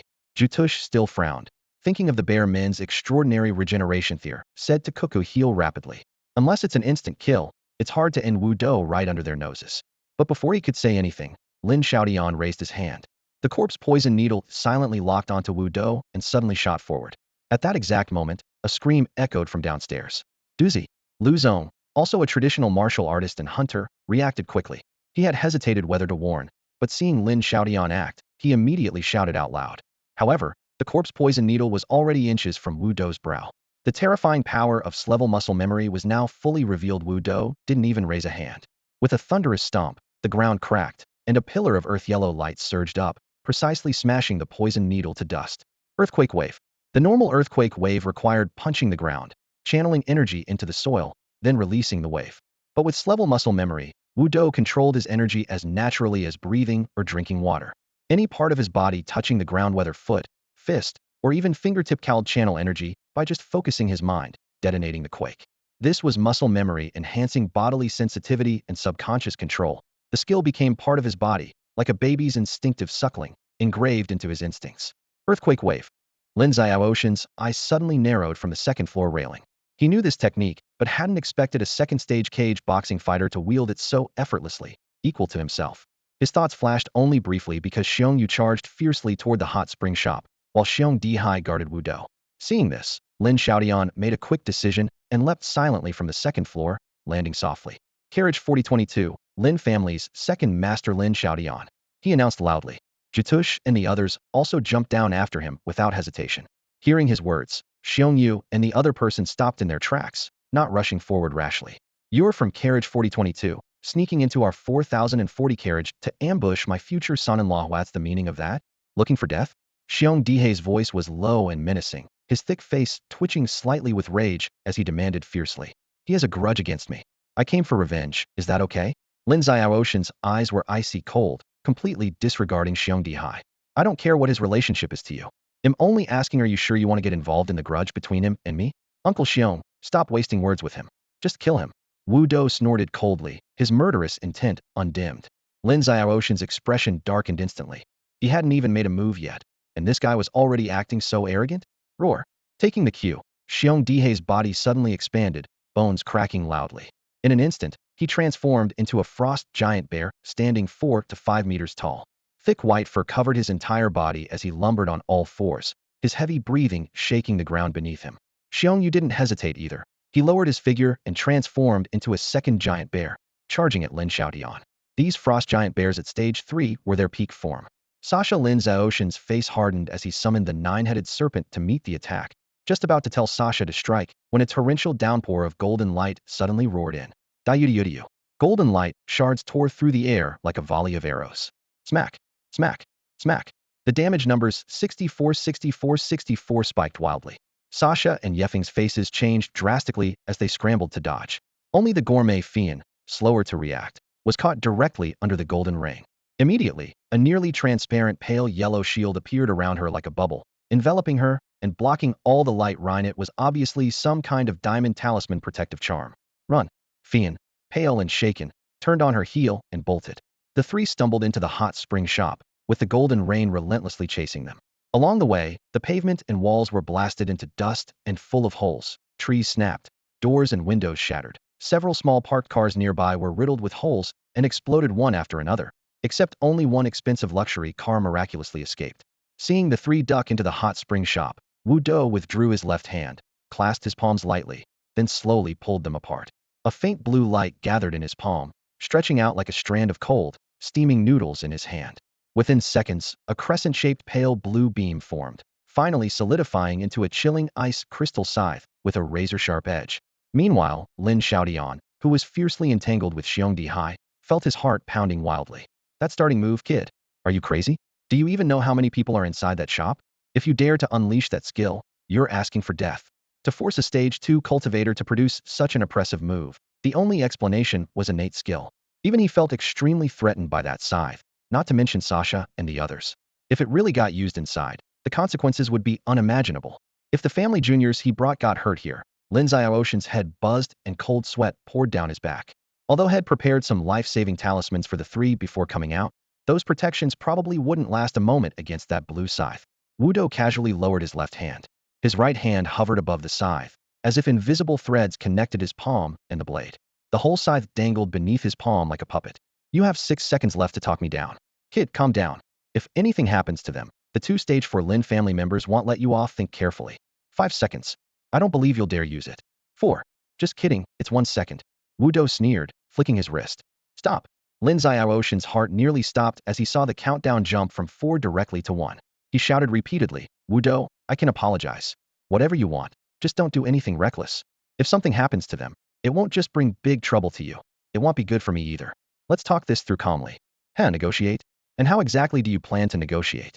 The frostwave blade hovered across Wu Do's chest, resembling a shoulder-mounted keyboard, but it emitted an eerie blue cold light, humming and vibrating as if any moment it might shoot out like an alarm flare. Just as the charging sound stopped, identical wave blades suddenly appeared on Wu Do's left, right, and back 4 in total. 4 of them? What? Wu Do feigned surprise. Lin Xiaodian and his group instantly went on high alert, stopping what they were doing. Their gazes snapped over, and their faces drained of color in an instant. They saw it, for crescent-shaped blades, each about 3 meters long and half a meter wide. The translucent blue steel shimmered with fine frost. But what was most chilling wasn't the edge sit, was the overwhelming tension radiating from them, stretched like rubber bands pulled to their limits, ready to snap back. Anyone watching felt their scalp crawl. Even those without battle instincts sensed an almost suffocating pressure. What was the point of fighting now? Could this really be a skill usable in the second phase? At that moment, Lin Xiaodian caught the worst sight of all. Wu Do's face visibly paled in real time. Furious, he roared, it's your own skill. How the hell don't you know what it does? The curse broke his composure completely because he clearly understood. Wu Do couldn't control these 4 blades. Once they launched, everyone was doomed. Whether Sasha and the others could block them was another matter. But if those blades went out of control, who knew how many innocent bystanders around the carriage would be caught in the crossfire? If there was massive collateral damage and the military came after them, Lin Xiaodian would probably have to vanish off the grid for good. And if he left the Lin family's protection, this old man would suffer terribly. What could have been a chance to sit down and negotiate was instead forced into a corner by this guy unable to even steady his ultimate move at the start. Are you even human? Facing such a reckless and terrible opponent, Lin Xiaoshan's mind was about to explode. He had been strategizing how to outwit Wu Do and anticipating harsh demands from him, never expecting this guy to throw caution entirely to the wind. Now, forget about killing Wu Do. He was genuinely terrified of what would happen if things went wrong, where those 4 flying blades might end up. Facing Lin Xiaoshan's roar, Wu Do's pale lips managed a bitter smile. It's my first time using it too. How was I supposed to know it'd be like this? He pretended to be clueless, but he fully understood those 4 blades appeared because Xiong Li was inside the carriage, triggering a partner synergy effect. Normally, Once the frost wave blade finishes charging, it fires straight out. Wudo was able to temporarily hold the wave blades in his hand and extend their firing time because he possessed S-level muscle memory. The terrifying part of this muscle memory was its ability to charge without releasing, but the cost was equally shocking. Right now, the 4 wave blades under his control clung to him like 4 vampires, fiercely tearing at his mental energy. If his mental strength ran out, the huge blades would lose control and fire wildly. Lin Xiaodian was frantic, with no time to be angry at Wudo. He hurried forward and demanded, "How much damage does this skill actually do? The 4 of us at the 3rd stage will try to hold them off. If we can't, once those wave blades strike, everyone's going to get hurt." Wudo nodded cooperatively, his tone calm. 1,800 armor-piercing damage. Can you hold it? Armor-piercing? Lin Xiaodian nearly passed out. Hold on. I'm begging you, just don't collapse. Give me some time, I'll evacuate the people. You too. Don't just stand there. Get everyone around out right now. Though Sasa and the other 2 were a problem, it wasn't bigger than a family inquiry. If there were mass casualties, the military would get involved, and it wouldn't be solved by a simple inquiry. With that, he grit his teeth and was about to rush into the hot spring shop. Even if the wave blades might explode and kill him the next second, he didn't care. At that moment, Wudo's voice sounded weak. "Old man, my head is spinning badly." Lin Xiaodian froze mid-step, his spine stiffening and cold sweat breaking out. Don't scare me. You can't give out now. At least try to hold on a bit longer." He looked back and saw Wudo's face pale, as if he might collapse any moment. His legs went weak. There was a 90 chance it was a gamble, but a 100 loss was suicide. If Wudo said he could hold on, he could force his way in, but the other was already almost fainting. What gamble could he make? Wudo took a deep breath and explained, "Don't panic. My mental attribute is only 50, but I have over 60,000 experience points. If I increase my mental stat, I can hold on longer, and you'll have time to evacuate."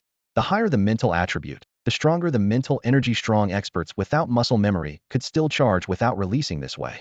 Lin Xiaoshan's face brightened with hope, nodding quickly. All right. Then level up quickly." "Why should I?" Wudo said lightly, cutting Lin Xiaodian off. At this moment, the old man finally realized the kid was doing it on purpose. "What exactly do you want?" Lin Xiaodian was both surprised and angry. "Some benefits, then he'll consider leveling up." "Hurry up, I really can't hold on," Wudo urged. 3 million gold vouchers. "I have 3 million. All yours. Now level up." Lin Xiaodian didn't dare waste a moment or even get mad. "Uncle Xiong," Wudo signaled, and Xiong Dihai shifted back to human form, taking the 1 million gold vouchers from Lin Xiaodian with a strange expression. Lin Xiaodian caught his breath. "Is that enough now?" "Not enough." Wudo shook his head. "That only raises mental from 50 to 60. I still can't hold on." "You." Lin Xiaodian clenched his fists so tightly his teeth cracked. "My head is spinning." Wudo swayed as if about to pass out. Lin Xiaodian dared not gamble anymore. Through gritted teeth, he pulled out the last item from his backpack, a sleek, silver metallic skateboard with smooth lines and a high-tech design. Flying skateboard, 3rd stage epic item. Can hover 20 meters high. Max speed 450 km/h. The last one. This is the last one. He held the skateboard in front of Wudo and almost shouted, "Is this enough? Take it if it is. Otherwise, we're all dead." "In such a hurry?" Wudo still sounded like he was bargaining. "Didn't you say we could talk?" "I'm talking with you. You still have the gold armor with you. Give me that too." "You damn. Get lost." Lin Xiaodian looked utterly deranged, was seriously about to lose it. The golden armor was family property. If I lost even one piece, the Lin clan would hold me responsible. I'd be doomed just like you. I've already given you everything I can. After all these years, this is the first time I've suffered a loss this big. Dying in the trial wasn't even this painful. Not even 1 or 2 pieces. You still ask? Still dare to ask? Don't even think about it." Seeing him so determined to defend his stance, Wudo knew pushing further would be futile. His chest heaved violently. Beads of cold sweat popped on his forehead. His mental strength was nearing its limit. No room left to bargain. "All right, I accept it." He grinned painfully, forcing out a smile. "Experience points can be farmed again, but if the person dies, that's game over.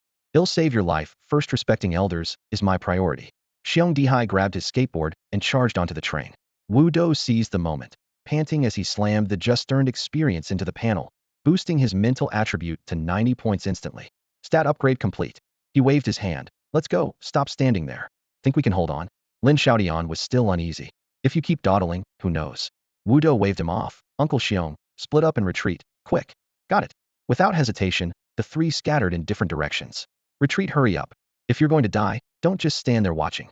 Xiong Yu roared, his voice shaking the watching crowd. For massive energy blades hovered midair, their metal humming ominously, as if held tightly by invisible hands, yet ready to break free anytime. "I thought that was just a special effect. Turns out they can't control it." Daring to use such crappy skills inside the Tron, is this a demolition job, or what? The crowd turned pale, clutching their heads as they ran frantically. Buzz buzz buzz buzz vibrations intensified wildly. Wudo's lips turned pale, veins bulging on his temples, yet his 90 mental points temporarily held firm. He reckoned, just a few dozen seconds more. Hold on. I'm begging you. Hold on just a bit longer. Lin Xiaotian shouted at the top of his lungs as he dragged Sasha and two others out of the hot spring shop. Those wrapped only in towels looked up in alarm, saw the four raging giant blades, and dashed out clutching towels tightly, their bare feet slapping the tiles. Who smashed up my train like this? You'll pay. Where's your train, idiot? Run. Lin Xiaotian rolled his eyes furiously but had no time for nonsense. Elsewhere, Xiong Dihai had ushered the guests out of the Golden Phoenix restaurant and was leading them to safety. Amid the chaos, Wu Do scanned the four giant blades locations. Ahead hot spring shop. Behind Golden Phoenix restaurant. Left vacant road space. Right closed down Cat Bakery with the shutter down. The bakery on the right, go save it. He tapped Xiongnu's arm. Huh. Xiongnu was momentarily stunned. Grab all the expensive stuff inside, quickly. Wu Do's throat was hoarse, but he still cared about food. We were poor before and never tasted good bread and waste it now. Upon hearing that, Xiongnu sprinted, smashed open the glass door with a crash, tore apart shelves and refrigerators, stuffed his arms full, and dashed back out. All done, stand back. He took 3 steps back. After Xiongnu moved away a few more steps, Wu Do finally let go of his control over the energy blades. Swish, 4 massive blade waves surged forward in an instant. Though just ordinary skills, not ultimate moves, they still carried a terrifying 13,000 points of damage and 1,800 armor penetration, slicing through the air with ear-piercing whistles. The newly renovated hot spring shop was like tofu before these giant blades, a flash of light, and it was bisected at the waist. The crisp cracking of wooden beams echoed non-stop as the small shop collapsed into rubble. The neighboring small restaurant, the Golden Phoenix, could not escape either. The walls took repeated hits, bricks scattered everywhere, and a gaping hole was carved straight through. 2 huge blades continued sweeping along the street.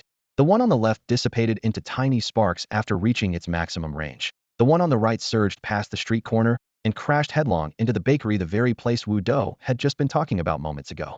The brick wall was instantly sliced in half. Ovens, shelves, and crumbs flew into the air before collapsing in a heavy heap. Dust rose, blanketing the entire street. Wu Do stood in place, breathing heavily but calmly. He eyeballed the damage and, seeing it all exactly as expected, finally allowed himself a slight sigh of relief. Suddenly, a pained voice came from the ruins. Is anyone there? Help me. Wu Do's pupils shrank sharply. Damn. I was so focused on the bread, I forgot Lu Zong. Lu Zong, don't be afraid, I'm coming. He sprinted toward the wreckage of the hot spring shop, struggling by hand to clear broken wood and tiles, finally dragging the buried Lu Zong out. Lu Zong's face was covered with dust as he leaned against the wall, gasping and coughing twice. You guys really fought hard out there. The building's completely knocked down. No choice. Lin Xiaotian's strength is overwhelming. Wu Do began to explain when a few police cars screamed onto the scene, their harsh sirens echoing through the air. All suspects are to be taken away. Name, Wu Do. Inside the interrogation room, the glaring white light cast a cold shine on the table. Wu Do sat up straight, looking perfectly obedient. The black-hatted interrogator across the table froze for a moment, clearly uncomfortable. What's going on? You seem unusually nervous today. Nervous? What do you mean? The black hat raised an eyebrow. Before, whenever we caught you, you acted like a hedgehog, didn't cooperate at all. So arrogant. Now suddenly you're cooperative? I'm not used to it. Wu Do shrugged. It's not like I'm the one at fault today, so of course I cooperate. If you want, I can go back to my old self anytime. So you're saying you were the problem before? Don't use yesterday's sword to cut today's official. That's mixing things up. Wu Do smiled. The black hat sighed helplessly. All right, then explain what happened today. Someone tried to assassinate me, so I reacted instinctively to defend myself. But it's not entirely my fault. The doctor says I have severe post-trial syndrome. You know, people like me can't handle strong stimuli. The interrogator's expression grew serious. How bad? It's bad enough that I have to rely on medication to manage it. What kind of medication? Small, round, white pills the doctor told me to take on time. The black hat was skeptical. Show me the related information. The surveillance system only had basic data. Deeper files were empty. He needed Wu Do's cooperation. Wu Do nodded and flicked his fingers, causing a line of small characters to hover above the table. Resident of carriage 4040, legally registered. The interrogator was speechless, finally letting out a heavy grunt. We need unity, Wu Do winked. Only together can we win. In another interrogation room, a square-faced middle-aged interrogator scowled as he leafed through newly delivered files. The first page, boldly titled Post-Trial Syndrome, Severe, was chilling. He closed the file, his gaze sharp as a blade. Lin Xiaotian. You say you just wanted to get back at Wu Dao, but Did you even know he suffers from serious post-trial syndrome? That kid still has after effects? Are you guys just talking nonsense? Do you even know how he schemed against me? Huh. In the dim corridor of the law enforcement office, no matter how arrogant Lin Xiaotian tried to be, he had to hold back. The military backing behind the black hat was no joke. Even 10 Lin families combined were just ants under the boots of the military. Each black hat was selected from a local carriage, with a dedicated team for each one, and they always acted independently. Like the black hat of carriage 4040 and that of carriage 4041, they seemed to report to the same boss, but privately hated each other. Hearing the other side insist Wu Dou suffered from severe post-trial after effects, Lin Xiaotian found it absurd. The broad-faced black hat questioned coldly. If he didn't have serious after effects, could he have done something so insane? Take any normal person, even you, would you dare to unleash large-scale killing skills on that street? That hit a nerve. Lin Xiaotian was momentarily speechless. Throwing out indiscriminate killing skills in the middle of the street, losing control so badly, even he couldn't rein it in, that was definitely not normal. That behavior was straight-up antisocial revenge. Even if the Black Fire organization came to cause trouble, they wouldn't be that crazy. Could that kid really be a severe after effects patient? That thought flashed, and he recalled the other party's calculated plan carefully. Could a madman cause him such a huge loss? Or was it that the kid's madness happened to coincide with a perfect opportunity to take advantage? He preferred to believe the latter. Otherwise, with his years of experience in the underworld, would he really lose to such a rookie? If the outside world found out that Lin Xiaotian got played by some kid, that would be humiliating. Better to just chalk Wu Dou up as a complete lunatic. That would be easier to explain. Anything else to say? The broad-faced man eyed him sharply like cold steel. Since you have nothing to say, you'll take full responsibility for this incident. Now, onto the second matter. Why did you attack Lu Zong? According to normal carriage rules, if outsiders deliberately provoke or anger a severe after-effects patient of this carriage, any resulting accidents are fully the provocateur's responsibility. How the patient is dealt with is a separate matter and not your concern. The situation was clear. Lin Xiaotian stopped arguing. Even if he took the blame for Wu Dou's side, the rest, injuries and compensation, was just small matters. At worst, he'd be detained or fined. Since he belonged to carriage 4022, as long as his family intervened, he could be transferred back quickly and easily released. He had already arranged those backups before coming here. The only thing that truly pained him was the 3-act epic prop. Wu Dou had taken the rare flying skateboard. Genuine flying equipment was scarce in Act 4. Most could only briefly hover with skills. That skateboard he had exchanged on the way to carriage 4040 for over 18 million gold coupons, plus several golden props from Act 3. Barely even used it before losing it.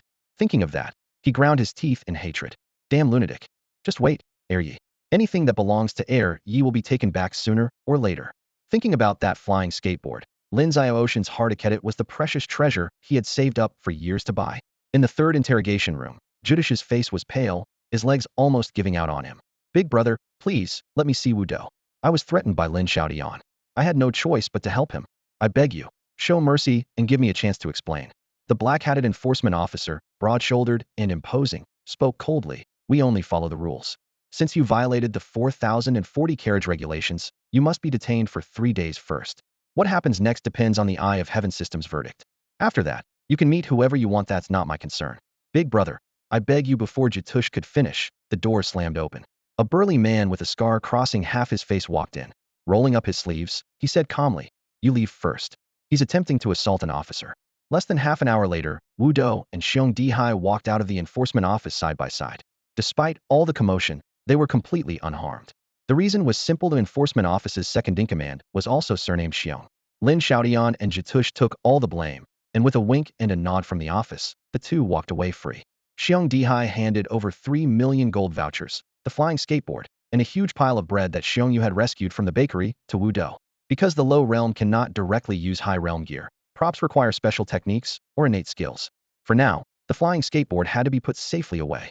Wu Dou packed the money, skateboard, and bread into his backpack, clasped his fists toward the two men, and said, "Uncle Xiong, Xiong Yu, thank you for your help. They'll treat you to a meal next time. No need for thanks." Xiong Dihai waved his hand and reminded him, "You have to take those mythical props seriously. Though they cost money, at least they'll keep the Lin family off your back for a while." "I understand." Wu Dou nodded, then added hesitantly, "By the way, Uncle Xiong, could you pass a message to Uncle Biao? Tell him to keep that old Lin locked up as long as possible. Delay him for as long as he can." The enforcement office's second-in-command, Xiong Biao, was Xiong Dihai's cousin.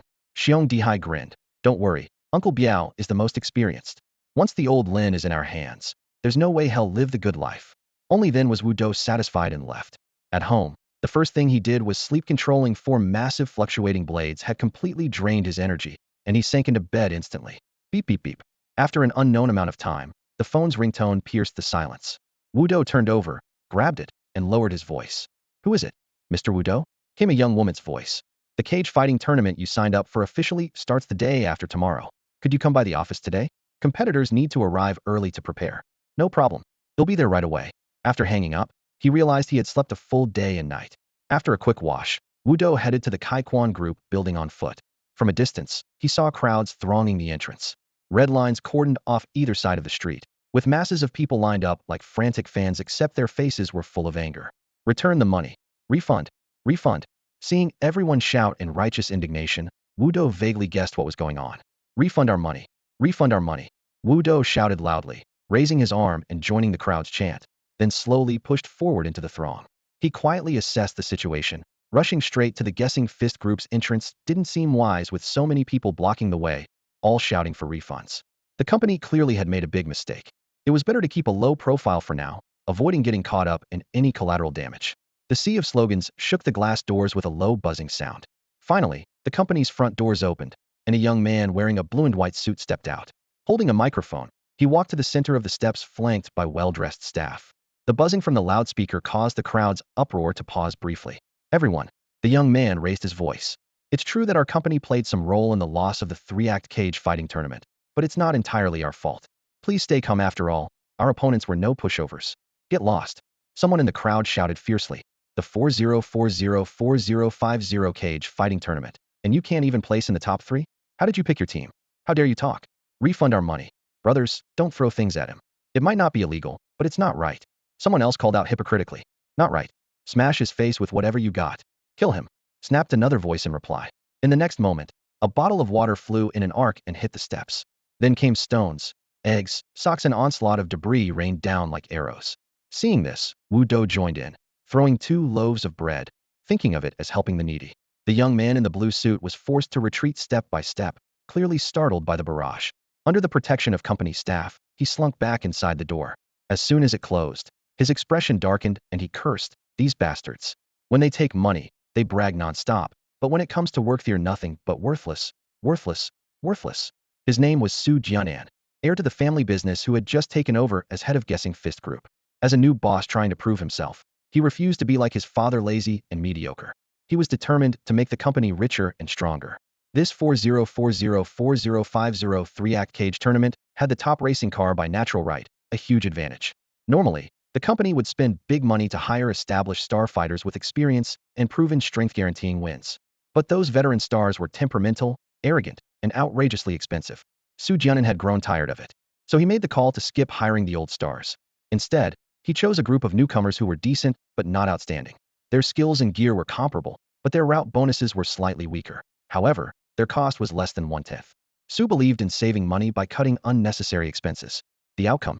They couldn't even crack the top 3. For the residents of Car 4040, this was a thunderbolt from a clear sky. The top racing car's victory had seemed almost guaranteed, especially with the Guessing Fist Group's aggressive pre-tournament hype. They had bet heavily and now lost everything. Their rage focused squarely on the company.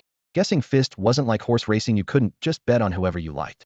Only contestants betting on their own compartments can participate in rock, paper, scissors. Before this inaugural 3-round cage match, the residents had already thrown their savings into the betting pool. Some went all in on their own compartments, aiming for the championship. Others played it safe, hoping for a top 3 finish, eagerly awaiting the Tianyan system to announce the results and claim their rewards. Yet, the final outcome turned into a catastrophic failure. The players from the Guessing Fist Group didn't even make the top 3, wiping out all the residents' bets and effectively smearing the entire street with metaphorical filth. Enraged and irrational, the residents swarmed the company's gates demanding refunds. Inside the lobby, Su Jianan was drenched in sweat, roasted from the fury he faced from all directions. The employees formed a circle, each exchanging nervous glances, none daring to speak. Suddenly, 2 sharp figures appeared at the entrance. His face changed instantly. It was his father, Mr. Su, and his troublesome half-brother, Su Taeyai's. "Worthless fool." His father's words barely finished before a heavy slap struck Su Jianan's face. Breathing heavily, his father shouted, "How many times have I told you? If you just kept your head down and did nothing, none of this would happen. But you always have to be clever, damn it." I scanning around for something handy. He couldn't find a tool, So he grabbed off one of his Italian handcrafted leather shoes and swung it fiercely against his son's back and shoulders. I told you to be clever. I told you. And what do? The sharp smack echoed down the hallway. No one dared step forward. Only when his arm ached from exhaustion did the old man finally slam the shoe down, bend to put it back on, and coldly announce, starting tomorrow, Tay's takes over the company. You have 10 days to sort out all your business, and then go home. Quietly be your worthless self. With that, he strode into the company, followed closely by Su Tay's, who smirked coldly, hands in pockets. Leaning close to Su Dianan's ear, his voice dropped to a knife's edge. Didn't expect this, did you? Those players you threw money at? I doubled the stakes and bought them. I made them lose on purpose. Now you know why veteran players cost so much? They don't sell out, you dumb pig. Su Dianan's eyes blazed with fury. Slap. Another sharp slap landed. Su Tay's flicked his hand with disdain. You what? Worthless. What have you ever been better at than me? If it weren't for your mother having you a few years earlier, why would you even be in this position? Listen to Dad, and go be your worthless self. Ignited by anger, Su Jianan lunged forward but was kicked in the gut by his brother, folding him like a shrimp onto the floor. Just a miserable life job, yet you dare fight me? Don't overestimate yourself. Su Tay's sneered, stepping after their father. Seeing trouble, the employees exchanged hurried glances and quickly followed the new boss, leaving Su Jianan bruised and humiliated alone at the door. Damn it, he grit his teeth, using the wall to steady himself, straightening his crumpled suit jacket. At that moment, a female reporter entered with her cameraman, their lights suddenly flooding his face. Su Dianan's expression hardened. Quickly masking his anger, he wiped blood from his mouth and put on a professional, composed smile. Mr. Su, the reporter raised her microphone. Eye sharp, what are your thoughts on the upcoming 2-round cage match the day after tomorrow? Does your company have any special preparations? Will you be unveiling any secret weapons? As the designated sponsor by the Tianyan system, the Guessing Fist Group's attitude directly influenced the residents' enthusiasm for betting. The entry fee was a staggering 5 million gold coupons, which the group had to front. If the group felt confident, residents naturally followed suit. More winnings meant bigger cuts for the group. But if the group lacked that confidence, residents either bet small or held back entirely. This competition entered by Wu Do was a typical example of the group's role. They paid the stakes and selected the players. Their last 3-round inaugural debacle had wiped out the residents' funds and left the group with nothing in return. Now, under the bright lights of the camera lens, recalling his father's slap, his brother's sneer, and the scattered betting slips bleeding away fortunes, a cold, raging fury stirred within Su Jianan. Running his hand through sweat-soaked hair, the corner of his mouth lifted in a chilling smirk. Bet. Bet everything. Go all in. I'm miserable, so I'm not going to let any of you have it easy. Su Dianan's fury nearly ignited his chest like a blazing fire, and a wild thought flashed through his mind. He had just barely claimed the position of company president, but before he could settle into it, he'd rather destroy everything than let Su Tay's, the one scheming against him, succeed. If he couldn't have it, no one else would. They would all go down together. He knew clearly that if the residents lost their minds, Su Tay's would fall into huge trouble. At that thought, Su Jianan let out a manic laugh. At that moment, an unaware female reporter stared at Su Jianan with curiosity and cautiously asked, "Really, Mr. Su? May I ask where your confidence comes from?" Su Jianan stood straight, his voice loud and full of certainty. Because this time our company has brought in an exceptionally powerful second-stage fighter. With his strength, I don't believe he'll lose even against 4,000 carriages, or 3,000 for that matter. His eyes were firm, as if laying out the victory before it had even begun. I'm staking the lives of everyone in the Su family. I ask the residents of the 4,040 carriages to trust me once more and fully support this fighter. If he loses, I, Su family, will willingly give up control of the gesture group. Kill us all. That's how serious I am. His vow was thunderous, declaring his unwavering resolve. The reporter was stunned, then excitedly turned to the camera. Wow, what a twist. Mr. Su certainly seems confident about winning this second-stage cage match. Then she asked, could you share any details about this fighter? I can share a little, but not too much. Su Jianan smiled faintly, his eyes gleaming. He knew there was only one candidate nicknamed the Descendant of the Dragon. He had even joked with others before about what that person wanted by entering such a high-level competition in the 4,000 carriages. Wasn't it just a suicide mission? But now, none of that mattered. He straightened his chest confidently. This fighter is called the Descendant of the Dragon. Everyone should keep an eye on him. To sum it up in one phrase, going all in. I admit, during the third-stage cage match, I personally made mistakes that caused the team to lose, and I apologize to the carriage residents. But that's in the past. This time, I promise we'll take back everything we lost. Please believe me and give him your full support. If he loses, it's on the Su family. If he wins, the victory belongs to you. That's how confident I am. The reporter beamed. The Descendant of the Dragon? Thank you so much for your cooperation. I believe that after years of Su family managing our carriages, residents will surely trust you again. Su Dianan's gaze flared fiercely, his voice ringing out. What's the use of previous reputation? From today, just this once, the name Su Jianan will roar through the 4,040 carriages. Then he burst out laughing so loudly it seemed to shake the air. Die? All of you die. What the Su family can't have, no one else will. Outside the group company, Wu Dou cautiously avoided the crowd and hid on the side, making a call. His voice dropped a few decibels. Hello? I can't get in. The female employee on the other end sounded puzzled. No way. The company doors are open. It's not the door. Wu Dou lowered his voice again. There's a big crowd blocking the entrance. If I go straight in, they might think I'm colluding with the company. I don't care if your reputation is bad, just don't drag me down with you. Then he glanced around with a serious expression, clearly frustrated by the situation in front of him. The female staff member was a bit speechless and sighed. All right, they'll just send you the materials directly. Remember to come to the competition before 8 a.m. the day after tomorrow and be on time. No problem, Wu Dou replied bluntly, but inwardly he grumbled. Why not just say I didn't have to go? All that yelling for nothing. What he didn't know was that he was the only one who volunteered for this year's cage battle. All the other contestants were stuffed in by the corporation. So even if he backed out last minute, the company could easily send someone else to take his placino, one really expected to win anyway. Night wrapped the city in a blurry haze of neon lights. As soon as Wu Dou returned to his rented room, his phone lit up the competition materials sent by that female employee. Event name: Act 2 Cage Battle Billions of Zombies. Compartment: Mode 40004050 Survival. Duration: 10 days. Rules: Biochemical crisis has swept the world. Endless zombie monsters must be cleared. Killing zombies earns points. After surviving 10 days, the one with the highest points wins. Points? Wu Dou raised his eyebrows, grabbing the phone to call her back. What does killing zombies to earn points mean? No experience points? Of course there are experience points, she said confidently. How could the cage battle not have experience? Billions of zombies, Act 2 Survival Dungeon. Experience pool, 5 million. Gold voucher pool, 5 million. 1 mythical, 1 epic, 1 legendary piece of equipment or item each. 10 gold, 50 purple, and 300 others. The details were clear and thorough. Hearing this, Wu Dou finally relaxed. He really needed experience if there wasn't any. He'd just be a decoration. His battle instincts were itching to level up, but every bit of experience counted.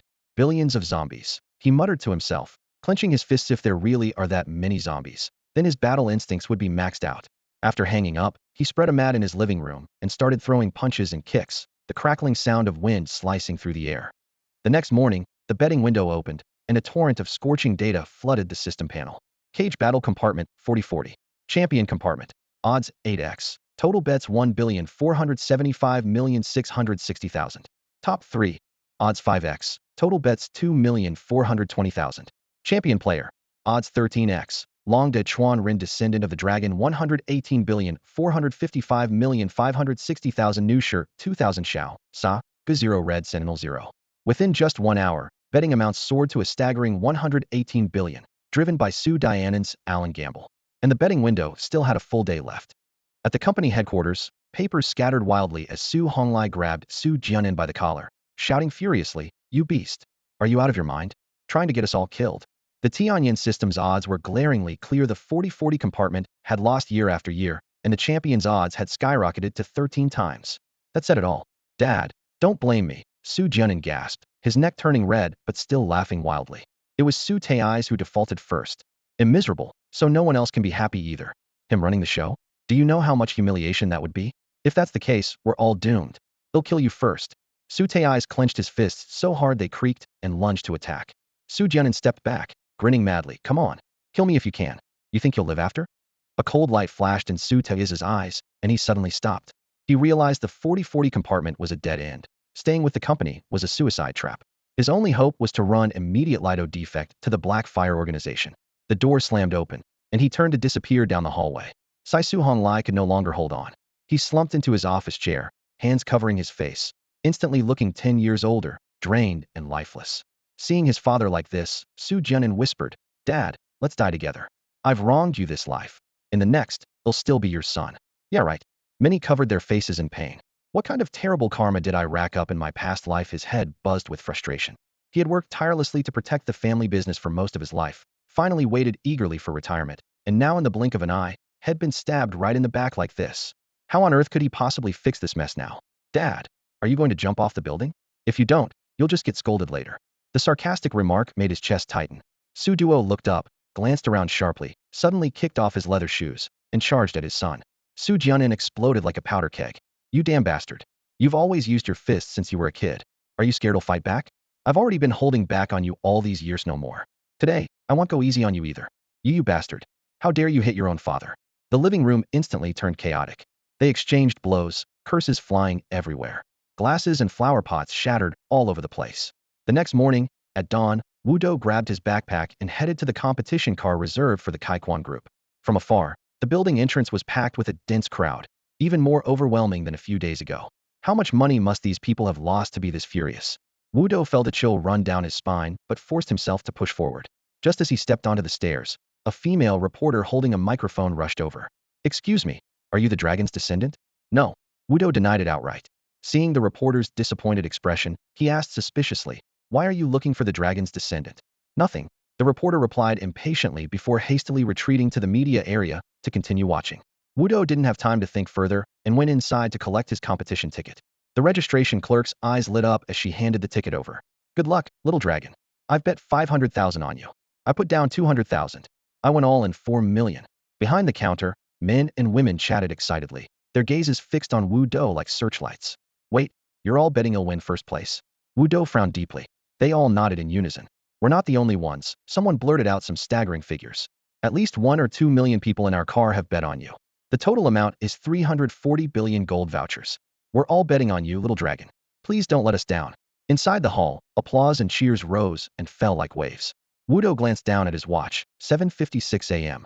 Who told you for sure that I'm going to win? The group's boss, Su Jianin. He's literally bet his life on this. Su Jianin. Wu Do gritted his teeth, the name turning over and over in his mind. That bastard. They'll deal with him when I get back. No wonder last night, Xiong Dihai had suddenly called to cheer him on. Wu Do had thought he just believed in his skill. Turns out, he was actually talking about the bets. His face darkened as his steps quickened towards the competition car. In the 4040 car, which held nearly 5 million people, 300 billion gold vouchers were riding on him. If he didn't win this championship, the consequences were unthinkable. He had never fought with his life on the line before. Now, it was actually time to go all out. As he stepped into the competition carriage and sat down, he waited briefly before darkness engulfed him instantly.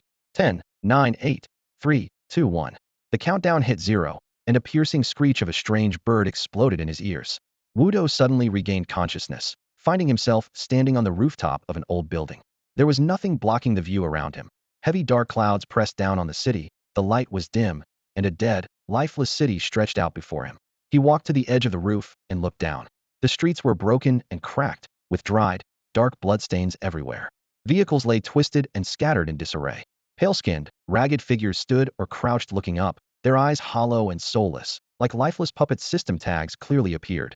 Zombie low level, 100100. Wu Do memorized the surrounding layout and turned straight for the safe exit. Before heading downstairs, he snatched up his tactical goggles. Bayubu 2356, 1356, 1356. The system message spammed continuously.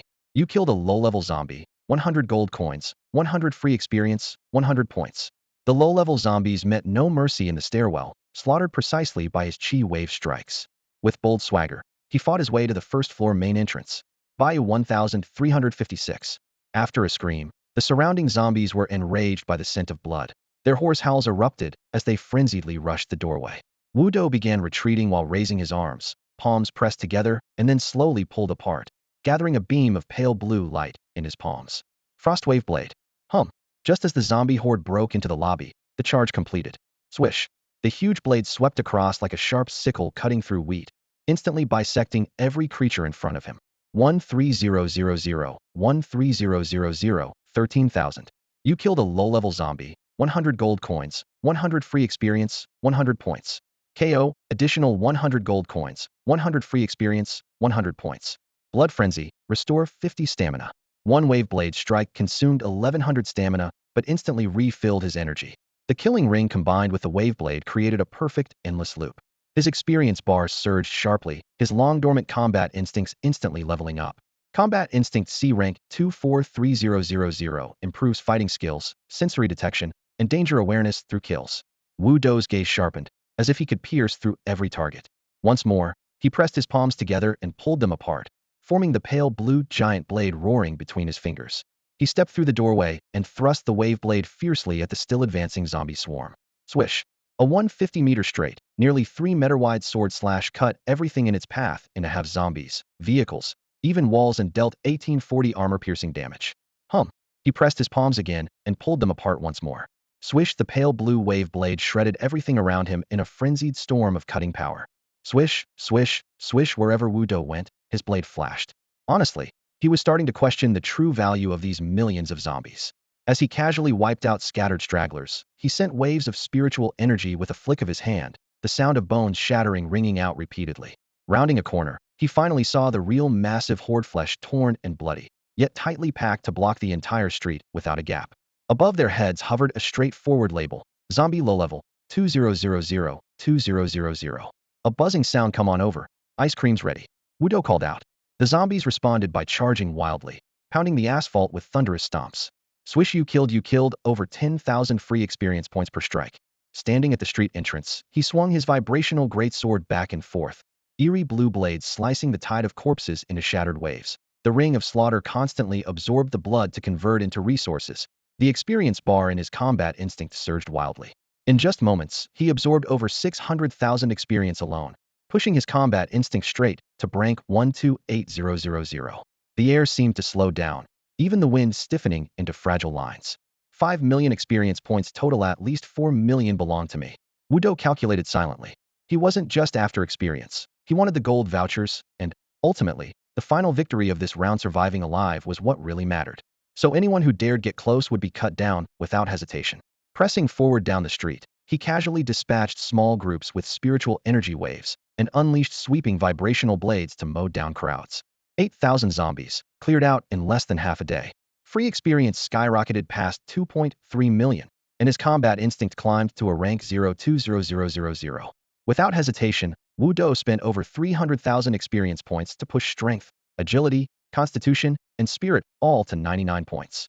No upgrades to the vibrational blade for now. Damage was sufficient, and leveling it up would only increase mana consumption unnecessarily. That could wait for when absolutely needed. Time passed, and at another warehouse, a shadowy figure silently sneaked in, rummaging through supplies before casually stabbing a dumbfounded, one-armed low-level zombie in the back. 1,210. You killed a low-level zombie, 100 points. Where's the base reward? The revealed horned assassin blinked for half a second, then his face went pale. No way, someone already drained the experience pool on day one. Soon every player realized the same grim fact: 5 million experience points drained in less than a day. If you didn't kill, there was no chance of becoming champion. Monsters had appeared in the instance, and they had to be taken down early. Otherwise, if the opponent made it through alive, he would claim the crown. And the culprit was exactly the sword-wielding figure on the street. Wudo couldn't bother scavenging houses. He simply pushed forward with wave after wave of his vibrational greatsword, a narrow river of blood flowing behind him. Combat instinct reached rank 0.100000. At the moment of promotion, he stood in the center of the street, his muscles gleaming metallic under the bloodstains, a godlike cold light flickering deep in his eyes, as if perceiving the subtle laws governing everything. His body exuded a terrifying killing intent intertwined with an almost divine aura, making it impossible to meet his gaze directly. Congratulations, you have successfully comprehended the golden skill Mirror Energy Rebound. A subtle shift crossed Wudo's calm expression. Mirror Energy Bounce Level 1, 0.2000 XP, costs 100 stamina, condenses light energy to form a circular mirror with a 10 centimeters radius at the fingertip, releasing a reflective wave toward the targeted enemy. If the target attacks the mirror, the skill can bounce back and attack, dealing up to 300 damage. The mirror lasts for 1 second, and can be extended up to 10 seconds if it is attacked. Cooldown time is 120 seconds. Learning requirements, granted by the blank secret scroll, Act 3, Red Transmission Item. Exclusive enhancement from King Bobo reduces cooldown by 10 seconds, unlocks at random levels 2, 3 up to 10. A means to survive. Could it be that his current mindset and situation suddenly inspired him to discover this skill? Wudo stared at the skill panel, doubts stirring inside. Right now, one thought dominated his mind: to survive the dungeon and not let anyone get close to him, even if they belonged to a team from Carriage 4040. He couldn't trust anyone. This vigilance matched almost perfectly with the defensive, reflective nature of Mirror Energy Bounce. Without hesitation, he began upgrading continuously. Mirror Energy Bounce Level 2, 0.4000 XP. Mirror Energy Bounce Level 3, 0.8000 XP. Mirror Energy Bounce Level 9, 0.47200 XP. At last, the skill reached its limit breakthrough. Mirror Energy Bounce Max Level, Costs 1,000 stamina. Condenses light energy to create a circular mirror with a 20 centimeters radius at the fingertip, releasing a reflective wave at the targeted enemy. If the enemy attacks the mirror, it can bounce back an attack with up to 3,000 damage and effects. The mirror lasts 1 second and can extend up to 10 seconds when attacked. Cooldown time remains 120 seconds. Learning requirements. Granted by the blank secret scroll. Act 3 transmission item. King Bobo's exclusive enhancements. Cooldown reduction by 10 seconds. Energy saving reduces stamina consumption by 200. Mirror enhancement adds 900 damage cap. Energy saving reduces stamina cost by 400. Mirror enhancement adds 1500 damage cap. Cooldown reduction reduces cooldown by 60 seconds. Energy saving reduces stamina cost by 700. Mirror enhancement adds 2,400 damage cap. Mirror enhancement adds 2,700 damage cap. Cooldown reduction reduces 100 seconds cooldown. Random replacement at max level. Spend equivalent XP to randomly re-roll a specified level enhancement effect once. At max level, Mirror Energy Bounce gains extra bounce back power. Combined with the 3 core enhancements gifted by King Bobo, this ability's tier skyrockets. Stacking cooldown and energy-saving enhancements makes it nearly an infinite bounce skill. Wu Do quickly calculated. Current enhancement combo has 170 seconds cooldown reduction, 1,300 stamina saved, and 7,500 max bounce damage.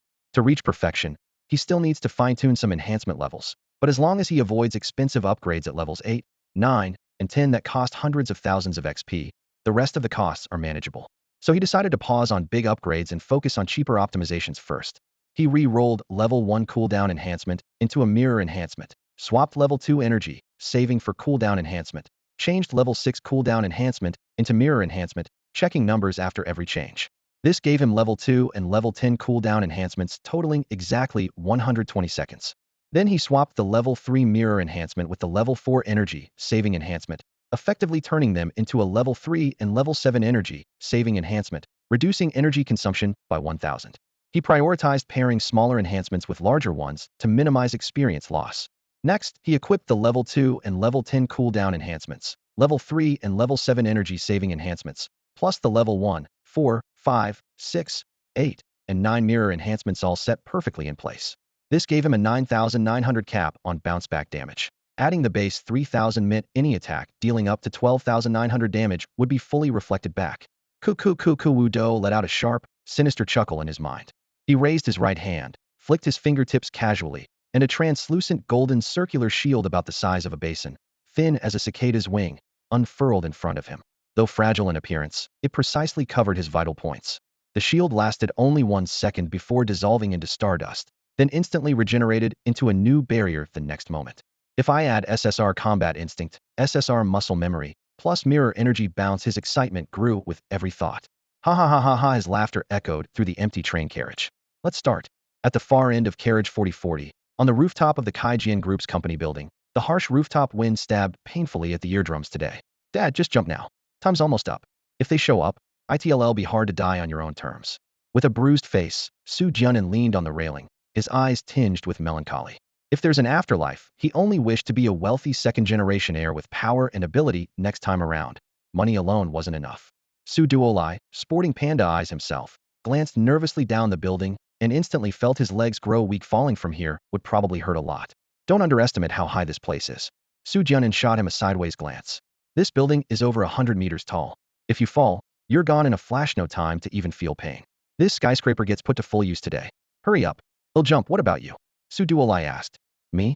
Su Jianan pulled a bottle of strong liquor from his backpack and gulped it down in a few swigs until empty, then casually tossed the bottle to the wind. He'll wait for the booze to kick in before jumping. If I survive, at least I won't feel the pain. You.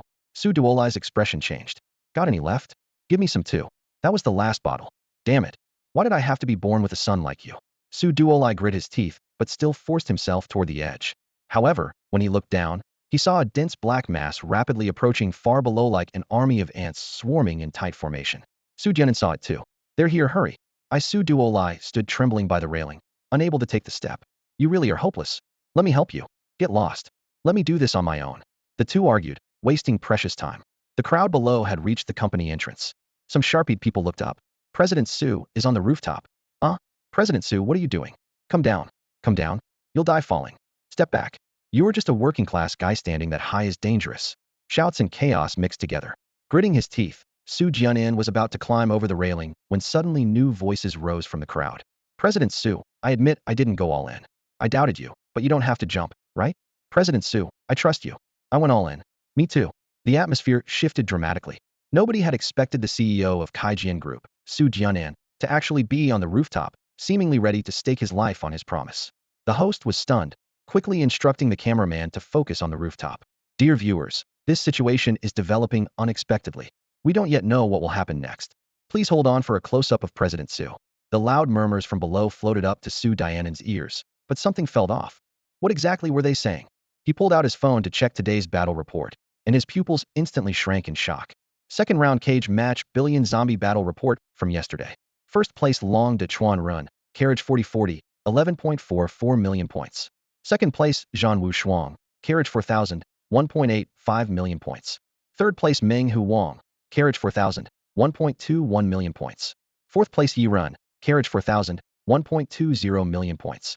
Fifth to 10th place Shi Shi, carriage 4000, 1.13 million points. The cold numbers scrolled line by line across the screen. Standing at the edge of the rooftop on the top floor, Su Jianan shivered violently. A chill ran straight up his spine to the top of his head. His eyes widened as he trembled all over. Could it really be that I have the power to make things happen just by saying them? He recalled how he had casually said, that little dragon man will take first place. And sure enough, the boy crushed the competition with a terrifyingly high score of 11.44 million points, taking the top spot. Below, the wind howled noisily. Su Jianan looked up and then down, muttering to himself, Su Duolai, you jumped off 5 seconds ago, but didn't die. The name Su Duolai stared in disbelief and angrily cursed. You beast! What nonsense are you talking about? What's with this battle report? Their scores are nothing like what I expected. 4, 3, 2, 1. The countdown ended, but nothing happened. Su Jianan felt both excited and helpless, silently thinking, looks like I overthought it. No power to make words come true, but I did run into a real prodigy. He remembered the files clearly. Wu Do, barely 18 years old. Who would have thought this young man could suppress top players across all 4,000 carriages and achieve a score in the tens of millions? This was pure genius. Su Jianan had thought he was doomed this time, but unexpectedly, hope had arrived. Mr. Su, don't jump to conclusions. Someone suddenly shouted from below. Su Jianan took a deep breath, leaned over, and answered, now you have to believe my judgment, right? I said from the start that the little dragon man was a second-round expert I specifically invited to win this cage match. I believe that as long as you work hard, you can surpass them. Carriage distance is no obstacle. So did I fool you? No. The crowd replied in unison. Mr. Su, we misunderstood you before. Come down quickly. Cheers erupted below, the atmosphere charged with passion. Some were moved to tears. Who would have thought Mr. Su harbored such great ambition, daring to challenge the legendary 4,000 carriage top dogs? Could the miracle to break the 4,000 carriage domination curse happen this time? Look, Mr. Su is coming down. Let's interview him. Shortly after, a female reporter led a cameraman to intercept Su Jianan and his son as they stepped out the door. After getting permission, she raised her microphone. Mr. Su, how did you discover the little dragon man? Su Jianan waved his hand and smiled humbly. Actually, my dad deserves some credit too. Over the years, I've been seeking talents among the common people, endured many hardships, and faced a lot of troubles. Without my father's encouragement, I wouldn't have made it this far. Mr. Su, you're truly a great father. The reporter praised. Su Duolai nodded with relief. Oh, it's nothing. I just did what any father should do. Most of it depends on himself. Shaoan has been clever since childhood. Finding a genius like the little dragon man is thanks to his wisdom and insight. The best decision I ever made was handing the company over to him. Dad, you're too modest. Shaoan, I'm just telling the truth. Seeing the father and son patting each other's shoulders in encouragement, the female reporter couldn't help but reflect on just how profound a great father's influence can be on his son. This moment made it perfectly clear. Of course, Mr. Zu's lofty ambitions also marked him as a truly exceptional person. So, Mr. Su, may I ask how you met the little dragon? That's a long story. Su Jianan laughed heartily, waving his hand to ask everyone to settle down. That day, I was out looking for someone when I stumbled upon him in a small restaurant. The kid had an appetite like he could devour 20 people's worth of food. Right then, I knew he was no ordinary kid. Su Jianan rambled on, his every gesture brimming with pride. The audience below listened intently, eyes fixed on him, occasionally exclaiming, amazing. Nightfall. Wu Do sat quietly in a cramped little room, sinking deep into a worn-out sofa, motionless. His eyes were almost shut, neither fully open nor closed. His muscle memory and combat instincts operated in tandem, making him seem like a solemn martial statue, radiating an overpowering presence. Occasionally, a cold glint flashed from between his eyelids, as if ready to erupt at any moment. yet also slipping back into a restful trance unfathomable. Suddenly, a faint rustling sound pierced the silence. His eyelashes twitched, his eyelids rose slowly, and then fell again, returning to that half-awake, half-asleep state. Outside on the street, two dark figures dashed past one after the other. Leading was a horned cage hunter, a short blade sheathed backwards, its cold gleam cutting through the night. Hot on his heels, the cage assassin blended almost flawlessly into the darkness, his presence faint enough to be overlooked. The two turned a corner and suddenly froze at a hellish scene. The street was littered with zombie corpses, haphazardly strewn about, their cuts smooth as mirrors and covered in a thin layer of pale blue frost. Nearby, the wall bore precise, neat slashes, trees were cleanly severed at the roots. A car hood appeared to have been stripped like a blade stroke had sliced it off. The entire area looked as though swept clean by an incredibly sharp force. The two exchanged glances, their expressions changing instantly. The monster that drained 5 million experience points in a single day was nearby. The hunter's eyes lit with excitement. Gritting his teeth, he growled low and charged into the blood-stained street. The assassin hesitated, then turned and vanished into the night, clearly unwilling to get involved with that creature. Dawn. Wudo opened his eyes, got up and washed his face, then stepped outside to keep grinding. He wasn't really tired, he just wanted to ensure he stayed at peak performance at all times. This time, instead of pushing toward the city center, he patrolled the outskirts, focusing on numbers rather than quality. Unexpectedly, he ran into a minor boss. Tyrant Intermediate 18-00018-000. Among a horde of filthy little zombies, this nearly 2-meter-tall, muscle-bound short giant stood out conspicuously. Could it be that zombies are getting stronger over time? He wondered. Had scoured almost the entire district yesterday and never saw anything like this. The thought flickered briefly in his mind. Bayou 2360. A concentrated spirit wave instantly took down one small zombie. The corpse horde erupted as howls rose, and the zombies surged toward him. Wudo remained calm, palms pressed together, summoning a massive, dark blue energy blade. 11 seconds of charging was enough for him. As the horde rushed to his position, swish. The nearly 3-meter blade cut through them like ripe wheat, slicing the zombies cleanly in half row after row. 13,000.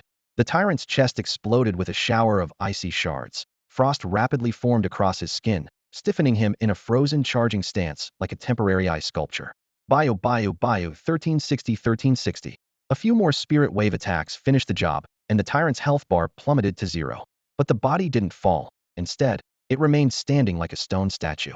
However, a faint golden glow began to shimmer around it. Wudo stepped forward and rummaged through the tyrant's backpack, finding a golden scroll.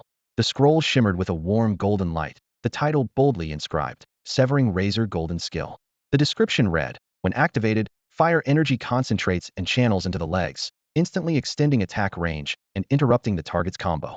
However, the learning conditions stated, requires a rank, route bonus max level leg techniques. Wudo sighed in regret, clearly did not meet the requirements. He shoved the scroll back into the bag and continued clearing monsters. From dawn until noon, he barely paused, relying on combat instincts to speed up, expecting to level up again today. But when he reached a ruined neighborhood, he saw a curved line of zombie corpses. Someone had gotten there first. Just as he hesitated, two figures dashed out from the left side of a crossroads, a man and a woman. They were from different carriages. Only numbers hovered above their heads, 4020. The three of them exchanged a brief glance over collapsed walls. The woman with a ponytail held up an old hunting rifle. Kill them? The broad-shouldered young man with close-cropped hair and black gloves made a faint clacking noise with his fists and shook his head. Forget it. They look pitiful, probably new trial players tossed in by the Rock Paper Scissors company as filler. Killing them won't get us anything. That crappy stuff they have, why bother? The ponytailed woman shrugged. Up to you. The man glanced at Wudo again. Kid, the difficulty ramps up over time in this dungeon. If you don't want to die, gather supplies fast. Survival dungeons burn your energy quickly. If you go days without food or water, you starve to death. Saying that, he tossed 2 bottles of mineral water to Wudo. Wudo caught them. The date labels on the plastic bottles were faded expired stock. Still, it was water, no virus, so he accepted. Though inwardly he thought, throwing me 2 bottles of expired water and calling that charity? At least the murderous urge toward the two lessened a bit. The pair turned to leave, but a sharp mockery suddenly echoed from the street corner. TSKSK. How touching, senior supporting junior. Your senior must be pretty strong, right? A red shadow streaked forward like a humanoid raptor, a fierce gust in its wake. Wudo glimpsed its overhead number, 4000. The close-cropped man and ponytail woman paled instantly. Run. A fierce roar ripped through the sky, a sonic boom deafening. System prompt. Tiger's roar, you are now terrified.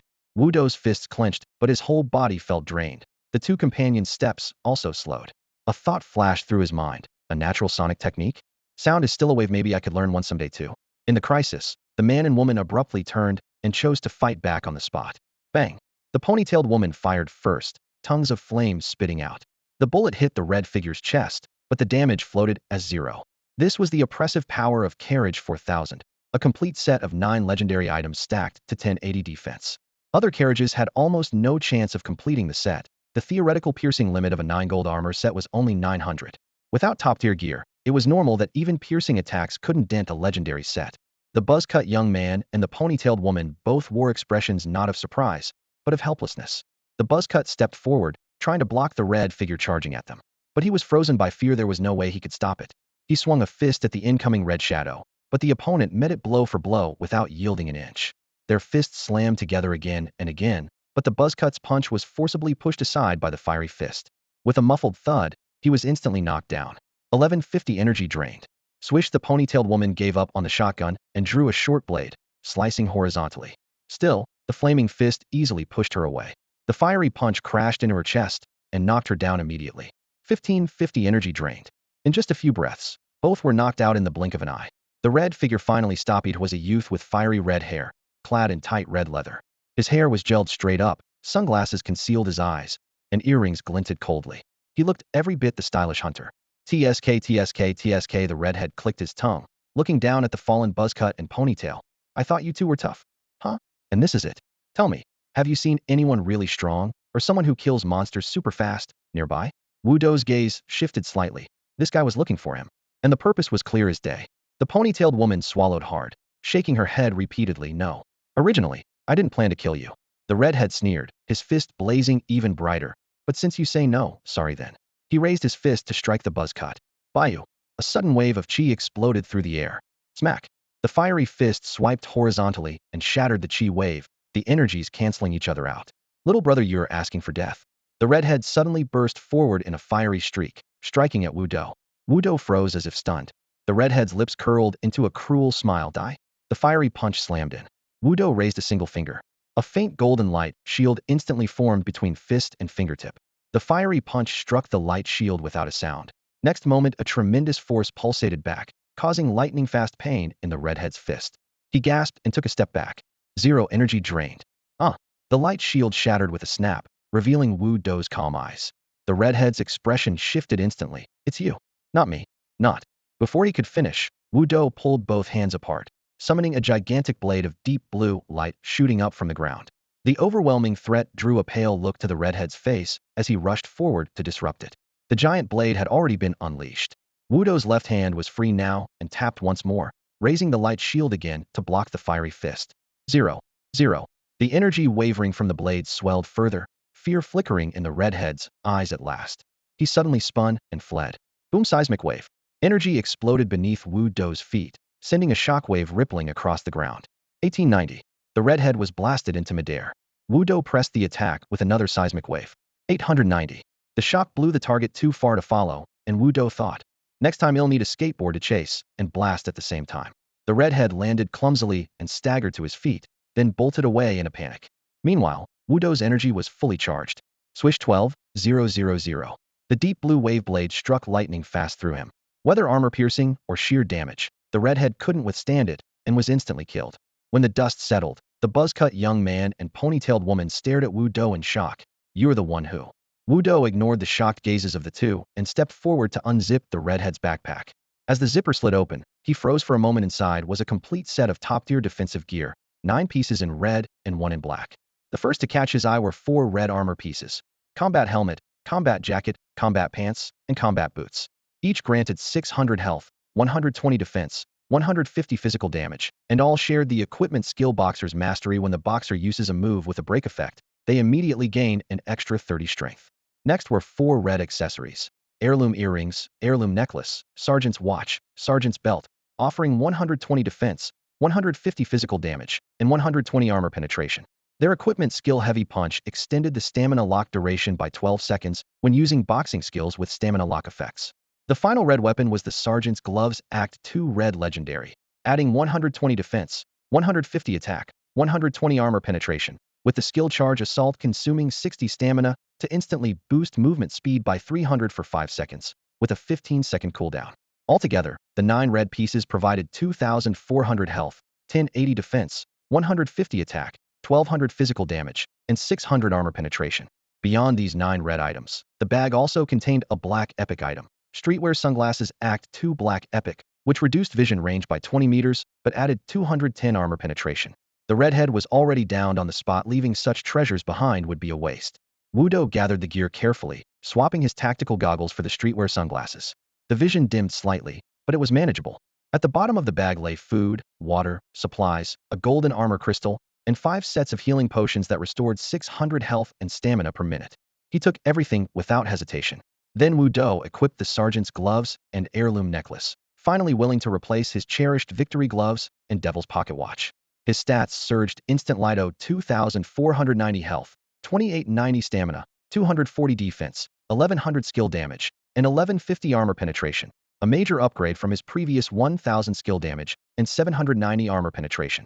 The remaining 7 red pieces were packed away for later Yasudo, either refined into Act 3 gear or sell back. They would not be wasted. After securing the loot, he slowly stood up and said, "Speak up. Where are the large zombie hordes?" The buzzcut young man immediately answered, "Head left. There's a massive mob of zombies there. We saw them when we came through, too many to fight." "Good. As a reward, I'll give you some points. If you want more, go grind for it yourself. I'm not killing you." Without wasting more time, Wudo activated Charge Assault, a dark shadow flashing as he dashed off toward the left street. The buzzcut youth and ponytail woman exchanged glances, both visibly relieved, then quickly fled. "You're lucky you stopped me earlier," the buzzcut muttered quietly. "If ID actually fought, we probably wouldn't have made it to carriage number 4000. The ponytail woman's expression darkened, her lips tight with bitterness.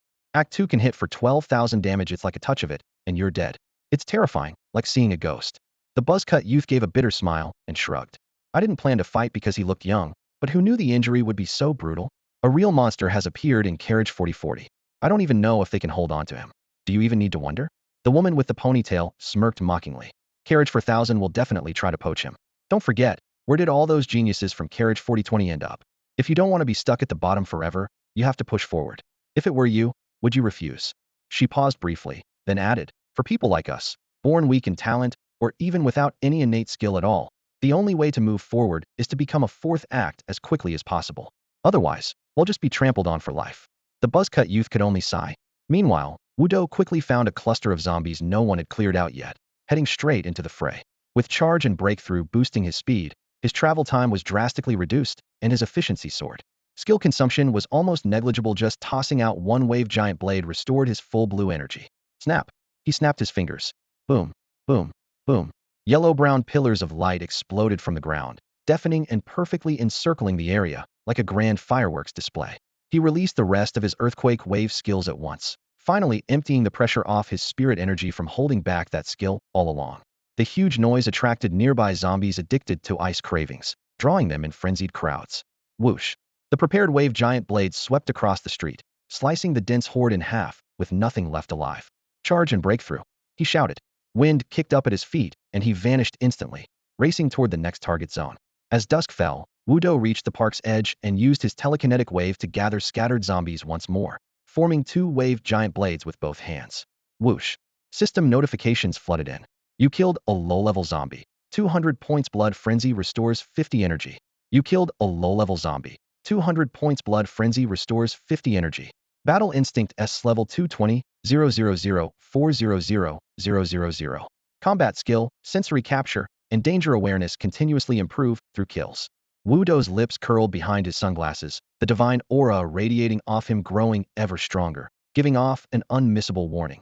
"Don't mess with me." After all, he could feel every rustle around him with closed eyes. Like a god's perspective, it was impossible not to feel confident. Charge and breakthrough. Keep grinding. He melted into a shadow, dashing urgently toward the next spawn point, calculating in his mind. If he could finish one run, head push battle instinct to completion. Whoosh, whoosh, whoosh. Arriving near a small hospital, as usual, he fired off one wave giant blade, clearing the nearby undead. Just as he was about to leave, a sudden feeling prickled his senses. Someone was watching him. Wudo looked up, his gaze locking onto an inconspicuous little shop opposite the hospital. Nothing unusual on the outside, but he could clearly feel the scrutiny coming from inside. "Come out." His voice was low but laced with danger. There were still zombies wandering around.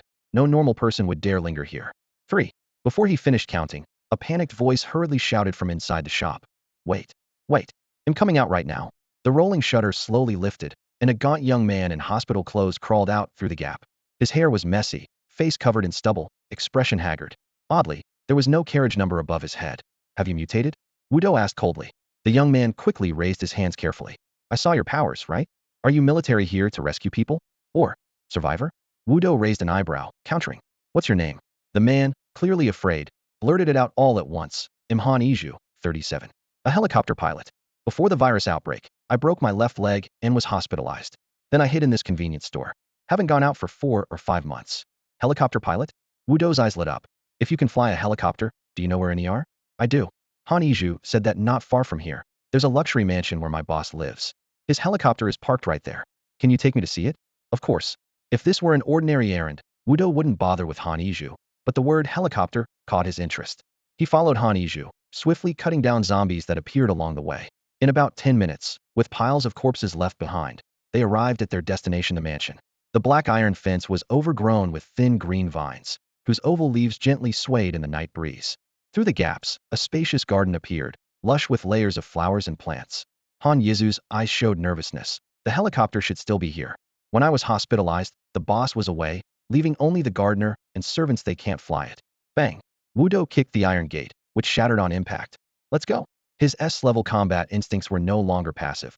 He moved as if equipped with radar, clearly sensing no zombies in the large area ahead. Even if there were, it didn't matter. Fear always came from lacking firepower, and he was well armed. They stepped into the courtyard one after the other and advanced inward. Under the night sky, the outline of a beige luxury villa gradually emerged.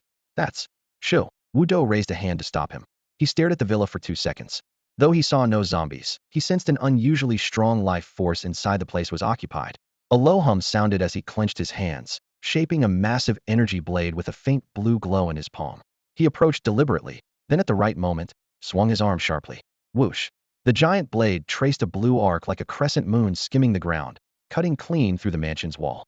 Creak inside came a strange, twisted noise. Wudo casually shook a bone ash urn. In the next moment, vines grew wildly around the mansion, crawling furiously up the walls, instantly enveloping the entire building. Uft!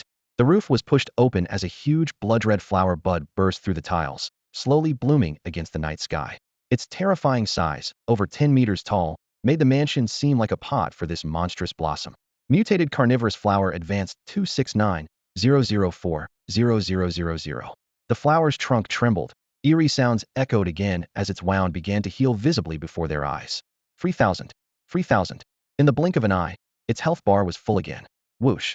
Thick vines shot out like steel whips, striking at Wudo from a distance. He raised a hand and activated his light shield. Smack!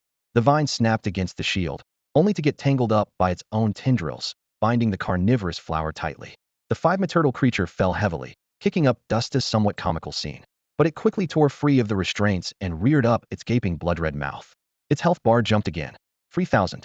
Its health had filled completely once more. Is this the pressure of a survival dungeon? Wudo silently gasped. This wasn't even the final boss, yet the scene was already this intense. According to the dungeon rules, as long as you survive until the end, it counts as a clear. In theory, you could avoid the boss entirely, but this mutated man-eating plant had piqued his interest too much. He raised his left hand, aiming at the flower's core. Diudiudiu. Golden rays poured down like bullets, piercing every inch of the plant's flesh with frenzied beams of light. 65, 65, 65. At the same time, green numbers surged upward. 3,000, 3,000, 3,000. Creak-sharp scraping sounds like teeth grinding echoed.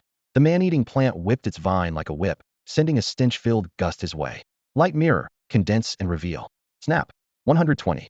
The light mirror reflected some damage, but this time it couldn't reflect the binding effect back. Still, the plant's attack was slow, and it took time to retract its vines, leaving a perfect opening for Wudo's target practice. It recovered 3,000 HP every second or 2. Definitely brutal, but the Gatling gun in Wudo's hand fired nearly 100 rounds per second, an equally savage firepower. 65, 65, 65, 65. 3,000, 3,000, 3,000. The health bar just barely climbed before being slammed down again, like a syringe being repeatedly drained, visibly dropping. The sense of danger triggered a sudden burst from the man-eating flower. Its vines flew like lightning. Snap! The light mirror once again crystallized in midair. Wudo's expression remained calm as he lifted a finger and tapped. 1120 dizziness. All effects were reflected back, and the plant instantly wilted into a puddle.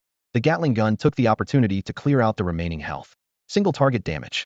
Output efficiency. He thought with satisfaction, watching Chi wave, seismic wave, and frost wave blade values all dancing on the stats screen. A system notification popped up. You have defeated mutated man-eating flower. Reward, 8,000 points. Stay here. Don't move. Wudo tossed out a brief command, then cheerfully headed to the body lying by the villa's door to loot the spoils. Mutated Seed Act 2 Black Epic. Upon consumption, choose one of 3. 50 insight into silver skills, 20 insight into gold skills, 5 insight into ultimate skills. Usage requirements: combat instinct or muscle memory. 3 round, glossy black seeds, about the size of peanuts, real treasures. Wudo held them up to his eyes, almost swallowing them, but stopped himself. My combat instinct is only SS rank now, and I still have SR and SSR tiers above. If I wait until I reach SR or push to SSR to use these, the chance to unlock an ultimate skill might be even higher. Under normal circumstances, Act 2 players rarely push combat instinct to SR or SSR. With Act 3 and foreseeing more success, some have even unlocked ultimate skills at that stage. The safer route would be to swap for a silver or gold skill directly, but he knew his own nature too well. If he did that, he would regret it later. If he was going to gamble anyway, better to hold the chips tightly now. He packed the seeds into his bag and turned to call out, "Come over." Far away, Han Iju heard the news and ran over, looking pale as he gazed at the massive plant corpse. Such a huge monster. It's like a demon, really scary. Where's the helicopter? Wudo asked. Just a bit ahead, Han Iju replied, unwilling to lead, so he followed Wudo's direction. Less than 2 minutes later, the helipad on the grass came into view. A sleek silver helicopter sat quietly, its streamlined shape resembling a tiny tadpole. The body shimmered with a cold gleam, looking incredibly cool, and it seemed to seat about 7 or 8 people. A light helicopter, an auxiliary prop with flight capabilities, can hover at 150 meters and fly up to 300 kilometers per hour. Let's go. Get on the chopper. Where to? Saving the world. Han Iju followed Wudo, rushing toward the cabin. Before the rotors even fully spun up, the powerful downdraft stirred the dust from the ground. He hesitated, gripping the door frame, glancing at Wudo with concern. Hey, brother, I know you're young and full of fire, but can you just listen for a second? Saving the world isn't our business. Right now, staying alive is the priority. We should get out of this hellhole and find a safe zone. That's what really matters. Wudo buckled his seatbelt with steady resolve. No way. Someone with powers like mine can't just sit back. If not now, when? Haven't you heard with great power comes great responsibility? Come on, let's take out every single zombie here. Are you serious? Han Yizu's face was conflicted. Wudo nodded heavily. If I don't save the world every day, I feel restless all over. Han Yiju sighed. Sigh. Once airborne, the helicopter glided steadily at 150 meters. The speedometer needle pushed all the way to 300 kilometers per hour. Wudo told Han to maneuver the helicopter circling above the city while he stood at the open side door, gripping his massive blade, eyes sharp as he scanned the ruins below. He peered down at the shattered streets. Higher, okay, over there. The rotor's roar was deafening. Following Wudo's command, Han Iju lowered the altitude. On the cracked concrete roads, zombies drawn by the whirring blades flocked like a tide toward the open space. Wudo swung both arms fiercely, slash, slash, slash. Blood mist sprayed as the helicopter swept low, tearing the undead into pieces. Next spot. He wiped blood off his goggles, excitement rising. Han Iju watched the new wave of zombies approaching and muttered helplessly, "You really came to save the world, huh?" "Absolutely," Wudo answered flatly. Inside Bluffing Street Tavern in Carriage 4040, the lighting was dim. The crowd chatted nervously while glancing anxiously at the old clock on the wall. If they could just make it to midnight, the Tianyin system would release today's battle report, finally revealing the outcome of the gladiator cage match. 2 young men sat at a corner table. Lu Ding swirled his drink, shaking his head with a sigh. "Look at you, all jumpy and distracted all day. I told you not to bet, but you wouldn't listen, sigh." Next to him, the kindly Li Liangwan tapped the table lightly and replied in a low voice, "Don't talk like that now. Su Prez is going all in, so how can I back down? Besides, you've seen if Little Dragon is legit. Scored so high on the first day, he's definitely strong."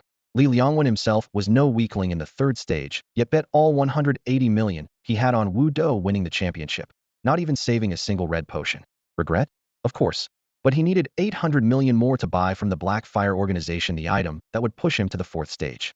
Normally, leveling up to stage 4 wouldn't cost that much, but he wanted to go all the way and was gambling everything he had. Lu Ding still couldn't comprehend his friend's gamble and felt uneasy. He said calmly, "What is Su Jianin anyway? Just some worthless 2nd-generation rich kid. You still don't see what his 3rd stage arena match is all about? The top carriage can't even crack the top 3. Do you really trust him?" And do you honestly think carriage for 1,000 can beat ours for 1,040? Li Liangwen frowned. But Little Dragon was first yesterday. How come? Lu Ding shrugged and countered. So what if he's first? Lu Ding interrupted. Being first is just being first in points. It only means he's good at farming kills. The cage battles last 10 days. Do you really think the 4,000 squad will just let him off? Not a chance. Why are you so stubborn? Just wait and see how long he lasts. As they talked, the tavern manager Lu Shanshan rang a small brass bell. With a clear ding, the entire tavern fell silent, and everyone lowered their heads to scroll through their phones. On the screen, the latest battle report popped up. Second stage cage battle billion zombie update from yesterday. Rank 1 Long De Chuan Rin descendant of the dragon carriage 4040, 26.68 million points. Rank 2 Zhan Wu Shuang invincible carriage 4000, 2.24 million points. Rank 3 Yi Run Wildman carriage 4000, 1.66 million points. Rank 10 Shan Dian lightning carriage 4000, 1.32 million points. Fight results. Carriage 4022 Jun Gu killed carriage 4033 Hei Long. Carriage 4003 Tai Jianjun killed carriage 4050 Nangua. Carriage 4003 Tai Jianjun killed carriage 4050 Shanyang. Carriage 4040 Long De Chuan Rin killed carriage 4000 Meng Hu Wang fierce Tiger King. Carriage 4000 Shishi killed carriage 4000 and 2-2. First place. Ha ha ha. Still number 1. Explosions of cheers erupted one after another. Is Little Dragon really a natural prodigy? Over 26 million points. How does he even manage that? No way. He actually took down the fierce Tiger King from the 4,000 squad. The tavern filled with shocked voices as everyone looked down again, repeatedly confirming the line. Carriage 4040 Long De Chuan Rin killed carriage for 1,000 Meng Hu Wang. Ha ha ha. I had my doubts before, but now I'm convinced. Little Dragon can definitely win the championship. He flipped all the 9 red sets in the 4,000 squad. Unbelievable. Damn it. When was the last time the 4,000 squad lost? Could they actually lose to us this year? If he killed fierce Tiger King, he must have at least 1 9 red set. If he really has that, the championship isn't a dream. Bartender, another round. Today's on me. Someone waved their hand, glasses clinking noisily. Li Liangwen slapped the table excitedly. See that? See that? President Su didn't lie to us. Little Dragon can even take down the 4,000 squad. Why can't he win the championship? Lu Ding's mouth twitched. A number suddenly flashed in his mind. 180 million bet, multiplied by 13-fold, over 2 billion in total. He hadn't wagered anything. The thought stabbed at his chest like a sharp knife, tight and suffocating. He forced himself to stay calm. Don't celebrate too soon. Fierce Tiger King might not even be the strongest in the 4,000 squad. Killing him still leaves 9 others. Besides, Little Dragon is alone.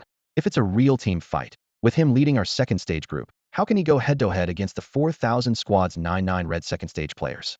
Look at the leaderboard except for him. All top 10 are from 4000. As soon as he said this, Li Liangwen's smile faltered. That was right. Later on, teammates from the same carriage would definitely band together. Those star players in the 4,000 squad were experienced and would have noticed Little Dragon by now, if they united to target him. Seeing Li Liangwen's face turn pale, Lu Ding smirked and sighed. Now you see how tough it is?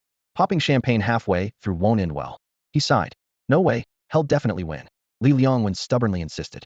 Lu Ding shook his head, trusting his own instincts. Little Dragon might not make it to the finish line. And Li Liangwen's desperate face only showed that he was starting to waver too. A dead duck still quacking. Well then, let's wait and see. Morning. A gloomy sky hung over this city, a place that felt like a living hell. Between shattered walls and crumbling ruins, the agonized screams of zombies echoed relentlessly through the empty streets, suffocating the air like the world itself was tearing apart inch by inch. Yet amid the devastation, faint signs of human struggle for survival still flickered. Some survivors fled frantically, chased by the endless tide of undead, dashing through alleys and broken windows, stumbling in panicked steps. Others pressed close to walls, slipping silently through lingering shadows, each cautious step followed by keen listening as they tiptoed into dilapidated buildings to scavenge supplies. There were also the fearless few who charged barehanded into zombie hordes, smashing decayed skulls with brutal strikes. Small groups held strategic spots like supermarkets and gas stations, setting up sniper rifles on rooftops. The sharp crack of gunfire split the air as zombies climbing up were cut down one by one. But even in this apocalyptic abyss, carnage among humans never ceased. The blade of a living enemy always colder than monster fangs. On a dilapidated old street, a young man and woman stumbled through dust clouds at a desperate sprint. Above them hovered the flickering number 4001, like a countdown to death. 2 figures rounded the corner, walking steadily and casually, as if hunters admiring their prey's last attempts to escape. Their car number was 4000. Logically, 4001 should have been among the front ranks of the 4-digit group, but they sat right next to 4000, who had hijacked all the best resources. Their plight defied description, broke to the bone barely captured it. They scraped by in ordinary missions, but in high-level, fiercely competitive ones, they could barely take on a 40-50. Suddenly, bang. A gunshot cracked. The number 1350 flashed briefly in the air. The freckled girl screamed, a bullet piercing her right calf, blood spurting as she stumbled and fell. Instinct gripped her. She grabbed her companion's ankle desperately. Save me. Damn it. Let go. You're trying to get me killed. The short-haired boy in black shouted angrily, wrenching at her fingers but unable to pry free her death-like grip. You said you'd protect me. The girl's tears blurred her vision. Her knuckles went white. That was before it got dangerous. Do you want to die? Let go. I don't care. If I'm going down, we go together. She yelled, nails almost digging into his skin. Their quarrel lasted only moments before abruptly stopping. The two pursuers from car 4000 had shattered glass beneath their boots and closed in, cutting off any escape. Heh, the burly leader sneered. Dressed in black combat gear, his tanned hair tied in a short ponytail, his chest bulged with muscle and armor. His eyes mocked mercilessly. No wonder your car is such a mess. No strength, no talent, just dragging each other down. You gizdo, you really deserve to be in the Fortigit Club? He was the notorious savage from the rankings, infamous and feared. Beside him stood a dark-skinned, short-haired young woman in matching black gear, holding a sniper rifle with cold detachment. Her codename was Snake. The black-clad boy clenched his teeth and growled through gritted teeth. If it wasn't for you guys in 4000 squeezing all our resources, 4001 wouldn't be in this state today. The entire resource market is controlled by your people. You can't even find legendary-level equipment or items anywhere. And now 4002 is blocking our free passage, trapping us here in 4001. And you still have the nerve to say that? I spit on you. The wild man didn't bother holding a grudge over those harsh words. Instead, he threw back his head and laughed, eyes gleaming with amusement. Actually, I don't necessarily have to kill you. Whether I kill you or not makes no difference to me. The black-clad young man's face stiffened. Of course he didn't want to die in this train filled with deadly traps. One death meant a serious injury to his vitality. What do you want? His tone softened a bit from before. Heh. The wild man smiled like a beast sensing blood. I'm only letting one of you two go. Doesn't matter who. Keep it simple, fight unknown. Whoever wins, lives. The black-clad young man exchanged a glance with the freckled girl, both knowing this was a blatant mockery with no real option to refuse. Are you serious? Do I look like I'm lying? The wild man snorted contemptuously. Given a clear answer, the black-clad young man hesitated briefly but then tossed a bottle of red medicine to the girl and drew his dagger. Come on then. I can't protect you, and I can't hurt a comrade. Drink the medicine and let's settle this fair and square. The freckled girl steadied herself on the ground, tilted her head back, and gulped down the red medicine. The wound on her broken leg visibly began to heal. She pressed her lips together and raised a fist. No hard feelings. Deal. Before the words had even left their mouths, both dashed forward simultaneously. The young man was faster, but the girl's fighting instincts were sharper. She anticipated his sidestep and converted a straight punch mid-strike into a left hook, smashing heavily into his chest. With a muffled grunt, the black-clad young man fell, pain making it hard to breathe, his limbs going weak. Sorry, the freckled girl raised her fist to strike again. Just as her fist was about to land. Rat-a-tat. A deafening whirring came from above. All four heads snapped upward to see a silver helicopter skimming the rooftop on the left side. The hatch slid open with a roar of wind. A black-clad youth, one hand in his pocket, stood on the edge of the doorway, dark glasses shading his eyes, a mischievous grin curling his lips. His coat fluttered dramatically as he slowly raised his left hand, locking onto the group below. No.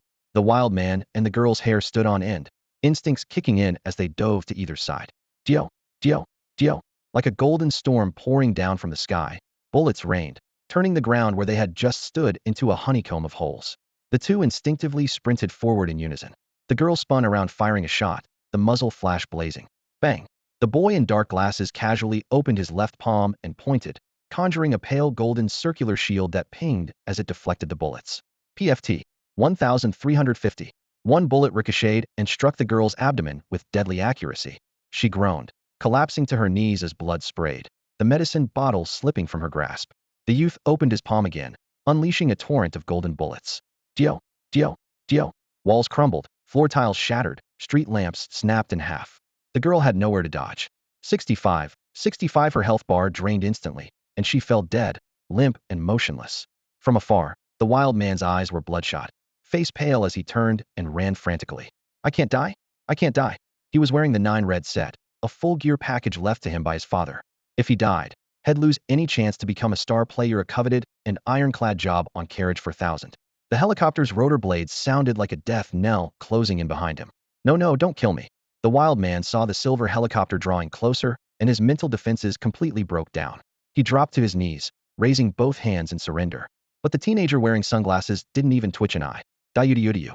The next second, a stream of golden light pierced through the wild man's chest. Blood splattered everywhere as his eyes widened in shock. He fell backward and died on the spot. Not far away, the black-clad boy and the freckled girl stared at the scene, frozen as if struck by lightning. Two top fighters from Carriage 4000, just instantly wiped out. Dodo the helicopter's rotors whipped up a fierce wind as it slowly touched down in the middle of the road. The sunglasses boy leapt down nimbly, quickly rifling through the two bodies and grabbing the valuable 9 red items, then searched through his backpack for anything worth taking. After that, he turned and climbed back up the steps. There's food and water in the backpack if you want it. Good luck. With a casual remark, he told the pilot to throttle up again. The rotors spun wildly, and the helicopter hummed as it lifted off, soon just a black speck in the distance. Only then did the black-clothed boy and the freckled girl exchange glances, gradually snapping out of their shock. That's the guy who drained 5 million experience points in less than a day, and he's so young. From Carriage 4040, the girl whispered, her voice trembling with excitement. Looks like Carriage 4000 is in trouble this time, the boy said grimly. Beyond relief at surviving, the freckled girl's eyes burned with hope. If anyone can break 4000's monopoly over the 4000 series carriages, no doubt that Carriage 4001 will rise again. The black-clothed boy shook his head bitterly. What difference does one win make? Don't be naive. This is only the second act of the cage battle. No, you're wrong. The girl bit her lip. If he wins this fight, everyone will know 4000's throne isn't untouchable. More people like him will stand up instead of just giving up whenever 4000 is involved, like we're all walking into a death trap. The boy sighed. Maybe. Before he could finish, the girl's health bar above her head suddenly dropped 1-1 in rapid flashes. Her stomach rumbled loudly. She froze. Then her expression turned to anger. You poisoned the red meds? The black-clad boy coughed awkwardly. A desperate times call for desperate measures. We agreed not to hold grudges. We'll talk about it back in the carriage. Before she could finish scolding him, her stomach roared again. Annoyed, she stomped her foot. Hurry up and grab something. We have to go. I'm about to lose it. Okay. The boy stopped arguing, hurriedly searching the wild man's and the snake's backpacks for food and water. The two fled quickly, their steps messy and hurried. Second act cage battle billion zombie yesterday's report. First place Dragon's Descendant, Carriage 4040, 74.66 million points. Second place Invincible Warrior, Carriage 4000, 2.44 million points. Eighth place Thunderbolt Fire, Carriage 4000, 1.89 million points. Ninth place Crescent Moon, Carriage 4024, 210,000 points. 10th place Smoke Ghost, Carriage 4018, 180,000 points. Battle Report. The Snake team from Carriage 4000 kills the Mountain team from Carriage 4022. The Wild Men from 4000 take down the Pineapples from 4022. Meanwhile, the Descendants of the Dragon from Carriage 4040 slaughter the Snake, and the Wild Men from 4000 at Carriage 4048. Meteor kills Scorpion from 4049. As the latest round of battle reports scroll across the giant screen, Carriage 4040 instantly erupts. The crowd feels like gunpowder ignited, their cheers roaring like tidal waves one after another. Under the night sky, Beaufong Street's tavern is packed again, the chaos mirroring last night almost exactly. Hey, waiter, bring the drinks quick. A drunk shouts, slapping the table. Everyone just drink up, have as much as you want. Tonight's on me. Li Liangwen raises his glass, cheeks flushed. Generous boss. Cheers. Glasses clink repeatedly, the joyous noise rising all the way to the rafters. Li Liangwen laughs proudly. Got nothing to say now, right? Double kill. The Wild Men and the Snakes from 4000 both fell to him. Two new players show up on the leaderboard at once. This time I really called it. Haha. Lu Ding lifts his cup, forcing a slight smile. I'm glad you hit the mark, but don't get your hopes too high. What if something goes wrong? There are still 7 left in 4000. Whether the little dragon can break through remains to be seen. Over 2 billion. Damn. Lu Ding's fingers tremble as he imagines his bet. Over 300 billion are wagered on the little dragon from 4040. If he actually wins the second stage cage match championship, countless people will get rich overnight, but Lu hasn't staked a dime. Where's the justice in that? His chest tightens like it's been cleaved by an axe. Quietly he roars, Little dragon, please lose for me. This time Li Liangwen is more confident than last night. If he can score a double kill, even if he can't beat the 7 left in 4000, he can definitely escape. As long as he finishes the cage match alive and with his current points, he's solid first place. Lu Ding opens his mouth, but no words come out. His chest feels stuffed with cement, breath heavy. My name is Han Yizhu, a helicopter pilot. Around me, unimaginable disaster has erupted. The zombie virus is sweeping the entire city. Everyone's infected except me, who's lucky enough to hide in a convenience store alive. After months of struggling to survive, I thought death was inevitable until I saw a supposed military superpowered being outside. He acted like a madman. I suspect he released the zombie virus, just to kill freely. If I die and someone finds this notebook, please investigate him. His nickname is Descendant of the Dragon. Yes, he's been brutally slaughtering zombies. Even more bizarre, in this apocalypse, he still cares whether water and food expire or taste good. Unbelievable. But it seems I've awakened some superpower to me. Helicopter doesn't consume fuel anymore. Incredible. Night is as dark as ink. On a rooftop, Han Iju wraps his coat around himself by a small fire, scribbling in his diary. After months alone, writing has become a way to soothe himself, or else he'd have gone mad long ago. Closing the notebook, he's about to lie down and rest. At the base of the opposite wall, Wu Do, wearing sunglasses and arms crossed, seems to be resting with eyes closed. Then suddenly he says softly, "You wrote the wrong character for slaughter." Han Iju startles. "You know what I'm writing?" "I'm just testing your listening skills," Wu Do grins. "Don't worry, in a few days you'll be able to leave." "Where?" "Don't ask, I don't know." "And you? Where are you going?" "No comment." "Hurry up and sleep. Don't hold me up for tomorrow's big event." Han Iju can't ask more and dresses down to sleep. The next morning, Wu Do and Han Iju eat a few bites of canned meat and finish their last 2 cans of clean water. Then they climb into the fuelless helicopter. With the blades thundering, Wu Do grips the controls tightly as the nose dives over the city, plunging once more into the relentless slaughter of endless zombies. The following morning, after breakfast together, Wu Do pilots again, continuing their grim hunt through a city teeming with seemingly infinite zombies. There were more zombies on the streets today than yesterday, and to make things worse, a new batch of zombie dogs had appeared. These low-level, 3000-3000 zombie dogs had tense limbs and exposed fangs from the virus infection. They sprinted far faster than regular low-level zombies. Their noses twitched with rotting flesh, sniffing the air like nocturnal hunting dogs. But to Wu Do, they were nothing more than moving score points. Swish, a ghostly blue frost blade tore from one end of the street to the other, slicing through zombie heads as neatly as harvesting crops. You killed a low-level zombie, 200 points. You killed a low-level zombie, 200 points. After clearing the screen in just 2 seconds, Wu Do looked up. Next location. The helicopter's propellers roared as it rose into the sky. Han Iju maneuvered the aircraft in serpentine arcs through the air, searching for the next zombie outbreak. Along the way, they encountered scattered stragglers. Wu Do used his psychic wave to pick them off one by one. The bodies that toppled over at the street corners fluttered in the wind. They flew all day, only hovering for about 10 minutes at noon, during which Han Iju wolfed down lunch, while Wu Do just checked his gear before resuming the slaughter. Before dusk, as the final giant wave blade cut through an entire alley, a system notification suddenly popped up. 400,000 kills reached. Combat Instinct SR rank 881 million. Combat Instinct kept growing with each kill. Every tiny detail of shooting breath control, evasive movement, and danger anticipation evolved. For a moment, Wu Do felt his bones crack and reshape deep inside his soul. He stretched instinctively as energy surged through his body like electricity. His mental focus condensed into an invisible white light, allowing him to hear the wind, dust, and even the breathing rhythms of every zombie dog clearly within 100 meters. This is the foundation. He chuckled softly and pulled a thumb-sized mutant seed from his backpack, crushing and swallowing it. The system prompt appeared again. Please select the desired effect. 50 chance to awaken silver tier skills. 20 chance to awaken gold tier skills. 5 chance to awaken finisher skills. Finisher, obviously. After confirming, a new status showed on the panel. Mutant seed buff. 5 chance to awaken finisher skills. One-time effect only. Without hesitation, Wu Do swallowed a second and third seed. The buff stacked to 10, then 15. 15% was still slim odds, but such rare items rarely appeared in the cabin. Since he had already gambled, he might as well bet big. It took him 2 whole days to reach 400,000 kills. Fortunately, the city lived up to its nickname, City of Billions of Zombies, as the waves of the undead kept thickening. Each swing of his wave blade took down hundreds at a time. If the trend held, breaking 1,000,000 kills was just a matter of time.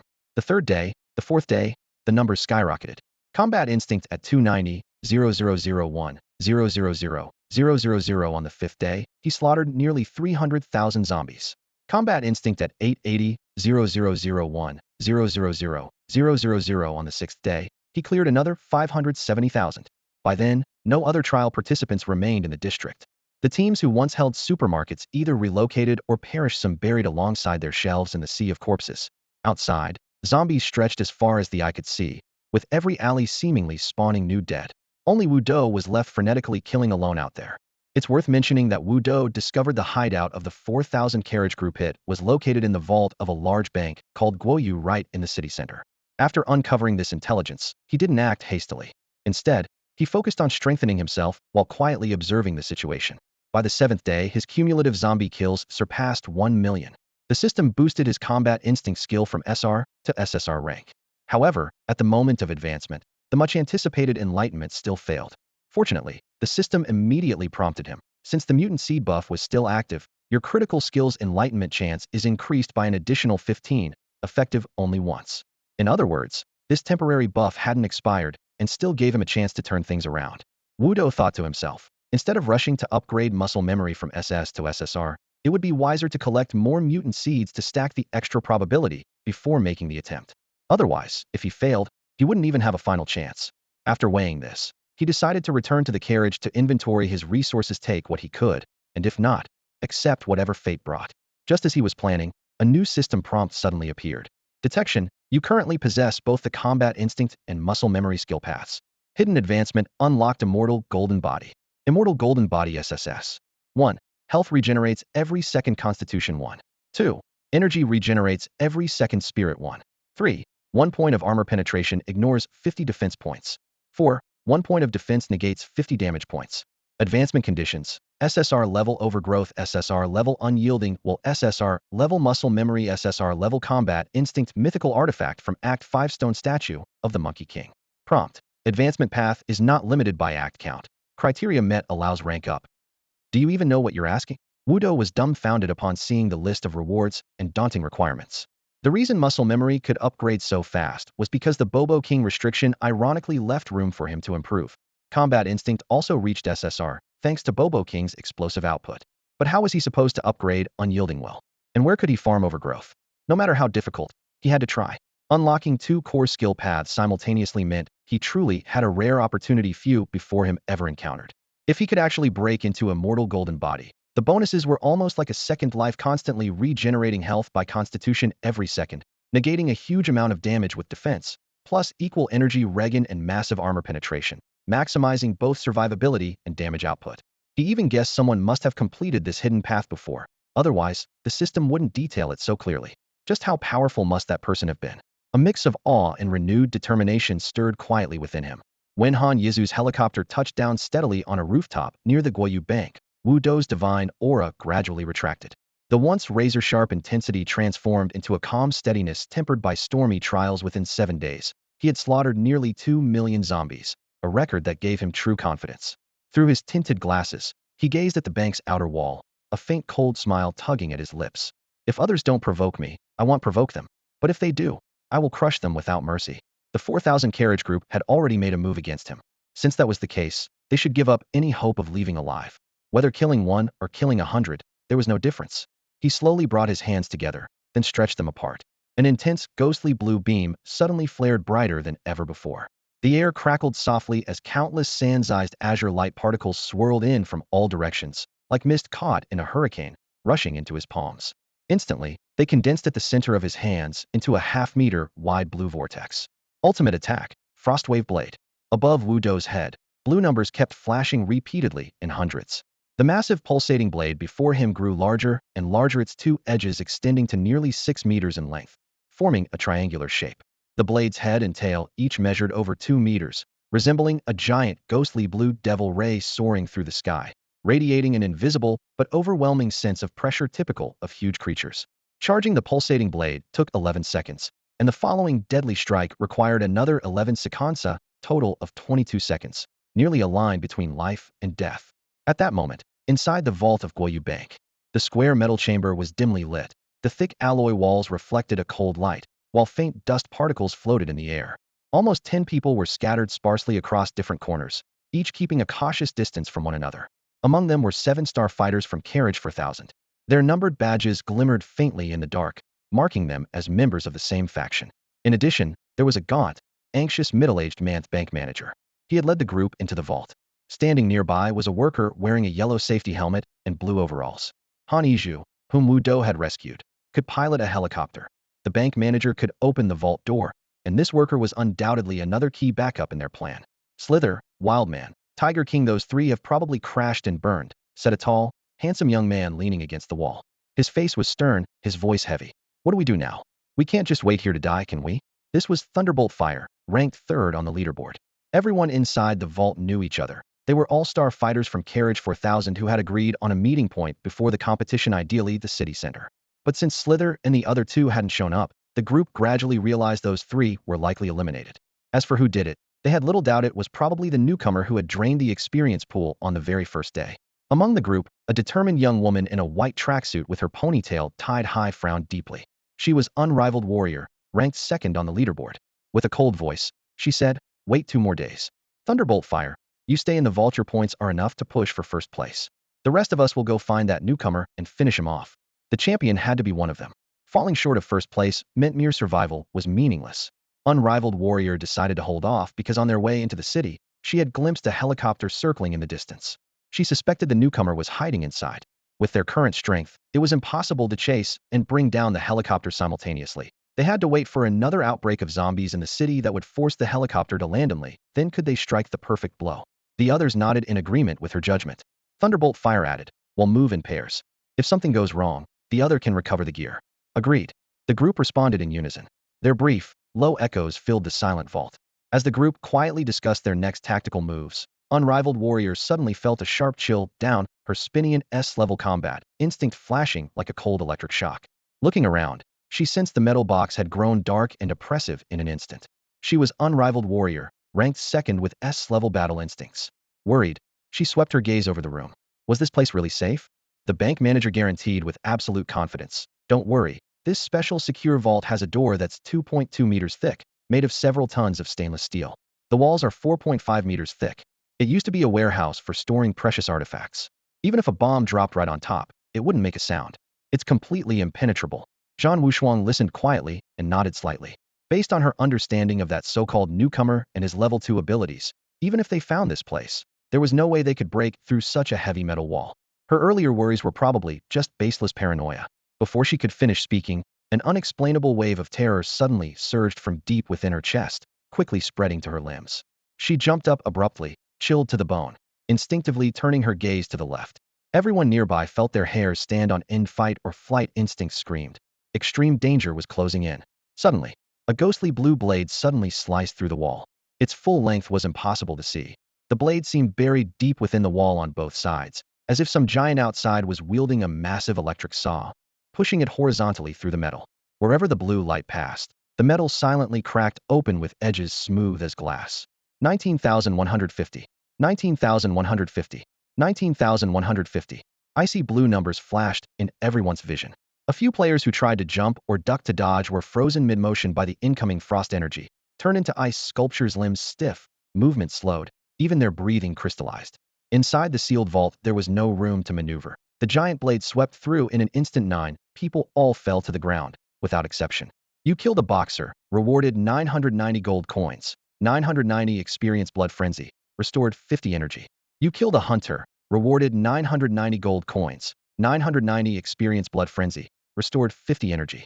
9 people? Outside the vault, Wu Do weighed the urn in his hand, slightly surprised.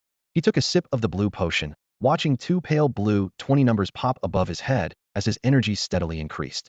He didn't rush forward yet, but took a few steps closer. Once the blue energy was full, he raised his hand and unleashed another massive ripple blade. Swoosh first strike. Swoosh second strike. Swoosh third strike. 3 streaks of icy light sliced silently into the quiet vault. Wu Do confirmed there was no further movement inside, then picked up his Gatling gun and unleashed a dense barrage on the thick door cracked by the giant blades. Bullets tore through, metal shards flying, quickly blasting a hole just big enough for a person to squeeze through. He bent and slipped inside. Inside the vault, bloodstains had not yet frozen, but there were no living souls left. Natural combat instincts told him the area was clear, yet he cautiously swept the gun barrel around. Metal scraps scattered as he searched, confirming safety before crouching down to gather loot. 7 bodies, 63 pieces of red-grade equipment. Clearly, all the survivors from Carriage 4000 had gathered here, wiped out in one move by his rippled giant blade. Besides red-grade gear, there were piles of healing potions and assorted scattered items, nearly bursting his backpack. The greatest surprise was a heavy bundle of explosives. Industrial dynamite secondary item. Lighting the fuse deals up to 40,000 explosion damage to a single target within 100 meters. The fuse is very long, allowing for delayed detonation. Could be useful for fighting a boss, he thought, but still wary. He spun the Gatling gun round, emptying the remaining ammo, double-checking for any missed loot before turning to leave. From here on, the mission was clear: survive and escape the dungeon. If the boss could be worn down, fight it. If not, get in the helicopter and run. Rat-a-tat-tat. Wudo returned to the helicopter as the rotors churned up a cloud of dust. Han Iju gripped the controls, the steel bird lifting again and speeding toward the distance. Inside the cabin, Han Iju looked conflicted and turned to ask, "Don't tell me those people inside the vault were zombies too?" "No, they're actually aliens in disguise." In the executive meeting room of the Rock Paper Scissors Group in Carriage 4000, the heavy alloy door was flung open abruptly. A female employee, pale and nearly stumbling, rushed inside. "President He, bad news. Zhan Wushuang and the others have all come out. Our second-round cage matches are completely wiped out." Her sharp voice echoed across the spacious room like a crack on ice, then silence fell, so deep that a pin drop could be heard. The executives seated along the long table held their breath, lowering their eyes cautiously to glance at the chair at the head. There, a broad-shouldered, burly middle-aged man leaned back in his leather seat, his custom black and white suit immaculate, his salt and pepper hair slicked neatly back. He held a glass of amber whiskey, his thin lips curving into a faint, almost imperceptible smile as if he had just heard some absurd joke. This man was none other than He Shan Yuan, the boss of the Rock Paper Scissors Group in Carriage 4000. Well, very good. His deep voice boomed through the hall. "It's been a long time since I've seen such capable young men. To overthrow all the star players in our top carriage like this truly promising." Compared to the tense faces around him, he seemed relaxed, as if on vacation. Yet the fleeting cold glint in his eyes sent a chill through everyone's hearts. "Speak up. Whatever ideas you have, say them." His gaze swept over the group. "Do you expect me to carry this massive company alone? Can any of you help?" The air seemed to freeze. Finally, a short, thin man with a mustache awkwardly stood. "President He, talents like that are rare. To single-handedly wipe out our star team in Carriage 4000, his skills must be godlike. And his nickname is Descendant of the Dragon, so it's almost certain he's a dragon type. I think we should contact him like before, try to recruit him. He could be a great asset to you in the future." Before he finished, a splash of cold whiskey mixed with crushed ice was hurled at him, drenching his face and suit. "Talent? I've seen plenty of so-called geniuses." He Shan Yuan slammed his fist on the table, making it tremble. "Do you know how much money he's cost me? 1%. 1% of 5 trillion is 500 billion. On my turf, I lose that much, and you want me to recruit him? Do you take me for a fool?" His roar still ringing, he pointed a finger sharply at the man. "He'll tell you this. The world's never short of damn geniuses. You're fired. Get out." The thin man's face drained of color. Shaking, he collected his papers and slunk out, the door shutting with a bang behind him. The room seemed even colder. He Shan Yuan scanned the others, then spat one word: "Speak." After a tense pause, a middle-aged woman with bright yellow hair straightened and cautiously spoke. "President, he contact the Black Fire Organization. Kill him. He cost us this mush, deserves it. ITLL also serve as a warning to other carriages. This is the fate of those who cross us." "Then why are you still standing there? Want me to send you over?" He narrowed his eyes. "He'll go right away." The woman shot up and hurried out, her high heels tapping rapidly on the floor. The door closed again. He Shan Yuan raised his empty glass, then slammed his fist down hard on the table. Bang! His molars ground together as he growled, "Damn it. 500 billion is staggering sum." Though the money wasn't his personal fortune, but the massive capital accumulated by the Rock Paper Scissors Group over the years, it was this fund that sustained the He family's dominion over Carriage 4000. Building upscale hot spring suites and gyms, recruiting and training star players, a powerful and loyal cadre of enforcers kept the He family's grip on Carriage 4000 firmly unchallenged until now. As the boss, He Shan Yuan could only take home 10% of the company's profits, and he was also responsible for 10% of any losses. Now, with a staggering 5 trillion loss hitting the 4000 train car division, the entire Guest Fist Group faced a 50 billion loss, and he personally had to cover a 5 billion hole. If it weren't for the He family's long years of solid operations and deep reserves in the 4000 train car business, this 5 billion would have ruined him forever. Even so, this astronomical debt severely drained the He family's vitality. Rage boiled within He Shan Yuan, his hatred nearly tangible. In the meeting room, papers were scattered, a water cup spilled, and shards of glass littered the floor. Soon, a female assistant with dyed blonde hair hurriedly returned, face full of shock and doubt. "President He, the Black Fire Organization refuses this order." "Why?" He Shan Yuan spun around, voice roaring with anger. "They didn't give a reason, just said they want take it. Damn it! Damn it! Damn it!" He howled uncontrollably, punching the conference table, flipping over the computer, and kicking a chair across the room. The Black Fire Organization's single phrase "won't take the order" slammed the door shut, leaving him no explanation. Stage 2. Arena Cage Battle. Billions of zombies. Yesterday's report. First place Descendant of the Dragon, 323.18 million points. Second place Crescent Moon, Train Car 4024, 390,000 points. 3rd place, Smoke Ghost, Train Car 4018, 270,000 points. 9th place, Neo Dolly, Train Car 4035, 180,000 points. 10th place, Little Little, Train Car 4044, 160,000 points. Combat log. Zombies killed Lang, brother of Train Car 4049. Zombies killed White, Faced of Train Car 4049. Descendant of the Dragon from Train Car 4040 killed Unmatched Warrior of Train Car 4000. Descendant of the Dragon from Train Car 4040 killed Thunderfire of Train Car 4000. Descendant of the Dragon from Train Car 4040 killed Golden, Right Hand of Train Car 4000. When the New Day's battle report refreshed, Train Car 4040 erupted and cheers 7 kills in a row, single-handedly annihilating the entire 4000 Train Car team. The biggest worries of everyone in the car vanished in an instant, and waves of celebration broke out. On every street corner, news spread rapidly, sharing the joy of victory. Since the arena cage battle began, scenes of such universal jubilation in Train Car 4040 were rare indeed. At Bowen Street Tavern, deafening cheers erupted again and again. Charge! Drink up! Buy a round! Oh yeah! Oh yeah! Oh yeah! Someone raised a wine jar shouting, "Damn, 26 million is coming our way. Damn you! Hey, race your moment to show off." Glasses clinked as laughter and jokes filled the air. Li Liangwen smiled and lightly tapped the table. "Speak up! Turn on your mics and chat." Looting opened his mouth, but was speechless in moments like this. What could he possibly say? They couldn't very well hope the arena's boss would kill the descendant of the dragon. So he just raised his glass. "Brother, congratulations." "Ha ha ha ha." Li Liangwen threw his head back and laughed, his voice louder than the tavern's lively noise. In the days that followed, Wudo barely did anything serious in the trial arena. His combat instincts were pushed to the limit. There was no room left to improve. His only pastime was fighting zombies to practice his punches, patiently waiting for the boss to appear. Finally, on the last day of the trials, the ground trembled as the boss arrived on schedule. A gray giant over 3 meters tall, with no skin covering its body, exposed muscle and bulging veins made it a gruesome sight.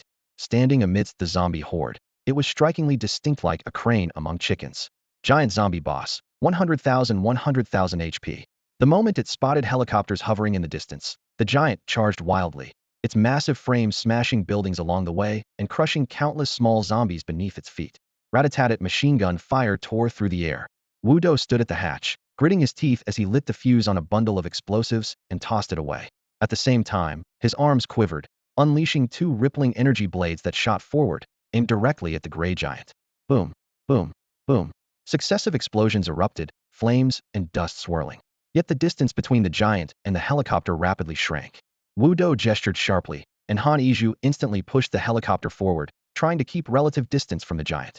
The wind howled fiercely as the metal body vibrated with a humming noise. Shoo!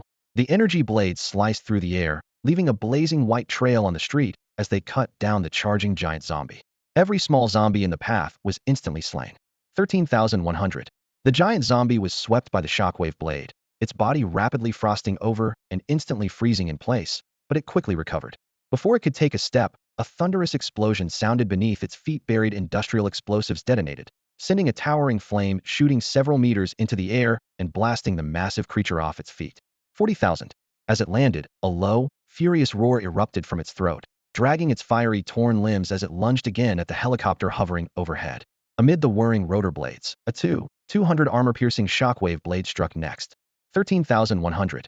The cold once again froze its joints, rendering it as stiff as an ice sculpture for 2 or 3 seconds. Once the stiffness faded, Wudo had already maneuvered the helicopter away, leaving only a few dozen ordinary zombies swaying below. The city was infested with zombies in staggering numbers. Just one swipe of the shockwave blade could clear a whole crowd, continuously restoring Wudo's energy.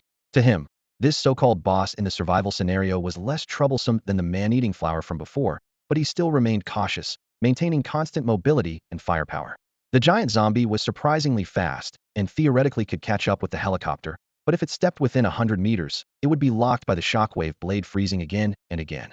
Unless all nearby small zombies were wiped out, Wudo couldn't regain energy by farming them, causing the shockwave blades to run out of ammo. That would let the monster never catch up. Swish, swish, swish.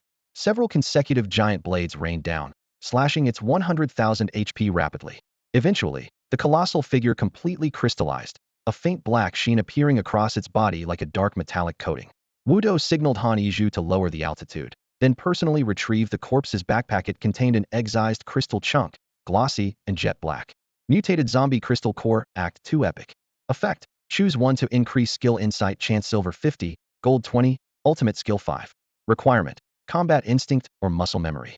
His Wu Do gasped sharply, a faint spark of inspiration flickering in his mind. But just as he held the crystal core in his palm, a new roar suddenly exploded nearby. Without hesitation, he crushed the crystal core, leapt back into the cockpit, and urged Han Yizhu to adjust their course. The status panel updated instantly. Mutated Seed Buff, Ultimate Skill Insight Chance 15. Mutated Crystal Core Effect, 1x5. Great. Wudo couldn't hide his excitement. Minutes later, another rampaging giant zombie appeared down the street. His suspicion was confirmed. These bosses seemingly had no upper limit to defeat one, and another would quickly respawn. Thinking about having stable material to boost his ultimate skill insight, Wudo nearly bounced in his seat from excitement. Unfortunately, this was only the Act 2 arena match, no chance to stockpile black tickets. Otherwise, he'd wait until Act 3 to come back and farm more, though with random spawns, there was no guarantee he would. The tactic remained the same. Helicopter kiting, shockwave giant blade for crowd control and damage, while farming low-tier zombies to replenish energy and keep skills cycling endlessly. Finally, the second jet black crystal core was secured, and his ultimate skill insight chance jumped to 25. A thunderous roar echoed once again. This time, without any prompt from Wudo, Han Yizhu instinctively piloted the helicopter toward the source of the sound. The third one, the fourth one. Wudo cursed the city for being just a little too big. Every time, he had to drag his weary wings, weaving between skyscrapers and ruins, first digging out the giant zombies, then landing a decisive strike. Fighting them wasn't hard. The hardest part was always the search, and that was the biggest time sink. Finding the boss was always the toughest. The 11th giant zombie crashed down with a thunderous boom, dust billowing up. Instantly, the system's notification blasted into his eardrums. Ultimate Skill Enlightenment Activation Chance, 70. 70%. Far from enough. If it didn't hit 100%, all his efforts might be for nothing. Faster, faster, come on. Wudo gritted his teeth, energy surging across his body as he pushed his speed to the limit. 12th, 175. 13th, 80. 15th, 90.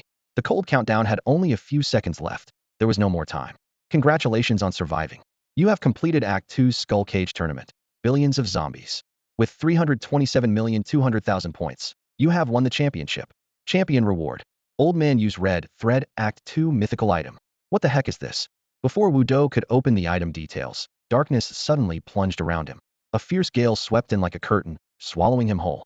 Congratulations. The 4040 carriage has won Act 2's Skull Cage Tournament. Descendants of the Dragon are champions. The system broadcast pierced through the late night. You bet on Descendants of the Dragon with 184,322,111 gold tickets at 13x odds, winning 2,396,187,443 gold tickets. In the early morning, outside the 4040 carriage, in front of the Guessing Fist Group building, neon lights flashed wildly. The street was packed with excited crowds, roaring like boiling water. Liang Wenli squeezed to the front, eyes glued to the numbers on his phone, fingers trembling uncontrollably. 2.3 billion. His face flushed red as if he wanted to shout his lungs out. The thrill of 13 times odds sent an electric surge of joy through everyone. I hit the jackpot. 13 million. This is the first time I've ever been this rich. I got over 50 million too. Are you even human? I only got 600,000. Should have gone all in. I'm such an idiot. Laughter mixed with wails of despair. Some were satisfied, others pained by playing it safe. Lu Ding's face turned deep purple, not from excitement, but frustration. He glanced at Liang Wen's phone with the long string of numbers and felt his blood pressure spike instantly. Liang Wen, I don't care, you have to share some with me. Later. How about I give you 10 million? I still have to rush to Act 4, spending a fortune. 10 million? At least give me a cut. 300 million would do. Dream on. This time I bet everything, even my life. Meanwhile, inside the company, Su Jianan, president of Guessing Fist Group, stood with the whole staff blocking the tournament carriage entrance. Secretly, he lit up his screen, and the numbers flashed like they might burst his heart. 4040 Guessing Fist Tournament total bets, 354.4 billion. 4040 carriage residents total earnings, 4,607.2 billion. Guessing Fist Group net profit, 46.7 billion. Personal commission 4.6 billion. 4.6 billion. Su Jianan swallowed hard, tempted to slap himself to see if he was dreaming. Crash at that moment. The tournament carriage door was pulled open. Little dragon, you really didn't disappoint me. As Wudo stepped out of the competition carriage, Su Jianan quickly approached with open arms, his face beaming with a bright smile, as if greeting a long-lost old friend. Boss Su, did I do okay? Wudo smiled softly, reaching out as well, and they embraced tightly like brothers, his palm firmly patting Zus back. Amid the noisy crowd, Su Jianan leaned close to his ear, barely audible over the station din. 500 million. Just be a brother. Give it all to me. Not a single cent less, or you're finished. Wu Do froze for a moment. All of it? This guy wasn't joking, was he? Was he seriously asking me to work for free? He glanced back at the excited group of company employees, then instantly switched back to a broad smile and waved his hand. Don't be so impatient. Let me talk to Little Dragon some more. There are still reporters outside, and he's inexperienced. I need to give him a heads up. Sure, no rush. Take your time, Boss Su. The employees nodded eagerly, full of anticipation. Su Jianan kept up his warm facade, but lowered his voice further, his tone growing impatient. 2 billion. That's my limit. I'm already splitting the 46 billion commission with you 50-50 out of loyalty. Don't push it. Besides, we haven't signed a contract if I want. You won't see a single cent. I'm saving you. And you say I'm unreasonable? You even threaten me? Fine, then forget it. Keep all the money yourself. Wu Do said casually, smoothing his hand over Zu's chest before signaling. Let's go. It's time to leave. Wait. Su Jianan grabbed him abruptly, feeling increasingly suspicious. Refusing free money like that had to mean something was wrong. Something else? Say it clearly. What do you mean by saving me? I already told you if you don't get it, forget it. Wu shrugged. No, you have to explain. Seeing Zu's confused expression, Wu sighed. All right, I can't help you. Think about it. Was money did we just win? The 4,000 carriages. Since we took their money, do you think they'd just sit back if you dared to win against Big Brother's carriage? Against the leader's money? You really think they wouldn't react? Wu's tone darkened. Su inhaled deeply, face growing even more serious. If it followed the old ways with the 4,000 carriage, anyone who made them lose even if they showed potential would usually get poached by them. But what does that have to do with me? Are you kidding? Those were just petty things before causing their people to lose in instances, killing their players in matches, or stealing their ranks. Wu shook his head, then shifted to a solemn tone. But this time, we took their championship. We wiped out their entire team, kept them out of the top 3 completely. Do you know how huge their loss is? And you still think they just come steal me away? Do you think Big Brother's carriage got his position by playing nice? It's not that democratic. At that moment, Su Dianan's expression shifted repeatedly. To be honest, he really lacked experience. There had never been a 4,000 carriage rank behind the rear position that could beat the Big Brother's carriage, never. But the more he thought about it, the more he felt Wu Do might actually be right. You mean to say they're going to kill me? Su Dianan's voice suddenly shot up. Wu Do leaned against the doorframe, spreading his hands. Don't panic. I heard in the Heihua organization, assassinating the boss of a rock-paper-scissors group is pretty costly. Maybe they can't afford to pay for your death, right? Can't afford? Are you kidding? Su Jianan slammed his hand on the table. The 4,000 carriage can't afford to pay to kill me? Suddenly recalling something, Wu Do added half in jest, half seriously, though it seems there's some family bucket discount. Not sure if they offer it on Thursdays. You'd better keep an eye out. After that, he casually patted Su Jianan on the shoulder with a meaningful tone. Take care of yourself. A family bucket? Sounds good, but that doesn't apply to me. Su Dianan's face darkened as he grabbed Wu Do. Wait, so by your logic, I'm as good as dead? Not necessarily. Wu Do shrugged. Right now, I'm the only one who can save you. Oh, how? Simple. Wu Do lowered his voice. I just have to tell the reporters outside that this time, all your bonuses went to me. The competition has nothing to do with you. You didn't make a single cent. Then who's going to come after you? Su Dianan's expression worsened. Give you everything? Then what about me? Still can't let go of money? Wu Do cut him off impatiently. All right. Su Jianan grabbed him again, forcing a smile. Fine, you can have all the money. But can you guarantee they won't come after me? No, I can't. No? Then what do you suggest? Choose between certain death or possible death, Wu Do said seriously. Which do you want? Su Jianan hesitated a long moment before saying, possible death. He was in control of the group's leadership now. The big win at the second act cage match had won 4,040 carriage mini supporters. The company's books showed over 40 billion in profit, and everything was different from before. The good life was just ahead. I wasn't about to die like this. If you don't want certain death, what's next? Wu Do saw his hesitation and coaxed him gently. What use is money without power? Look at Hua Yutong. You're richer, but do you dare challenge him? One word from him could crush you. And this time, winning over the Big Brother Carriagito, you dare take that money?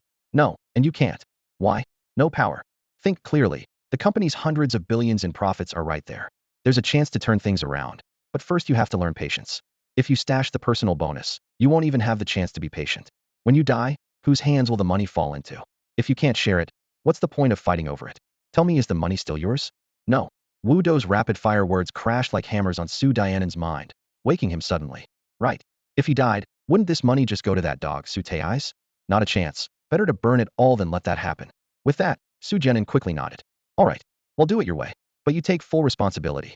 What will you do? You actually have some conscience, still care about me a bit. Wu Do sighed. But you're pushing me into a corner. What else can I do? If I can't beat them, I join them. If there's no other way, I have to throw in with the Heihua organization. That's my only way to survive. Su Jianan pursed his lips, feeling a bit guilty deep down. He hadn't expected that after causing so much trouble for the other person, that person could still be thinking about him. Truly a good man, a great brother. If anything happens to you one day, they'll burn paper offerings for you, he said solemnly, patting his chest in earnest. 10 pounds of paper, notin' 1,000 pounds. 100 paper dolls, 100 paper houses, 100 paper sports cars. Stop, stop. Wu Do waved his hand sharply, cutting off the other's wild imagination about funeral rites. Cut the paper talk. Just bring over the contract. If the reporters ask later and don't believe us, they'll just show them the contract. All right. Su snapped out of his daydream and broke into a jog toward the office. His office was brightly lit, walls lined with honor certificates from past competitions, filing cabinets stuffed full. Contracts for contests were the last thing he was lacking. All he needed was a few keystrokes to change the profit share to 100. He printed it, stamped it, and bound it together. With a firm press, the company's new steel seal left a deep blue round impression on the paper. A moment later, Wu Do sat down at the table and flipped through the documents, confirming that every line stated participants' profit share, 100. They each signed their names carefully on the last page. Next, Su opened a black combination safe and clicked it open.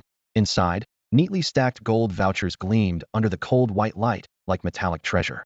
46 billion yuan vouchers, he said, taking a deep breath as if trying to swallow the sting of the expense. 100 million. Wu Do's eyes reflected the dazzling gold color of the bills. His heart couldn't help but race. This was the first time he had ever seen such a huge sum of real money. And there were 46 of these huge vouchers.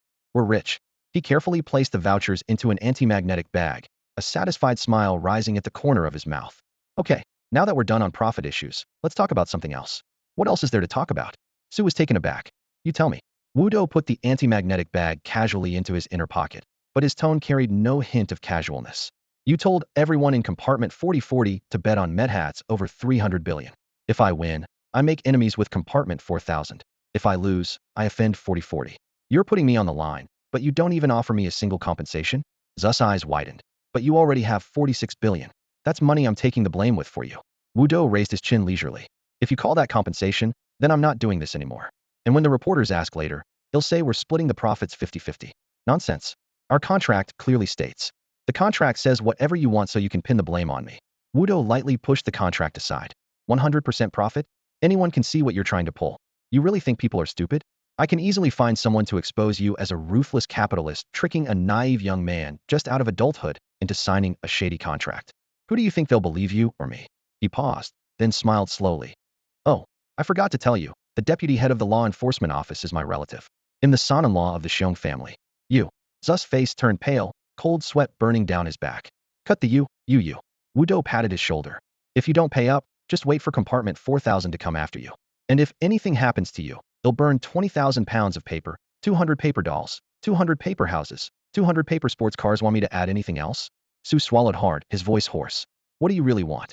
Well, tell outsiders the contract splits profits 50-50. Wu stood and smoothed his clothes. If I'm in danger, you won't have peace either. We have to stand on the same line. Wu Do let out a soft snort. I'm not asking for much compensation, just build me a mansion. It has to be surrounded by deluxe hot spring suites, a gym, and other upscale facilities. That shouldn't be a problem for you, right? After all, you're sitting on hundreds of billions worth of company funds. With that, he casually patted Su Dianan's arm, smiling calmly. As long as you meet these conditions, we're good brothers. All past grudges can be wiped clean. Building a mansion wasn't exactly within the scope of Jianquan Company's business. The hot spring villas and gym could barely count as corporate perks, but the main building's cost would ultimately come out of Zu's own pocket. Wu Do didn't care much about that. What truly mattered was the champion item in his hand, the Yuelao's Red Thread, Act 2 mythical item. 1. You can form a new family with a designated target. 2. The new family must have a house of their own inside the train car to unlock the roles of father, mother, son, and daughter. 3. Love and harmony. The father and mother can each share one skill no higher than gold rank. The rest of the family gains that skill without affecting the original holder. The son and daughter may choose one of the parents' shared skills, but the parents can only choose the other's skill. Upon obtaining the item, the first person he thought of was Xiong Li. His last casual talk with Xiong Dihai had given him some insight into the frost giant bear bloodline's ultimate move, the White Bear King. If he could snatch a bear clan skill from Xiong Li, no matter how difficult, it would be worth a try. Since he was going to build a house anyway, it might as well be a mansion worthy of President Su.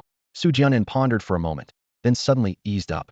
He had almost jumped off the rooftop before. Now here he was, alive, firmly in the chairman's seat, with hundreds of billions in liquid capital.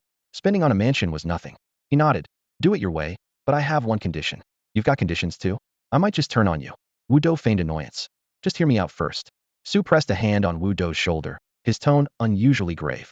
I have a younger brother, Su Taeis. If anything happens to me one day, you must guarantee he doesn't take over the company. Not even if it burns down, it can't be left to him. That won't be hard for you, right? Once you really join the Black Fire organization, taking his life will be a breeze. You're that bad with your own brother? Wu Do raised an eyebrow. Not bad, more like a vendetta for our father's murder, Su sneered. My dad's still alive? Of course. But he killed the dad inside my soul, you understand. Wu Do fell silent for a moment. If he actually became part of Black Fire, with King Bobo's destruction power, becoming a 5-star wanted criminal would be no problem. Killing someone would be effortless. Black Fire had a big umbrella. At least life could be spared. If he hit a dead end, that path wouldn't be off the table. He nodded. Deal. We're brothers. I always help kin, not justice. Agreed? Agreed. With their pact sealed, they walked out side by side. The staff members who had been waiting eagerly swarmed around them, their hands full of packages and bags. Little Dragon, these cookies are handmade by me, make sure you try them. I'm at top-level culinary skill. The crowd surged forward, handing all kinds of paper bags to Wu Do. The mingled aroma of cream, butter, and honey filled the air, nearly crowding the whole corridor. Thanks to you, I made over 4 million gold vouchers this time. Top-level cooking right here. Little Dragon, these are the pastries I made. I'm a modern gourmet. This is what I got my girlfriend to make. One after another, everyone pressed their homemade snacks into Wu Do's hands. He frowned slightly, eyes casting a puzzled glance at Su Jianan beside him. Why were all these people bringing him food? Su Jianan leaned in and explained quietly. I saw that you left the family address and members blank on your entry form. So I told them you used to scavenge for food and could eat as much as 20 people. Often going hungry, don't take it the wrong way. Wu Do raised an eyebrow but sighed silently. All right, when you're out on your own, your identity is what you make of it. So he forced a smile and kept thanking them in rapid succession. Thank you. I love cookies so much. Thanks. Seeing him accept the food, everyone grew even more enthusiastic. He took all the paper bags but quickly passed them to Su Jianan, who handed them to a few assistants to cram into backpacks. His smooth efficiency showed this was nothing new. When the team reached the company entrance, a thunderous roar erupted outside. That's Little Dragon next to President Su, right? Little Dragon, look this way. Over here. Whoa. Camera shutters clicked nonstop. Reporters surged forward, breaking the security lines, microphones nearly poking Wu Do's chin. Hello, Little Dragon. What are your feelings on defeating 4,000 carriages and winning the championship? The question came from a female reporter, her microphone marked 4040, showing she was from their TV station. Wu Do replied flatly, no special feelings. The team with 4,000 carriages was just so-so, not as strong as imagined. The atmosphere instantly drained. Everyone looked shocked. Su Dianan's face darkened. He hissed, watch your tone. Why are you insulting them so badly? Do you want trouble? Are you stupid? It's not like I'm saying their team's weak. What? Do you want to say their management sucks? Offending a few players or offending a whole management group, which is worse? Can't you tell? Wu Do whispered back, if I'm not saying their team's weak, then do you mean their management isn't good? Su Jianan blinked in realization, then looked up and loudly explained to everyone. I analyzed it before the match. The 4,000 carriage team is top tier. Each member definitely 9 reds. Excellent setup. Meticulous pre-game strategy. The problem is internal discord among the players. Su and I planned carefully around this. Our victory this time was just lucky. If they had united, we wouldn't have had a chance. Their internal conflicts gave us an opening. Oh, that makes sense. The spectators nodded. A strong team often loses to itself.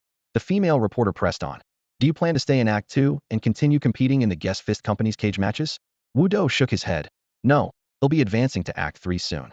Though expected, the crowd still felt disappointed. Wu Do was young, full of potential, and staying in Act 2 was important to Channel 4040. But that was only their hope. It wasn't Wu Do's concern.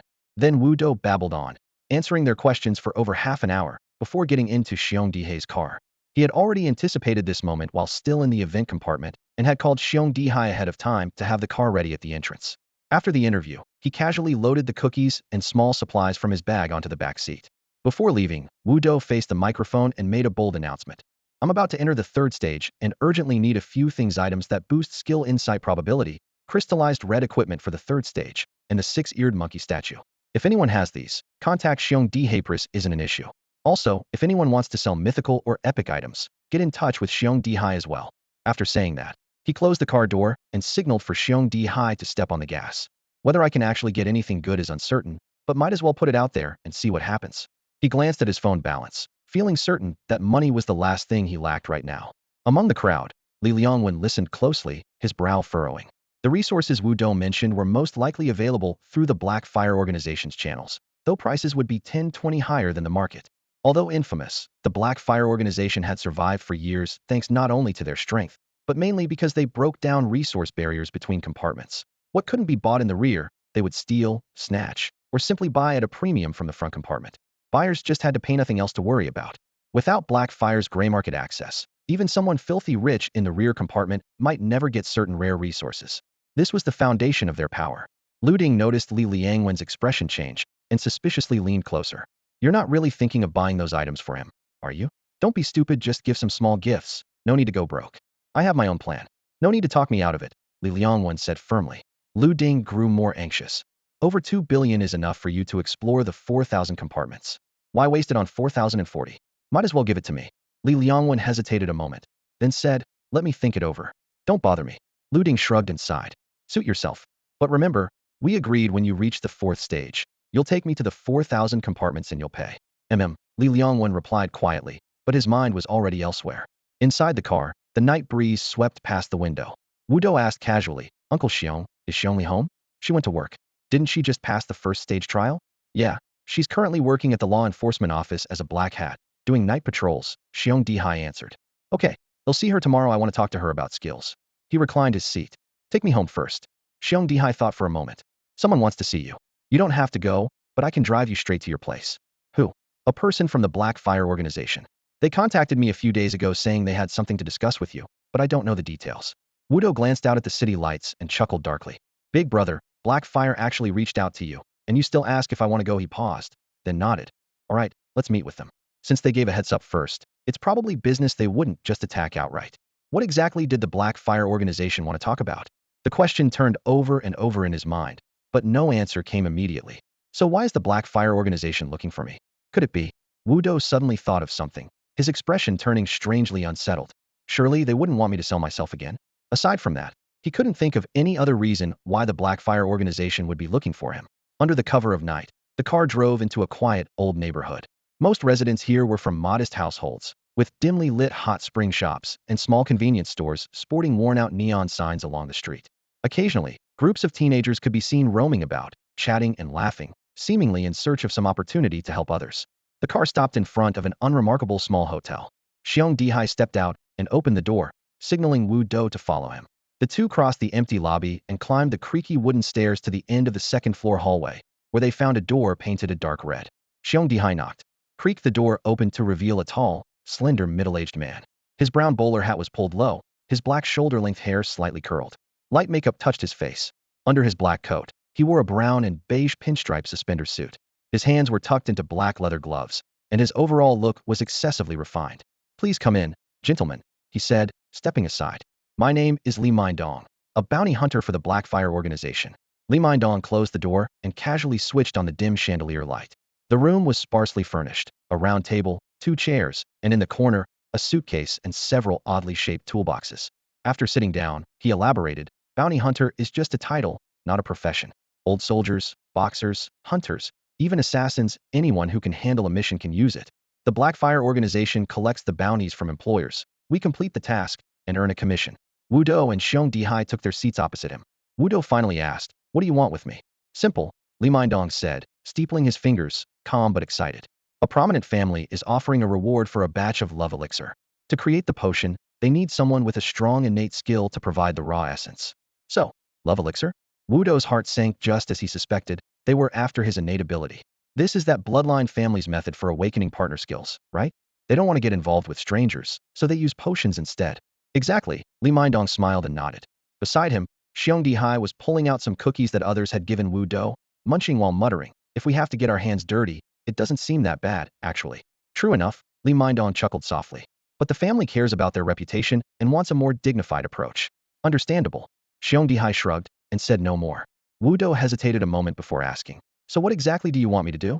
Lend your innate skills essence. You mean the stuff inside that bottle in my mind? Precisely, Li Mindong confirmed. But it's already empty. After helping Xiong Li awaken her partner's skill, the heart-shaped bottle had remained completely drained, never regenerating a drop. Am aware, Li Mindong's smile didn't waver. He leaned over, took a tiny glass vial from his soot casino bigger than a fingertip and held it up. That's why I brought some tools that can help you replenish your essence in one condition. You have to break through to the 3rd stage first. The vial glittered crystal clear, resembling a miniature bottle of essential oil, but inside was a nearly transparent golden liquid. The Immortal Spirit Elixir, a mythical artifact. Taking it instantly restores 100 of your health and energy, and for the next 30 minutes, it regenerates 10 of both every second. However, when used by someone with high-level power, the restorative effect gradually diminishes. Wu Do lifted the oddly shaped glass vial, the amber liquid shimmering under the light.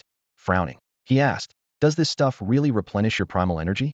Li Mindong tapped the table lightly, his tone confident. Heh, many so-called ordinary mythical artifacts sell for cheap simply because no one has discovered their hidden uses. Raising his hand to emphasize, he pulled out the most classic example.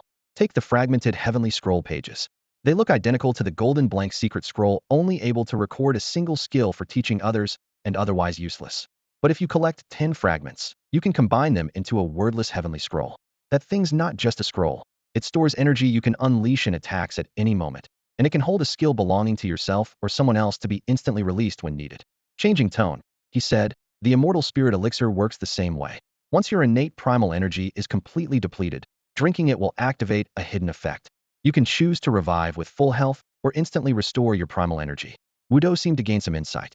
I know about the blank secret scroll. He recalled his own enlightenment skill, Mirror Reflection Shot, which was made into a scroll using a blank secret scroll. Anyone could learn it, but without Bobo King's skill bonus.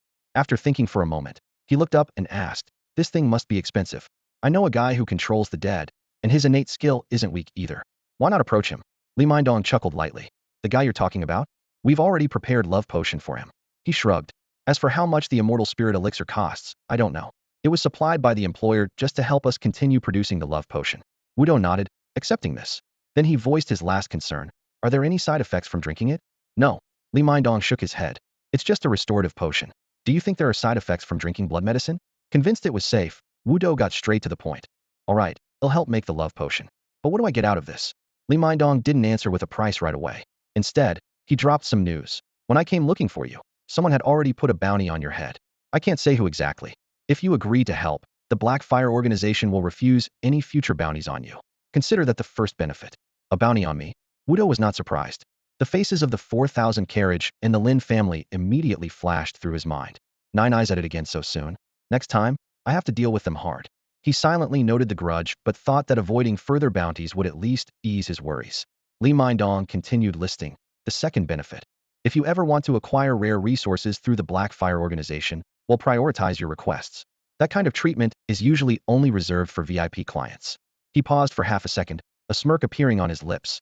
"As for the third benefit," Li Mindong glanced at Wu Do with a smile and said, "This is a special gift from our organization.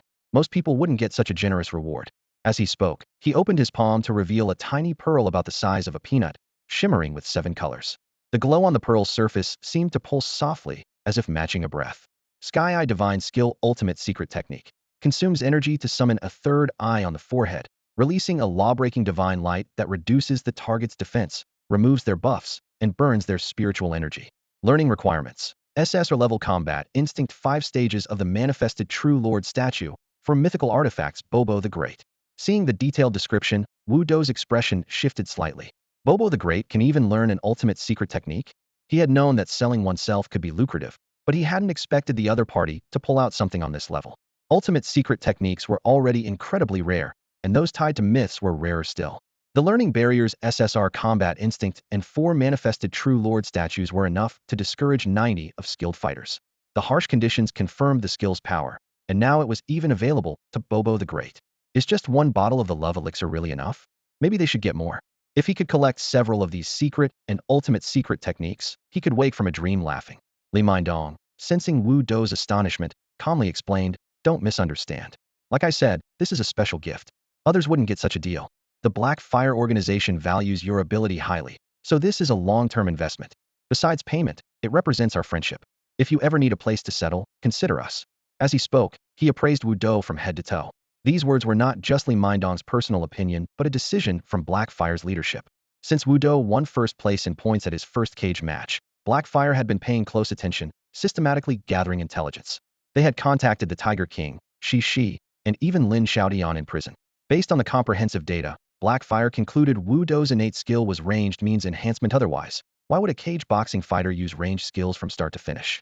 Judging by his match performance, they saw Wu Do as a powerful war machine. Wu Do had already guessed Black Fire had investigated him. After all, his innate skill was basically a walking human-heavy artillery launcher. Toss him into a fight, and he unleashed devastating firepower. His over 300 million points in the second stage cage match proved it. In this moment, he calculated inwardly, Black Fire truly welcomes me. Li Mindong continued, our top leaders highly value your talent. If you're willing, our doors are always open. Wu Do hesitated, then smiled wryly. You're making it sound like I want to join right now. Then just join. We're always ready to welcome you. Li Mindong gestured openly. Wu Do hurriedly waved his hand. No, give me some more time to think it over. If I do decide to join an organization, you'll be my first choice. The Black Fire organization was indeed powerful, but beneath the surface, rival major forces were all maneuvering secretly. With his current weak strength, if he got caught up in their conflicts, he might not even understand how he died. Unless he was ever truly pushed to the brink, Wu Do decided to wait until he was stronger before considering joining. Li Mindong understood his concerns and nodded. It's up to you. Would rather have your willing participation than force you. But how soon can you reach the third stage? Whenever needed, Wu Do answered calmly. At this point, all 5 of his core attributes were maxed at 99 points. He already possessed max-level golden skills and all combat instincts above rank. He met all the requirements for advancement long ago. Then break through now, and make the love elixir while you're at it, Li Mindong suggested. Alright. Wu Do took a deep breath, brought up his system panel, and spent experience points to push all basic attributes up to 100. Constitution 10004000, Strength 10004000, Spirit 10004000, Technique 10004000, Agility 10004000. Experience costs for Stage 2 upgrades were attribute points multiplied by 20, but for Stage 3 they doubled to times 40. It was intimidating, but Wu Do felt no hesitation as he awaited the system prompt. Congratulations on advancing to 3rd stage Horn Cage Boxer. You have gained a 3rd stage bonus, Attribute Enhancement. Please choose one of the following 5 options. 1. Constitution Enhancement. 1 point of Constitution, 20 HP, 1 defense. 2. Strength Enhancement. 1 point of Strength, 5 physical damage. 3. Spirit Enhancement. 1 point of Spirit, 20 energy, 3 skill damage. 4. Technique Enhancement. 1 point of Technique, triple skill multiplier e.g. from 1 to 3. 5. Agility Enhancement. 1 point of Agility, 25 speed. All 5 upgrades were critical, but the most valuable for him right now was Spirit. Wu Do decisively chose the 3rd option. He'll get to pick 2 more attributes when I break through to 4th stage, and the rest can come from items like the 6-eared macaque statue or similar. As long as I have money, full attribute enhancement won't be a problem, he thought. His stats transformed dramatically. HP 2490, Energy 3900, Skill Damage 1400, Armor Penetration 1150. His energy skyrocketed. After finishing, he grabbed the immortal spirit liquid on the table, uncovered it, and drank it down in one gulp. The cool, sweet liquid slid down his throat, and sure enough, the system prompt appeared. Please select recovery effect. 1. Restore HP and energy. 2. Restore origin power. Without hesitation, Wu Do chose the second option. The empty heart-shaped vial in his mind finally showed change, with tiny drops of pink liquid appearing at the bottom. It'll fill up in about 10 minutes, Li Mindong casually remarked, pulling out a peach heart-shaped transparent bottle from the supplies box. It looked exactly like the one in Wu Do's vision, except it contained deep red liquid. Love Elixir, a special item capable of storing a portion of origin power. While waiting, Wu Do asked, can you get the 5th stage Manifestation True Lord statue? What's the price? Regular 5th stage statues go for around 300 million, but the Manifestation True Lord is much rarer, at least 600 million per statue, and it's not easy to find, Li Mindong smiled. Don't worry, we'll keep an eye out for you. Whatever the price, we'll sell it to you at cost no profit. How's that? 600 million each, for statues would be 2.4 billion gold coupons. With 4.6 billion in hand, he had more than enough. 46 minus 24 leaves 22 billion. Wu Do furrowed his brow and calculated quietly, then looked up and asked, I still have 2 billion gold vouchers right now. What do you think I should spend them on? The 6-eared macaque statue, the 3-act red outfit crystal, plus a few items to boost the chance of enlightenment that would add up to about 200 million, which is enough. Besides, he was stockpiling 90 pieces of the 2nd act top-tier red outfits, which could save him a lot more. Ideally, if he could convert the remaining 2 billion entirely into combat power, that would be the best investment. Li Mindong didn't hesitate, definitely spend it on treasures. The people who deal in treasures in the 4-digit carriages are as rare as phoenix feathers or unicorn horns at most. You'll only find a few thousand out of several thousands. Real treasures come from the carriages in the 2000s and 3000s range, usually at the very front. For ordinary people, there's no way to buy them. Treasures? Wu Do raised an eyebrow. What kind of treasures? Li Mindong smiled and pulled out a small dark yellow bronze bell from his pocket. The bell was about the size of a palm, covered in twisted engravings that made it look like a talisman used by Taoist priests to ward off evil. This is the prison dragon Bella legendary treasure. When attacking, it has a 24 chance to imprison the target, based on the owner's act number multiplied by 6, making the target unable to move. He casually read out its attributes. Act 1, 6 physical critical hit. Act 2, 12 physical critical hit. Act 3, 16 physical critical hit. Act 4, 24 golden energy immunity, reducing golden energy damage. Treasures are similar to equipment, but they grow along with their owner. They never drop from dungeons or carriages. If the owner dies, then the treasure shatters, so they're powerful but expensive. Li Mindong sighed, then pointed at the prison dragon bell. There are 4 attributes, 1 per act. To re-roll an attribute, you have to consume an item of the same act and quality each time. You can imagine how costly that is. He put the bell away, grimacing slightly. I wanted to re-roll the 4th attribute into physical critical hit, but I burned more than 200 million and still didn't get it. It's really cough cough. Wudo roughly understood. What kind of attributes can treasures have?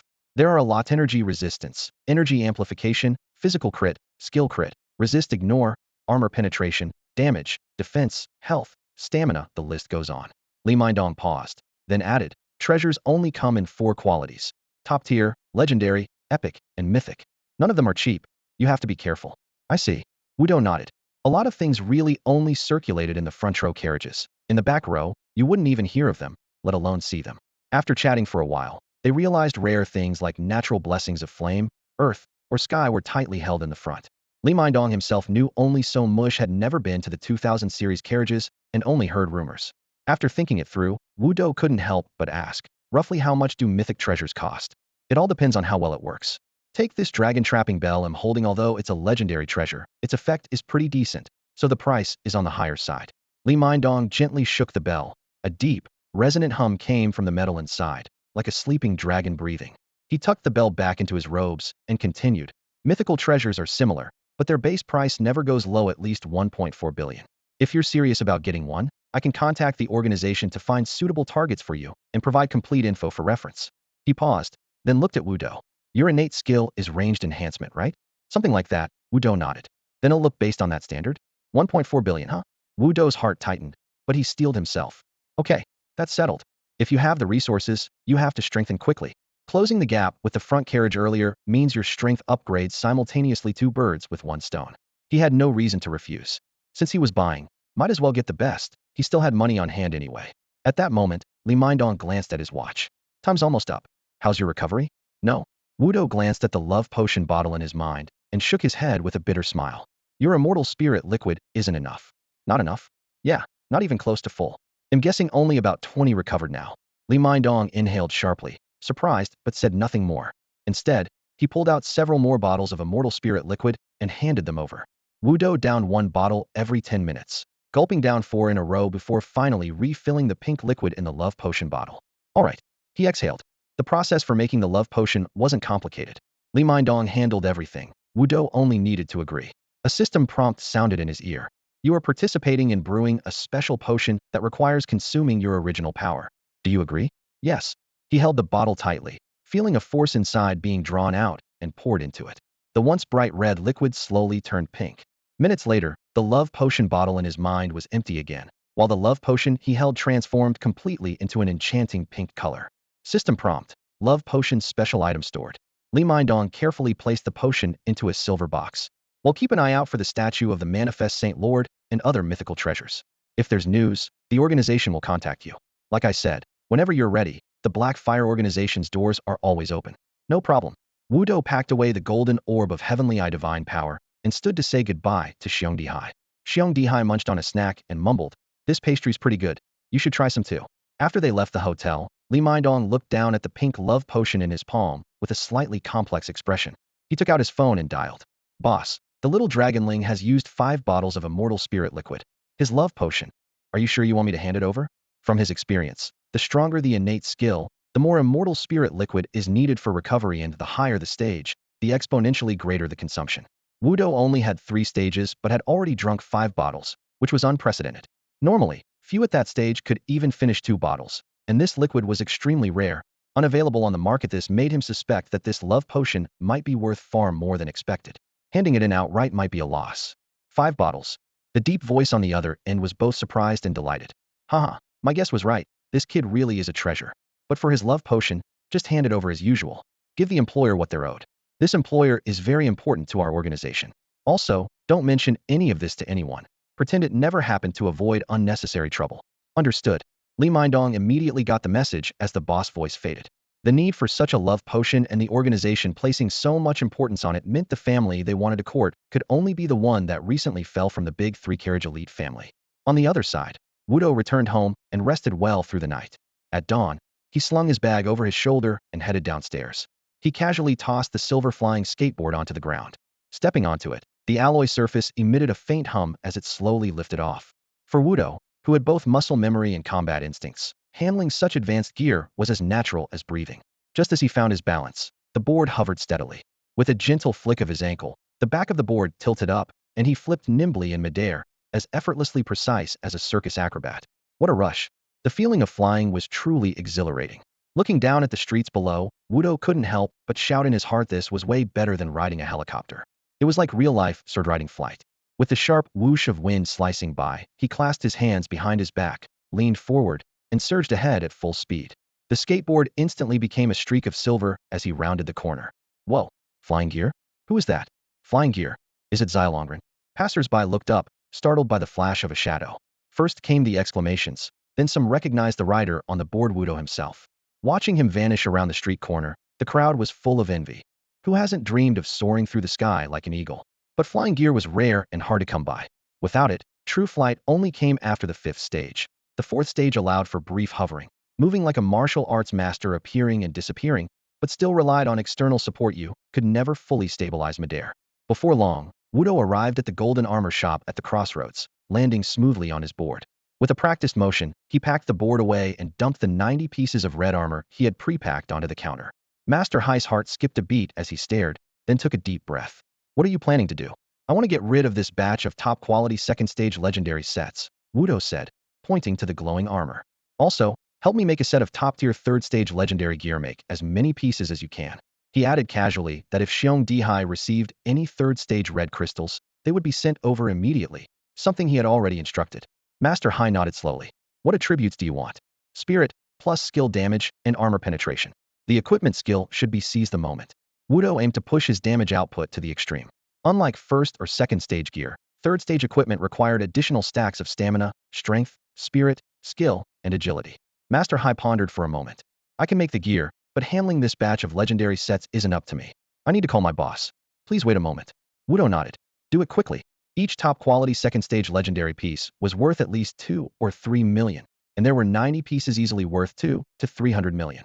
Master Hai immediately dialed the phone. Soon, a fair-skinned middle-aged man hurriedly pushed open the door, none other than the shop owner, Chen Yun. Ha.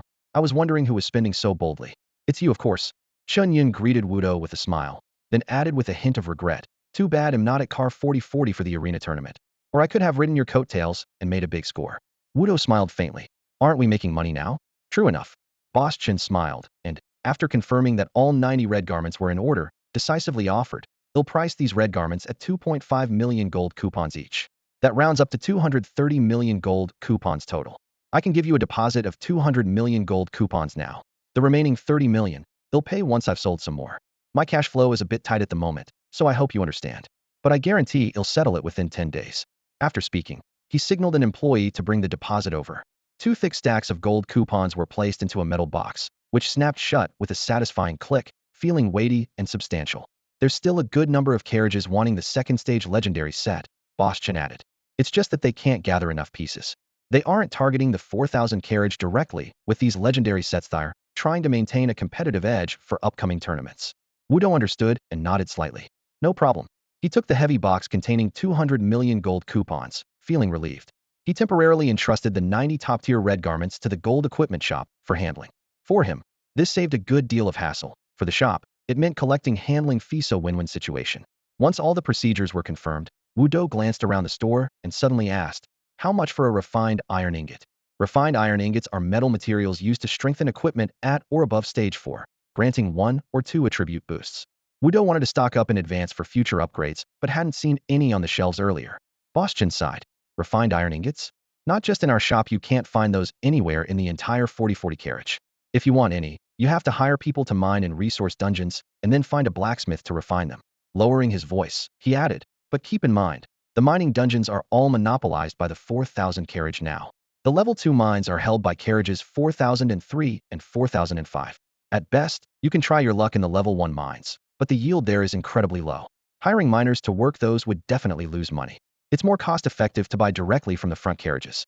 Sure, it's pricey, but cheaper than mining yourself. Mining Wudo wasn't very familiar with the trade and asked for more details. Boss Chen obliged and explained fully. The mining dungeons are large-scale resource instances for Stage 3 passengers. Every 100 carriages share one dungeon. Inside are mines from levels 1 to 4. Higher levels yield more resources. Passengers from Stage 3 pay up front and then hire miner-class workers to extract refined iron ore. Level 1 mines produce little and are unstable, barely breaking even. Level 2 mines roughly balance costs and profits. Levels 3 and 4 mines almost guarantee profit. Hearing this, Wu Dou's eyes brightened. Yesterday, Li Mindong mentioned someone had put a bounty on his life. At first, Wu Dou wasn't sure if it came from the Lin family or Carriage 4000, but after recalling the details, only 4,000 fit the profile. Lin Xiaodian was still locked in the 4040 prison, so the Lin family had no means for retaliation yet. If they wanted revenge, they'd have to wait until Lin Xiaodian was back. Since it wasn't the Lin family, it had to be Carriage 4000. Wu Dou had already planned to find a chance to teach them a lesson. Now, the opportunity was practically handed to him. The mining matter could wait, but breaking their monopoly was imperative. The Heihua organization won't take my bounty. Wu Dou's lips curled into a cold smirk, a sharp glint flashing in his eyes. If they want me dead, then. He was determined to fight them all the way to the end. Boss Chen saw Wu Dou looking enthusiastic and had a faint suspicion. He sighed softly and said, if you're planning to seize their mine, I advise you not to. Even if you take over one, no one can really hold it. You can't just guard the mine without doing anything else, right? Isn't that just wasting your own time? He paused briefly, then earnestly added, Xiao Longren, you have potential. Don't waste your time and future for a little money. It's no big deal to pay a bit more to buy it. Wu Dou paid no attention to these warnings. What he cared about most was understanding the rules first before dealing with those from Car 4000. Guard the mine. Right. Boss Chen nodded upon hearing this. If you capture the mine, you need someone to hold it. Otherwise, others will just take it back, and all your effort will be wasted. So even if you manage to take it, you need someone strong enough to defend it. Without that, it's all meaningless. His words made Wu Dou reflect. It was clearly unrealistic for him to personally stay guarding the mine because it would completely waste his own development time. But if he could find capable defenders, well, he had some ideas. Can the Xiong family hold the line? He quickly calculated in his mind. The Frostbear Giant was formidable in Act 3, but he wasn't sure if the Xiong family would be willing to stand and fight for him. Besides, he lacked strong teammates. Now Car 4040 was precisely short on high-level fighters. If he had to both develop himself and compete for resources alone, time wouldn't be enough. But if he could recruit some powerful allies, he would have ambitions to seize the entire mine dungeon. Sabotage was one thing. The real priority, stocking up on refined iron ingots, would be neglected. After pondering, the first person he thought of was Xiongli. With the bloodline of the White Bear King, once she reached Act 3 advancement, she could definitely become a main force. Act 3 was the golden period for the Bear clan, and with the White Bear King's blessing, her combat power would be impressive. If they could capture the mine and have Xiongli lead the Xiong family to defend it, the plan would be set. With this idea firm in his mind, Wu Dou decided to find Xiongli right away and hand over the red thread of fate he had. Just as he reached the entrance of the luxury gear shop, the hum of an engine approached. A white patrol motorcycle stopped at the door like a gust of wind. Xiongli took off her helmet, her short bobbing ponytail swaying lightly in the breeze. Big brother. She jumped off excitedly and ran over, pulling a black insulated food jar out of her backpack as she asked curiously, my mom said you wanted to see Misa to drink some soup? Soup? Come on, stop fooling around. Who'd dare drink the soup your mom makes? Wu Dou waved his hand dismissively, then turned serious. No, I wanted to ask how your skill upgrades are going. Oh, Xiongli suddenly understood. Without hesitation, she revealed her info confidently. Resistance Skin Level 9, 0128, 000. The Bear Clan possesses thick fur and tough skin, granting immunity to 450 points of incoming damage, and each point of their defense reduces damage taken by 5.8. Exclusive enhancements for White Bear King. Skin Reinforcement 50 Damage Immunity Resistance Enhancement 0.4 Defense Damage Reduction Skin Reinforcement 150 Damage Immunity Resistance Enhancement 0.8 Defense Damage Reduction Resistance Enhancement 1 Defense Damage Reduction Skin Reinforcement 300 Damage Immunity Tenacity Enhancement 35 Control Resistance Skin Reinforcement 400 Damage Immunity. Skin Reinforcement 450 Damage Immunity unlocks randomly. At level 10 unlocks randomly. At level 11 unlocks randomly. At level 20. Total enhancements. 1350 damage immunity, 2.2 defense damage reduction, 35 control resistance.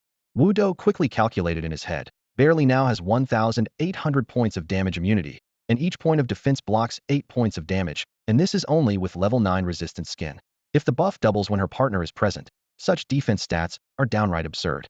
In comparison, his own Frost Shock blade suddenly looked paltry, and even he had to admit the gap was more than just a little. Is my Bobo King just a born selling out skill? How can the partner's skills differ so wildly? He complained, then looked up and asked, why haven't you maxed out your skills? Barely scratched the back of her head. Her tone is pure and straightforward as white paper. Because I don't have the experience. Wu Do was momentarily stunned by her blunt answer. Before he could react, Barely had already thrown herself in front of him, lowering her voice to barely a whisper. Big bro, please help me level up the kids. Without you, I just can't handle the monsters. That first stage boss, I've been trying all day to take it down, it's really tough.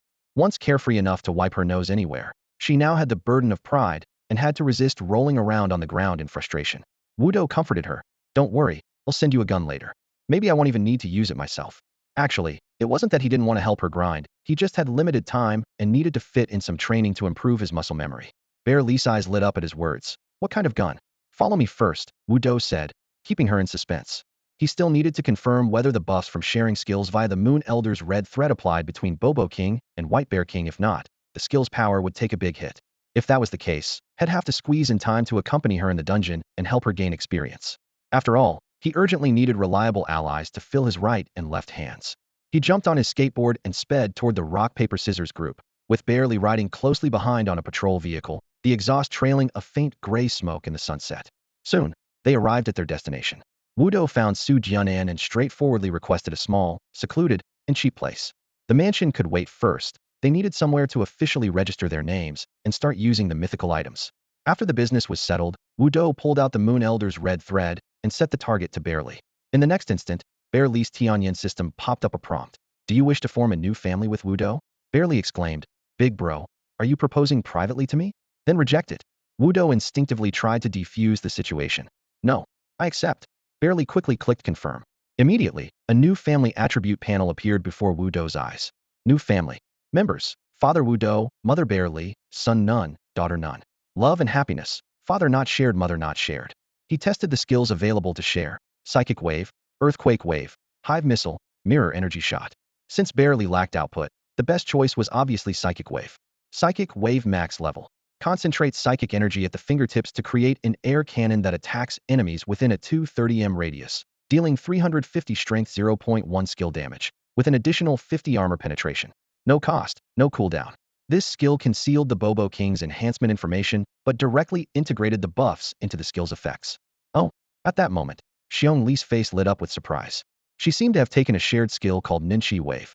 Casually, she pointed her right index finger at the ground and fired off 2 shots, baby, making 2 small holes. Big brother, your skill is so powerful. She squatted down to examine the still smoking bullet holes, eyes shining like light bulbs. What about yours? Me? Wu Do was caught off guard by the question. Xiong Li had already turned her gaze back to him, clearly expecting him to show off. She looked down, thinking for a few seconds. Then she opened her skill panel, activated resistant skin, and chose to share it. The next second, a faint golden halo spread from her body, and the skill info appeared on the shared panel. Unlike Bobo Da Wang's skill description, hers had an extra line.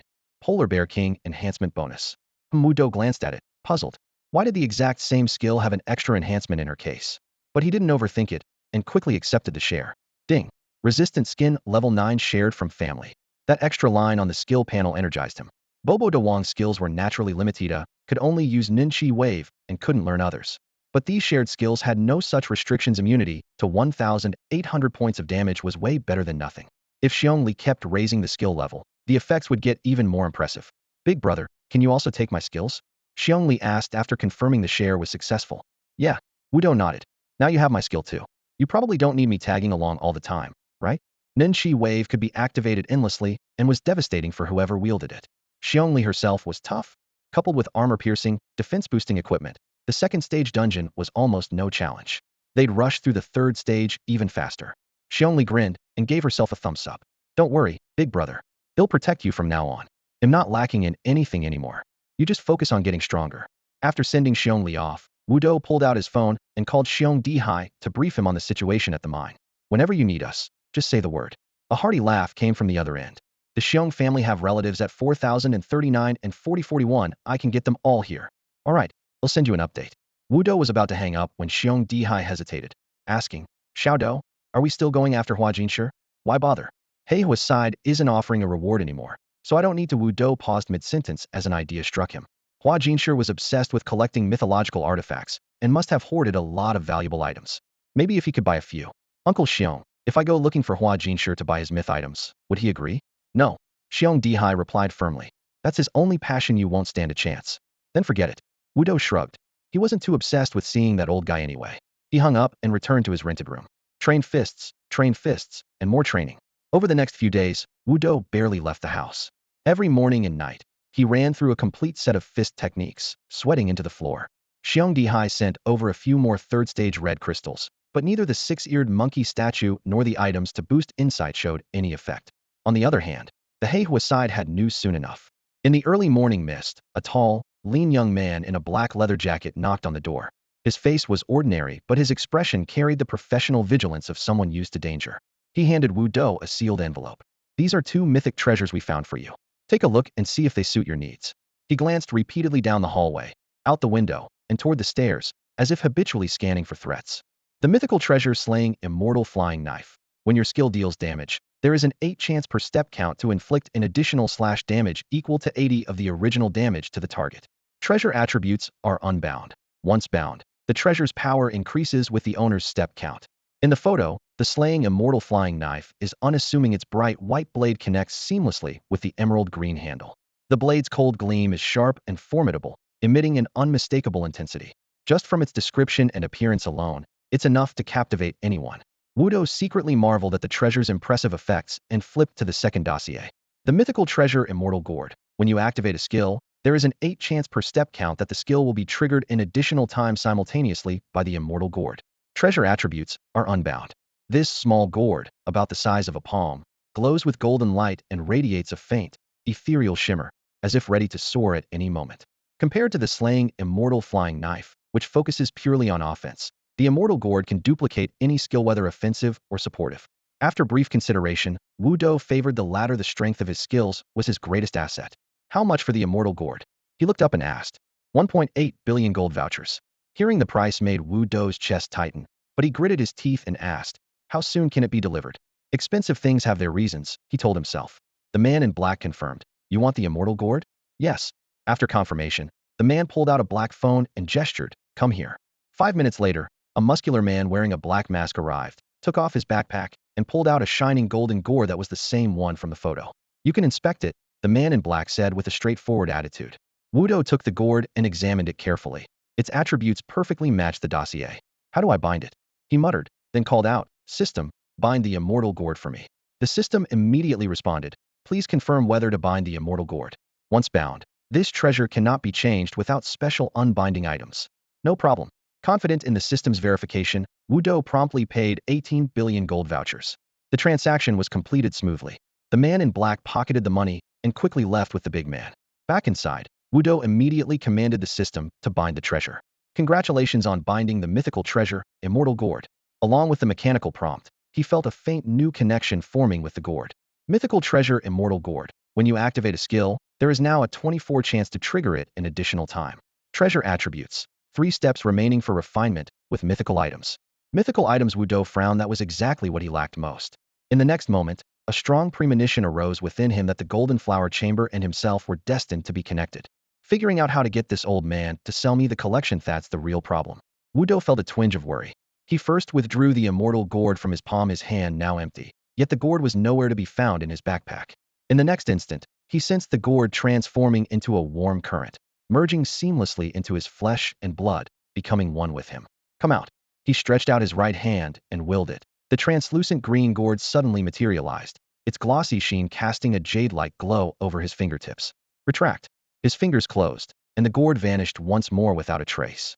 No wonder it was a high-tier item completely different from ordinary goods. Feeling somewhat reassured, Wu Dou quietly rejoiced and returned to his rented room to continue his relentless training. Over the next 7 or 8 days, he barely rested. His goal was to imprint 100,000 punches in a muscle memory, and through endless sweat and toil day and night, he finally reached that mark. On his status screen, icy digits flashed. Muscle Memory SS rank 0400000. Advancing another level now was far harder than mastering Combat Instinct. Each punch only granted him a pitiful fraction of experience. For anyone else to catch up, they'd have to train endlessly through eternity. But the rewards were astonishing. As his muscle memory reached SS rank, the fierce aura of bodily mutation within him grew even stronger, as if shedding human limitations and evolving toward a more ancient form of life. Thick sinews rippled beneath his skin. His bones seemed reforged, giving him an indescribable, eerie presence utterly alien to ordinary humans. Alohum! A golden light mirror suddenly formed on his chest, gleaming brilliantly before flashing up over his head, then darting behind him. Wudo didn't move a muscle, yet the light mirror swiftly rotated 360 degrees around him, like a guardian or a probing sentinel. Muscle memory grants control over skills far beyond what I imagined. But what is this? He sat cross-legged, twisting open a bottle of energy drink and gulping it down to cool the burning heat in his chest. Now he no longer needed to physically gesture. Just a subtle thought was enough to instantly summon the light mirror anywhere on his body, achieving true all-around, on-demand deployment. Yet after this upgrade, he noticed a faint, elusive thread extremely thin and long, like a filament stretched from the depths of darkness. One end coiled around him, the other vanished into the void, vague and impossible to trace. Could it be Xiongli? Wudo's only guess was that it was linked to her. Perhaps because she once took his original power, or maybe it was some mysterious rebound effect of the red thread of fate. For now, he couldn't think of any other possible source. What use did this connection have? He closed his eyes to focus, but found no clue at all. Since he couldn't figure it out, he chose not to dwell on it and returned to his boxing drills. Not long after, the phone rang with a series of beeps. He picked it up, and the voice on the other end was Xiong Dihe's. Xiaodo, I got 4 mutated seeds today. They can boost the chance to grasp new skills. A young guy named Li Liangwen sent them. He didn't ask for any money. Should I bring them over to you? Li Liangwen. Wudo paused, mentally searching his memory, but coming up blank. Probably just another spectator who won big betting on one of the cage fights recently. Lately, he had received so many gifts they could fill half a room. Canned food, clothes, odd little trinkets. Most came from fans who had placed bets on him during the second-round cage fights and made a fortune. Xiong Dihai confirmed on the call. Yeah? He said you won the cage fight. He makes over 2 billion a month, so this little gift is nothing. He's also keeping an eye out for a stone statue of the 6-eared macaque, and will buy it for you if the chance comes up. Over 2 billion. Wudo quietly whistled. That was some crazy stake. Understanding why the guy was sending gifts, he naturally accepted off course. Even if something fell off, he'd take them all anyway. Uncle Xiong, could you please bring them over? I still need to train. Since Xiong Dihai was free anyway, making an extra trip was no big deal. No problem. After hanging up, Wudo resumed throwing punches. Before long, Xiong Dihai showed up with the 4 mutated seeds. Unlike the carnivorous flower seeds had seen before, these were yellow almond-colored but belonged to the same category. Mutated seeds second-round epic item.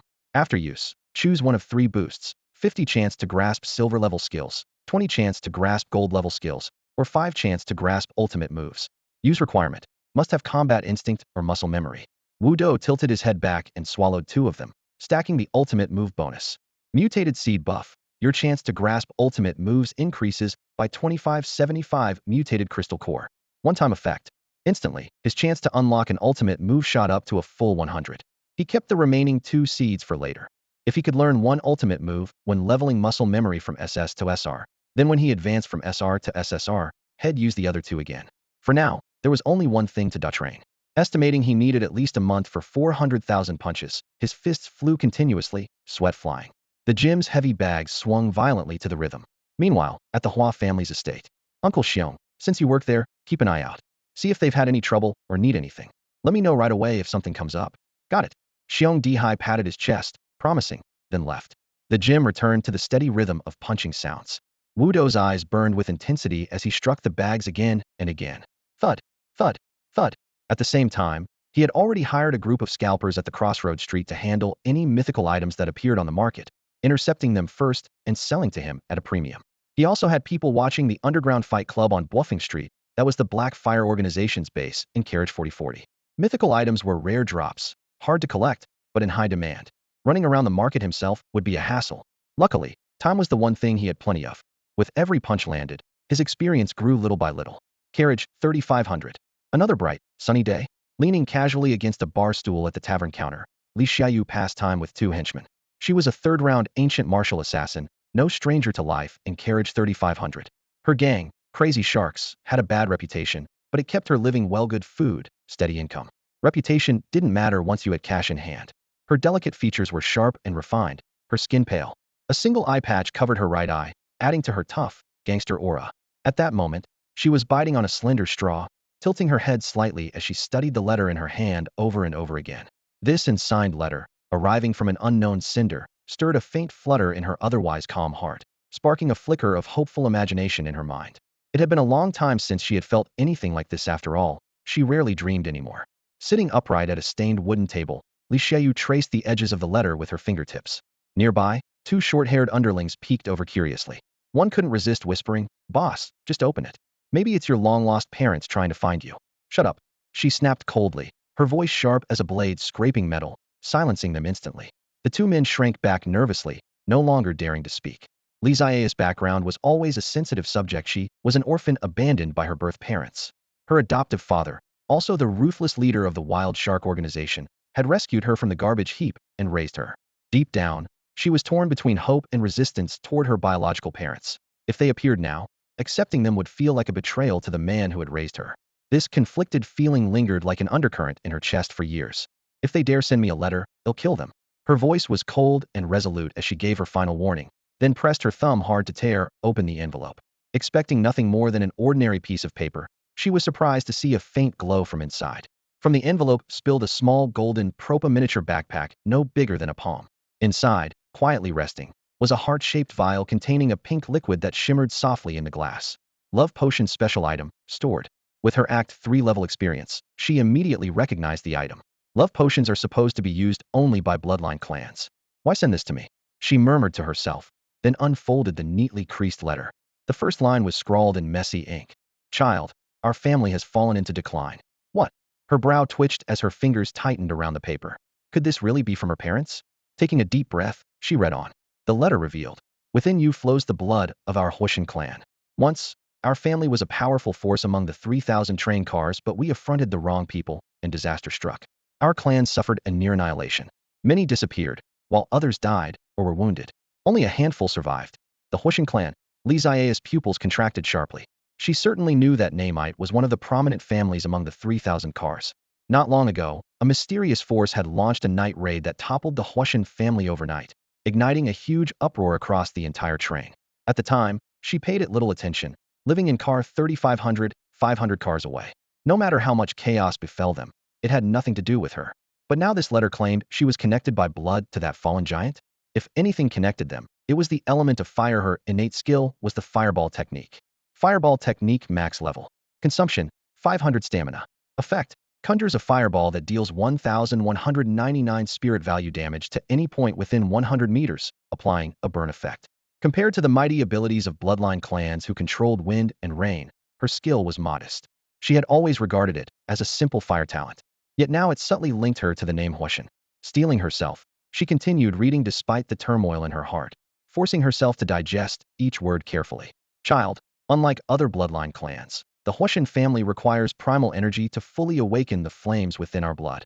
The love potion enclosed is a special gift I prepared for you. I hope you will accept it. Please forgive me for abandoning you before. I had my reasons, but all these years I've been secretly watching over you. It was just impossible to reveal myself because of my status. Now our family faces a grave crisis, and for a long time to come, I won't be able to look after you. You must be very careful on your own. Don't come looking for me.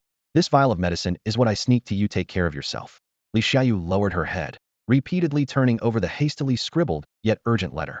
Emotions surged inside her, but she forced her expression to settle into a cold, still calm. "Are you kidding me? It really is them?" She bit her lip, voice barely more than a whisper, strained from her throat. Two followers glanced at each other nervously and leaned closer. "Boss, this letter, is it really from your long-lost parents?" "I said, if they dare write to me, they'll kill them," Li Xiaoyu said flatly, stuffing the envelope and the rose-patterned vial of love potion into her backpack. What weighed heavier on her mind was what disaster had befallen the fire god family. As for the potion, she planned to try it later at home. The wine was barely halfway finished when the tavern door swung open. Cold wind swept in with the sharp cadence of polished shoes. Two young men in suits entered, their eyes hidden behind sunglasses, their faces expressionless and cold. Scanning the room, their gaze locked onto Li Xiaoyu like a radar target. One of them strode straight toward her. The other stretched out an arm and swiped his palm through the air like a blown soap bubble suddenly expanding. A nearly invisible oval barrier popped over the tavern interior, sealing all the exits tight. "Boss, The two underlings tensed with nerves. Though unsure what was happening, they could tell these men in sunglasses were hostile and seemed highly trained operatives from some organization. One drew a knife and shield. The other clenched his fist and charged to intercept the man approaching Heaton. But the man suddenly bent low and slammed a fist into the floor. His right arm crackled with blue-white electricity sizzling sharply. The wooden floor instantly transformed into a flickering electric grid. The two underlings caught off guard convulsed violently, as if blood bars on a game screen showed. 1,000. Next, the man launched a flying sidekick. With a dull thud, the two underlings were kicked away like empty sacks, crashing into the rear seats. Simultaneously, a sharp shatter rang out at Lysia's feet. The glass vial of love potion shattered to shards, pale red liquid seeping into the floorboards. Her throat worked as she swallowed it all just in time. Her cheek flushed unnaturally from the sudden rise in body heat. Yet the sunglasses man remained coldly impassive. Raising his right hand, electric currents like blue serpents writhed and crackled. The next second, a thick electric arc shot from his palm. Li Xiaoyu was ready. She twisted aside, the arc brushing her hair, but vanishing into the transparent bubble barrier, silently absorbed. She aimed to use tables and chairs for cover and stealth, but the man flickered closer like teleportation, closing in with a wind-driven, electrified punch to her face. Li Xiao's eyes sharpened. She turned her head just in time, the powerful blast stinging her ear. Missing the target, the man twisted his wrist, slashing a diagonal palm strike aimed at her carotid artery. Li Xiaoyu bent her knees, dropping down to avoid the blade. Pushing off the floor heel first, she bounced back several meters, carving a rapid arc to create distance. She barely caught her breath when the man darted forward like a shadow again, fists and feet crackling with electricity in a fierce back-and-forth battle inside the cramped tavern. Li Xiaoyu dared not block his electrified limbs directly, instead dodging constantly and using tables and chairs to vault and maneuver. But the longer the fight dragged on, the more vulnerability crept in. Li Xiaoyu barely dodged the punch from the man in sunglasses, only to be suddenly grabbed on the shoulder by his left hand. The cold palm pressed firmly on her shoulder, and a fierce surge of blue-white electricity cascaded down his arm, instantly penetrating her flesh. Sparks erupted across her skin where the current struck. A searing pain shot through her nerves, but Li Xiaoyu gritted her teeth and endured it. Her wrist trembled violently as a flash of cold steel slashed across the man's chest. The fabric of his high-end suit tore, but the blade scraped against something like metal beneath, leaving only a faint white mark. Fourth stage. Li Xiao's heart surged with shock and anger. She hadn't been able to gauge his power before, but now his combat ability far surpassed anything she knew of third-stage fighters. The electric burn still flared, but in the next moment, an indistinct black figure flashed through her an ancient deity, shrouded in sinister energy, as if emerged from an abyss. Her heart jolted, too stunned to react, as the man suddenly changed. The chest where the dagger had cut burst into blazing golden flames. 199,199,199. Bright red damage numbers rained down like a storm from midair. The usually stern face beneath the sunglasses flickered with surprise for the first time.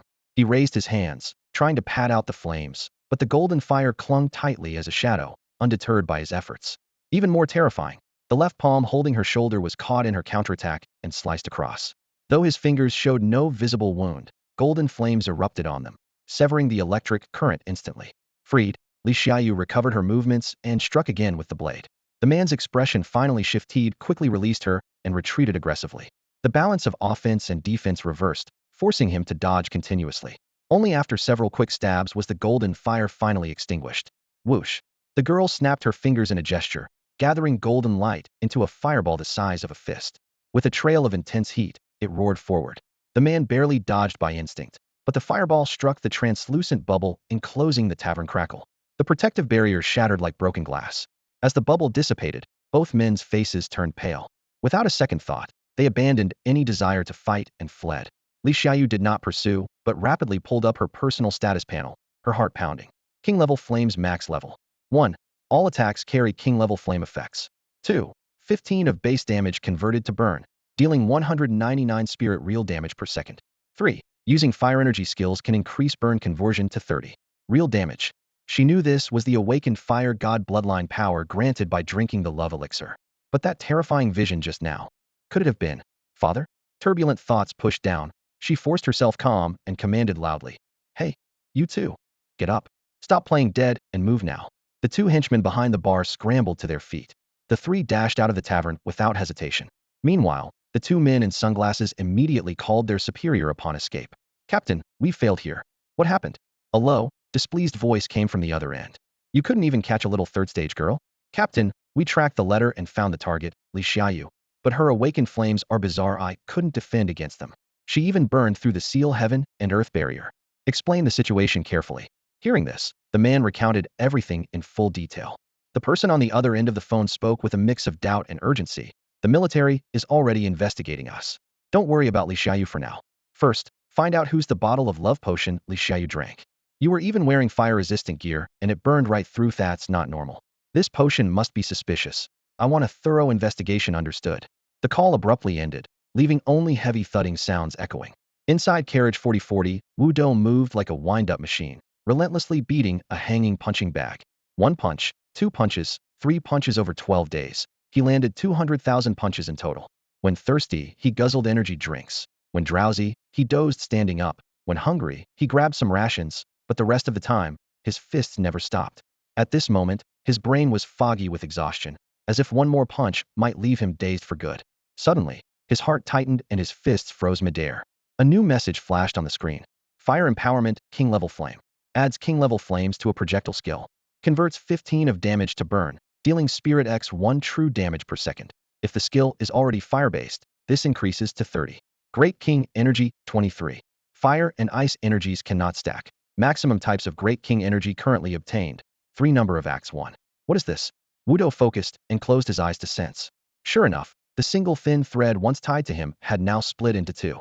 The first thread connected to Xiong Li Ice Energy. The second, newly appeared Fire Energy, meaning someone awakened a new flame skill through his original power.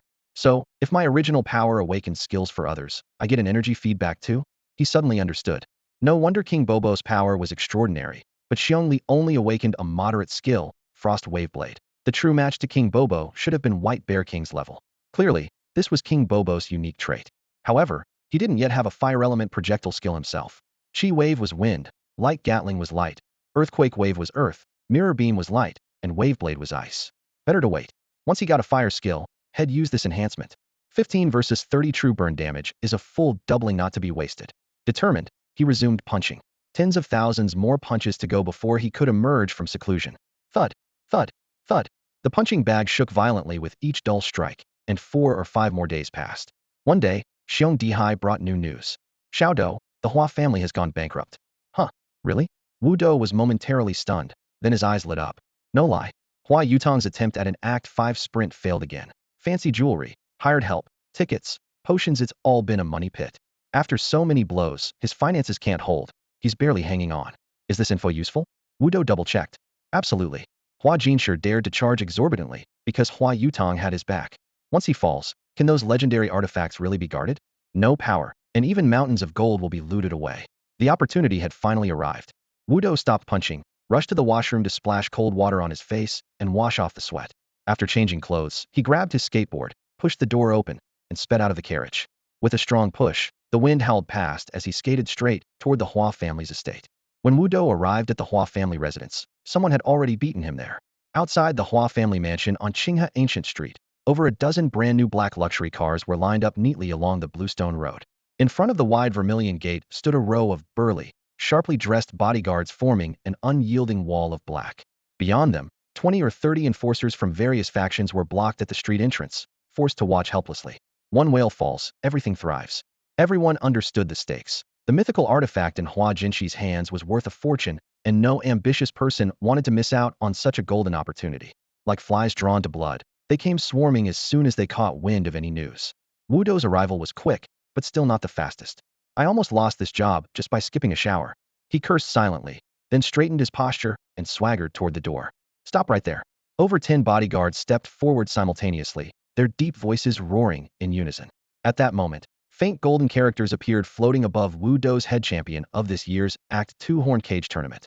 The bodyguards' faces flickered, then they wordlessly parted to clear a path. Wu Dou paused, raised an eyebrow, and asked, well, does my walking match this title? The lead big guy grinned broadly, nodding repeatedly. You're still too modest. If I D1, my chin would be raised to the sky. Wu Dou suddenly realized. No wonder I'm so cocky, and you still wanted to stop Megwis. I wasn't cocky enough. Yes, that's on us. The bodyguards chuckled respectfully. Satisfied, Wu Dou strode inside the Hua compound with a I don't care about anyone attitude. Outside, the crowd at the street corner exploded with chatter. Xilongren got in. It's better he bought it than someone else. Xialongren, take me in with you. Get lost. Who let you in? They stared at Wu Dou's back, but couldn't break through the bodyguard's blockade. Inside the hall, Wu Dou found plenty of guests already gathered. A voice cut through the noise. Split what? Our 4002 carriage deserves the bigger share, at least 40%. Why should you get 40%? Another slammed the table. Are we nothing? No split, I refuse. The dispute over dividing the spoils had already broken out. Wu Dou glanced around, but didn't see Hua Yutong. Instead, an elder bearing some resemblance to Hua Yutong stood nearby, accompanied by the Hua family's Miss Hua Mo, whom Wu Dou recognized. Xiong Dihai stood to the side and, lowering his voice, explained, Xiao Dou, they come from carriages 02, 04, and 06. Each wants to buy the collectible from the second master. In a few words, he laid out the situation clearly. The four carriages 00, 02, 04, and 06 were joined together, colluding like dumplings surrounding 01, 03, and 05, plundering their resources. Plainly put, it was a form of colonization. According to their strategido ally with distant forces and attack nearby ones, swallowing them one by one. Carriage 07 was also in their sights. However, the residents of Carriage 07 were those who relocated after a front carriage was destroyed. Although some of their territory had been divided, their foundation was still solid. With many lower-rank families and deep grassroots power control wasn't so simple. So these factions were stuck outside Carriage 07. That was why their plan stopped at Carriage 07. At that moment, everyone saw Wu Dou approaching with the title of second stage champion of the two acts, exchanging a brief glance filled with some caution, though they didn't pay him too much mind. Behind them were bodyguards from the third stage, confident enough not to fear Wu Dou's high power level at the second stage. Their expressions relaxed but tinged with a bit of arrogance. The merchant in Carriage 02 was a short, bald, stout man who sized up Wu Dou with a cheerful smile, but spoke bluntly. Little champion, you seem pretty carefree. Losing so badly in Big Brother's carriage, and you still have time to come here for a stroll? The merchants from carriages 03 and 06, who had just been at odds with Wu Dou, immediately shifted their hostility upon seeing him. Their tone laced with clear animosity as their gazes silently signaled their bodyguards to be ready for action. What they truly feared was how the 4000 carriage would react to Wu Dou. No matter how glorious the second stage champion was, he was still only second stage. As long as the 4000 carriage stayed neutral, they wouldn't dare openly tear into him. If one day Wu Dou ever defected to Big Brother's carriage, today's offenses would become a hot potato. Yet if Wu Dou dared to compete with them for the mythic artifacts, they would never yield either. Wu Dou laughed heartily. I heard someone here wanted to buy mythic artifacts, and coincidentally, I have some to sell. Just came to check out the excitement. Behind Hua Jin's carriage, Hua Mo's hopeful eyes instantly dimmed, disappointment barely hidden. She had sentimental feelings for the 4040 carriage, hoping Wu Dou would buy the artifacts from Yi and keep the treasures within their own carriage. But now she realized this young champion likely had little affection for 4040. If he truly cared, he wouldn't be selling the mythic artifacts to outsiders at this moment. Hua Jin's smile also stiffened briefly. He was selling these artifacts hoping to give Hua Yutong a chance to turn things around after his trial setback. Naturally, if they could stay within their carriage it would be best, but the situation looked grim. The three merchants from carriages 02, 04, and 06 relaxed visibly when they understood Wu Dou was just here to sell goods, breaking into loud laughter. So that's it. You had us worried. Thought you were coming to compete with us. Younger brother, so young and poised, you'll surely achieve great things. What treasures do you have? Bring them out. We'll buy at a high price. Won't make a single cent off you, just consider it making a connection. That's right. Show us what you've got. We promise a fair price. To them, Wu Dou's deliberate trip to sell mythic artifacts suggested a gesture of goodwill. Mythic artifacts didn't lack buyers. He could easily find another channel to sell. This was clearly a hint of wanting to align with Big Brother's carriage. But as Big Brother's carriage had yet to express a stance, Wu Dou seemed a bit impatient and took the initiative to come today. The three men shared the same thought. Big Brother's carriage was putting a lot of pressure on the kid. Facing their aloof senior attitude, Wu Dou's lips curled into a strange smile. I didn't bring the mythic artifacts with me. Please bear with me for a moment. That's fine, we've got time. Good, good, everyone stay put. Wu Dou smiled gently and said, Uncle Xiong, please go to the golden outfit shop on Cross Street and bring the things I left there. Weren't you supposed to buy the mythic artifacts? How did it turn into selling them? Xiong Dihai felt a bit bewildered, but he always understood the principle of say less, do more and ask less. Work more? So he said nothing and obediently turned to leave. No sooner had he left than the tall, dark-skinned merchant in carriage 04 chuckled and raised his chin. Little dragon man, has no one from Big Brother's carriage come to negotiate with you yet? No, Wu Dou shook his head. The three merchants exchanged a glance, and all gave knowing smiles. Merchant 02 patted Wu Dou's shoulder, half comforting, half teasing. Look, he'll be straightforward. You crushed it too hard in this cage fight. Winning second place would have been understandable, but you took first and wiped out the entire team from Big Brother's carriage. He Shan Yuan is the 4-digit local tyrant.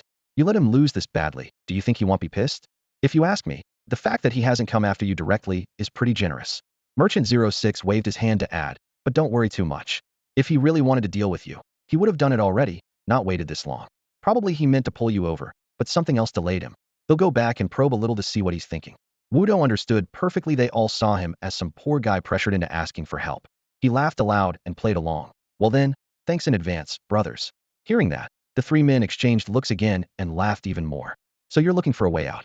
They probably already have the mythic artifacts ready, just waiting for today to use it as a stepping stone. If we'd known earlier, you wouldn't have crushed him so thoroughly. Bet you're regretting it now. Their eyes gleamed with schadenfreude. Merchant 02 waved it off. It's no big deal. From now on, we're all family. Don't be shy. Once we settle this, we'll go out for a good meal. Just then, a sharp clatter rang out as Hua Mo slammed a teacup full of tea down in front of Wudo, making the cup tremble. Her voice was tight. Tea. Wudo glanced at her coolly. What's up? Got a problem with me? No. Hua Mo snorted coldly and turned to stand behind Hua Jinsher. In her eyes, Wudo was no different from those eager to jump ship to Big Brother's carriage, all of them petty, without the slightest sense of loyalty to their own carriage. If every strong fighter only rushed forward, how would the carriages behind them ever develop? In this regard, Hua Yutong was a typical example. An old timer of the fourth act, he refused to move to carriage 4000 and stayed purely out of sentiment. Similar people existed in every carriage. Sensing the tension, Hua Jinsher smiled and tried to smooth things over. Little dragon man, don't mind her. She's been spoiled since childhood. If she offended you, I'll apologize on her behalf. Wudo snorted lightly but didn't press it further. Still, when it came down to it, he really had no loyalty to any carriage at all. He was already a traveler from another world, drifting from one carriage to another, constantly being driven away until finally ending up in carriage 4040. So where was the sense of loyalty or attachment supposed to come from? The only thing he could say was that he had a decent impression of the Black Hat gang in this carriage after all. They had protected him a few times. At that moment, Xiong Dihai pushed the door open and walked in, his face darker than steel. This is bad. Xiao Di, you've been caught in a black and black scam. Wudo raised an eyebrow slightly. What do you mean? That gold gear shop you mentioned, they stole your mythic gear. Xiong Dihai ground his teeth. I even knocked out their smith, but he still refused to admit it, insisting you never left your mythic gear there. He raised a hand to reassure him. But I already told Xiongli to have them all arrested and sent to the law enforcement station. Once Uncle Biao steps in, they'll spill everything. Wudo's expression tightened. What mythic gear? He only asked Xiong Dihai to fetch some equipment.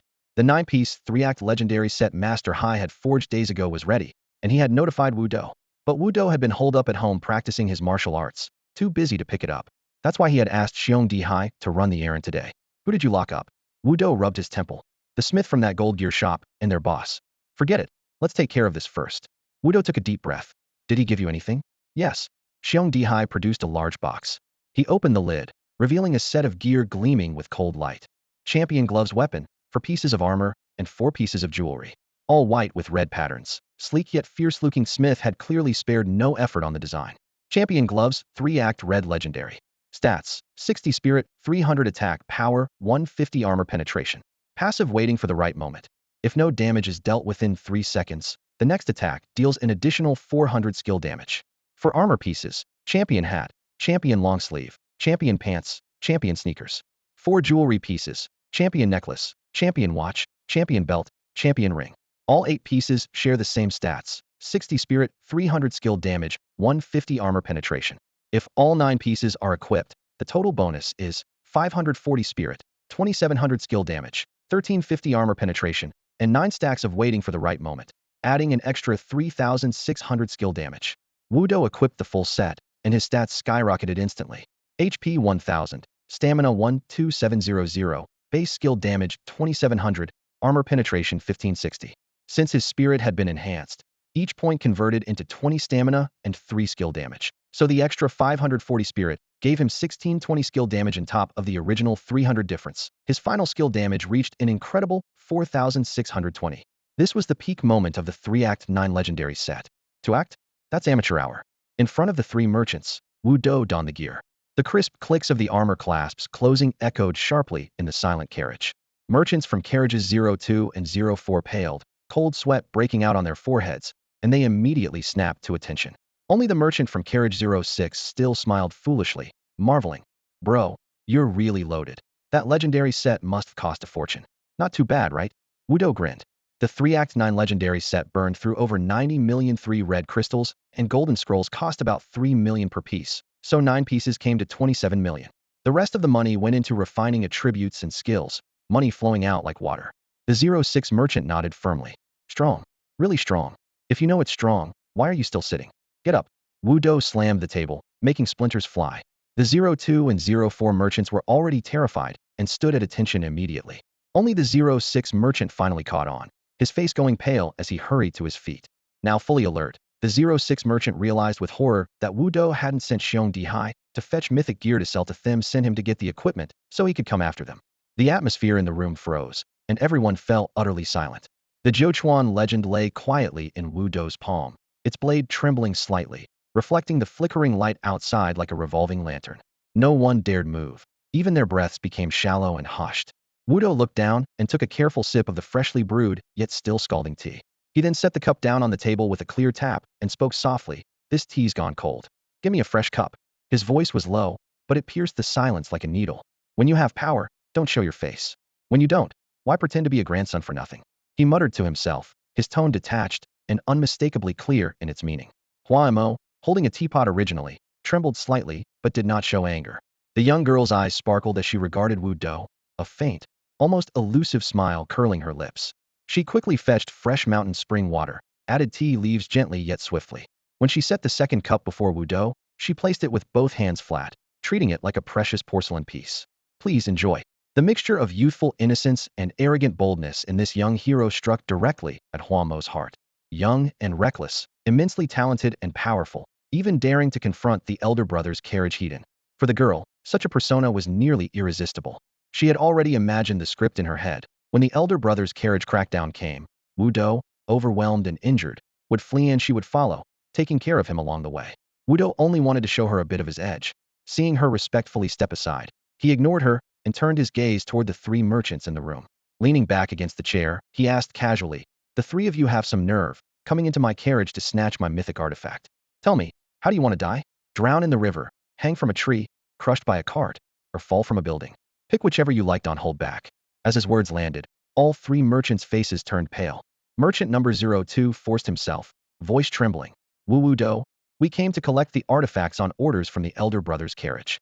Most of what we collect must be handed over to them. Please don't make things difficult for us."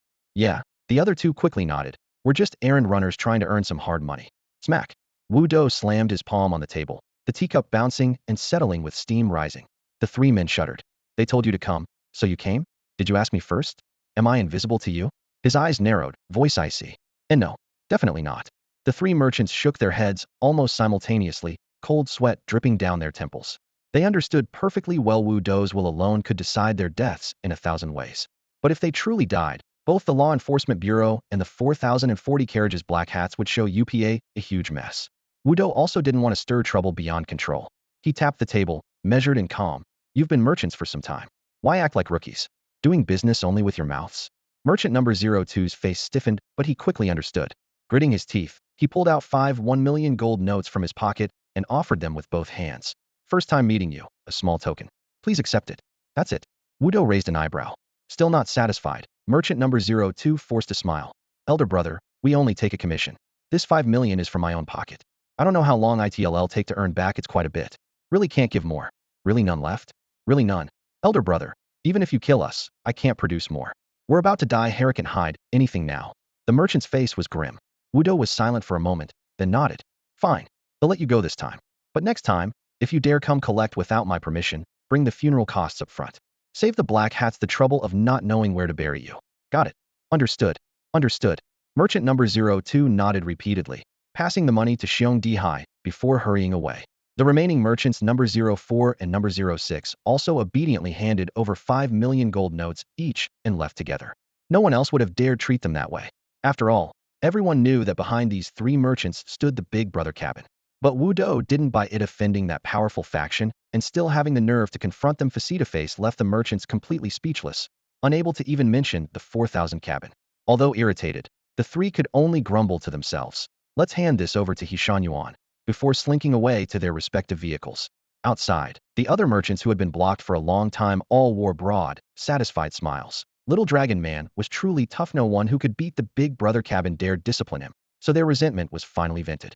Inside, Wudo was already settling accounts with Hua Jinshi. There were 32-piece one-stage mythic items, mostly one-time used consumables for healing or defense, 11 two-stage items, and 4 three-stage items. Hua Jinshi indeed had a solid stock. Although the items' effects were modest, they were more than enough for resetting attributes. Hua Mo asked with a puzzled look, "Second master, what about the harvest jar I bought for you last time?" Hua Jinshi waved his hand. "Heh, that's kept as a souvenir, not for sale." He had already seen through that jar as a fake, so naturally he wouldn't bring it out to embarrass himself now. The most eye-catching item on the table was the mountain-cleaving axe, 3-stage mythic item which reduced a targeted enemy's defense by 3,000 points for 30 minutes. Wudo thought to himself, isn't this the axe Qin Xiang used to split the mountain and rescue his mother? After checking all the items one by one and confirming they were legitimate, he looked up and asked, "Second boss, what's the price?" Hua Jinshi quickly quoted, 32 items from stage 1, each 800,000, totaling 25 million. 11 from stage 2, each 4 million, that's 44 million. 4 from stage 3, each 15 million, 60 million total. Altogether 129 million. How about that? Mythic items had no fixed market price, yet was all about their utility. Wudo weighed it carefully and nodded to close the deal. After paying, he instructed Xiong Dihai to release the detainees at the enforcement office, and he hopped on his skateboard to head home and start rinsing the gourd's attributes. System prompt. Consume 1 stage 1 mythic item to re-roll the immortal gourd's attributes? Yes. He selected a mediocre black token. Black token stage 1 mythic item. Revives on death with 50 health and energy restored. The item vanished, and the gourd's attributes appeared. You have a 24 chance to activate your skill in additional time. Treasure attribute stage 3. 8 physical crit, chance empty. That's the physical crit Li Mindong wants. WHYD I get that. Wudo muttered as he continued re-rolling. Using 31 of the 32 stage 1 items, 9 of the 11 stage 2 items, and 3 of the 4 stage 3 items, he finally settled on. You have a 24 chance to activate your skill in additional time. Treasure attribute stage 3. 8 skill crit chance, 16 skill crit chance, 400 attack power. Only the mountain cleaving axe was left in his Honda, didn't dare gamble further, and decided to stick with 400 attack for now, waiting to accumulate enough 3-stage items to reroll it into double crit boosts. Skill crit coupled with spell crit stacking for double triggers promised explosive gourd power. After stowing the gourd away, he resumed practicing his punches. His muscle memory rapidly approached a breakthrough point. Once he got out of the mountains, head straight for the mining dungeon and cause a ruckus in the heavenly palace. Clang clang carriage 3872. Under orders from the Blackfire faction, Li Mindong had infiltrated this place to investigate the mysterious disappearance of a man named Wan Peng about half a month ago. Wan Peng was a relative of a high-ranking official in the organization, and since Blackfire controlled the 3872 carriage base, Wan Peng's uncertain fate was likely to alarm the leadership. The mission was straightforward. Uncover the truth regardless of life or death. If alive, find out why he vanished.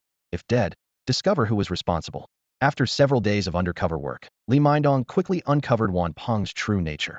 He exploited his position to falsify supply manifests, then sold the fraudulently obtained materials at exorbitant prices to several influential family factions across multiple carriages, pocketing huge profits while causing chronic shortages in the market. Armed with this limited power, Wan Peng had been thriving and flaunting his authority within carriage 3872 and its neighboring compartments, making countless enemies along the way. Li Mindong deduced that his disappearance was almost certainly the result of vengeance by one of these adversaries. Corruption lurked everywhere and did not surprise him. The next steps were clear: identify the killer, report back to the organization, and leave punishment to them. Yet just as he was about to close in, a chilling sensation crept over him. Someone was tailing him. Approaching noon, the blazing sun scorched the streets. Among the bustling crowd, Li Mindong suddenly stopped, his hawk-like gaze scanning every face until it settled on a girl with long black hair, draped over her shoulders in the distance. Dressed head to toe in black leather, the girl was young but exuded an icy menace. At first glance, she seemed like an unapproachable glacier, yet on closer look, she bore the weariness of ancient times, like a relic that had slumbered for 1,000 years suddenly awakened. The Galaxy organization, the radical futurists famed for their mechanical augmentations. Li Mindong's pupils constricted instantly as he recognized her identity. Sensing her cover blown, the girl showed no hesitation. She raised both arms, palms bursting forth with blinding white light. The dazzling glare exploded like a flashbang. When the brightness faded, the once bustling street had vanished. Only Li Mindong and the girl remained. The crowd and buildings seemed erased, leaving behind crumbled ruins overrun with wild weeds. They had been pulled into an abandoned ancient city wreckage. A battle carriage, a feature granted by the Celestialized system to transcendent beings, an exclusive arena where opponents could be forcibly drawn to fight, shielding innocence and the carriage's core from harm. Except in cases of extremist misuse, the destruction here remained within tolerable limits. The desolate silence was broken only by the wind stirring rubble. Li Mindong lowered his stance, shoulders tense, assuming a standard cage fighter's guard. His physique, strength, and agility had all been enhanced. He was confident he could survive an unknown fight. The only unknown was the extent of the Galaxy Organization's mechanical modifications, of which he knew very little. This route belongs exclusively to the Galaxy Organization. The girl dressed in black stretched out her limbs expressionlessly. The pale skin on her hands instantly faded to reveal dark silver metallic joints that gleamed coldly under the carriage lights. The Black Fire Organization took on a commission from the Hua family to produce a batch of love potions. You're the bounty hunter tasked with harvesting the primal energy, right? Hand over your list of collected energy, and I might spare your life today. Love potions. Li Mindong's heart skipped a beat as he instantly understood why the Galaxy Organization had targeted him. His first thought was Wu Do. He was nearly certain that the real target was the girl claiming to be the descendant of the dragon. But even if he suspected it, he would never say it aloud. Instead, a cruel, absurd smile tugged at his lips. Black Fire was protecting Wu Do. Wu Do had given herself the codename referencing the dragon innate skill, and no matter how hard the Galaxy Organization dug, they would never suspect their target was hiding within the range of the dragon ability. Fine, I'll tell you. Li Mindong sneered and raised his voice. Listen carefully, Zhang San, Li Si, Wang Wu. Since you insist on courting death, I'll grant your wish. The girl in black cut off his mockery. Her long hair floated slightly as an overwhelming aura exploded inside the carriage. Suddenly, her expression changed sharply, and she lunged out at lightning speed. Li Mindong sensed something was wrong too. His face darkened as he charged out of the carriage in pursuit. Zehi, the sharp sound of tearing fabric sliced through the air as a dark green figure landed silently. Standing straight, his uniform pressed sharply like a blade, he exuded a terrifying military discipline. The officer with dark sunglasses scanned the area coldly and then chased after the girl's fleeing direction without hesitation. Li Mindong exhaled deeply as life was spared for now. It made perfect sense that the military chose to pursue the Galaxy Organization first. Compared to Blackfire, the military's hostility toward Galaxy was far more explicit. The Galaxy had always been a wanted enemy of the military. So the Hua family really got caught by the Galaxy Organization. What are they up to this time? He speculated silently. The most notorious Galaxy experiment was creating the so-called idiot bodies. Ordinary people born with the innate skill idiot who were transformed into monsters, causing the intelligence of an entire carriage of passengers to plummet instantly. To this day, anyone who enters that sealed carriage immediately becomes foolish, forgetting why they came at all. The Galaxy Organization had carried out countless such experiments, with the idiot incident being the most impactful. There was no way the military would go after Blackfire first. This thought strengthened Li Mindong's resolve to flee. He dashed out of the combat carriage and back onto the street, weaving through the crowd, pulling out his communicator to call his superior. Boss, the Galaxy Organization has started tracking down that batch of love potions. Enough. The boss voice was low and curt. Drop the mission, find a place to hide, and wait for my orders. Got it. Something stirred in Li Mindong's chest apparently. The organization had already caught wind of things, but couldn't reach him because his device was off. After hanging up, he powered down his communicator completely, stuffed it into his pocket, slipped into a side alley with the flow of people, and vanished into the crowd. Bang! Wudo punched the sandbag with force. Sweat from his forehead dripped down his cheek, ran along his neck, traced over his well-built chest and abdomen, before being absorbed mercilessly by his pants. At the bottom edge of his vision, the prompt blinked. Muscle memory SS rank 399, 999400000. Only one last punch left. Wudo exhaled deeply, stopped moving, and sat down on the stiff wooden chair in the training room, pondering what skill he might finally awaken this time. Last time, before the second stage cage match, to prevent anyone from getting close, he had awakened a spring-loaded mirror ability. This time, in the Mind Dungeon, he desperately needed a fire energy enhancement ideally combined with control, shielding, healing, damage output, and mobility.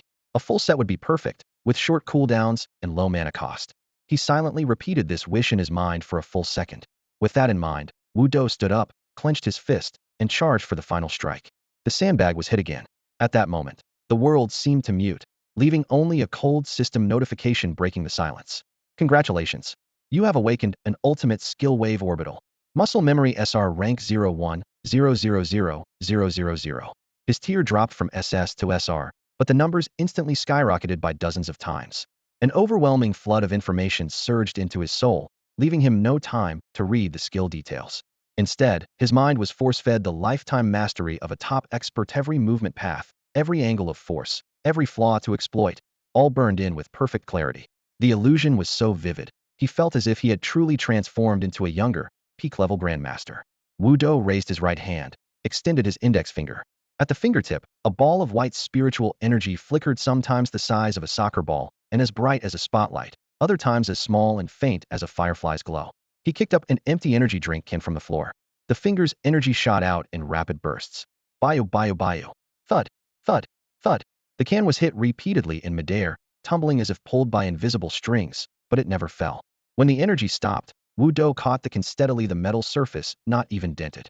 Right now, if he wished, a single spiritual energy blast could deal 2700 bonus weapon damage, 1920 bonus spirit damage, 360 base skill damage, plus 400 from his gourd, triggering opportunistic strike for an additional 3600, totaling a terrifying 8980 points of damage.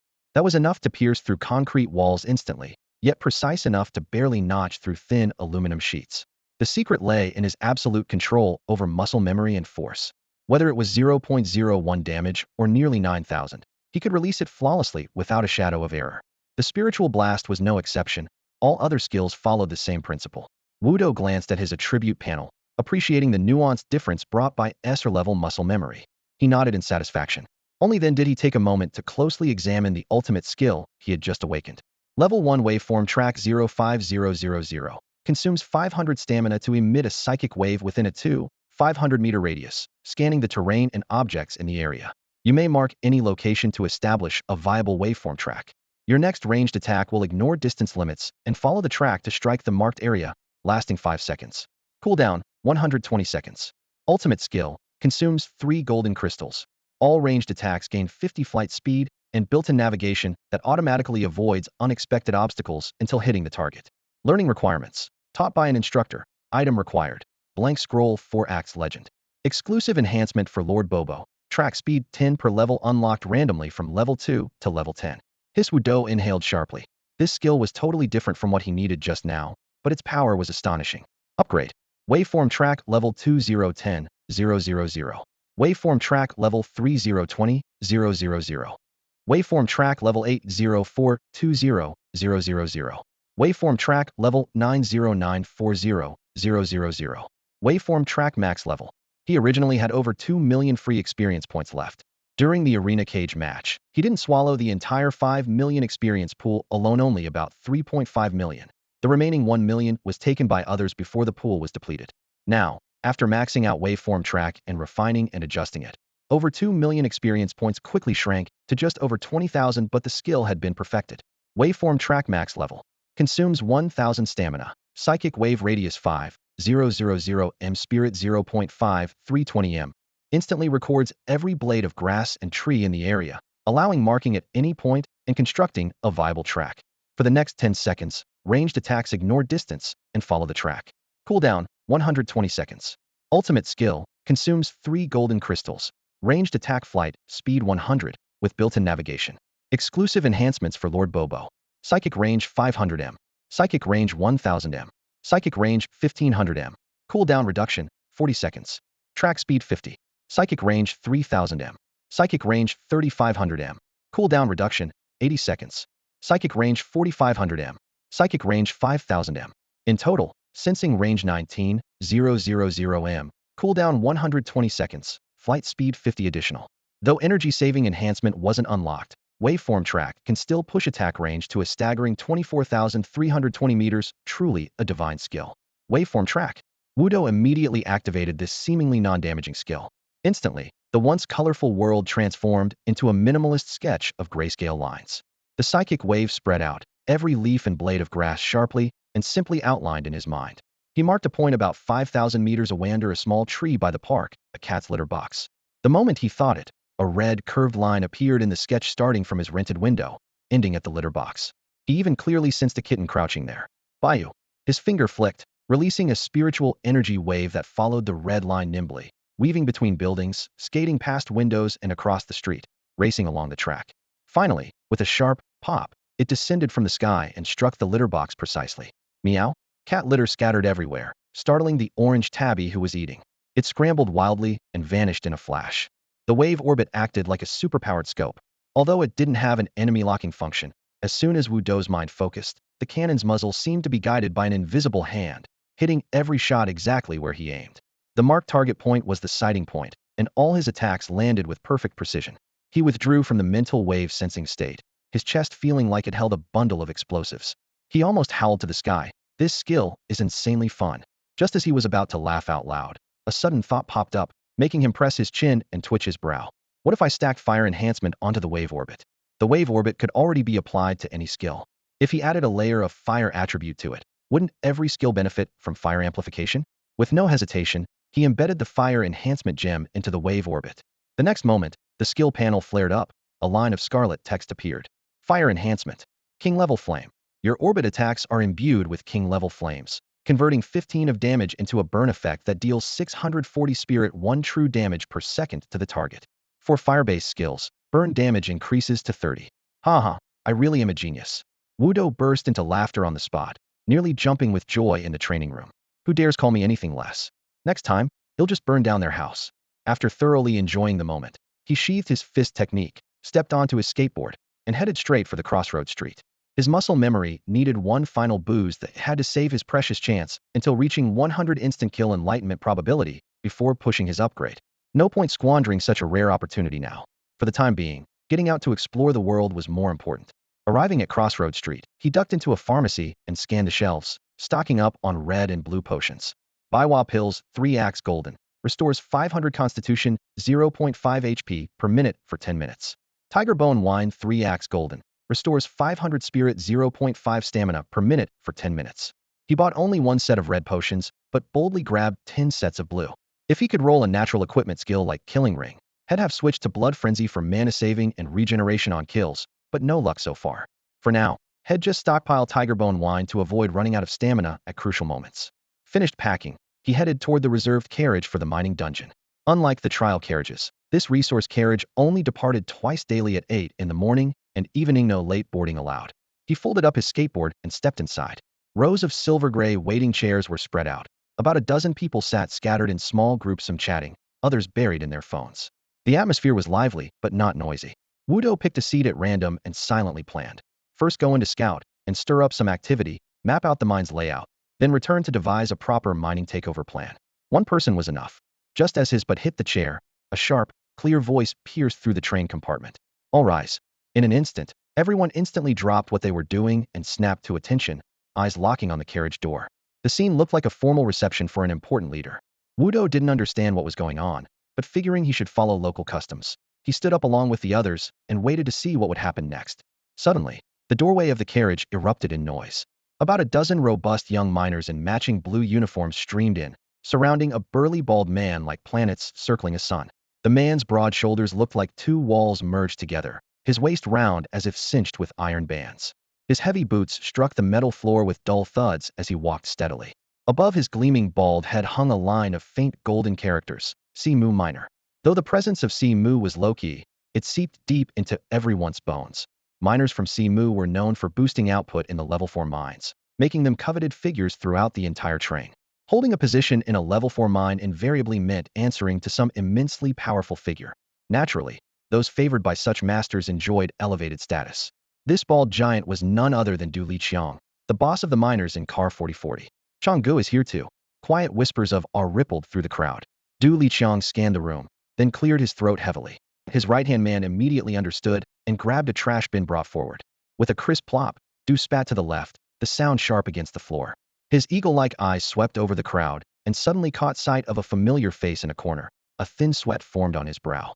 With Simu behind him, Du could have lived comfortably, no shortage of gold tickets and plenty of free time to enjoy some excitement. He recalled the recent second-level cage match where he had bet on the little dragonborn, Wudo, earning a decent side profit, and that was why he remembered the kid. Had heard that just a few days ago, Wudo had broken through the third level and scared away several businessmen from the Big Brother's carriage. But now, Wudo had shown up right on dust turf, making his heart skip a beat. He needed to make a good impression. At that moment, a short, thin middle-aged miner hurried over, breathless, holding a thick red envelope to his chest with both hands and smiling nervously. Changgu, I really have to trouble you this time. Please arrange for me to work in the level 3 mine over by 4018. My son's about to face his trial and needs money urgently. I beg you to help. Nearby, a chubby loyalist snatched the envelope, hefted it, and peeled it open. Inside were only 2/10 sand denomination gold tickets.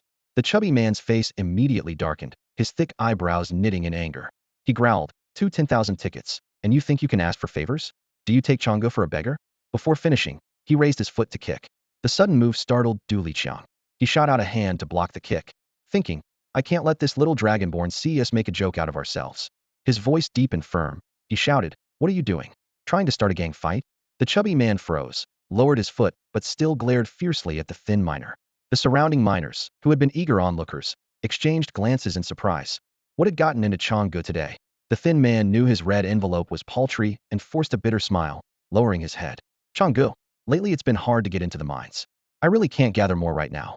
Please just get me into the level 3 mine first. Once I earn the money, we'll pay you back immediately, okay? Du Liqiang handed the envelope back, patted him gently on the shoulder, and spoke in an unusually warm tone. What are you saying? Between brothers, we help each other. I don't need your money. Don't worry, you'll talk to the boss and save you a spot in the level 3 mine. Work hard there. Watching the unusually kind expression on Du Liqiang's face, everyone was stunned. Chang'e was actually being so agreeable today. This scene was way too harmonious and friendly. It must be some kind of illusion. Chang, can you also arrange for me to go to the level 3 mine? The short, thin man had just received a verbal promise when another miner quickly pushed forward, afraid of missing the chance. Du Liqiang didn't put on airs and patted the man's shoulder. They'll do my best to get you in, but I can't guarantee anything. Hey, with you saying that, Chang, I'm relieved. Thanks so much. The man beamed with joy. Seeing this, everyone nearby immediately understood Chang was in a good mood today. Like a row of falling dominoes, the crowd suddenly surrounded him. Chang, can you arrange one for me too? Level 2 mine is fine. Let me earn more money for my kids, gain more free experience points, so I can level up to a 3rd stage miner sooner and come back to support you. No problem. Du Liqiang raised his hand and agreed at once. Chang, can you extend my 5,000 gold voucher debt for a few more months? I really have no money right now. Sure. Chang, about me and my sister-in-law. Slap. Du Liqiang's eyes snapped open. What the hell did you just say? After this brief uproar, he accepted every single request without exception. After politely declining several invitations to drink, he grabbed a disposable paper cup and found a seat beside the young miner Wu Do. His face creased in a wide smile. Brother, you look pretty young. You must be a new miner, huh? Ask me for whatever you want. I'm the head miner of 4040, and looking after newcomers is my duty. These days, there are fewer and fewer young guys willing to work in the mines, don't you think? Yeah, the crowd chimed in all at once. I haven't seen a new face in ages. Well, our 4040 car section doesn't even have its own mine. We're just labor for other car sections, have to count out to everyone, and the pay's low. If I hadn't been tricked in, I would have left long ago. Whispers spread among the crowd, and many noticed something unusual about Chang's attitude today. It seemed to be connected to the young guy. They muttered quietly, who is this kid? Wu Do didn't care about the curious stares and chuckled. Don't you know who I am? Du Liqiang shook his head vigorously like a rattle. No idea. In his mind, if he pretended to know, his generosity just now might seem fake.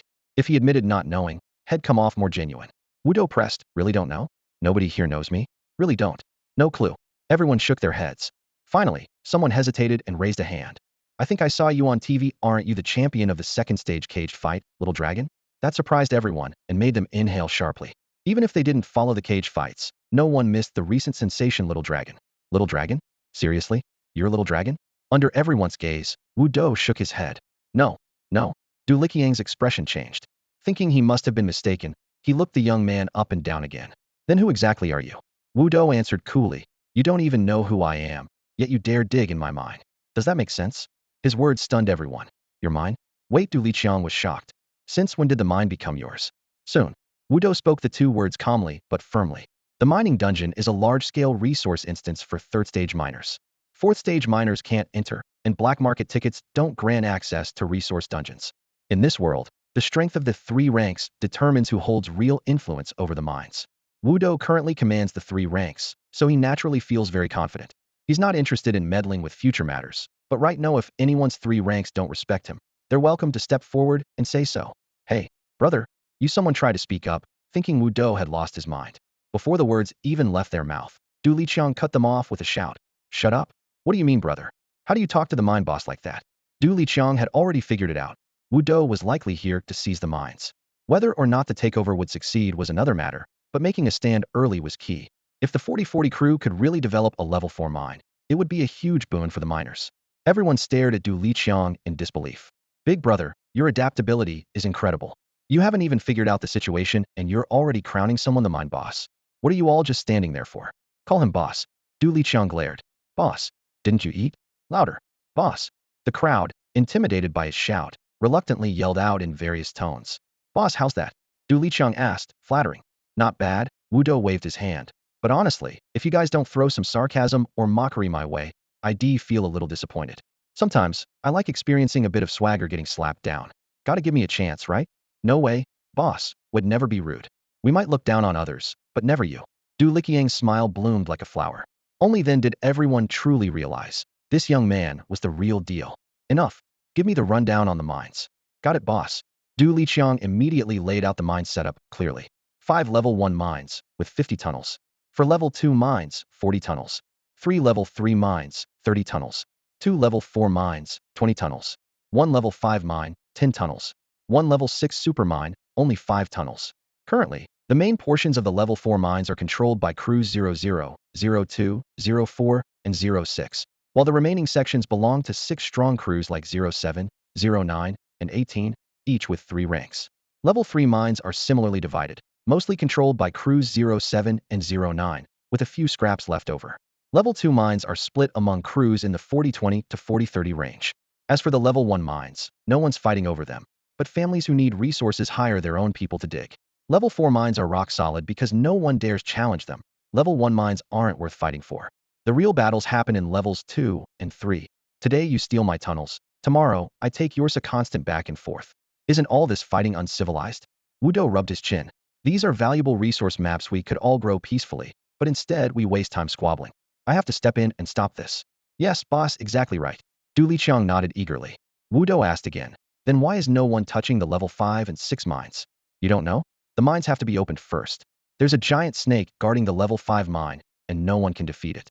The level 6 mine is protected by a mountain god's puppet, which no one can handle. But he understood now, thanks to Du Liqiang's explanation. Boss Chun from the goldsmith shop turned out to be quite inexperienced. Just from what he said, Wudo had thought there were only level 4 mines. In reality, the mines went up to level 6, but the current train cars in the 4,000 range couldn't reach levels 5 or 6, yet this information quietly relieved Wudo and gave him more confidence in the next steps. The three of them chatted casually until 8 in the evening, when the carriages started moving on time. Darkness swept over the carriage like a tide, leaving only the rumbling sound of the tracks in their ears. When their vision adjusted again, Wudo found himself standing in a city heavily polluted by industry. The sky above was pitch black and suffocating, with leaden clouds cracked open by just a few faint, pale rays of light. In the distance, loud, clanking machines thundered, harsh and muffled. The air reeked of sharp metallic odors from heavy metal processing. The platform beneath their feet resembled a high-speed train station, lit dimly by yellowish lamps. As the carriage doors slid open, Wudo and Du Liqiang squeezed through the crowd and were immediately met with a cacophony of voices. Level 1 mine hiring. 6,000 gold vouchers a month. Level 2 mine jobs. 30,000 gold vouchers monthly. For 1,022 carriage crew can get 50,000. Hiring for level 2 mines. Dozens of loud young and middle-aged men shouted back and forth, clearly most people targeting only level 1 and 2 mines. Du Liqiang gave Wudo a brief explanation. This place is called Mining Town. Refined iron ore is brought here in trainloads for processing. Once smelted into refined iron ingots, workers can take them back to their respective carriages. So you're saying they have finished refined iron ingots here ready to go? Wudo's eyes lit up. Of course, they have to. Du Liqiang confidently patted his chest. The big factories all have warehouses, especially carriages 00, 02, 04, and 06. They pick up supplies regularly every month. The warehouses are definitely packed now. I see. Wudo immediately made up his mind. Let's grab some first. Where's the factory? Southeast side, but it's heavily guarded. Du Liqiang raised his hand, pointing to the left. Before he finished, Wudo casually dropped his skateboard to the ground, pushed off with both feet, and shot into the air like a streak toward the target with a whoosh. Flying gear. What a pro. Could it be? The miners from our 4040 carriage are finally going to rise up? The miners from the 4040 carriage watched the fading figure with spirits soaring. Just then, a gaunt middle-aged man squeezed up to Du Liqiang with suspicion. Du Liqiang, who was that kid just now? Did you call him? Hey. The yellow-faced man sneered at the unfriendly tone. They think they're so great just because they're from the 4000 mines. Guess who my dad is? Believe me, I can have the 4018 carriage kick you out with one word. Du Liqiang, known for a hot temper, didn't back down. When my boss isn't here, I might give your dad some face. But now that my boss is here, your dad's nothing but roadside trash.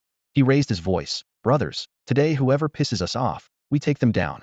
he shouted as he prepared to fight. But the chubby guy beside him suddenly changed expression and hurriedly stopped him. Hey, hey, Chong, what are you doing? We haven't even scratched the surface yet.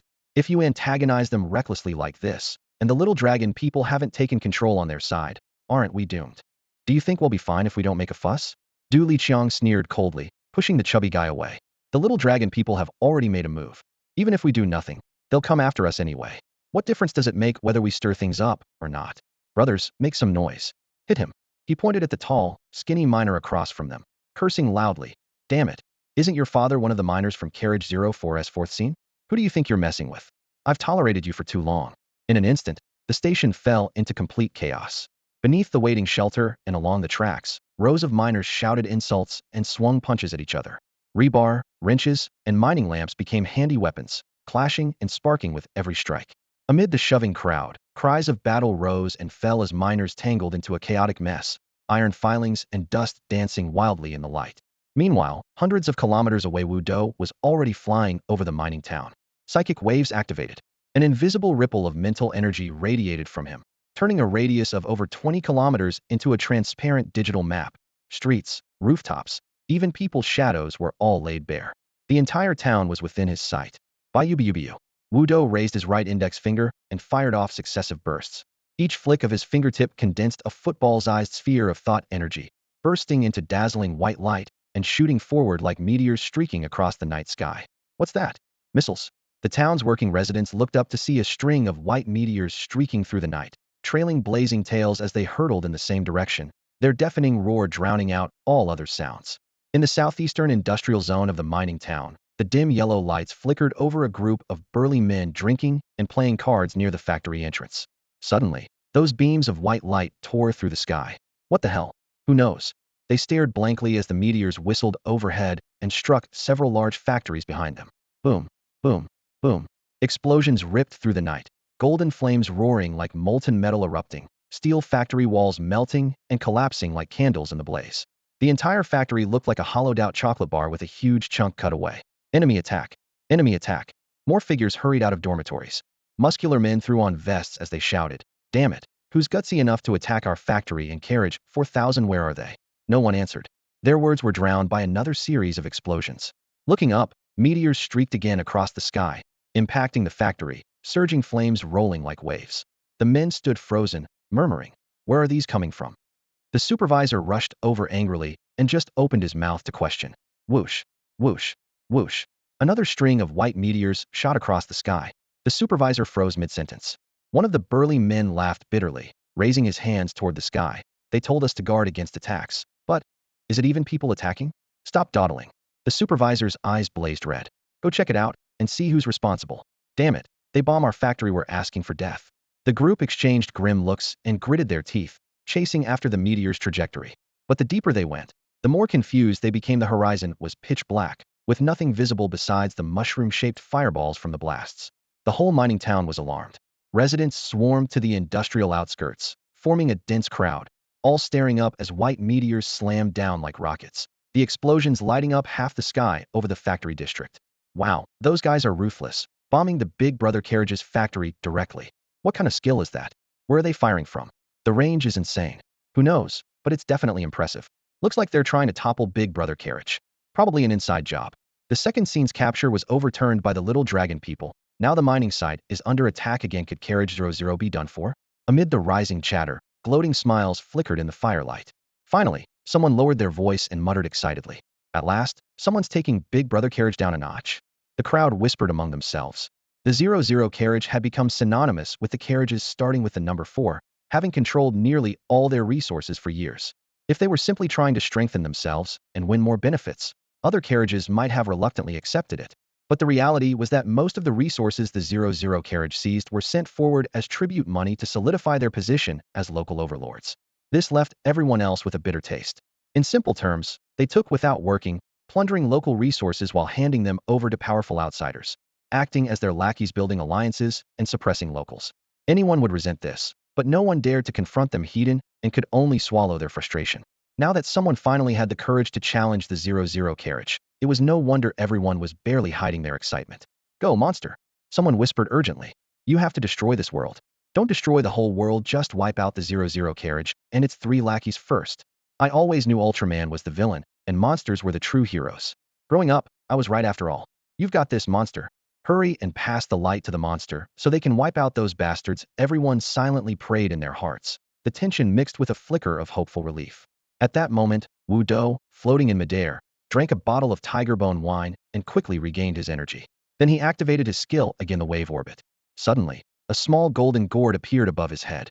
The immortal gourd bounced in the air before slamming down on his head, as if trying to strike him down instantly.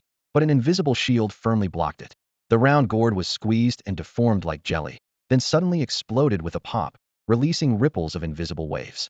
The wave orbit, which normally lasted only 10 seconds, was now extended to 20 seconds. Wu Do then raised his right hand to the sky, launching ball-sized chi waves flashing with light.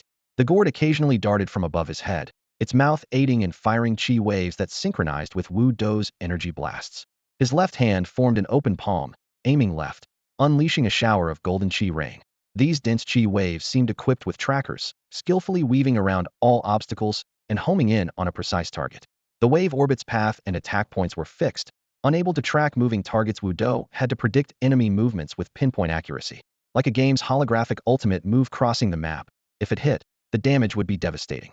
Though the new wave orbit had auto-navigation, Wu Do hadn't yet confirmed if it could lock on to moving foes. Through his mental waves, he sensed a squad rushing toward his position at high speed. He had full info on their route and speed. Calmly calculating in his mind, Wu Do thought, the Hive missiles will reach the target marker in 3 seconds.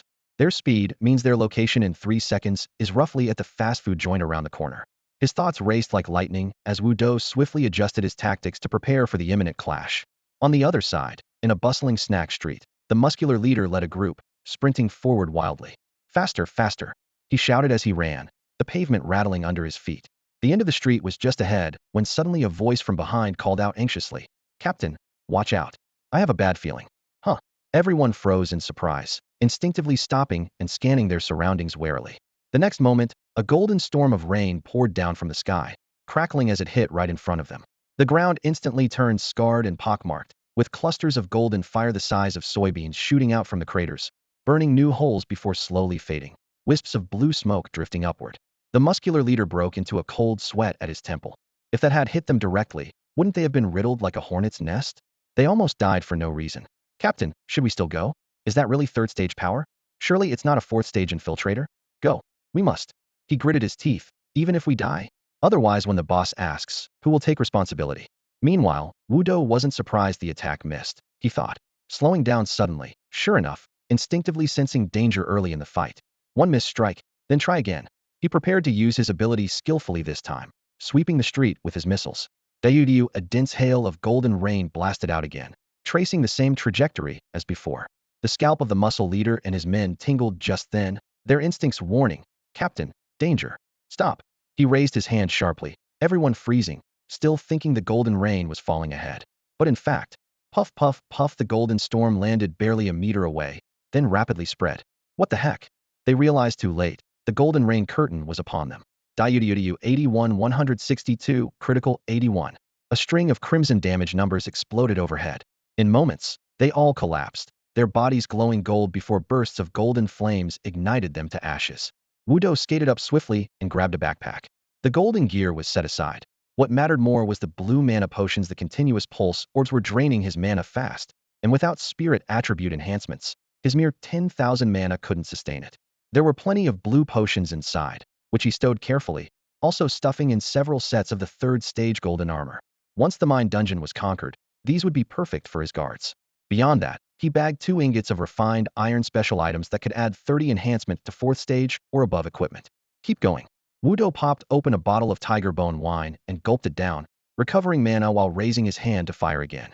Biu, the long-range mental energy waves roared out base damage over 5,000 plus 24 critical chance, basically a portable mortar, detonating wherever fired. Awesome. He let out a wicked chuckle, clearly enjoying himself. The upheaval in the mine dungeon quickly alerted every car in the 4,000 section. Emergency broadcast. News suddenly blared through the carriage intercom. After many years, a major riot has erupted again in Mine Town. According to returned passengers, it was miners in carriage 4040 who instigated the conflict. We just received word that the little dragon from Carriage 4040 has opened fire on the factories in Carriage 00. Factory workers report that the little dragon appears to wield myth-level advanced technology and has launched widespread bombings on multiple factories. The little dragon? It's him again. Could this really be a turning point? Everyone watching the news grew pale. The little dragon actually dared attack the mine. Could he really be growing this fast? In the gym car of Carriage 07, the lights flickered as the punching bags swung back and forth.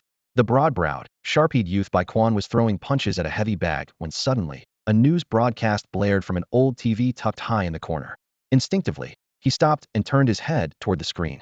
The figure clad in armor, wearing a dragon-shaped helmet, the little dragon immediately captured his full attention. He had seen the little dragon before. That brutal second-round cage fight was still vivid in his mind. Back then, he fought under the alias Dashin, but his real name was Bai Quan. In that battle, he was defeated, beaten, disheveled, forced to retreat, and helplessly watched Carriage 4040's points surge ahead to claim the championship. Since that moment, this suddenly risen dark horse prodigy had become his main focus. What shocked him even more was word from friends in Carriage 00. The little dragon who relentlessly unleashed attacks in the ring was apparently the same yellow bean Bai Quan had encountered during his first trial. The man's full name was Wu Do. Whether called Yellow Bean or Little Dragon, it was one and the same person. From the initial trial to dominating the second-round cage matches, and now wreaking havoc in the third round at the mines, all within mere months, the other guy had rocketed through leaps in skill. Is this the pressure only a super prodigy can exert? Bai Quan tightened his fists, breathing slightly heavier. As a peer in the same cohort, he felt the gulf most profoundly, starting at the same line, but already left in the dust. Other trainees in the gym were drawn by the news too, voices buzzing with speculation. That little dragon's lost it, right? Acting like winning the second-round title makes him unbeatable. Daring to take on Big Brother Carriage's mines. Yeah, if Big Brother Carriage were easy to beat, we would have taken the mines already. Just wait until their guards show up, then hell know what's what.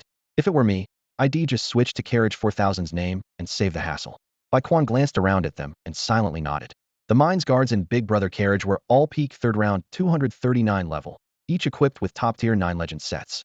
Their innate skills were fierce and varied. Any one of them could be a top genius in another carriage. No matter how strong the little dragon was, he was still just one man. Could he possibly hold off so many monsters? Thinking this, Bai Quan sighed deeply. After all, the number of people brave enough to stand out was just too few. Meanwhile, in Carriage 00, news of the mine uprising exploded in the ears of every gym master, yet stirred little anger.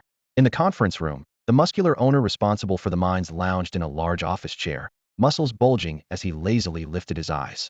Heard long ago that Carriage 4040 got a reckless rookie who gave our rock paper scissors boss, quite a beating. Even his whole family got verbally beaten a few times. Don't worry, now that he's on my turf, he won't cause any trouble. They'll make him understand what Big Brother Carriage means. Besides him were the arena master, the martial arts hall master, and the rock paper scissors group's head, Hishan Yuan. Hearing this, Hishan Yuan merely shot a cold glance at him and said nothing. The national martial arts hall master frowned and said, "Don't mess this up for me.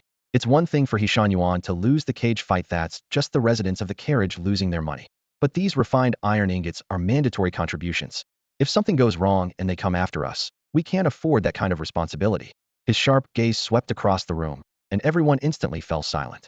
The distribution system for the iron ingots was ingrained in everyone's bones. 70 must be handed over to Carriage 3900. Of the remaining 30, 20 goes to the powerful family factions controlling carriages 3901 to 3999, and less than 10 actually ends up with their own side. Thinking of this, he snorted coldly. Heh. The fitness hall master, Liao Jinhu, laid his muscular arm on the table, the sinews flexing slightly under the light. You don't trust my mining escort team? All these years, I haven't saved a single penny. Each of them is elite, not like Boss He, who fills his team with just any random bums to make a quick buck. When they run into trouble, they collapse. Hearing this jab, Hishan Yuan just raised his hand to touch his ring, his dark expression hidden in the cold reflection from the gem. Losing the second cage fight had cost him his voice for now, and all he could do was keep silent. The martial arts hall master still wasn't at ease and lowered his voice to ask, "Can you put some pressure on Carriage 4040? That brat keeps causing trouble at the mine and slowing progress." "No use," Hishan Yuan replied immediately. "The Black Fire organization doesn't accept bounties. I think they're trying to recruit that little dragon. Do you really want to send a 4th-rank expert through dozens of carriages to Carriage 4040 to kill him right in front of Blackfire? Who would come back alive?" The master hesitated, then forced out, "Forget it. Just have the escort team beat him into submission." Soon, Liao Jinhu gathered his escort team and headed to the exclusive carriage for the mining dungeon. At the carriage entrance, reporters from Carriage 4000's TV station were already waiting. Seeing them arrive, They rushed forward with microphones. Boss Liao, this mining instance was terrorized by that little dragon. Are you confident you can drive him off? Liao Jinhu turned sideways and nodded toward his team behind him. Want to know if we're confident? Ask them. Yes. A dozen young men and women shouted in unison, their voices thundering with determination. Some flexed their fists, others rotated their shoulders, smiles full of battle spirit. Boss, don't worry. We guarantee we'll settle this within 10 hours. 10 hours? 1 hour is enough. One teammate patted another on the shoulder. It's just that the instance's exits are fixed at 8 a.m. and 8 p.m. Even if we finish early, we still have to wait 10 plus hours to get out. True, plus travel time. They laughed together, as relaxed as if they were going on a picnic. The reporter zoomed in on their faces, voice upbeat. It seems the escort team is very confident about quelling that little dragon. The second cage fight just ended, and now he's causing chaos in the mines? That's brazen. I believe the escort team will give him a hard lesson, making it clear that the third cage fight isn't his stage. Then he turned back to the camera. He'll be accompanying the team into the mining dungeon to report live on the whole operation. Let's keep our eyes peeled. Go, Brother Chong. Escort team. Escort team.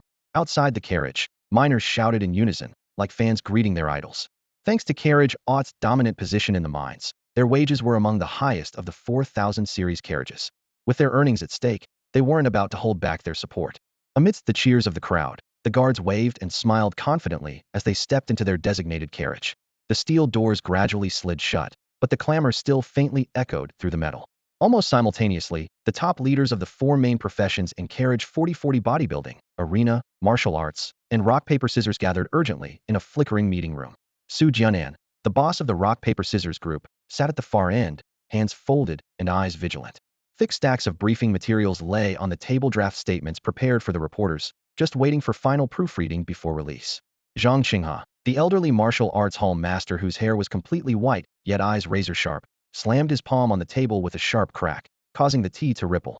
He said coldly, "This black sheep will be the death of our 4040 carriage sooner or later. Once he's out, we kick him out immediately." "I have no objection." The head of bodybuilding nodded decisively. "I support that as well," came the firm reply from the arena leader. The atmosphere turned as cold and hard as ice. Just as Su Jianan was about to agree, the arena leader frowned and asked, "But what if the big brother carriage goes after us for accountability and refuses to let this go? Someone will have to take the fall, right?" Though unnamed, the question was pointed squarely at Su Jianan, the least senior and most suitable scapegoat. As expected, Zhang Cheng's expression darkened like still water. "If Carriage 4000 causes trouble, Su Jianan, you'll step forward and admit fault. You comply with whatever they want." "Me?" Su Jianan suddenly sat upright. Zhang Qinghe lifted his eyes, speaking slowly but firmly. "Last time the little dragon man competed in the second round of the arena cage match, your rock-paper-scissors group earned hundreds of billions. Who else but you? Besides, the little dragon man is one of your cage fighters." Hesitation and resentment flickered across Su Jianan's face. Zhang Cheng's fingers swept across the table like a gavel. "If we want you to go, you just go. No more arguments." The room felt suffocating, like hitting a wall. Su Jianan bit his lips secretly. One family can't fight three. Though forced to take the blame, he was inwardly rebellious, damn it. He really wanted to blow up on these old timers. Before long, TV reporters rushed in, adjusting the light rigs, and the red recording light came on. "Master Zhang, do you have any comments on the little dragon man's attack on the mine?" The reporter asked, microphone steady and direct. Zhang Qinghe responded with a solemn voice. "This was a personal act. Please do not escalate it to the carriage level. Our 4040 carriage pursues peaceful development and never infringes on others' interests. The little dragon man is a cage fighter with no connection to our martial arts group. His actions are unrelated to us." The bodybuilding chief quickly added, "Yes, our bodybuilding profession had no knowledge of the attack." The arena leader stood with hands behind his back, his stubble catching the bright camera light. "Same here for us arena fighters. And I strongly condemn the little dragon man's actions that damaged carriage unity." He finished with, "Moreover, as just agreed, except for Su Jianan, all three of us have decided that once the little dragon man emerges from the mining instance, the 4040 carriage will immediately expel him. We hope everyone learns from this and does not repeat the mistake." "What do you mean except for me? You're damn well trying to pin this on me." Su Jianan's anger flared, but he could only lower his voice off camera. The female reporter caught the emotion and quickly turned to him. "Mr. Su, last time you expressed full confidence in the little dragon man, which helped us win the arena cage championship. So, does this attack on the mine involve you in any way?" Su Jianan paused thoughtfully for a moment before answering. If he didn't admit it, those three bastards Zhang Qinghe included would definitely end up with a worse fate than him. But if he did confess, it was almost certain that the Big Brother's crew would come looking for trouble again. That impossible dilemma weighed on Su Jianan's heart like a cold stone. It was then that he truly understood how difficult it was to bear the title of boss. Reporters' cameras were still trained on him, their bright lights harsh and unrelenting. Every flicker of hesitation in his expression was magnified 100-fold through the lenses. Zhang Qinghe fixed his gaze on Su Jianan, fearing he wouldn't take the blame, and his voice turned icy as he pressed. Well, Su, the reporters want to know why the pause? Were you the mastermind behind the little dragon's attack on the mine? Nonsense. Su Jianan snapped, jerking his head up to deny vehemently. If it wasn't your plan, then why the hesitation? Zhang Qinghe pressed relentlessly. Just now you opposed expelling the little dragon. What does shielding a troublemaker do for you? Su Jianan racked his brain for an honorable excuse to get off the hook in front of these old wolves, but came up empty. He sighed deeply. I just think that the little dragon's attack on the mine would definitely damage our relationship with the Big Brother's crew, but it hasn't gotten bad enough to justify kicking him out. As for him being a cage fighter, and the owner of the Rock Paper Scissors group, so sure, I bear a bit of responsibility. But it's really very little. He tried his best to clear himself, yet knew he had to swallow the blame whole. As his words fell, Zhang Qinghe relaxed slightly but still scolded with a grim face. You're just too soft. If because of one person, our entire crew ends up targeted by the Big Brothers, how many innocent people will suffer? Have you thought about that? So, the little dragon has to go? Yes, you're right. Su Jianan nodded repeatedly. Zhang Qinghe frowned, lowering his voice even further. No admitting fault now, got it? Wait until the Big Brothers crew shows up, then confess. When the time comes, be tough. Be stubborn. The scolding was crushing, suffocating Su Jianan from the inside out, but he forced a smile on his face. Peaceful development? Compassion? He muttered under his breath, his anger boiling hotter. Typical low-level mentality. Afraid to fight, afraid to strike, spend your life as a scared little turtle, and you'll never get any resources. I support the little dragon. Zhang Qinghe had expected him to give in, but when he heard that, he nodded with satisfaction only to scowl moments later, snorting as he turned away. Utter foolishness. After the interview ended, the production team quickly edited and aired the footage. Besides Su Jianan, the other three drew a flood of criticism. What a bunch of fucking cowards.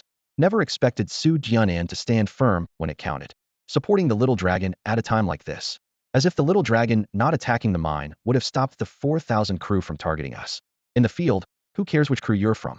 They'd attack even their own if it suited them. Why fear anything? Comments scrolled so fast they nearly obscured the screen. Man, if our 4,040 crew could get control of that mine, we'd be rolling in cash. Oh, that'd help our crew too? Obviously. Refined iron is hard currency for crews ranked 4 or above.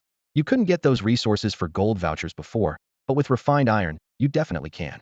The 4,000 crew only opens level 1 mine tunnels, fucking grinds you down.